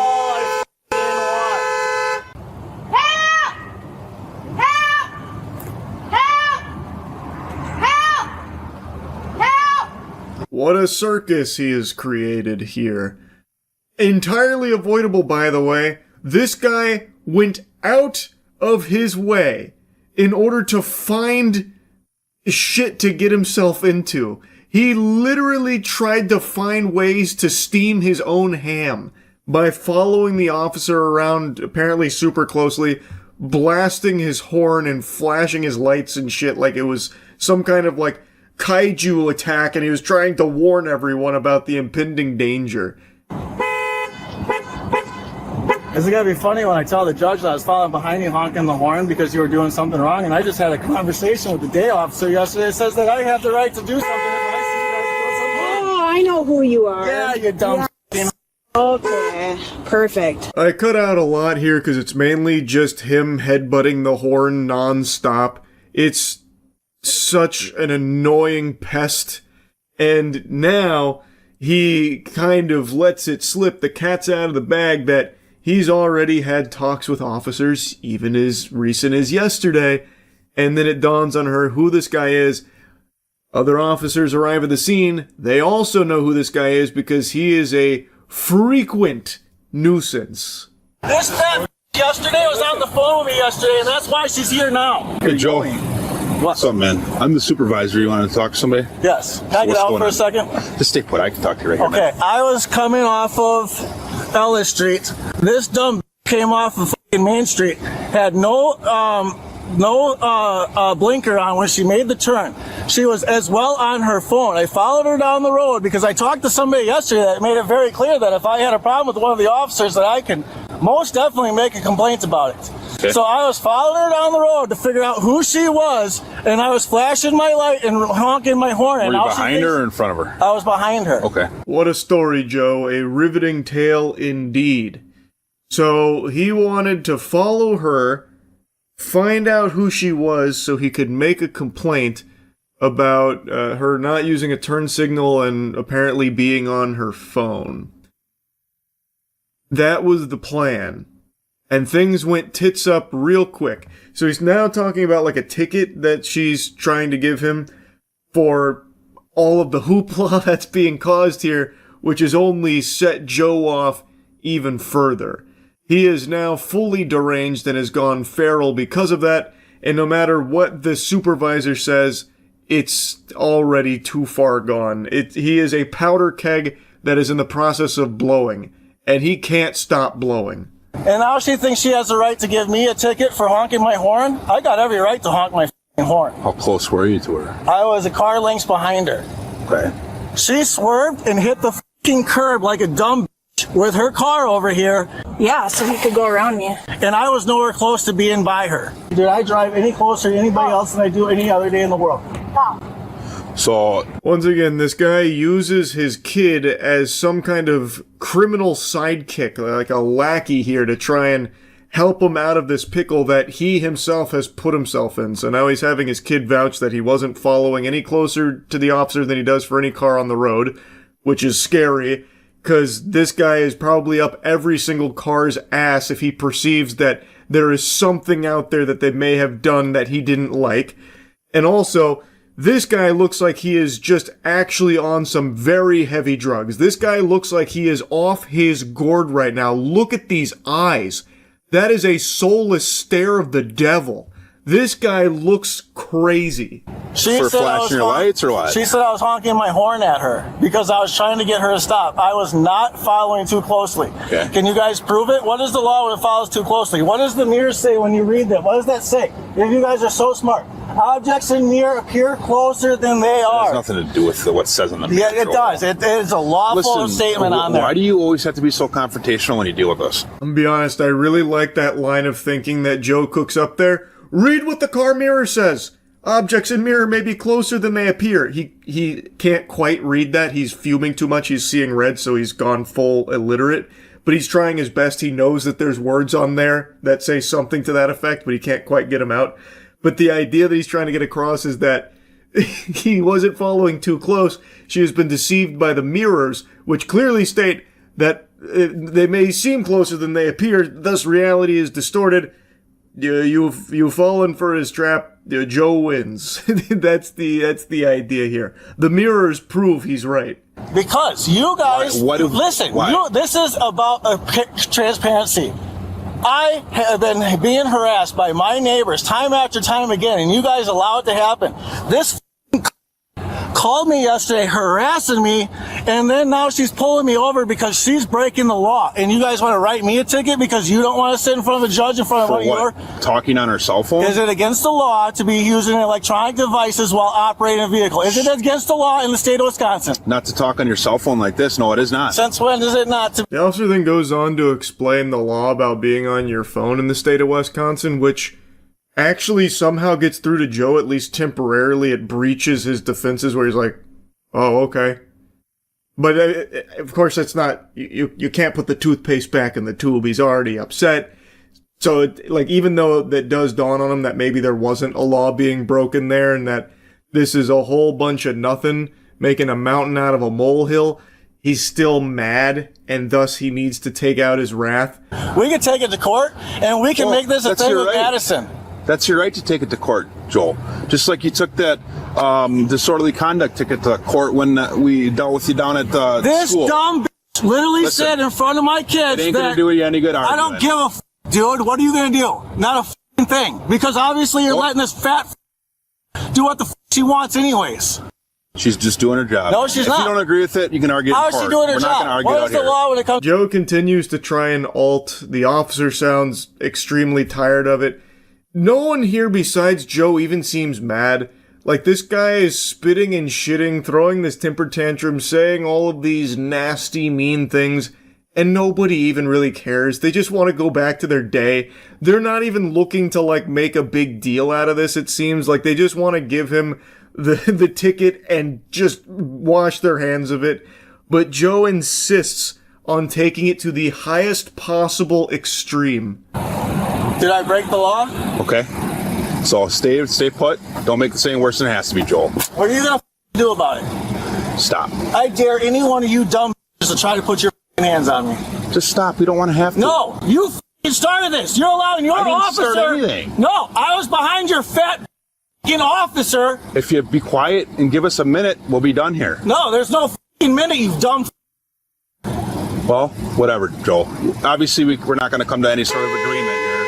I do love that line there from Joe as well. You started this. As Joe was literally the one that peeled off in order to try and get this officer to pull over for this whole song and dance that he had brainstormed. It's a very interesting strategy. I can't say I quite understand fully the Joe gambit, but all power to him, I suppose. So conduct, a ticket? Was going to be a ticket, but now it's not. Joel, you make this stuff worse, dude, by the way you act. Guys did this. This fat called me yesterday. Just stop. Joel, knock it off. She's got me by the throat. She's got me by the throat. Stop. She's got me by the throat. Come on. She's got me by the throat. Joel. She's got me by the throat. She's got me by the throat. Stop. She's got me by the throat. Okay. Dude, you're on a camera. She's got me by the throat. Joe, nobody's got you by the throat. She's got me by the throat. Officers, please, can't you see he's being attacked by a ghost? There's a ghost and they're strangling him like Homer Simpson to Bart. Do something. Get the Spectral Patrol out there to take down this rabid ghost that's attacking his throat. Oh my goodness, this is horrifying stuff we're seeing here. So yeah, it's probably pretty clear to you now, but they decided tickets wouldn't cut it here. It wasn't really working, so they decided to slap him with a disorderly conduct charge and take him in. I'm not gonna bother showing any more of his tug of war with the police while they try and get him in the back of the cruiser. And to think that it all could have been avoided if that officer didn't just call him yesterday. What was that about, huh? Free my man Joe. He did nothing wrong. This was all, the officer's fault for driving, I guess. With Joe on the road. Driving while Joe on the road, that's a punishable offense. Joe owns those streets. You will drive the way Joe instructs you to. You are NPCs in Joe's world, and if you are a little out of line, you best be saying your prayers, because Lord help us, Joe's gonna be trying to pull that ass over, I guess. I don't even understand what all of this was about. I have no idea what he's talking about with her calling him yesterday. I haven't the slightest fucking clue what that's about, but it seems like Joe is a daily problem in the area, so it seems like he basically has some kind of confrontation with police every day. So maybe she had responded to something yesterday that involved him. I really don't know. It's just so fucking outrageous. As the name of the video led me to believe, him pulling over the officer did not go well for him. An officer remained with Joe's child until his grandmother arrived to pick him and the vehicle up. Joe was charged with resisting obstructing an officer, disorderly conduct, and battery to a law enforcement officer. While the suspect never sued over this matter as promised, court records indicate the suspect has been repeatedly sued in court for injunctions against abusive conduct, failing to pay rent, repeated issues of failing to pay child support, disputes over child paternity, failing to pay rent, and civil evictions. In both 2023 and 2024, the suspect was prohibited against engaging in conduct or contact with certain victims he had previously targeted. The suspect also has an extensive criminal history, listing dozens of suspected misdemeanor and felony charges. Sure, it might seem like most of Joe's life is dedicated to just being a piece of shit, but I think this one that we just watched in the body cam is probably the one where he finally has his come to Jesus moment and realizes that he's got a problem and needs help. And this is probably the one that sets him on the right path, I bet. He probably learned his lesson this time around. I think I can't remember, I'm going off memory, but I think he got like 12 months probation and was required to write an apology to the officers at this scene, as well as attend anger management courses. Maybe that did the trick. Maybe that was finally the one that got Joe on the straight and narrow. I have no clue. Anyway, though, just wanted to yap about this a bit. That's it. See ya. Alright, you might catch me blushing a little bit, getting a bit red in the cheeks and squirming in my chair, because I'm a little embarrassed. I got to do something I've wanted to do for a while, and I got to do it with something that I really, really like. But I kind of blew it. Yep, didn't do the best job there. I got the privilege of doing a voice acting cameo in Baki, which is an anime I've talked about a lot over the years. I think it is just beautiful fucking insanity. And I got to be like a little side character in there. But my shit was poop. I did not do a very good job, I don't think, at least. I'll show you a brief clip from when my character gets introduced in the season. I don't think I can show you much footage of it because obviously it's a big anime. But it's a character that fans have been really excited for a long time, salivating, waiting to see them finally make an appearance in the anime, and, well, their prayers have been answered. That's right, I play generic police officer. Yes, sir. Even from behind, I could tell you were happy. I mean, I can hardly believe it. Musashi Miyamoto's alive. And he's agreed to fight me as a condition to get released. Do you really believe it? That it's him? In total, I have like 20 lines there as that police officer. A police officer who no doubt will make a return in Avengers Doomsday, I imagine. And I'm very excited to see the community power scaling unnamed police officer number fucking 4 here or whatever. Because I think, personally, he's probably pickle level, but we'll see what the experts have to say. And speaking of experts, let me drop you a little sage wisdom here, a little expert advice. Check out the Starforge Spring sale we have going on right now. Huge savings on PCs and keyboards. Click the link in the description below. When I got approached with the opportunity, in my head I was like, oh fuck yeah, I know exactly how I'm going to do this. I'm going to ham it up and go for like a classic over-the-top Baki style performance. Like fucking channel my inner Jim Ross like it's the WWE. Get him with that "Bok on!" But what I didn't realize, because I haven't done much voice acting in general and not at all really with anime dubs outside of like 2 lines and like a really old one, is that you have to match the lip sync of the characters that are already established, and you have to match the tone of the voice actor that you are dubbing for. So with those instructions in mind, it became a little bit more difficult for me because that's not something I've done before, and I don't think I really did a great job nailing it. I think I was too focused on making sure that the words fit the lips and that the tone was similar to what was established in the original dub.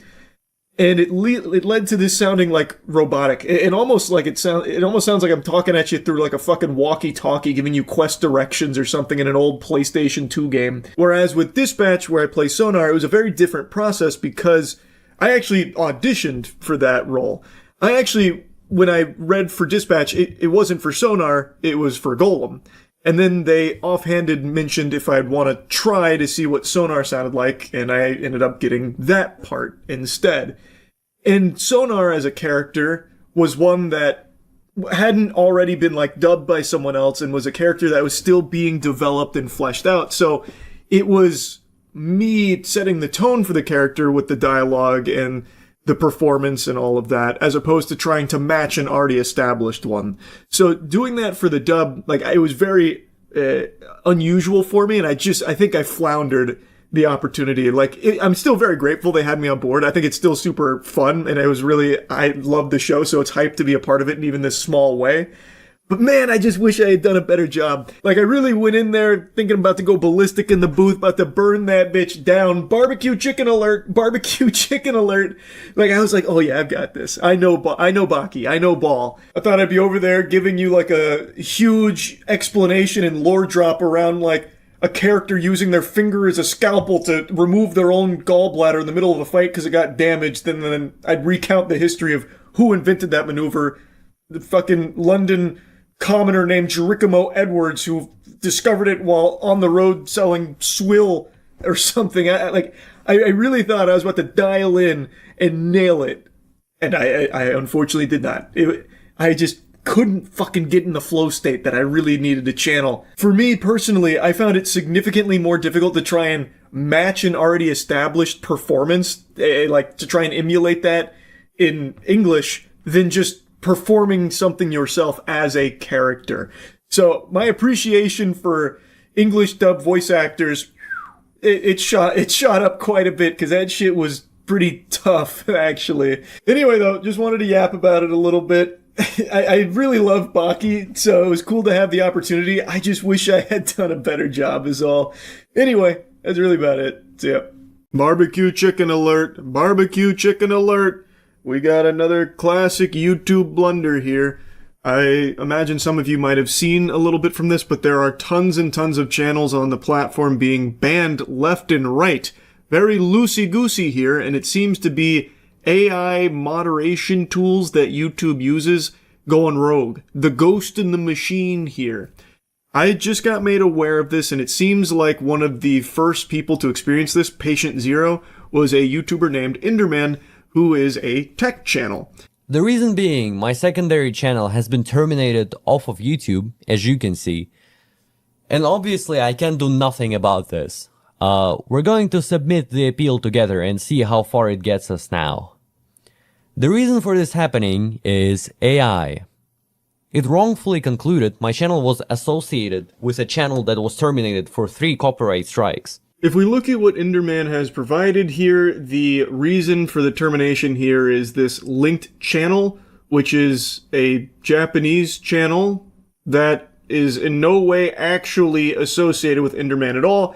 It feels like it's a big old boo-boo here from the AI moderation tools, and he is not the only channel that experienced this. There were a few other notable examples of channels also being linked to this Japanese channel falsely, and thus having their channel terminated as a result. It's anyone's guess why. Maybe that Japanese channel is like a yawn, it's just contagious, and now it's spreading across YouTube, where for some reason on the back end, the AI has had a fucking conniption here and is associating like tons of channels on YouTube with that account and then just immediately banishing them to the Shadow Realm, which in and of itself is a huge problem, because why is there no human being coming to review a channel termination? Why would AI have that ability? Why would it be given that much unrestricted power and authority where it could not only flag these channels for being linked to this channel, but then also ban them for it without a human being ever stepping in? That's very concerning, because there is clearly a lot of wiggle room for errors with AI moderation. And it's not just with this linked channel epidemic here. We're going to get into a couple other examples, and of course we've already seen some in the past with it just kind of freaking out and going like bananas, actually just going ballistic for no reason. But in classic YouTube fashion, appeals are more useless than the hairs on my ass. So Enderman even made a video doing the appeals, which of course led to no results, which unfortunately is par for the course. I feel like I can count on one hand the amount of times in my own personal experience too that appeals have ever led to anything. Like, I've never even really heard whispers of someone having a successful appeal on my entire 18, 19, whatever-ish years on YouTube. It feels like that system just doesn't work. That's just all smoke and mirrors. Like, maybe the appeal system is there kind of as like an internal joke at the YouTube HQ. Like, the appeals, once you finish filling them out, what it actually does is just print out a piece of paper that goes straight into the trash can at the YouTube HQ. Like, I don't even know what it's there for. It never actually leads to anything that I've ever experienced nor ever heard of. It is truly just like, you do this only to reaffirm that a human being is not looking at it, or if they are, they're not actually giving a fuck and just maintaining the original ruling that may be incorrect. In this case, being linked to a Japanese YouTube channel that was terminated long ago. This kind of thing would take someone actually 4 seconds to realize it's a mistake. This is a big ol' whoops-a-daisy. But since the appeal system needs a drastic overhaul, it is just archaic, and I truly think that it might just not even function the way it's advertised. It didn't work for any of these channels that were experiencing this termination, this wrongful termination. So they did the only recourse they could. Make noise on Twitter. That, and I've said this for years, that is the only way to get actual YouTube help here, it seems, for most channels on the platform, is to go make a big hoopla, big stink about it on Twitter or any other social media, because then they actually do see it, and then a human being does actually step in, and it takes them very short amount of time to fix it. In this case, it did get solved. Enderman did get his channel back. Both of his channels got reinstated. It was very clearly a mistake that this happened in the first place, and the second a human being actually is alerted to it and does take the time to take a peek, it's pretty quickly resolved. But there's a couple of problems here. One, AI should not have the ability to ban channels. That is a big no-no. I think that is going to lead to catastrophic results in the future. We're already seeing some inklings here of that, being the dystopia we're heading towards. Like, you do not want to just let AI be the one to ban channels. A human being should always be included in the mega mix when it comes to that decision, without fail, period. Like, there should never be any reason AI can do that. And two, something's got to be done about the appeal system. It has got to be updated. Like, it has got to get better. This is it's just crazy that it's 2025 and appeals still just don't actually work. Because, again, look, Enderman and many others did make a lot of noise on Twitter. Someone at Team YouTube saw it, took them, a handful of hours maybe, and then reinstated both channels because they were very quick to realize, yeah, this is a mistake. Why didn't that happen with appeals? Appeals, when you submit them, it's like a matter of minutes where they're like, no, it's rejected. Yeah, we re-reviewed everything. Yeah, you're super wrong. You're a fucking idiot. Actually, you're super ugly as well, by the way. Did we mention that? Rejected. We're maintaining the original fucking ruling. Like, it's obvious that no one actually looked at it. So, especially when it's like long-form videos, you'll submit an appeal for a video that's like an hour and a half long, and you'll get a response from YouTube on the re-review in like 15 minutes about like how you're stupid for even trying to appeal it.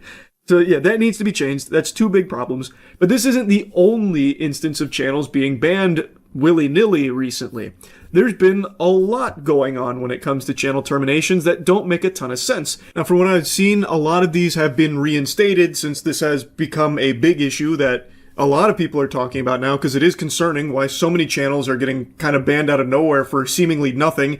Literally nothing when it comes to like this linked channel thing that was happening. Like, some of these terminations aren't even because of like a misunderstanding of the content they were producing. It was something that they did, like, literally was not even associated with anything about their channel and still getting terminated. So it's caused a lot of alarm from people on the YouTube platform. And from what I've seen, some of them have been reinstated, but not all of them. There's also been a lot of bans for like this really weird enforcement of YouTube policies that don't really seem to apply. The big one has been like scams and deceptive practices, which I think right now is out of control on YouTube with ads. Like, the biggest culprit of scams and deceptive practices are YouTube's own ads. I just made a video going over many of the AI ads on YouTube that are peddling legitimately fake products. Fraudulent advertising is plaguing the platform. That, and like AI porn shit and like a lot of weird things have been advertised on YouTube directly that are very much against YouTube's own terms when it comes to scams and deceptive practices. But those don't seem to be getting hit nearly as much as just channels that aren't actually promoting scams or deceptive practices. It's just really ass backwards right now. And I was reading from the community with some other channels. A lot of them were tech-based, where they were like showcasing different things in the tech sector that maybe the AI moderation tool was getting confused by, thinking that they were trying to promote workarounds for certain things, and they just immediately slapped them down for it. I don't know. But either way, it is a problem. There, under no circumstances, should be the possibility for AI to just ban a channel. Like outright. Even if a channel is in violation of rules and AI moderation tools flag it internally, a human being needs to be involved in this conversation about whether or not that channel needs to be banned. It should not be the AI that's the judge, jury, and executioner on it. That is a big problem, and one that is highlighted big time with this wave of bans hitting the platform. So yeah, I wanted to yap about this for a little bit. It seems like it's getting resolved slowly but surely, and I really hope YouTube learns from this and improves their systems, appeals, and getting rid of this immense power that they're lending to AI. Unchecked power, unlimited power. That's concerning. Anyway, though, that's really about it. Hopefully everyone else that's been like falsely flagged and terminated or got a strike or something, hopefully all of that gets resolved as well going forward. Hopefully it won't take too much longer. And yeah, that's really about it. So yeah. The most anticipated game of 2025 just came out, and the question begs to be asked, does it live up to the crazy amount of hype that it's been generating over the last handful of years? I got something in my eye. Oh boy, that's an eyelash in my eye. Oh baby. Oh. And they say making videos is easy. You see that shit right there? Wow. Pardon my weakness, I had to excuse myself to the restroom to take care of that. This is a dangerous job. Don't let anyone tell you different. Heroes, really, is a term some people would use when it comes to yapping online. Anyway, Hollow Knight Silksong just came out. This game has been highly anticipated for many, many years, thus there were huge expectations put upon it by people like me, who really liked the first Hollow Knight a lot. So now that the game is here, does it live up to the expectations? Yep. I think so. I actually just finished the game and posted my whole playthrough on my gaming channel, so go check that out. Moist Critical Gaming, best gaming channel on YouTube. I started the game on stream, but finished it off stream because I was just craving more of it. I was addicted to it. So the vast majority of my playthrough is recorded from off-stream gaming, which I've been doing so much more of recently. So I just beat the game and I want to give you my review of it. Or at least, I thought I beat the game. It turns out that there is a secret third act to Hollow Knight Silksong that is unlocked after finishing all of the wishes in the game, which I didn't know. I beat the game, getting to the credits rolling, and I did most of the wishes. I didn't do them all, though. If you do, you unlock the Abyss. So I'm very excited to go back and do that now. That's one of the most beautiful things about Hollow Knight Silksong. I pumped 15 and a half hours into this game, thought I beat it. Turns out there's even more content, even more meat on its bones than I thought, all for only $20. What an incredible fucking deal. The game is just so content rich. It puts a big smile on your face. I do most of my gaming blind. I don't look up a whole lot about the games or like walkthroughs or anything. Occasionally, like with Hollow Knight, there's so many secrets and stuff, I'll look up a few things, but I had no idea that there was even more content after the credits rolled if you did all of the wishes and the prerequisites to unlock it. So now I have even more to go back to and spend even more time in the game with, which I'm really looking forward to because the game is so good. So let's go ahead and dive in here. There's actually been a lot of discussion about this game being like too hard or like really unfair because it's so punishing with how everything does 2 masks worth of damage. For those that don't know anything about the game, your health is measured in masks. So something doing 2 masks worth is a big chunk of your health. And it's led to like this big discussion about, you know, the game being too hard. There's even a mod that I saw going viral that takes out double damage, like the double mask damage thing. which I'm just going to go ahead and tell you right now, that is some fucking Weenie Hut Jr. activity right there. Like, it's not the biggest deal in the world. I'm not the fucking hall monitor here to ensure that you're playing the game the way I want you to play it or whatever. Like, it's, you own it, you do what you want with it. Well, you own it to a certain extent in this day and age. There's no such thing as really owning games or whatever. That's a totally separate tangent. Point is, you play it how you want to play it. Yes, the developers intended it to be played this way, out of the box, but if you have more fun taking that and making it easier, I mean, go for it. It's a single-player game. You're not ruining someone else's experience by doing it. I think it is a little bit lame. Like, what's next? You're going to just start cutting the crust off of all your sandwiches? You know, grow up. But piggybacking off of this discussion of difficulty in this game, there is something, and it's kind of like the only complaint I have about Silksong, that I think is a little overdone. And it is the 2 damage enemies. Because basically every common enemy and every single, like, obstacle in the game does 2 masks worth of damage. It's a significant chunk. Even the most throwaway trash mob in, like, the starting zone will be doing, like, 2 damage to you. Like, it is a little excessive. Do I think the game is too hard for it? Not necessarily, but it does make it annoying. Because when you are trying to explore and look for secrets or something, or you're doing like a run back to a boss, and the run backs aren't very forgiving. They are pretty long run backs in some cases where your bench is far away from where you died on that boss. So you want to just like breeze through the trash mobs to get back, but the trash mobs fucking clobber you. They wallop you for 2 masks most of the time.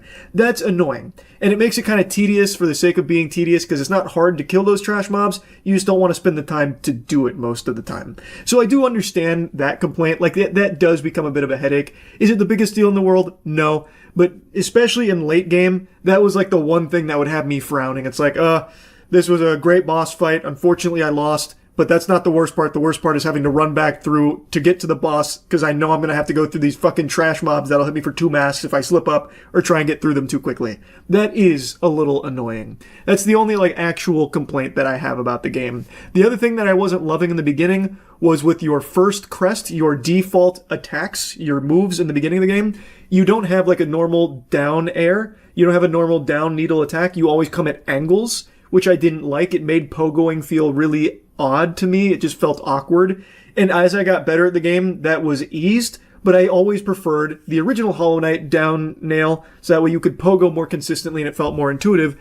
When you get to mid-game, you unlock more crests, which are more moves for your needle, and they do have the normal down needle for normal pogoing, as well as other options. So that complaint was completely washed away by the time I made it to mid-game. So I really only have one thing that I didn't love, which is what I just mentioned. Everything else, I adore. I think this is an incredible sequel to the first Hollow Knight game. Like, there were huge expectations placed on this game. I think they delivered. I really think they fucking delivered here. I think they served us a beautiful dish. I think the game is visually stunning. I think the soundtrack goes super hard, especially towards the end of the game. They pull out all the fucking stops. Like, the music goes berserk towards the end of the game. I love the cutscenes that they've added in here. Even though I'm not overly familiar with the lore of Hollow Knight, I really enjoyed the characters here. They were extremely charming. The writing felt good. I liked the story they told here, even though, of course, I didn't grasp all of it, and I did miss things by not finishing all of the wishes and seeing through some of the character storylines. The ones that I did finish were great. The gameplay was smooth. Felt super fucking solid. That's the big star of the show here. I didn't know how much more depth you could give Hollow Knight's gameplay without completely like changing its identity, but they found a way. You can schmoove in this game. The movement was really the superstar here. Everything was so fluid. And I really think the skill expression in this game is through the roof. There's probably so many interesting combos and interesting ways of approaching combat that no 2 players will play the same way. Like, this is not just like a super simple game, like a super simple Metroidvania or anything. There is so much depth to what you can do in this game to squeak out damage or even just moving from point A to point B. And with so many new tools at your disposal, you can have entirely different builds than somebody else that are really creative in what they aim to do. For example, in my playthrough, towards the end of the game, I visited the architect, and one of the things I bought from them was this ability that allows me to summon saws when I do my float, which is when I jump and I hold A, now I've got my cloak fanned out and I'm floating. When I float, saws would come out which do a lot of damage to anything that they hit. Well, you can actually combo that. You can use that as a really good offensive tool in the middle of punishing an enemy. So what I could do is I could squeak out a lot of additional DPS with this, where I could sprint in, start my sprint attack, which I was using Reaper Crest, which allows me to, when I do that sprinting attack or a dash attack, it hits and then sends me up. So by default, I hit, I get sent up, and then I can immediately float after doing that, so I'm able to squeeze in more damage by floating right after doing it. So I hit, float, which summons the saws, which hits the enemy, and then I can hit again on the way down. I don't need to stay in the air. So I'm able to get like 3 hits in there, which I wouldn't be possible without having that there. And there are so many things that you can mix and match in there. Like throwable items, obviously, with the tools, but I'm even talking just like simple defensive things can completely change the way that you'll approach boss fights or even just destroying trash mobs. Because like the float saws were really good for those really pesky flying enemies that would stay just out of range or just be in a really inconvenient location. Just jump, float, hit them with the saws. And it helped solve the problem. It is just so good, the level of depth that the combat has. And the movement, too. Everything about the gameplay in this feels incredible. I am blown away by how great this game felt to play. I also want to make a mention of the bosses, because there's a lot of bosses here, and I really think the vast majority of them are absolutely great. I saw some discussion around one boss in particular, Morwing. He's the flying boss who summons these projectiles that go all cattywampus, and then he like penguin belly slides across the entire screen. And people were complaining about how unfair of a boss and how shitty the design was with him. I disagree. I don't think the boss is unfair. He's challenging. Like, he's not a super easy boss, but I think there's nothing in his kit that's unfair or anything. I guess the only thing you could argue is, and this ties back to the double mask damage, when you stun him, he falls, and if you get clipped by his hitbox when he falls, you take double mask damage. That doesn't feel great. I can understand why people might be upset about that in particular, but the boss itself I don't think is like a bad design or anything. I really think 90% of the bosses in this game are really, really well designed and are really fun to fight, and it's also usually coupled with some incredible music. The one exception is there is one section towards the end of the game where the boss fight consists of just fighting like 1,000 things, and that's like the challenge of it. I hated that. And I think anyone that's completed the game is going to know what I'm about to complain about. It's going for one of the melodies. I'm not getting into spoilers for this review because I actually value this game so highly and very much recommend it, especially for the price tag that it's at. But towards the end of the game, you are required to get some melodies, and one of these certain melodies require you to go through this chaotic room, which I think is literally like 12 waves of very like aggressive mobs, many of which do double mask damage. And once you go through, I think it was 5 of those waves, you fight a boss, a big beetle with a big fucking blaster of a mace. And then once you defeat him, you then go through, I think it was 5 more waves of those strong normal mobs in order to get to another boss, which is 2 of those beetles at the same time. So they're coming out double fisting you. And this is on the back of already completing like 11 waves worth of enemies and a boss fight prior. It is very reminiscent of like the Pantheon from Hollow Knight, but this one felt worse to me. It didn't sit super well with me. I was so annoyed because it's just draining. It's not really challenging. Like the beetle itself is easy as a boss, but when you have to couple it with 5 previous waves to like whittle you down, and then you also then fight 2 of them at the same time, it just becomes like a chore and just really feels like shit. Unironically, that was probably the maddest I've been all year going through that room. It took me probably like close to 14 or 15 tries, and each try takes like fucking 15 minutes because there's so many waves. I did not like that at all. But pretty much every other, like, boss encounter or required room was fine. Like, that's not even the only time that you go through, like, waves and then fight a boss. It's just the other ones was much more reasonable. It's like 3 or 4 waves and then you fight a boss, then you finish the room. Is what it is. That's solid. This was just so many, and you'd fight 3 bosses, 2 at the same time in one case, after so many other waves of just mobs. But yeah, not the biggest deal in the world. I just hated that fucking room in particular and wanted to point it out. Overall, I have nothing but glaze for Hollow Knight Silksong. Overall, I had an amazing time on my first playthrough with Hollow Knight Silksong, and it's not going to be my last playthrough. I'm actually extremely excited to learn that there is an entire other section after all the wishes and stuff. Anyway, it definitely lived up to the hype. At least for me it did. And I recommend it, especially at a $20 price tag. That's great. Anyway, that's about it. So yeah. For a handful of years now, I've made an effort to occasionally tune in, try and keep my finger on the pulse of wacky stories coming out of Australia. It's been a bit of a guilty pleasure of mine. I've just noticed some similarities between some of the crazy stories here in Florida and the weird and wild stories of Australia. One of my favorites being this almost Lord of the Rings style plot and adventure where there was a business that was illegally dumping trash. And what would happen is the service would be called upon, like in one of the cases, they were tasked with getting rid of a huge refrigerator, and the guy shows up, takes the refrigerator, walks it down the street, and then just dumps it on the street, basically just like fucking timber tips over the fridge on the street, just like illegally dumping their trash everywhere. And then there was a huge investigation as well as like an attempt to scam the scammer. Just stuff like that I find to be endlessly fascinating. So I like to check in occasionally, see if there's any, quirkiness like that going on there. And today, during one of my check-ins, I found something mind-boggling that I've just got to yap about. Police have taken a young Meadowbank woman to court, alleging she left an anti-Semitic voice message for a well-known nutritionist just days after the Bondi attack.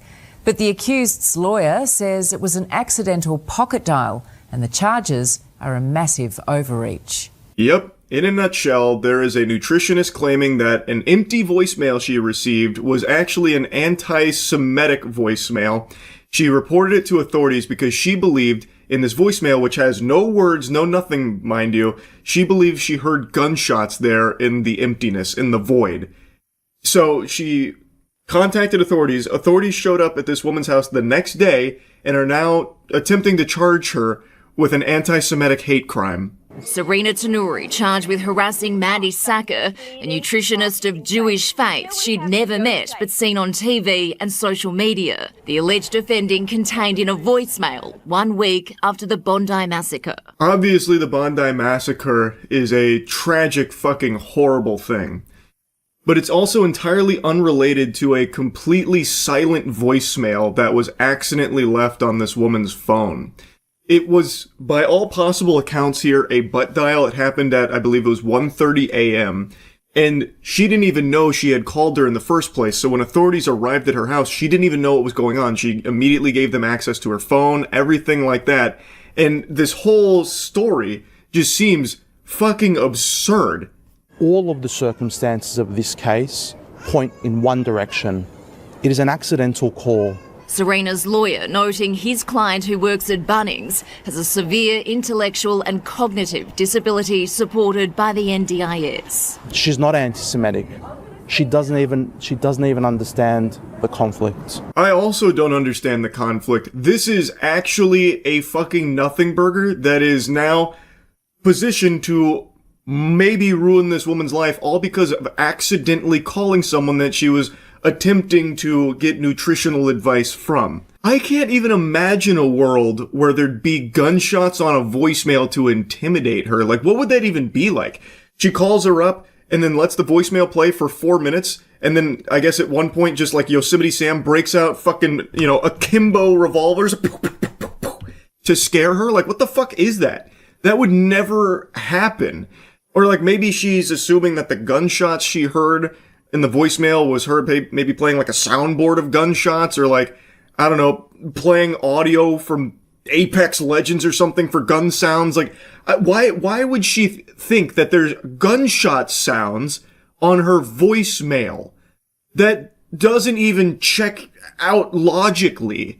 Why would she start shooting a gun on voicemail as a means of intimidating her? Someone she has never met before, and someone who had just previously, earlier that day, sent her text messages very politely asking for nutritional advice and seemingly looking to pay her for nutritional advice after seeing that she has successfully done that for others. So why would her conclusion that she draws from an empty voicemail that's like 4 minutes long be, this must have been gunshots to intimidate me and scare me, this is an anti-Semitic hate crime? That's just fucking unhinged thought process. It's alleged Serena sent a text to Mandy, writing, "Hey, how are you? Is this Mandy? I saw somewhere that you helped Katie from Married at First Sight with her nutrition. I was wondering if you could help me as well, Serena." Around 5 hours later, a call from Serena's number went to Mandy's voicemail. No voices were heard on the recording, but Mandy claims she heard sounds she believed were gunshots, causing her immediate fear and nervousness. It could be a bed creaking. It could be someone snoring. It could be a million things, the least likely being gunshots. It sounds, by all evidence here, to be an accidental butt dial. And guess what? When an accidental call comes through, you're gonna hear some weird noises and some creaks and moans and stuff like that, like you're playing fucking Amnesia, the Dark Descent or something. Because, again, it's a butt dial. It's an accident. My dad sometimes forgets to hang up the phone when we're done talking, and I'll sometimes, I don't know, out of curiosity, just continue to listen to hear what's going on around him.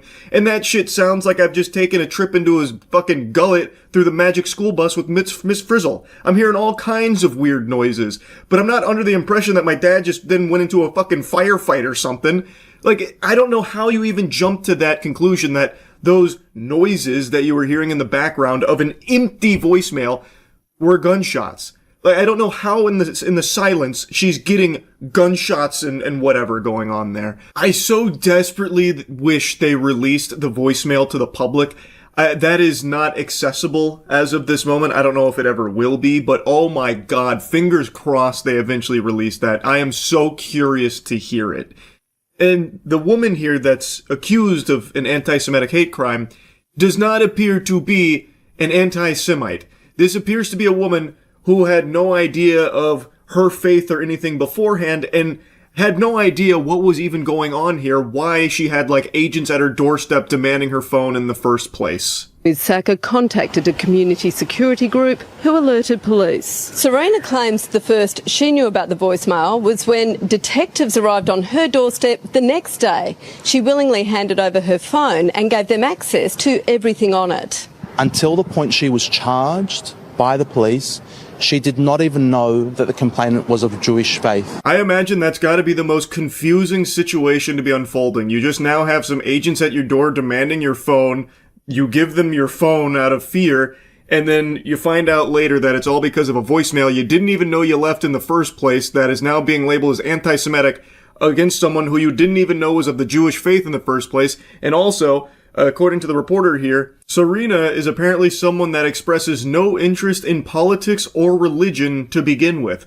So it makes even less sense why Serena would be leaving a anti-Semitic voicemail in the first place with gunshots on it to try and threaten someone that she was trying to look for help from. Nothing adds up about this. I don't understand why there are now potential anti-Semitic hate crime charges being pursued against Serena over actually fucking nothing. I have to imagine some of the authorities have taken a listen to that voicemail, right? Wouldn't they want to employ some level of common sense like, that's probably not gunshots. Like, that could be a million things, and gunshots probably isn't one of them. This woman has no history of, like anti-Semitic hate or anything like that. I don't know. Maybe this isn't really something we should be putting time and resources into to, attempt to ruin this woman's life over what seems to be, by all evidence, an accident in the first place.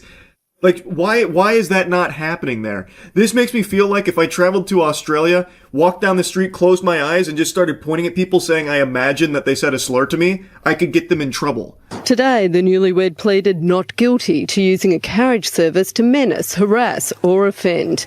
In these sensitive times, her lawyer stressed, they weren't critical of the complainant. I just hope police use some common sense here. You and me both, man. I would hope common sense will prevail here. Unless that voicemail is really damning, which I doubt. It seems like a fucking butt dial at 1:30 a.m., and she started, like, fucking hallucinating gunshot sounds in it. I do not think this was an anti-Semitic hate crime where she left a voicemail starting, shooting guns on it to scare her for some reason. The 26-year-old, who has also been hit with an AVO, pleaded not guilty today. The case is listed for next month when a decision will be made on whether the charge is dropped or if the matter goes to a hearing. And you were very shocked to hear you being charged from police? Especially like with my mental health. just wish people could understand. I'd never heard of an AVO before. I thought this was like a separate charge she was also given here for this voicemail. But I looked it up, and it's an apprehended violence order. And in Australia, it's used to protect someone they believe is in need of protection from, like, harassment, stalking, that kind of thing.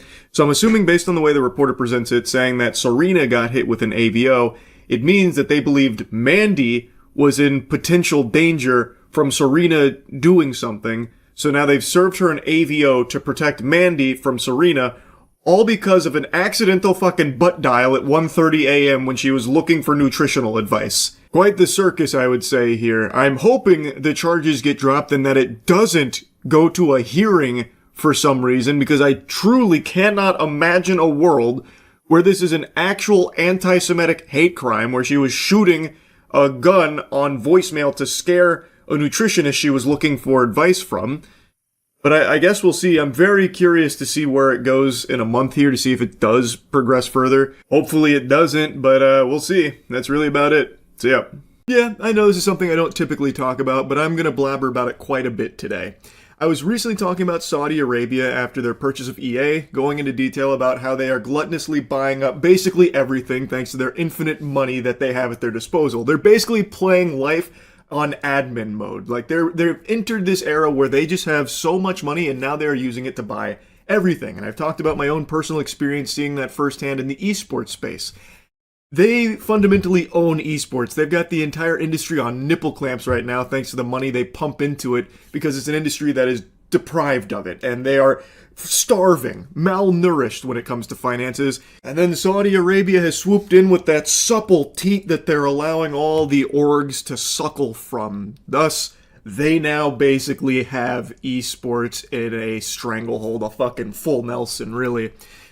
And this is extending to basically everything in the entertainment and tech sector. And most recently, I'm sure a lot of you saw, there was a Saudi Arabian royal family-backed Riyadh comedy festival where basically every comedian with a pulse got paid a bag to go perform in Riyadh. And pretty much all of them did it with a big old smile on their face, and now that they've finished it, they're doing their best mental gymnastics to justify why it's actually not a big thing and they're not hypocrites for doing it. For those that don't know, Saudi Arabia has a multitude of human rights violations. One of the biggest ones that make the comedians in particular look like hypocrites is their complete disregard for freedom of speech. Like, that doesn't exist there. They execute people for some of the things they say. There are so many notable examples of it. And Dave Chappelle, in particular, has just released a little statement that I think is so laughably delusional that I cannot help but shoot spitballs at it, which is so painful because growing up, Dave Chappelle was such a big part of my childhood, as I'm sure many others. But this is just not the same guy. He has been replaced by a fucking skinwalker. He unironically said that it's easier to talk in Saudi Arabia than it is in America. If that isn't the dumbest fucking thing I've heard of since Hawk Tuacoin. Dave, to even perform there, you signed a contract that expressly forbid you from talking about or joking about things that may be considered to degrade, defame, or bring into public disrepute, contempt, scandal, embarrassment, or ridicule Saudi Arabia, its ruling government, royal family, or any religion or any religious figure, period. This comes from a comedian that was offered to perform, but said no, which is apparently very rare because not many comedians had the wherewithal to say no. They didn't have the strength. So this contract was leaked, revealed to everybody from a comedian named Atsuka Okatsuka. Hopefully I said that name correctly. She got the invitation, the contract to go, and declined. She refused, and then revealed all of the stipulations that were put in the contract in the first place to ensure people were gagged on the things they were allowed to joke and talk about there. So all the comedians preaching about like how free they felt to speak, they literally signed a piece of paper binding them to ensure they wouldn't talk about a lot of things. So these are things that you are literally not allowed to talk about, Dave. You muzzled yourself just to even attend, to even accept that bag of money. It came with the stipulation that you would not talk about these things. It was fucking forbidden, Dave. Yeah, it's so easy to talk there as long as you agree to not talk about this laundry list of shit that they don't want you to talk about. And Dave, maybe you didn't read the contract. In fact, I'm confident you didn't. So, what if you did end up talking about things they didn't want you to talk about? What would have happened? Would you have ended up like one of the many people who were sentenced to death for criticizing the government or making like, you know, what they deem to be destabilizing remarks? Because that's something that Saudi Arabia still does pretty often. Like, even in 2025, there's been a lot of executions, and one of them was a journalist who had made posts talking about corruption in the Saudi Arabian regime. His name was Turki Al-Jassar, and he recently was put to death on June 14th after being accused of terrorist crimes, including destabilizing the security of society and stability of the state, which, you're not going to believe this, Dave, there was no evidence for those alleged crimes. But don't worry, his family did at least get to visit him before they took his life, but his family wasn't informed that they were going to kill him. That was just a little surprise they sprung up. They also haven't got his body, by the way, either. Weirdly enough, Dave, it seems like his crime was talking. I don't know, man, there's just so many things there that are just giving me this inkling of a suspicion that it's not exactly as easy to talk there as you like to claim that it is, man. I don't know, there's just little birdies out there saying that it's not exactly super easy to talk in Saudi Arabia.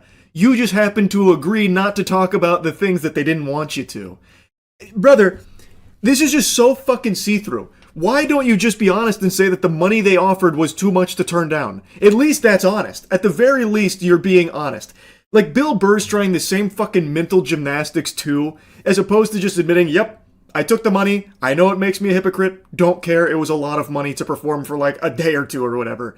Like, you might as well just be honest. You've already fucking done it. There's really nothing you can say to be like, actually, this place fucking rocks. This is like all about, you know, we get to joke about what we want and have a good hoot and holler. Because that's just so blatantly wrong. It is so provably false. There are so many things you can pull from to show all of the ways in which that is just not the case. Like, come on. People have the internet at their fingertips. They can easily just Google Saudi Arabia, like, speech laws or something. And you will find instantly, by the way, Turki Al-Jassar, who was just executed, he has been incarcerated for 7 years because of his crime of talking about things they didn't want discussed. And he was even allegedly tortured before they just recently executed him. Like, people can easily find this information, and yes, it does make you hypocrites. Because Dave Chappelle is someone that's, in this statement here, talking about how hard it is to make jokes in America because you might get canceled. And sure, fair enough, that is something that has been going on in America for a while now, and it super sucks. Unfortunately, it's only becoming more and more common now, too. It's fucking terrible.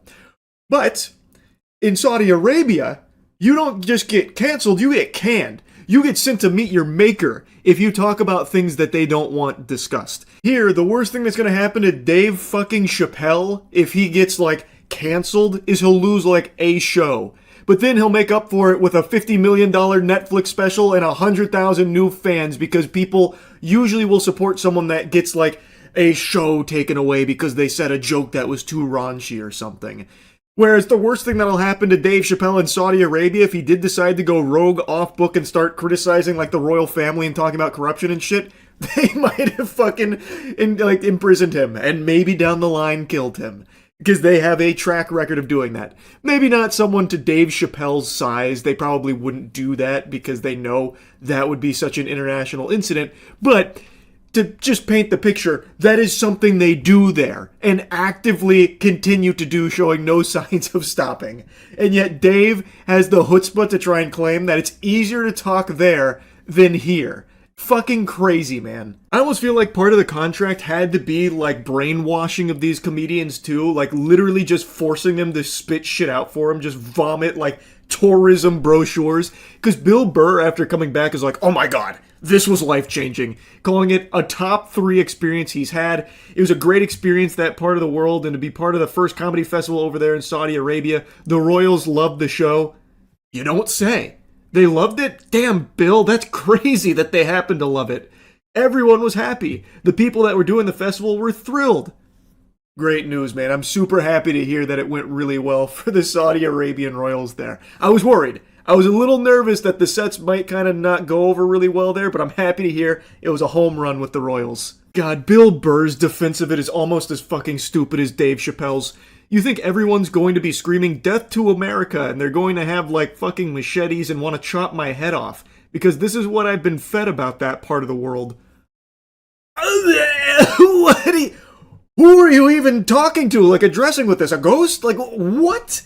Who is actually expecting you to go over there and be met with machetes and people screaming death to America? They paid you unfathomable money to be there for a day, Bill. They're probably not going to be trying to chop your head off screaming death to America. You are there as a helpful, useful puppet on their strings that they are feeding money to dance because it is supposed to help them with tourism. This is put on by their fucking, like, tourism arm here. And also to help obfuscate a lot of the bad stuff going on over there. Of course they're not going to make you have a horrible time, Bill, by waving machetes around. What are you talking about? What a crazy unhinged statement. So Bill, before getting there, thought he was going to be met with machetes and people screaming death to America? Really? That was the impression you were under? Also, the way he talks about Saudi Arabia, like what he describes, I think is just like extremely fucking weird. Is that a Starbucks next to a Pizza Hut, next to a Burger King, next to a McDonald's? They got a fucking Chili's over here. I had to stop a couple times during the show and say, I'll be honest with you guys, I cannot fucking believe any of you have any idea who I am. It was just this great exchange of energy. They know their reputation, so they were extra friendly. How is that anything beyond, like, a full-blown insult? Is Bill just a big fucking idiot or something? Like, how oblivious is he to the world around him? He's talking about Saudi Arabia like he's talking to children, like, I cannot believe you guys even know who I am over here. He expected them to not have, like, electricity or internet or something? Like, why wouldn't they know who you are, Bill? You're one of the biggest names in the world. Why would you think they wouldn't know who you were? He talks about this, like, it's just, I'm not taking crazy pills, right? Like, this is a super odd thing to say. He took this money, and as he's going over there, he thought he was going to be met with machetes and people coming for his skull saying, death to America. He gets there, and now he's, like, raising an eyebrow, shocked, saying things like, you guys have a fucking Chili's over here? What are the odds? Over here, in this part of the world, you have a Chili's? It's just so weird. Like, again, if Bill would just say, like, look, I'm a hypocrite, I took the money, I couldn't resist, I put my hand in the cookie jar. I was too tempted. It is what it is. At the very least, he'd be being honest. Like, there's more dignity in that than what he's trying here with these statements. It's fucking crazy. Now, I don't want to just insult all the comedians that went. That would be a 10-hour video, because every comedian went, basically. There were a few that didn't, and I want to give flowers to one in particular, Shane Gillis. Shane Gillis has been on a meteoric rise for over a year now, where he's become one of the biggest names in comedy. And Shane Gillis, according to him, was offered a bag to perform at the Riyadh Comedy Festival. But he turned it down. He even did make a statement saying that he took a principled stand and declined the offer to perform at the Riyadh Comedy Festival.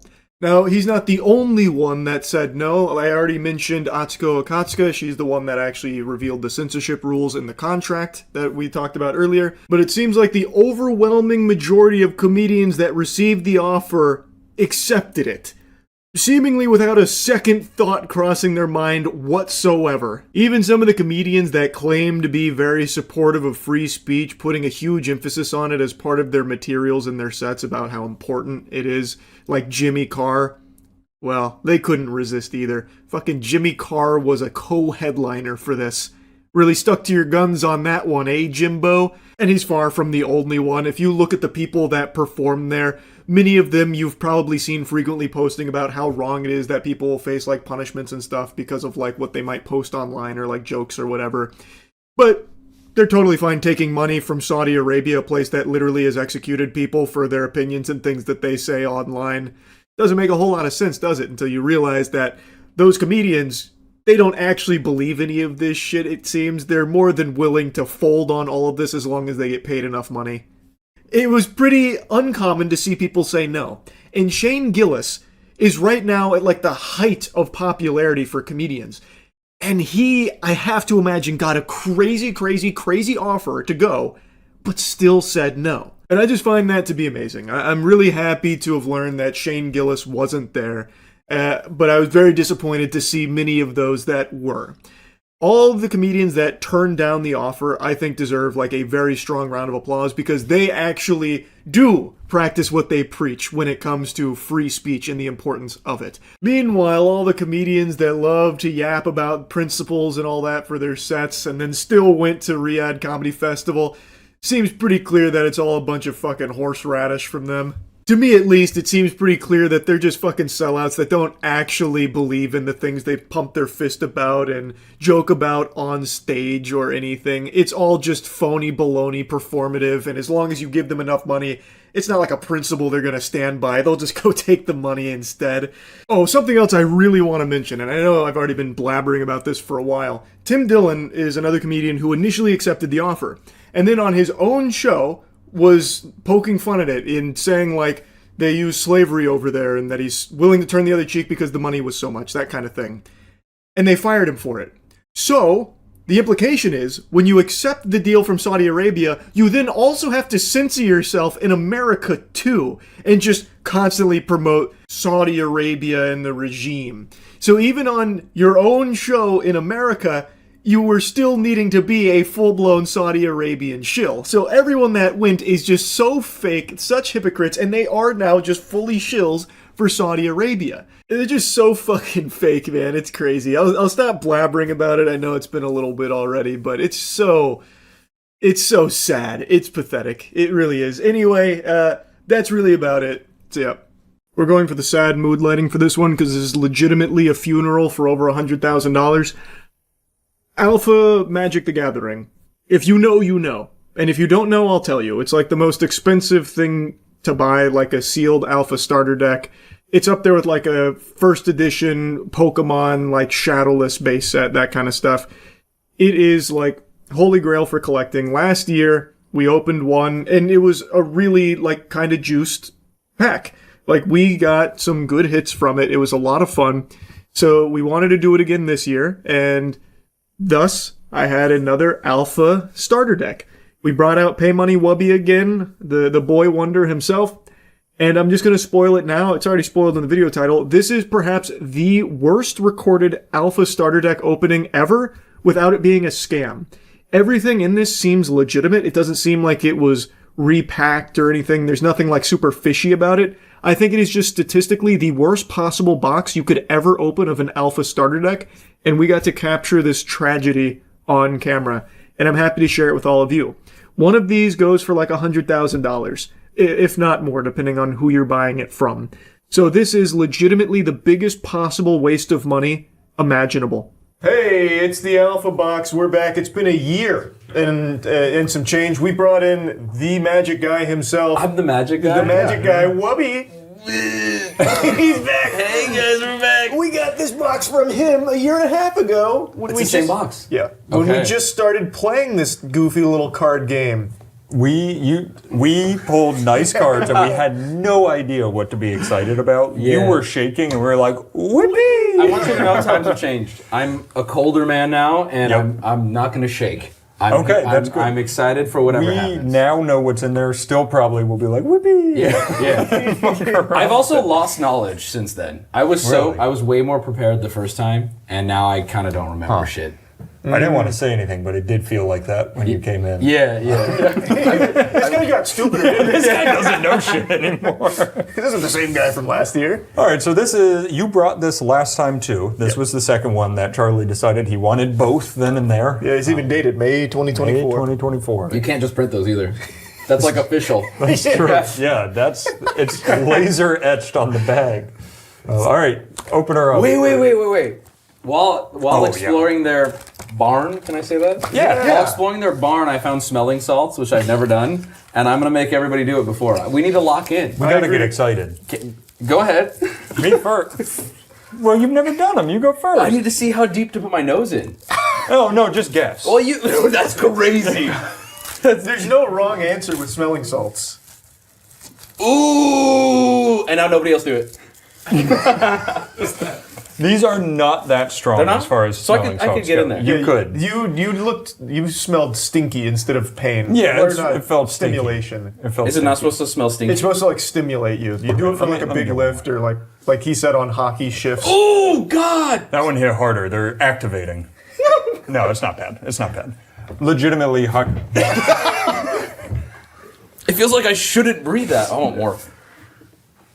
Yeah, see, he's already getting used to it. Ooh, hold on. It locks you in though, right? It's opening his fucking. How much can I do again. before I start to like die? It says 2. Oh, I'm kidding. I want to do one more. Should I not? Is this crazy? No, you can do smelling salts. You can smell till the cows come home. It's making my eye twitch. It kills some brain cells, not too many. Isn't that funny how that's the reaction though? Like, It's good though. Ooh. Go again. Let me open this pack. They're a little skunks. Maybe we could see if somebody can go pick up some high-end ones for the next video. Yeah. Because you'll fucking snap your What if head you back. do like a line of it? Ooh, that last one. That might kill you. Yeah. Oh God. So that last one was smelling not salts good. are just ammonia. Oh, it like smells. cat pee. Yes. So your brain goes, you shouldn't be fucking smelling this. I didn't want to breathe it. Hey, what do you do with cat pee? That was a really fast association. You smell it. But no, like the really good ones, Oh, yeah, you'll they'll feel like fucking there's like punch fire you. going Yeah. into your head. We'll get some for you. we'll get some We of will them. not let you leave here. Thank without you. Every that. single thing we do while you guys are here, we're gonna start with some smelling salts. Wait, A new everything brand. we filmed, just keep Oh ripping it. man, charades later is gonna go. Everyone has a bottle. All right, let's get into this now. We've got the fresh, sealed Alpha starter deck. It doesn't look tampered, right? I think Let's we can all agree. Oh, I don't want to. Don't. He's on a magic art right now. Yeah, no. Don't be careful because this could be a sleight of hand thing. Oh, well, you know tricks now and shit? Oh, yeah. You should do some with this. That's a good idea. I know a trick. I'm going to be real, okay? This looks good to me, but I don't like saying that because some nerd will tell me I'm wrong. I'm just going to make sure it's filmed from every angle so when this goes terribly, someone can We tell have proof. us. Yes. Yeah. No, it's very important. I learned that the hard way. It looks good, though. I mean, one thing to look for, if you want to be real for a second, any kind of scuffing where someone's thumb would go right here, and this looks clean, I think. You want to take a look at that? That light gave me. Looks clean. Oh no, that does look clean. It was Yeah. the light playing tricks. The one, I've got many fakes in the past, and almost always the fakes have some kind of like someone's nail went there, they bent it a little bit. Do you want to look? Yeah, I would love to. Sorry, I was just admiring your technique. They're addicted. I develop a light addiction to smelling salts. to cat piss. Bro, take a look. Does that smell like cat Rip that shit! How do you want to open it? Yeah, no, we're prepared this time. all the tools out for you. Well, you don't need a tool for this part. Oh, right. okay. Well, There should be a pull tab. Well, you can go that way. Yep. No, fuck it. You don't need a tool. Oh, we're so back, aren't we? It's the same thing. You're like I'm a lot less high I'm not. this time. No, you know? You're right. There's literally a pull tab right there. wow. He wasn't lying. He was not lying. I'd like to take back what I said. I'm super high strung immediately. Here, pass the rock. I'll open the top. He said throw it. I mean, it's like Yeah. I truly thought he was going to throw it. No. See, There was looks scratches, like there's right? like a scratch going up. Okay, so yeah, that looks like that's bad. No, that can. We should have lined this up with the plastic. That when I looked, I did see the scratches through the plastic. Scratches? Are we sure? There were two. So there's dents on the cardboard, and you want to see that there's also dents on here. But it is possible to dent the cardboard without denting That's this. fair. That's a yellow flag to me. Yellow flag. He's going in. He's going. Wait. Did we look up the order? Did anyone do this? Oh, that'd be. Last time There's you like just 12 knew it. people in this room right now, and everyone just went. Hey, Should we look this up or do we not? Yeah, here. Yeah, look up the. I believe I believe it can be different. It can be right here. I believe it can be up below the instruction booklet. It can be above the instruction booklet, and there's a low chance, I believe, of being on the top. Let's see. like a year ago, there's a Charlie video that probably has the. Pull that order up. we Pull could it. There's a guy in it who probably knew. You probably actually explained it. I do think I'm right, and I do think it can be in a lot of places, especially with Alpha. These things were not quality controlled at all. They're kind of everywhere. But be careful with the bottom. That's where Sick. you could see it. I've got some kind crazy of an developments idiot. here. It's already open. By the Oh way. yeah, look at that. Yeah, the whole ass end of it down there is open. Yes, it is. Okay, let's. Someone did the job for us. Opened is generous. It's like splitting. Yeah. It's damaged. I will say these look like Alpha cards based on the corners, which is always the first. Wait, are they? Uh-oh. They look rounder, right? Get a normal Magic card. These corners should be more rounded, and they look like they are more rounded. I would say like a wider. Yeah, Alpha is the only card printing where they Good have save, Matt. Good save. Okay, Yeah. huge. Yeah, this is important. Yellow flags galore on this one. That's good. I just took a peek at the bottom by accident. Did you see? I can tell you it's not. I can promise you. I can tell you what it's not. I can promise you we don't want that to be the rare. I'm hoping. Is it? Can you flash it to me? Oh. We don't want that to be the rare. That can be, and that's a disaster. Oh, I think we've seen it now. Might as well just. I can also explain why that's really bad potentially. So that is an island. Wow. Yeah. And that's what I thought. The issue with that is you can get an island in the rare slot in cases. It's not even a misprint. It was part of the rare sheet. You would say that's the worst possible thing you could get. Where do we get this again? Yeah, well, there are some people who value those rares, and they consider them island rares, and they do buy those at a premium, but I still wouldn't say that's a good hit, because it's not a Lotus. That's a good point. It's pretty much nothing, actually, is what I would say. There is one grading company, I believe, that grades those as rares if you have proof that you pulled it in the rare slot, which does put a nice label on it, which can be... Does it look like the plastic is pulling so tight it's almost bowing, or am I crazy? Yeah, but I mean, this is what, 30-some years old or something? Yeah, it's just old. The thing, like, there are real Magic savants who I want them to see this wrapping right now, because they will, in a glance, they'll tell right now. That's why I love doing this live, because it'll get to them while it's live, Yeah. but we'll find out. I just want the whole thing documented. Listen, I've been scammed so many times, I'm not the authority on this. It looks fine. I don't know. Yeah, I trust you. This source is about as reliable as you can It get. literally is. Well, at the very least, we know he would never do anything. Yeah. You're going to try and open it with that? Oh my God. Would you guys like to? He talked a big game before he sat down. Do you want me to? Yeah. There was already dumped smelling salts The on it. precision of a surgeon. We got a I'm rare glad you guys island. are here for this one. You were off camera last time. Well, we're gonna filter in some more friends. We have a ton of people here who are gonna That's watch okay. They're good, I think. Yeah, they're fine. You guys are good, right? Did you get it? I'm very I confident. don't see it. Here, I got most of that side. Be sure to spill this. Yep. The fucking vacuum is nowhere. Oh my god. Oh my god, he's just doing it. This one copy. Okay, careful now. We don't want to spoil. I will say, top of that card is shit. But that's understandable. Let's get it And out. remind me what we're looking for in commons. Llanowar Elves, we're looking for a Lightning Bolt. We're looking for Sinkhole. Sinkhole? Dark Ritual. I thought Dark Ritual was Demonic Tutor. Demonic Tutor, yeah. Okay. And All right. Here's Lightning Bolt. Okay. Wow. We are That's not looking for tap symbols, which we don't have. All right. That says tap. That's good. great. That's very That's good. great. That is good. All right. Do you want to do 3 and then pass? There's a lot of commons. Yeah, no. Let's do one each to get it heated up. There we go. And in I believe in one card, the audience at home will be able to tell the entire comment. Real quick. You also have a bunch of smelling salts on your side. Oh, look at that. Thank you. It's weird. There's 1/4 of this table without smelling salts on it. That is odd. Do you want to fix that? And it's a boring corner. Yeah, that corner doesn't have fun. Go ahead. Okay. Did you get there's a little salts over there. No, that's fine. Swamp. Garbage. Okay. All right. That's normal. Yeah. We can okay. use this as a coaster too for the rest of the good cards. All right. Rip it. Yeah, give us our first something. Lightning bolt. Sorry, that was really bad. This is looking good so All far. right, wait. Yeah. Talking a big game over here. Okay. I am. And I'm going to rip this lightning bolt now. You ready? You see Oh. how these look? Okay, only the top card was damaged. Perfect. This top card is quite fucked. And haboom. I have a question. Pestilence. What? Would you say that corner is like cut off? Where? This one? Uh-oh. No, that's normal. Oh, That's okay. These cards look homemade because they almost essentially were. If you are from BGS, these look wonderful. That's Our good. grizzly bears. That's so good. That's cool to see. I mean, these look nice though. That's it. We're holding alpha cards, guys. That's true. Yeah. That's true. Hopefully alpha cards. They don't look as nice as the Avatar cards. No, I know. Where's Aang? Yeah, Okay, this is a little weird. That's weird. That's strange. Keep doing it. Okay. We'll keep going 1 for 1. All right. That's a good card on the bottom. I picked it up we while I know slid it. We know what it is. So we don't mind. We know can- what it is. It's The impossible. Black Lotus could be this card, or it could now be sandwiched on the. All right, so thing. bottom card is now fine to rub Bottom to our card heart's should be an content. uncommon. Oh, yeah. I wouldn't rub it, though. Yeah, I won't. Yeah. Ooh, Maybe rub it a little. That's a force. it's a forest with a pathway. I feel like we're playing. That's basically a shitty Llanowar board Elves. game. Haboom. Wow. I'm going black. Ray's dead. If he pulls a grizzly bears, I'm question marking. Oh yeah, that'd be crazy.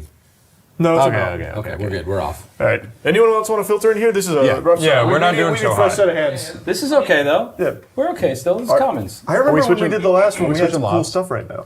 If you pull swamp, you gotta hit the salts. Yeah, I think that makes sense. I think that's fair. I think I have to hit the salts and then pull the swamp, I thought. Should we make him hit the salts? Or He did just sit at the table. Where is it?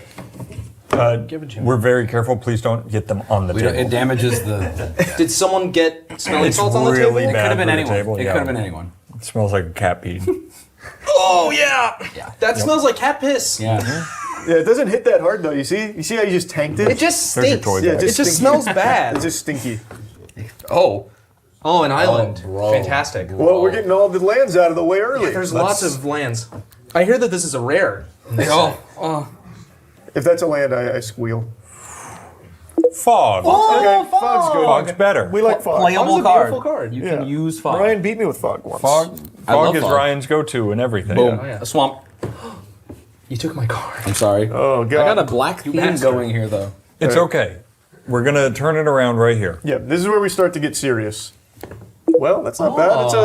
It's a what the hell am I reading? He's a guy. The furloon?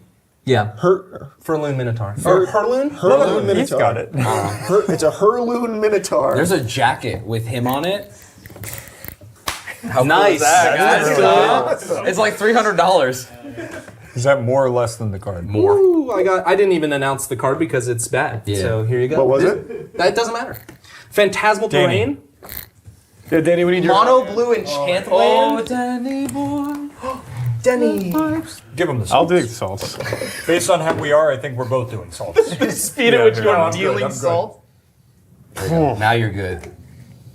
That's my right there. Yeah, I've done those occasionally. Yep. Oh, thanks. Do one more. Do one more. You got You got it. We have to break the loop. Yep. Yeah, we need to change something. Fix it up. Yeah, it's a coffee bean forest. Yeah, This is a big one. This is a big one. Boom. It wasn't, guys. Wow. Yikes. We're getting real close to those cool knives. I'm gonna give up. Should we? I'm gonna give up. As are we all. Please don't give up. It's okay, guys. This is very normal. The commons are boring normally. Yeah. We got shit. Disintegrate. That's new. It's new for us. We haven't had him yet. This is like any other New to us. Okay, here's the Phantasm or Blue Elemental Blast. That's good. That's playable. Yeah, That's very it's a fun playable. card. That's a card. It is playable. And look, nobody's here for the comments. No one's here. No one's here for the comments. I like the comments. Someone shoot that guy. Bro, boo. Ooh. Nope. That's a worm. Crawl worm. Yep. But He's ugly. you warmed it up Yep. for my warmed lightning it. bolt. Lightning bolt. That could cast lightning bolt. I could. Lightning bolt. Wait, maybe that's a sign. You and I work together. Now watch. I'll rip it. Ready? You rip it, I'll cast it. Okay, here we go. Tap. Can you tap it? Yeah. Tap for lightning And bolt. I'm gonna play lightning bolt. Oh, I saw We the could right. play- Saw the right. Tap it. We could play play a lot multiple now. lightning Yeah. bolts. Yes. Tap yours. Yep, tap it, I'm tap it, tapping, tap it, okay. and lightning bolt.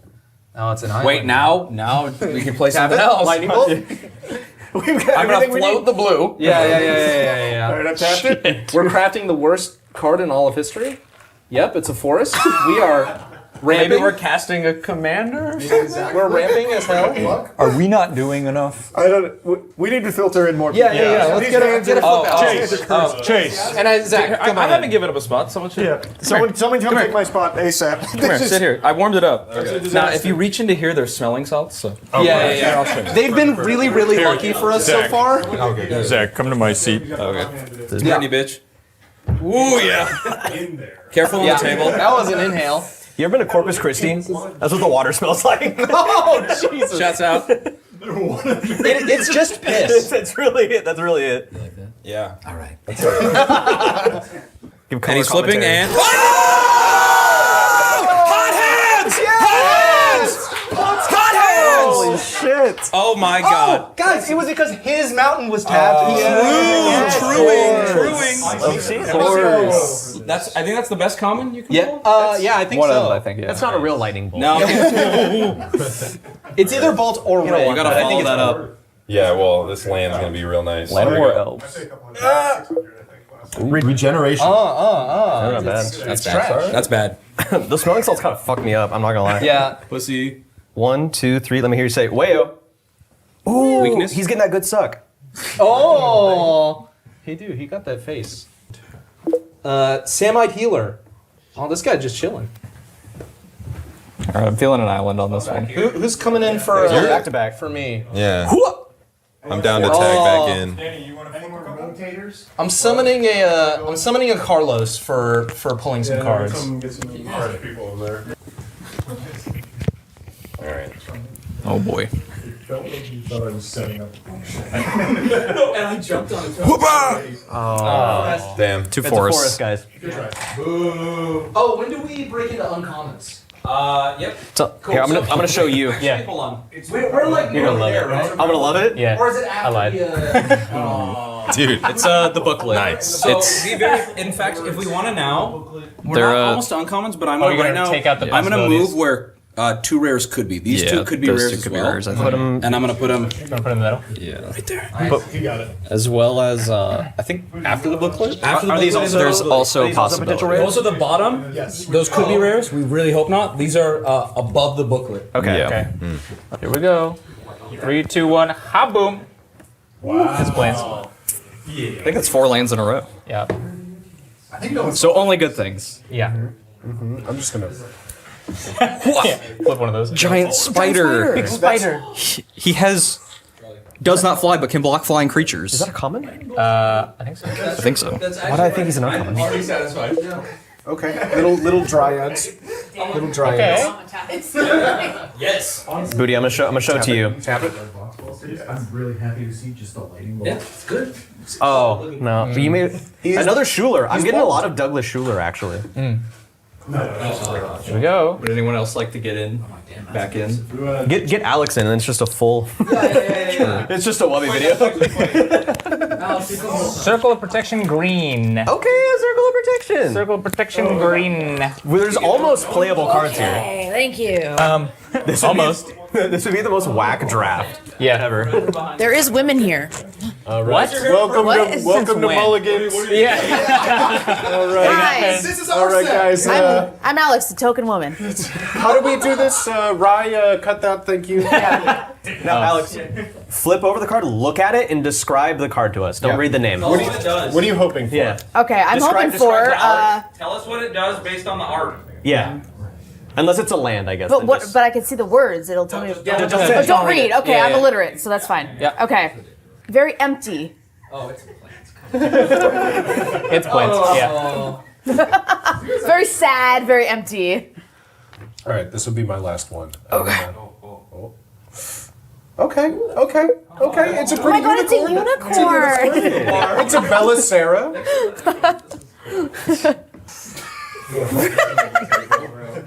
Would a greedy person Give pull us a- this? Earthbind. Oh! Hey! I'm hard as fuck right now. That's the kinky one. I'm hard as fuck right now. People cosplay I'm so that. hard. I gotta rotate out. Anyone else? Oh, but I never got salts, man. Oh, wait, come here. Booty, why do you gotta bring it? I was. Yeah. Carlos almost got away with it. He did not do it. I was trying to put it on her like she got away with it. I'm full. I don't. Are you trying to quit? Is this monster? nose Full? full? Yeah. I'm You're just. like It just stinks. Oh. It's just. It's not good. Well, here It you go. smells like hair dye. Actually, if you've ever been covered in bleach, you know, Yeah. like the girl take. Yeah. Salute, he says. That's a good sign. Boom! Oh, damn. I felt it. You tried to sneak up on it, like I got it. When we weren't paying attention. Yeah, literally. Gentlemen. Hold on, ready? Oh, let them both pull one more. Oh, okay. You're too kind, guys. Death Ward. That's new. Okay, we like new. They're all gonna be new, by the way. Yeah. I would hope they're all new or something's wrong. Okay, let's Roll see. something big for the Last for one. our chair. Yeah, Rippy, right here. Yep. Yeah. Let me add to that. Let me add to that. Okay, yep. Give me a big one. Yeah. We gotta tap a bunch. It's gonna be Yeah. good. Gotta put all the energy into All this. right, I'm all tapped out. Shaboom. Oh, No, that's fine. you know what? That's good. All right. Also, okay, remember when I said there's no doubles? More resources. Hey, you did our spot proud. Is this the last uncommon? I mean, last common? Last couple, there's like 2, I think. Oh, you're Yeah, there's 2. So that means Charlie will start the uncommons. Okay. That's good. That is good. We love to see those. And I think this is gonna be a Llanowar Elves. Nope, it's a snake. Okay. Good. Okay, I'm now gonna prep next for you. So these could be rare. This is the book, very rare. These sell for like These sell for something. Well, we need those because we really don't know. Yeah, we gotta read up. Yeah. These could be rare right here. And I'm gonna move them to the side. So any of these packets can So be we rare. know what this is an island. Yep. Could be a rare. Rares. We don't know. And these should be uncommon. We're gonna find out right now. Here comes the demonic tutor. Well, good growth. That's not bad. It is an uncommon, right? Somebody fact check it. You know? A dragon whelp. Oh, yikes! Yikes! No good. No good. Yikes! So what you're looking for, Ryan, when you're pulling? Demonic tutor. Yep. There's a lot of uncommons that are. Let me see the back of one of these. Are you looking at the blue ink mark that's on every magic card? Yeah. You look at the You see that there? Yeah. It's on all of them. I have a story about that. When I first started buying vintage cards, like very early, I got into it with a seller about the blue mark on it, and he educated me, and it was a very humbling experience. He's like, "That's how they're printed." All right, here we go. Demonic tutor. Damn. Boom. That's tough. You don't want lands in this section. Agreed. The good news was this was a free pack. Yeah. You know? This was nothing. It's been sitting so long, it just doesn't register. Well, remember, Wubby back then, Play the Clip, said, I'll cover this one for you. Just get all the good stuff concentrating towards the bottom. Oh, God. All right, there's only one thing to do here. Danny, come flip this card for me. Whoa. Calling in. This didn't work so well last time. It's all right. Talking to my pecs. Well, I don't know if I need to talk to do this. I'm going to be honest. Narrate. All right, I'm flipping the card right now. You ready? What do you want this to be? What do we want this Demonic to be? tutor. Demonic tutor, please. I think I pulled the last one. Right? You did pull the last Do it again. one. Yeah, let's do it right here. No way. Oh, okay, wait. That's still good. No, it's not. It's trash. Spoken like someone who's played against that before. Yeah. It's tough because you recognize the card, you get excited, but it's like, I don't think there's value there. Yeah. All right, here we go. Demonic tutor. Boom. Gloom. Doom and gloom. That's a really bad omen. How we're all feeling. That's a good omen. Here, let me get in here real quick. Get in. Please rip it. It's not good. Ooh, a little jade. I summon Drew. Okay. Can you redeem this chair? No, I can't, but I might on accident. Demonic tutor. Is this the last one? Because I'm locked in for this You're one. locked in. It's the last one. I'm locked It's in. a tutor. It's a tutor. Do it, Matt. This one. Do it. Please. Man, this is less fun when you don't hit it. Wow. Maybe don't upload this one. Well, here's the thing. It's about the rares. Okay, so. Yeah, we're here for the rares. It's about the rares. I say, can I lead? Yeah, please. I don't have to Please flip, do. but let's just start by getting rid of what we know, which is the Yeah. island. Rare island. So this, hopefully not. We're praying. I'm gonna leave this. Sure. We leave that for last? We'll leave it. Well, we'll see. We're Yeah, gonna start these that's piles and true. see where. Let's start. You want to start here? Yeah, let's start there. I like Do you want to start? No, you start. It's Okay, so calling your name. let's. If this is a rare, we hope it's good. If it's not a rare, that means we can flip the rest of these. Yeah. Or if it is a rare, we can flip the rest of these. All right, here we go. Wall of Air. Is that uncommon? I think that's uncommon. This is worth fact checking. I think so too. This is worth Zach is Wall we of have Air. Clicking coming. My boss just spent all of their money on that. He's googling how to Job return applications, Florida. Uncommon. Uncommon. Okay, good. So that means Which means that's a demonic tutor. this is an uncommon if you Yeah. want to flip it. Which means this is nothing. Yu-Gi-Oh! Oh, God. Uh-oh. You did say nothing. That's Siren's call. We said it was nothing. So that brings us to these two. Yeah. Whoever wants to start. I I think that skill check gets to flip one together. really hope this is a rare. Me too, because Actually, we need this to be a We rare now. need this to be a rare. Ready, go. Oh. Unsummoned. That is an uncommon, I think believe. so. Which means we got a rare island. No way. that's good news though. Unless it's one of Someone had those to do it. rare. All right, Someone had to do I'll it. flip the last just get us out of uncommon. here, Yeah. boss. Just take us out. Really wipe that on the table. No, that's this. Yeah. That's Oh no. Good. This is good. Charles. This is where we want to be. So that means here's one of our rares, everybody. Now, Yeah. here's the thing. All of this is moot and is not hurtful if that's a Black Lotus. Exactly. Yeah. Or if it's just anything. That we recognize. Okay, I'm not going to Anything- look at it. I want good reactions. Make sure it's on camera, bud. Are we happy? Oh my God. Holy Wow. shit. That may be the worst alpha booster that is possible to open. Hey, when we were all here to share it together. That's exactly It was a right. great time. Gentlemen, that's exactly Gentlemen, right. that's I was happy to History be was made. here. History was made. Gentlemen. It was the salts that got us there the Yeah. whole time. Hey, yeah. the next person opening an alpha deck, you're lucky. We got this one out You're of the way. talking to before you. us in a year. Yeah, that's true. Us. Our next deck is going to be great. You brought the other one with you, right? Oh yeah, it's always with me. Yeah. Hey guys, this was really bad. In case we didn't realize. That was not good, huh? No. No, that wasn't good. We made $600 back. We're chipping away at the investment. I think I'm just gonna put that in a deck. Yeah. That was good. I would play this. And we were here. All right. Let's just delete the footage. Do we upload this? Or? This does feel worse when you don't get anything. Yeah. Let's fake it. Wait, We've talked about this before in like esports and stuff. We've found scientifically we have more fun when we do well. Yeah, you gotta win. Than when Winning we don't. is more fun, usually. All right, well done. Hey, that's one less force field out in the world. You're welcome. Your deck is worth more now because of us here today. So Wow. Yes. Yeah. I'm gonna go cry. That was good. Hey, thanks for being here. Yeah. Man, dude, the wind got sucked out of this room. Oh yeah, you just got freaked off.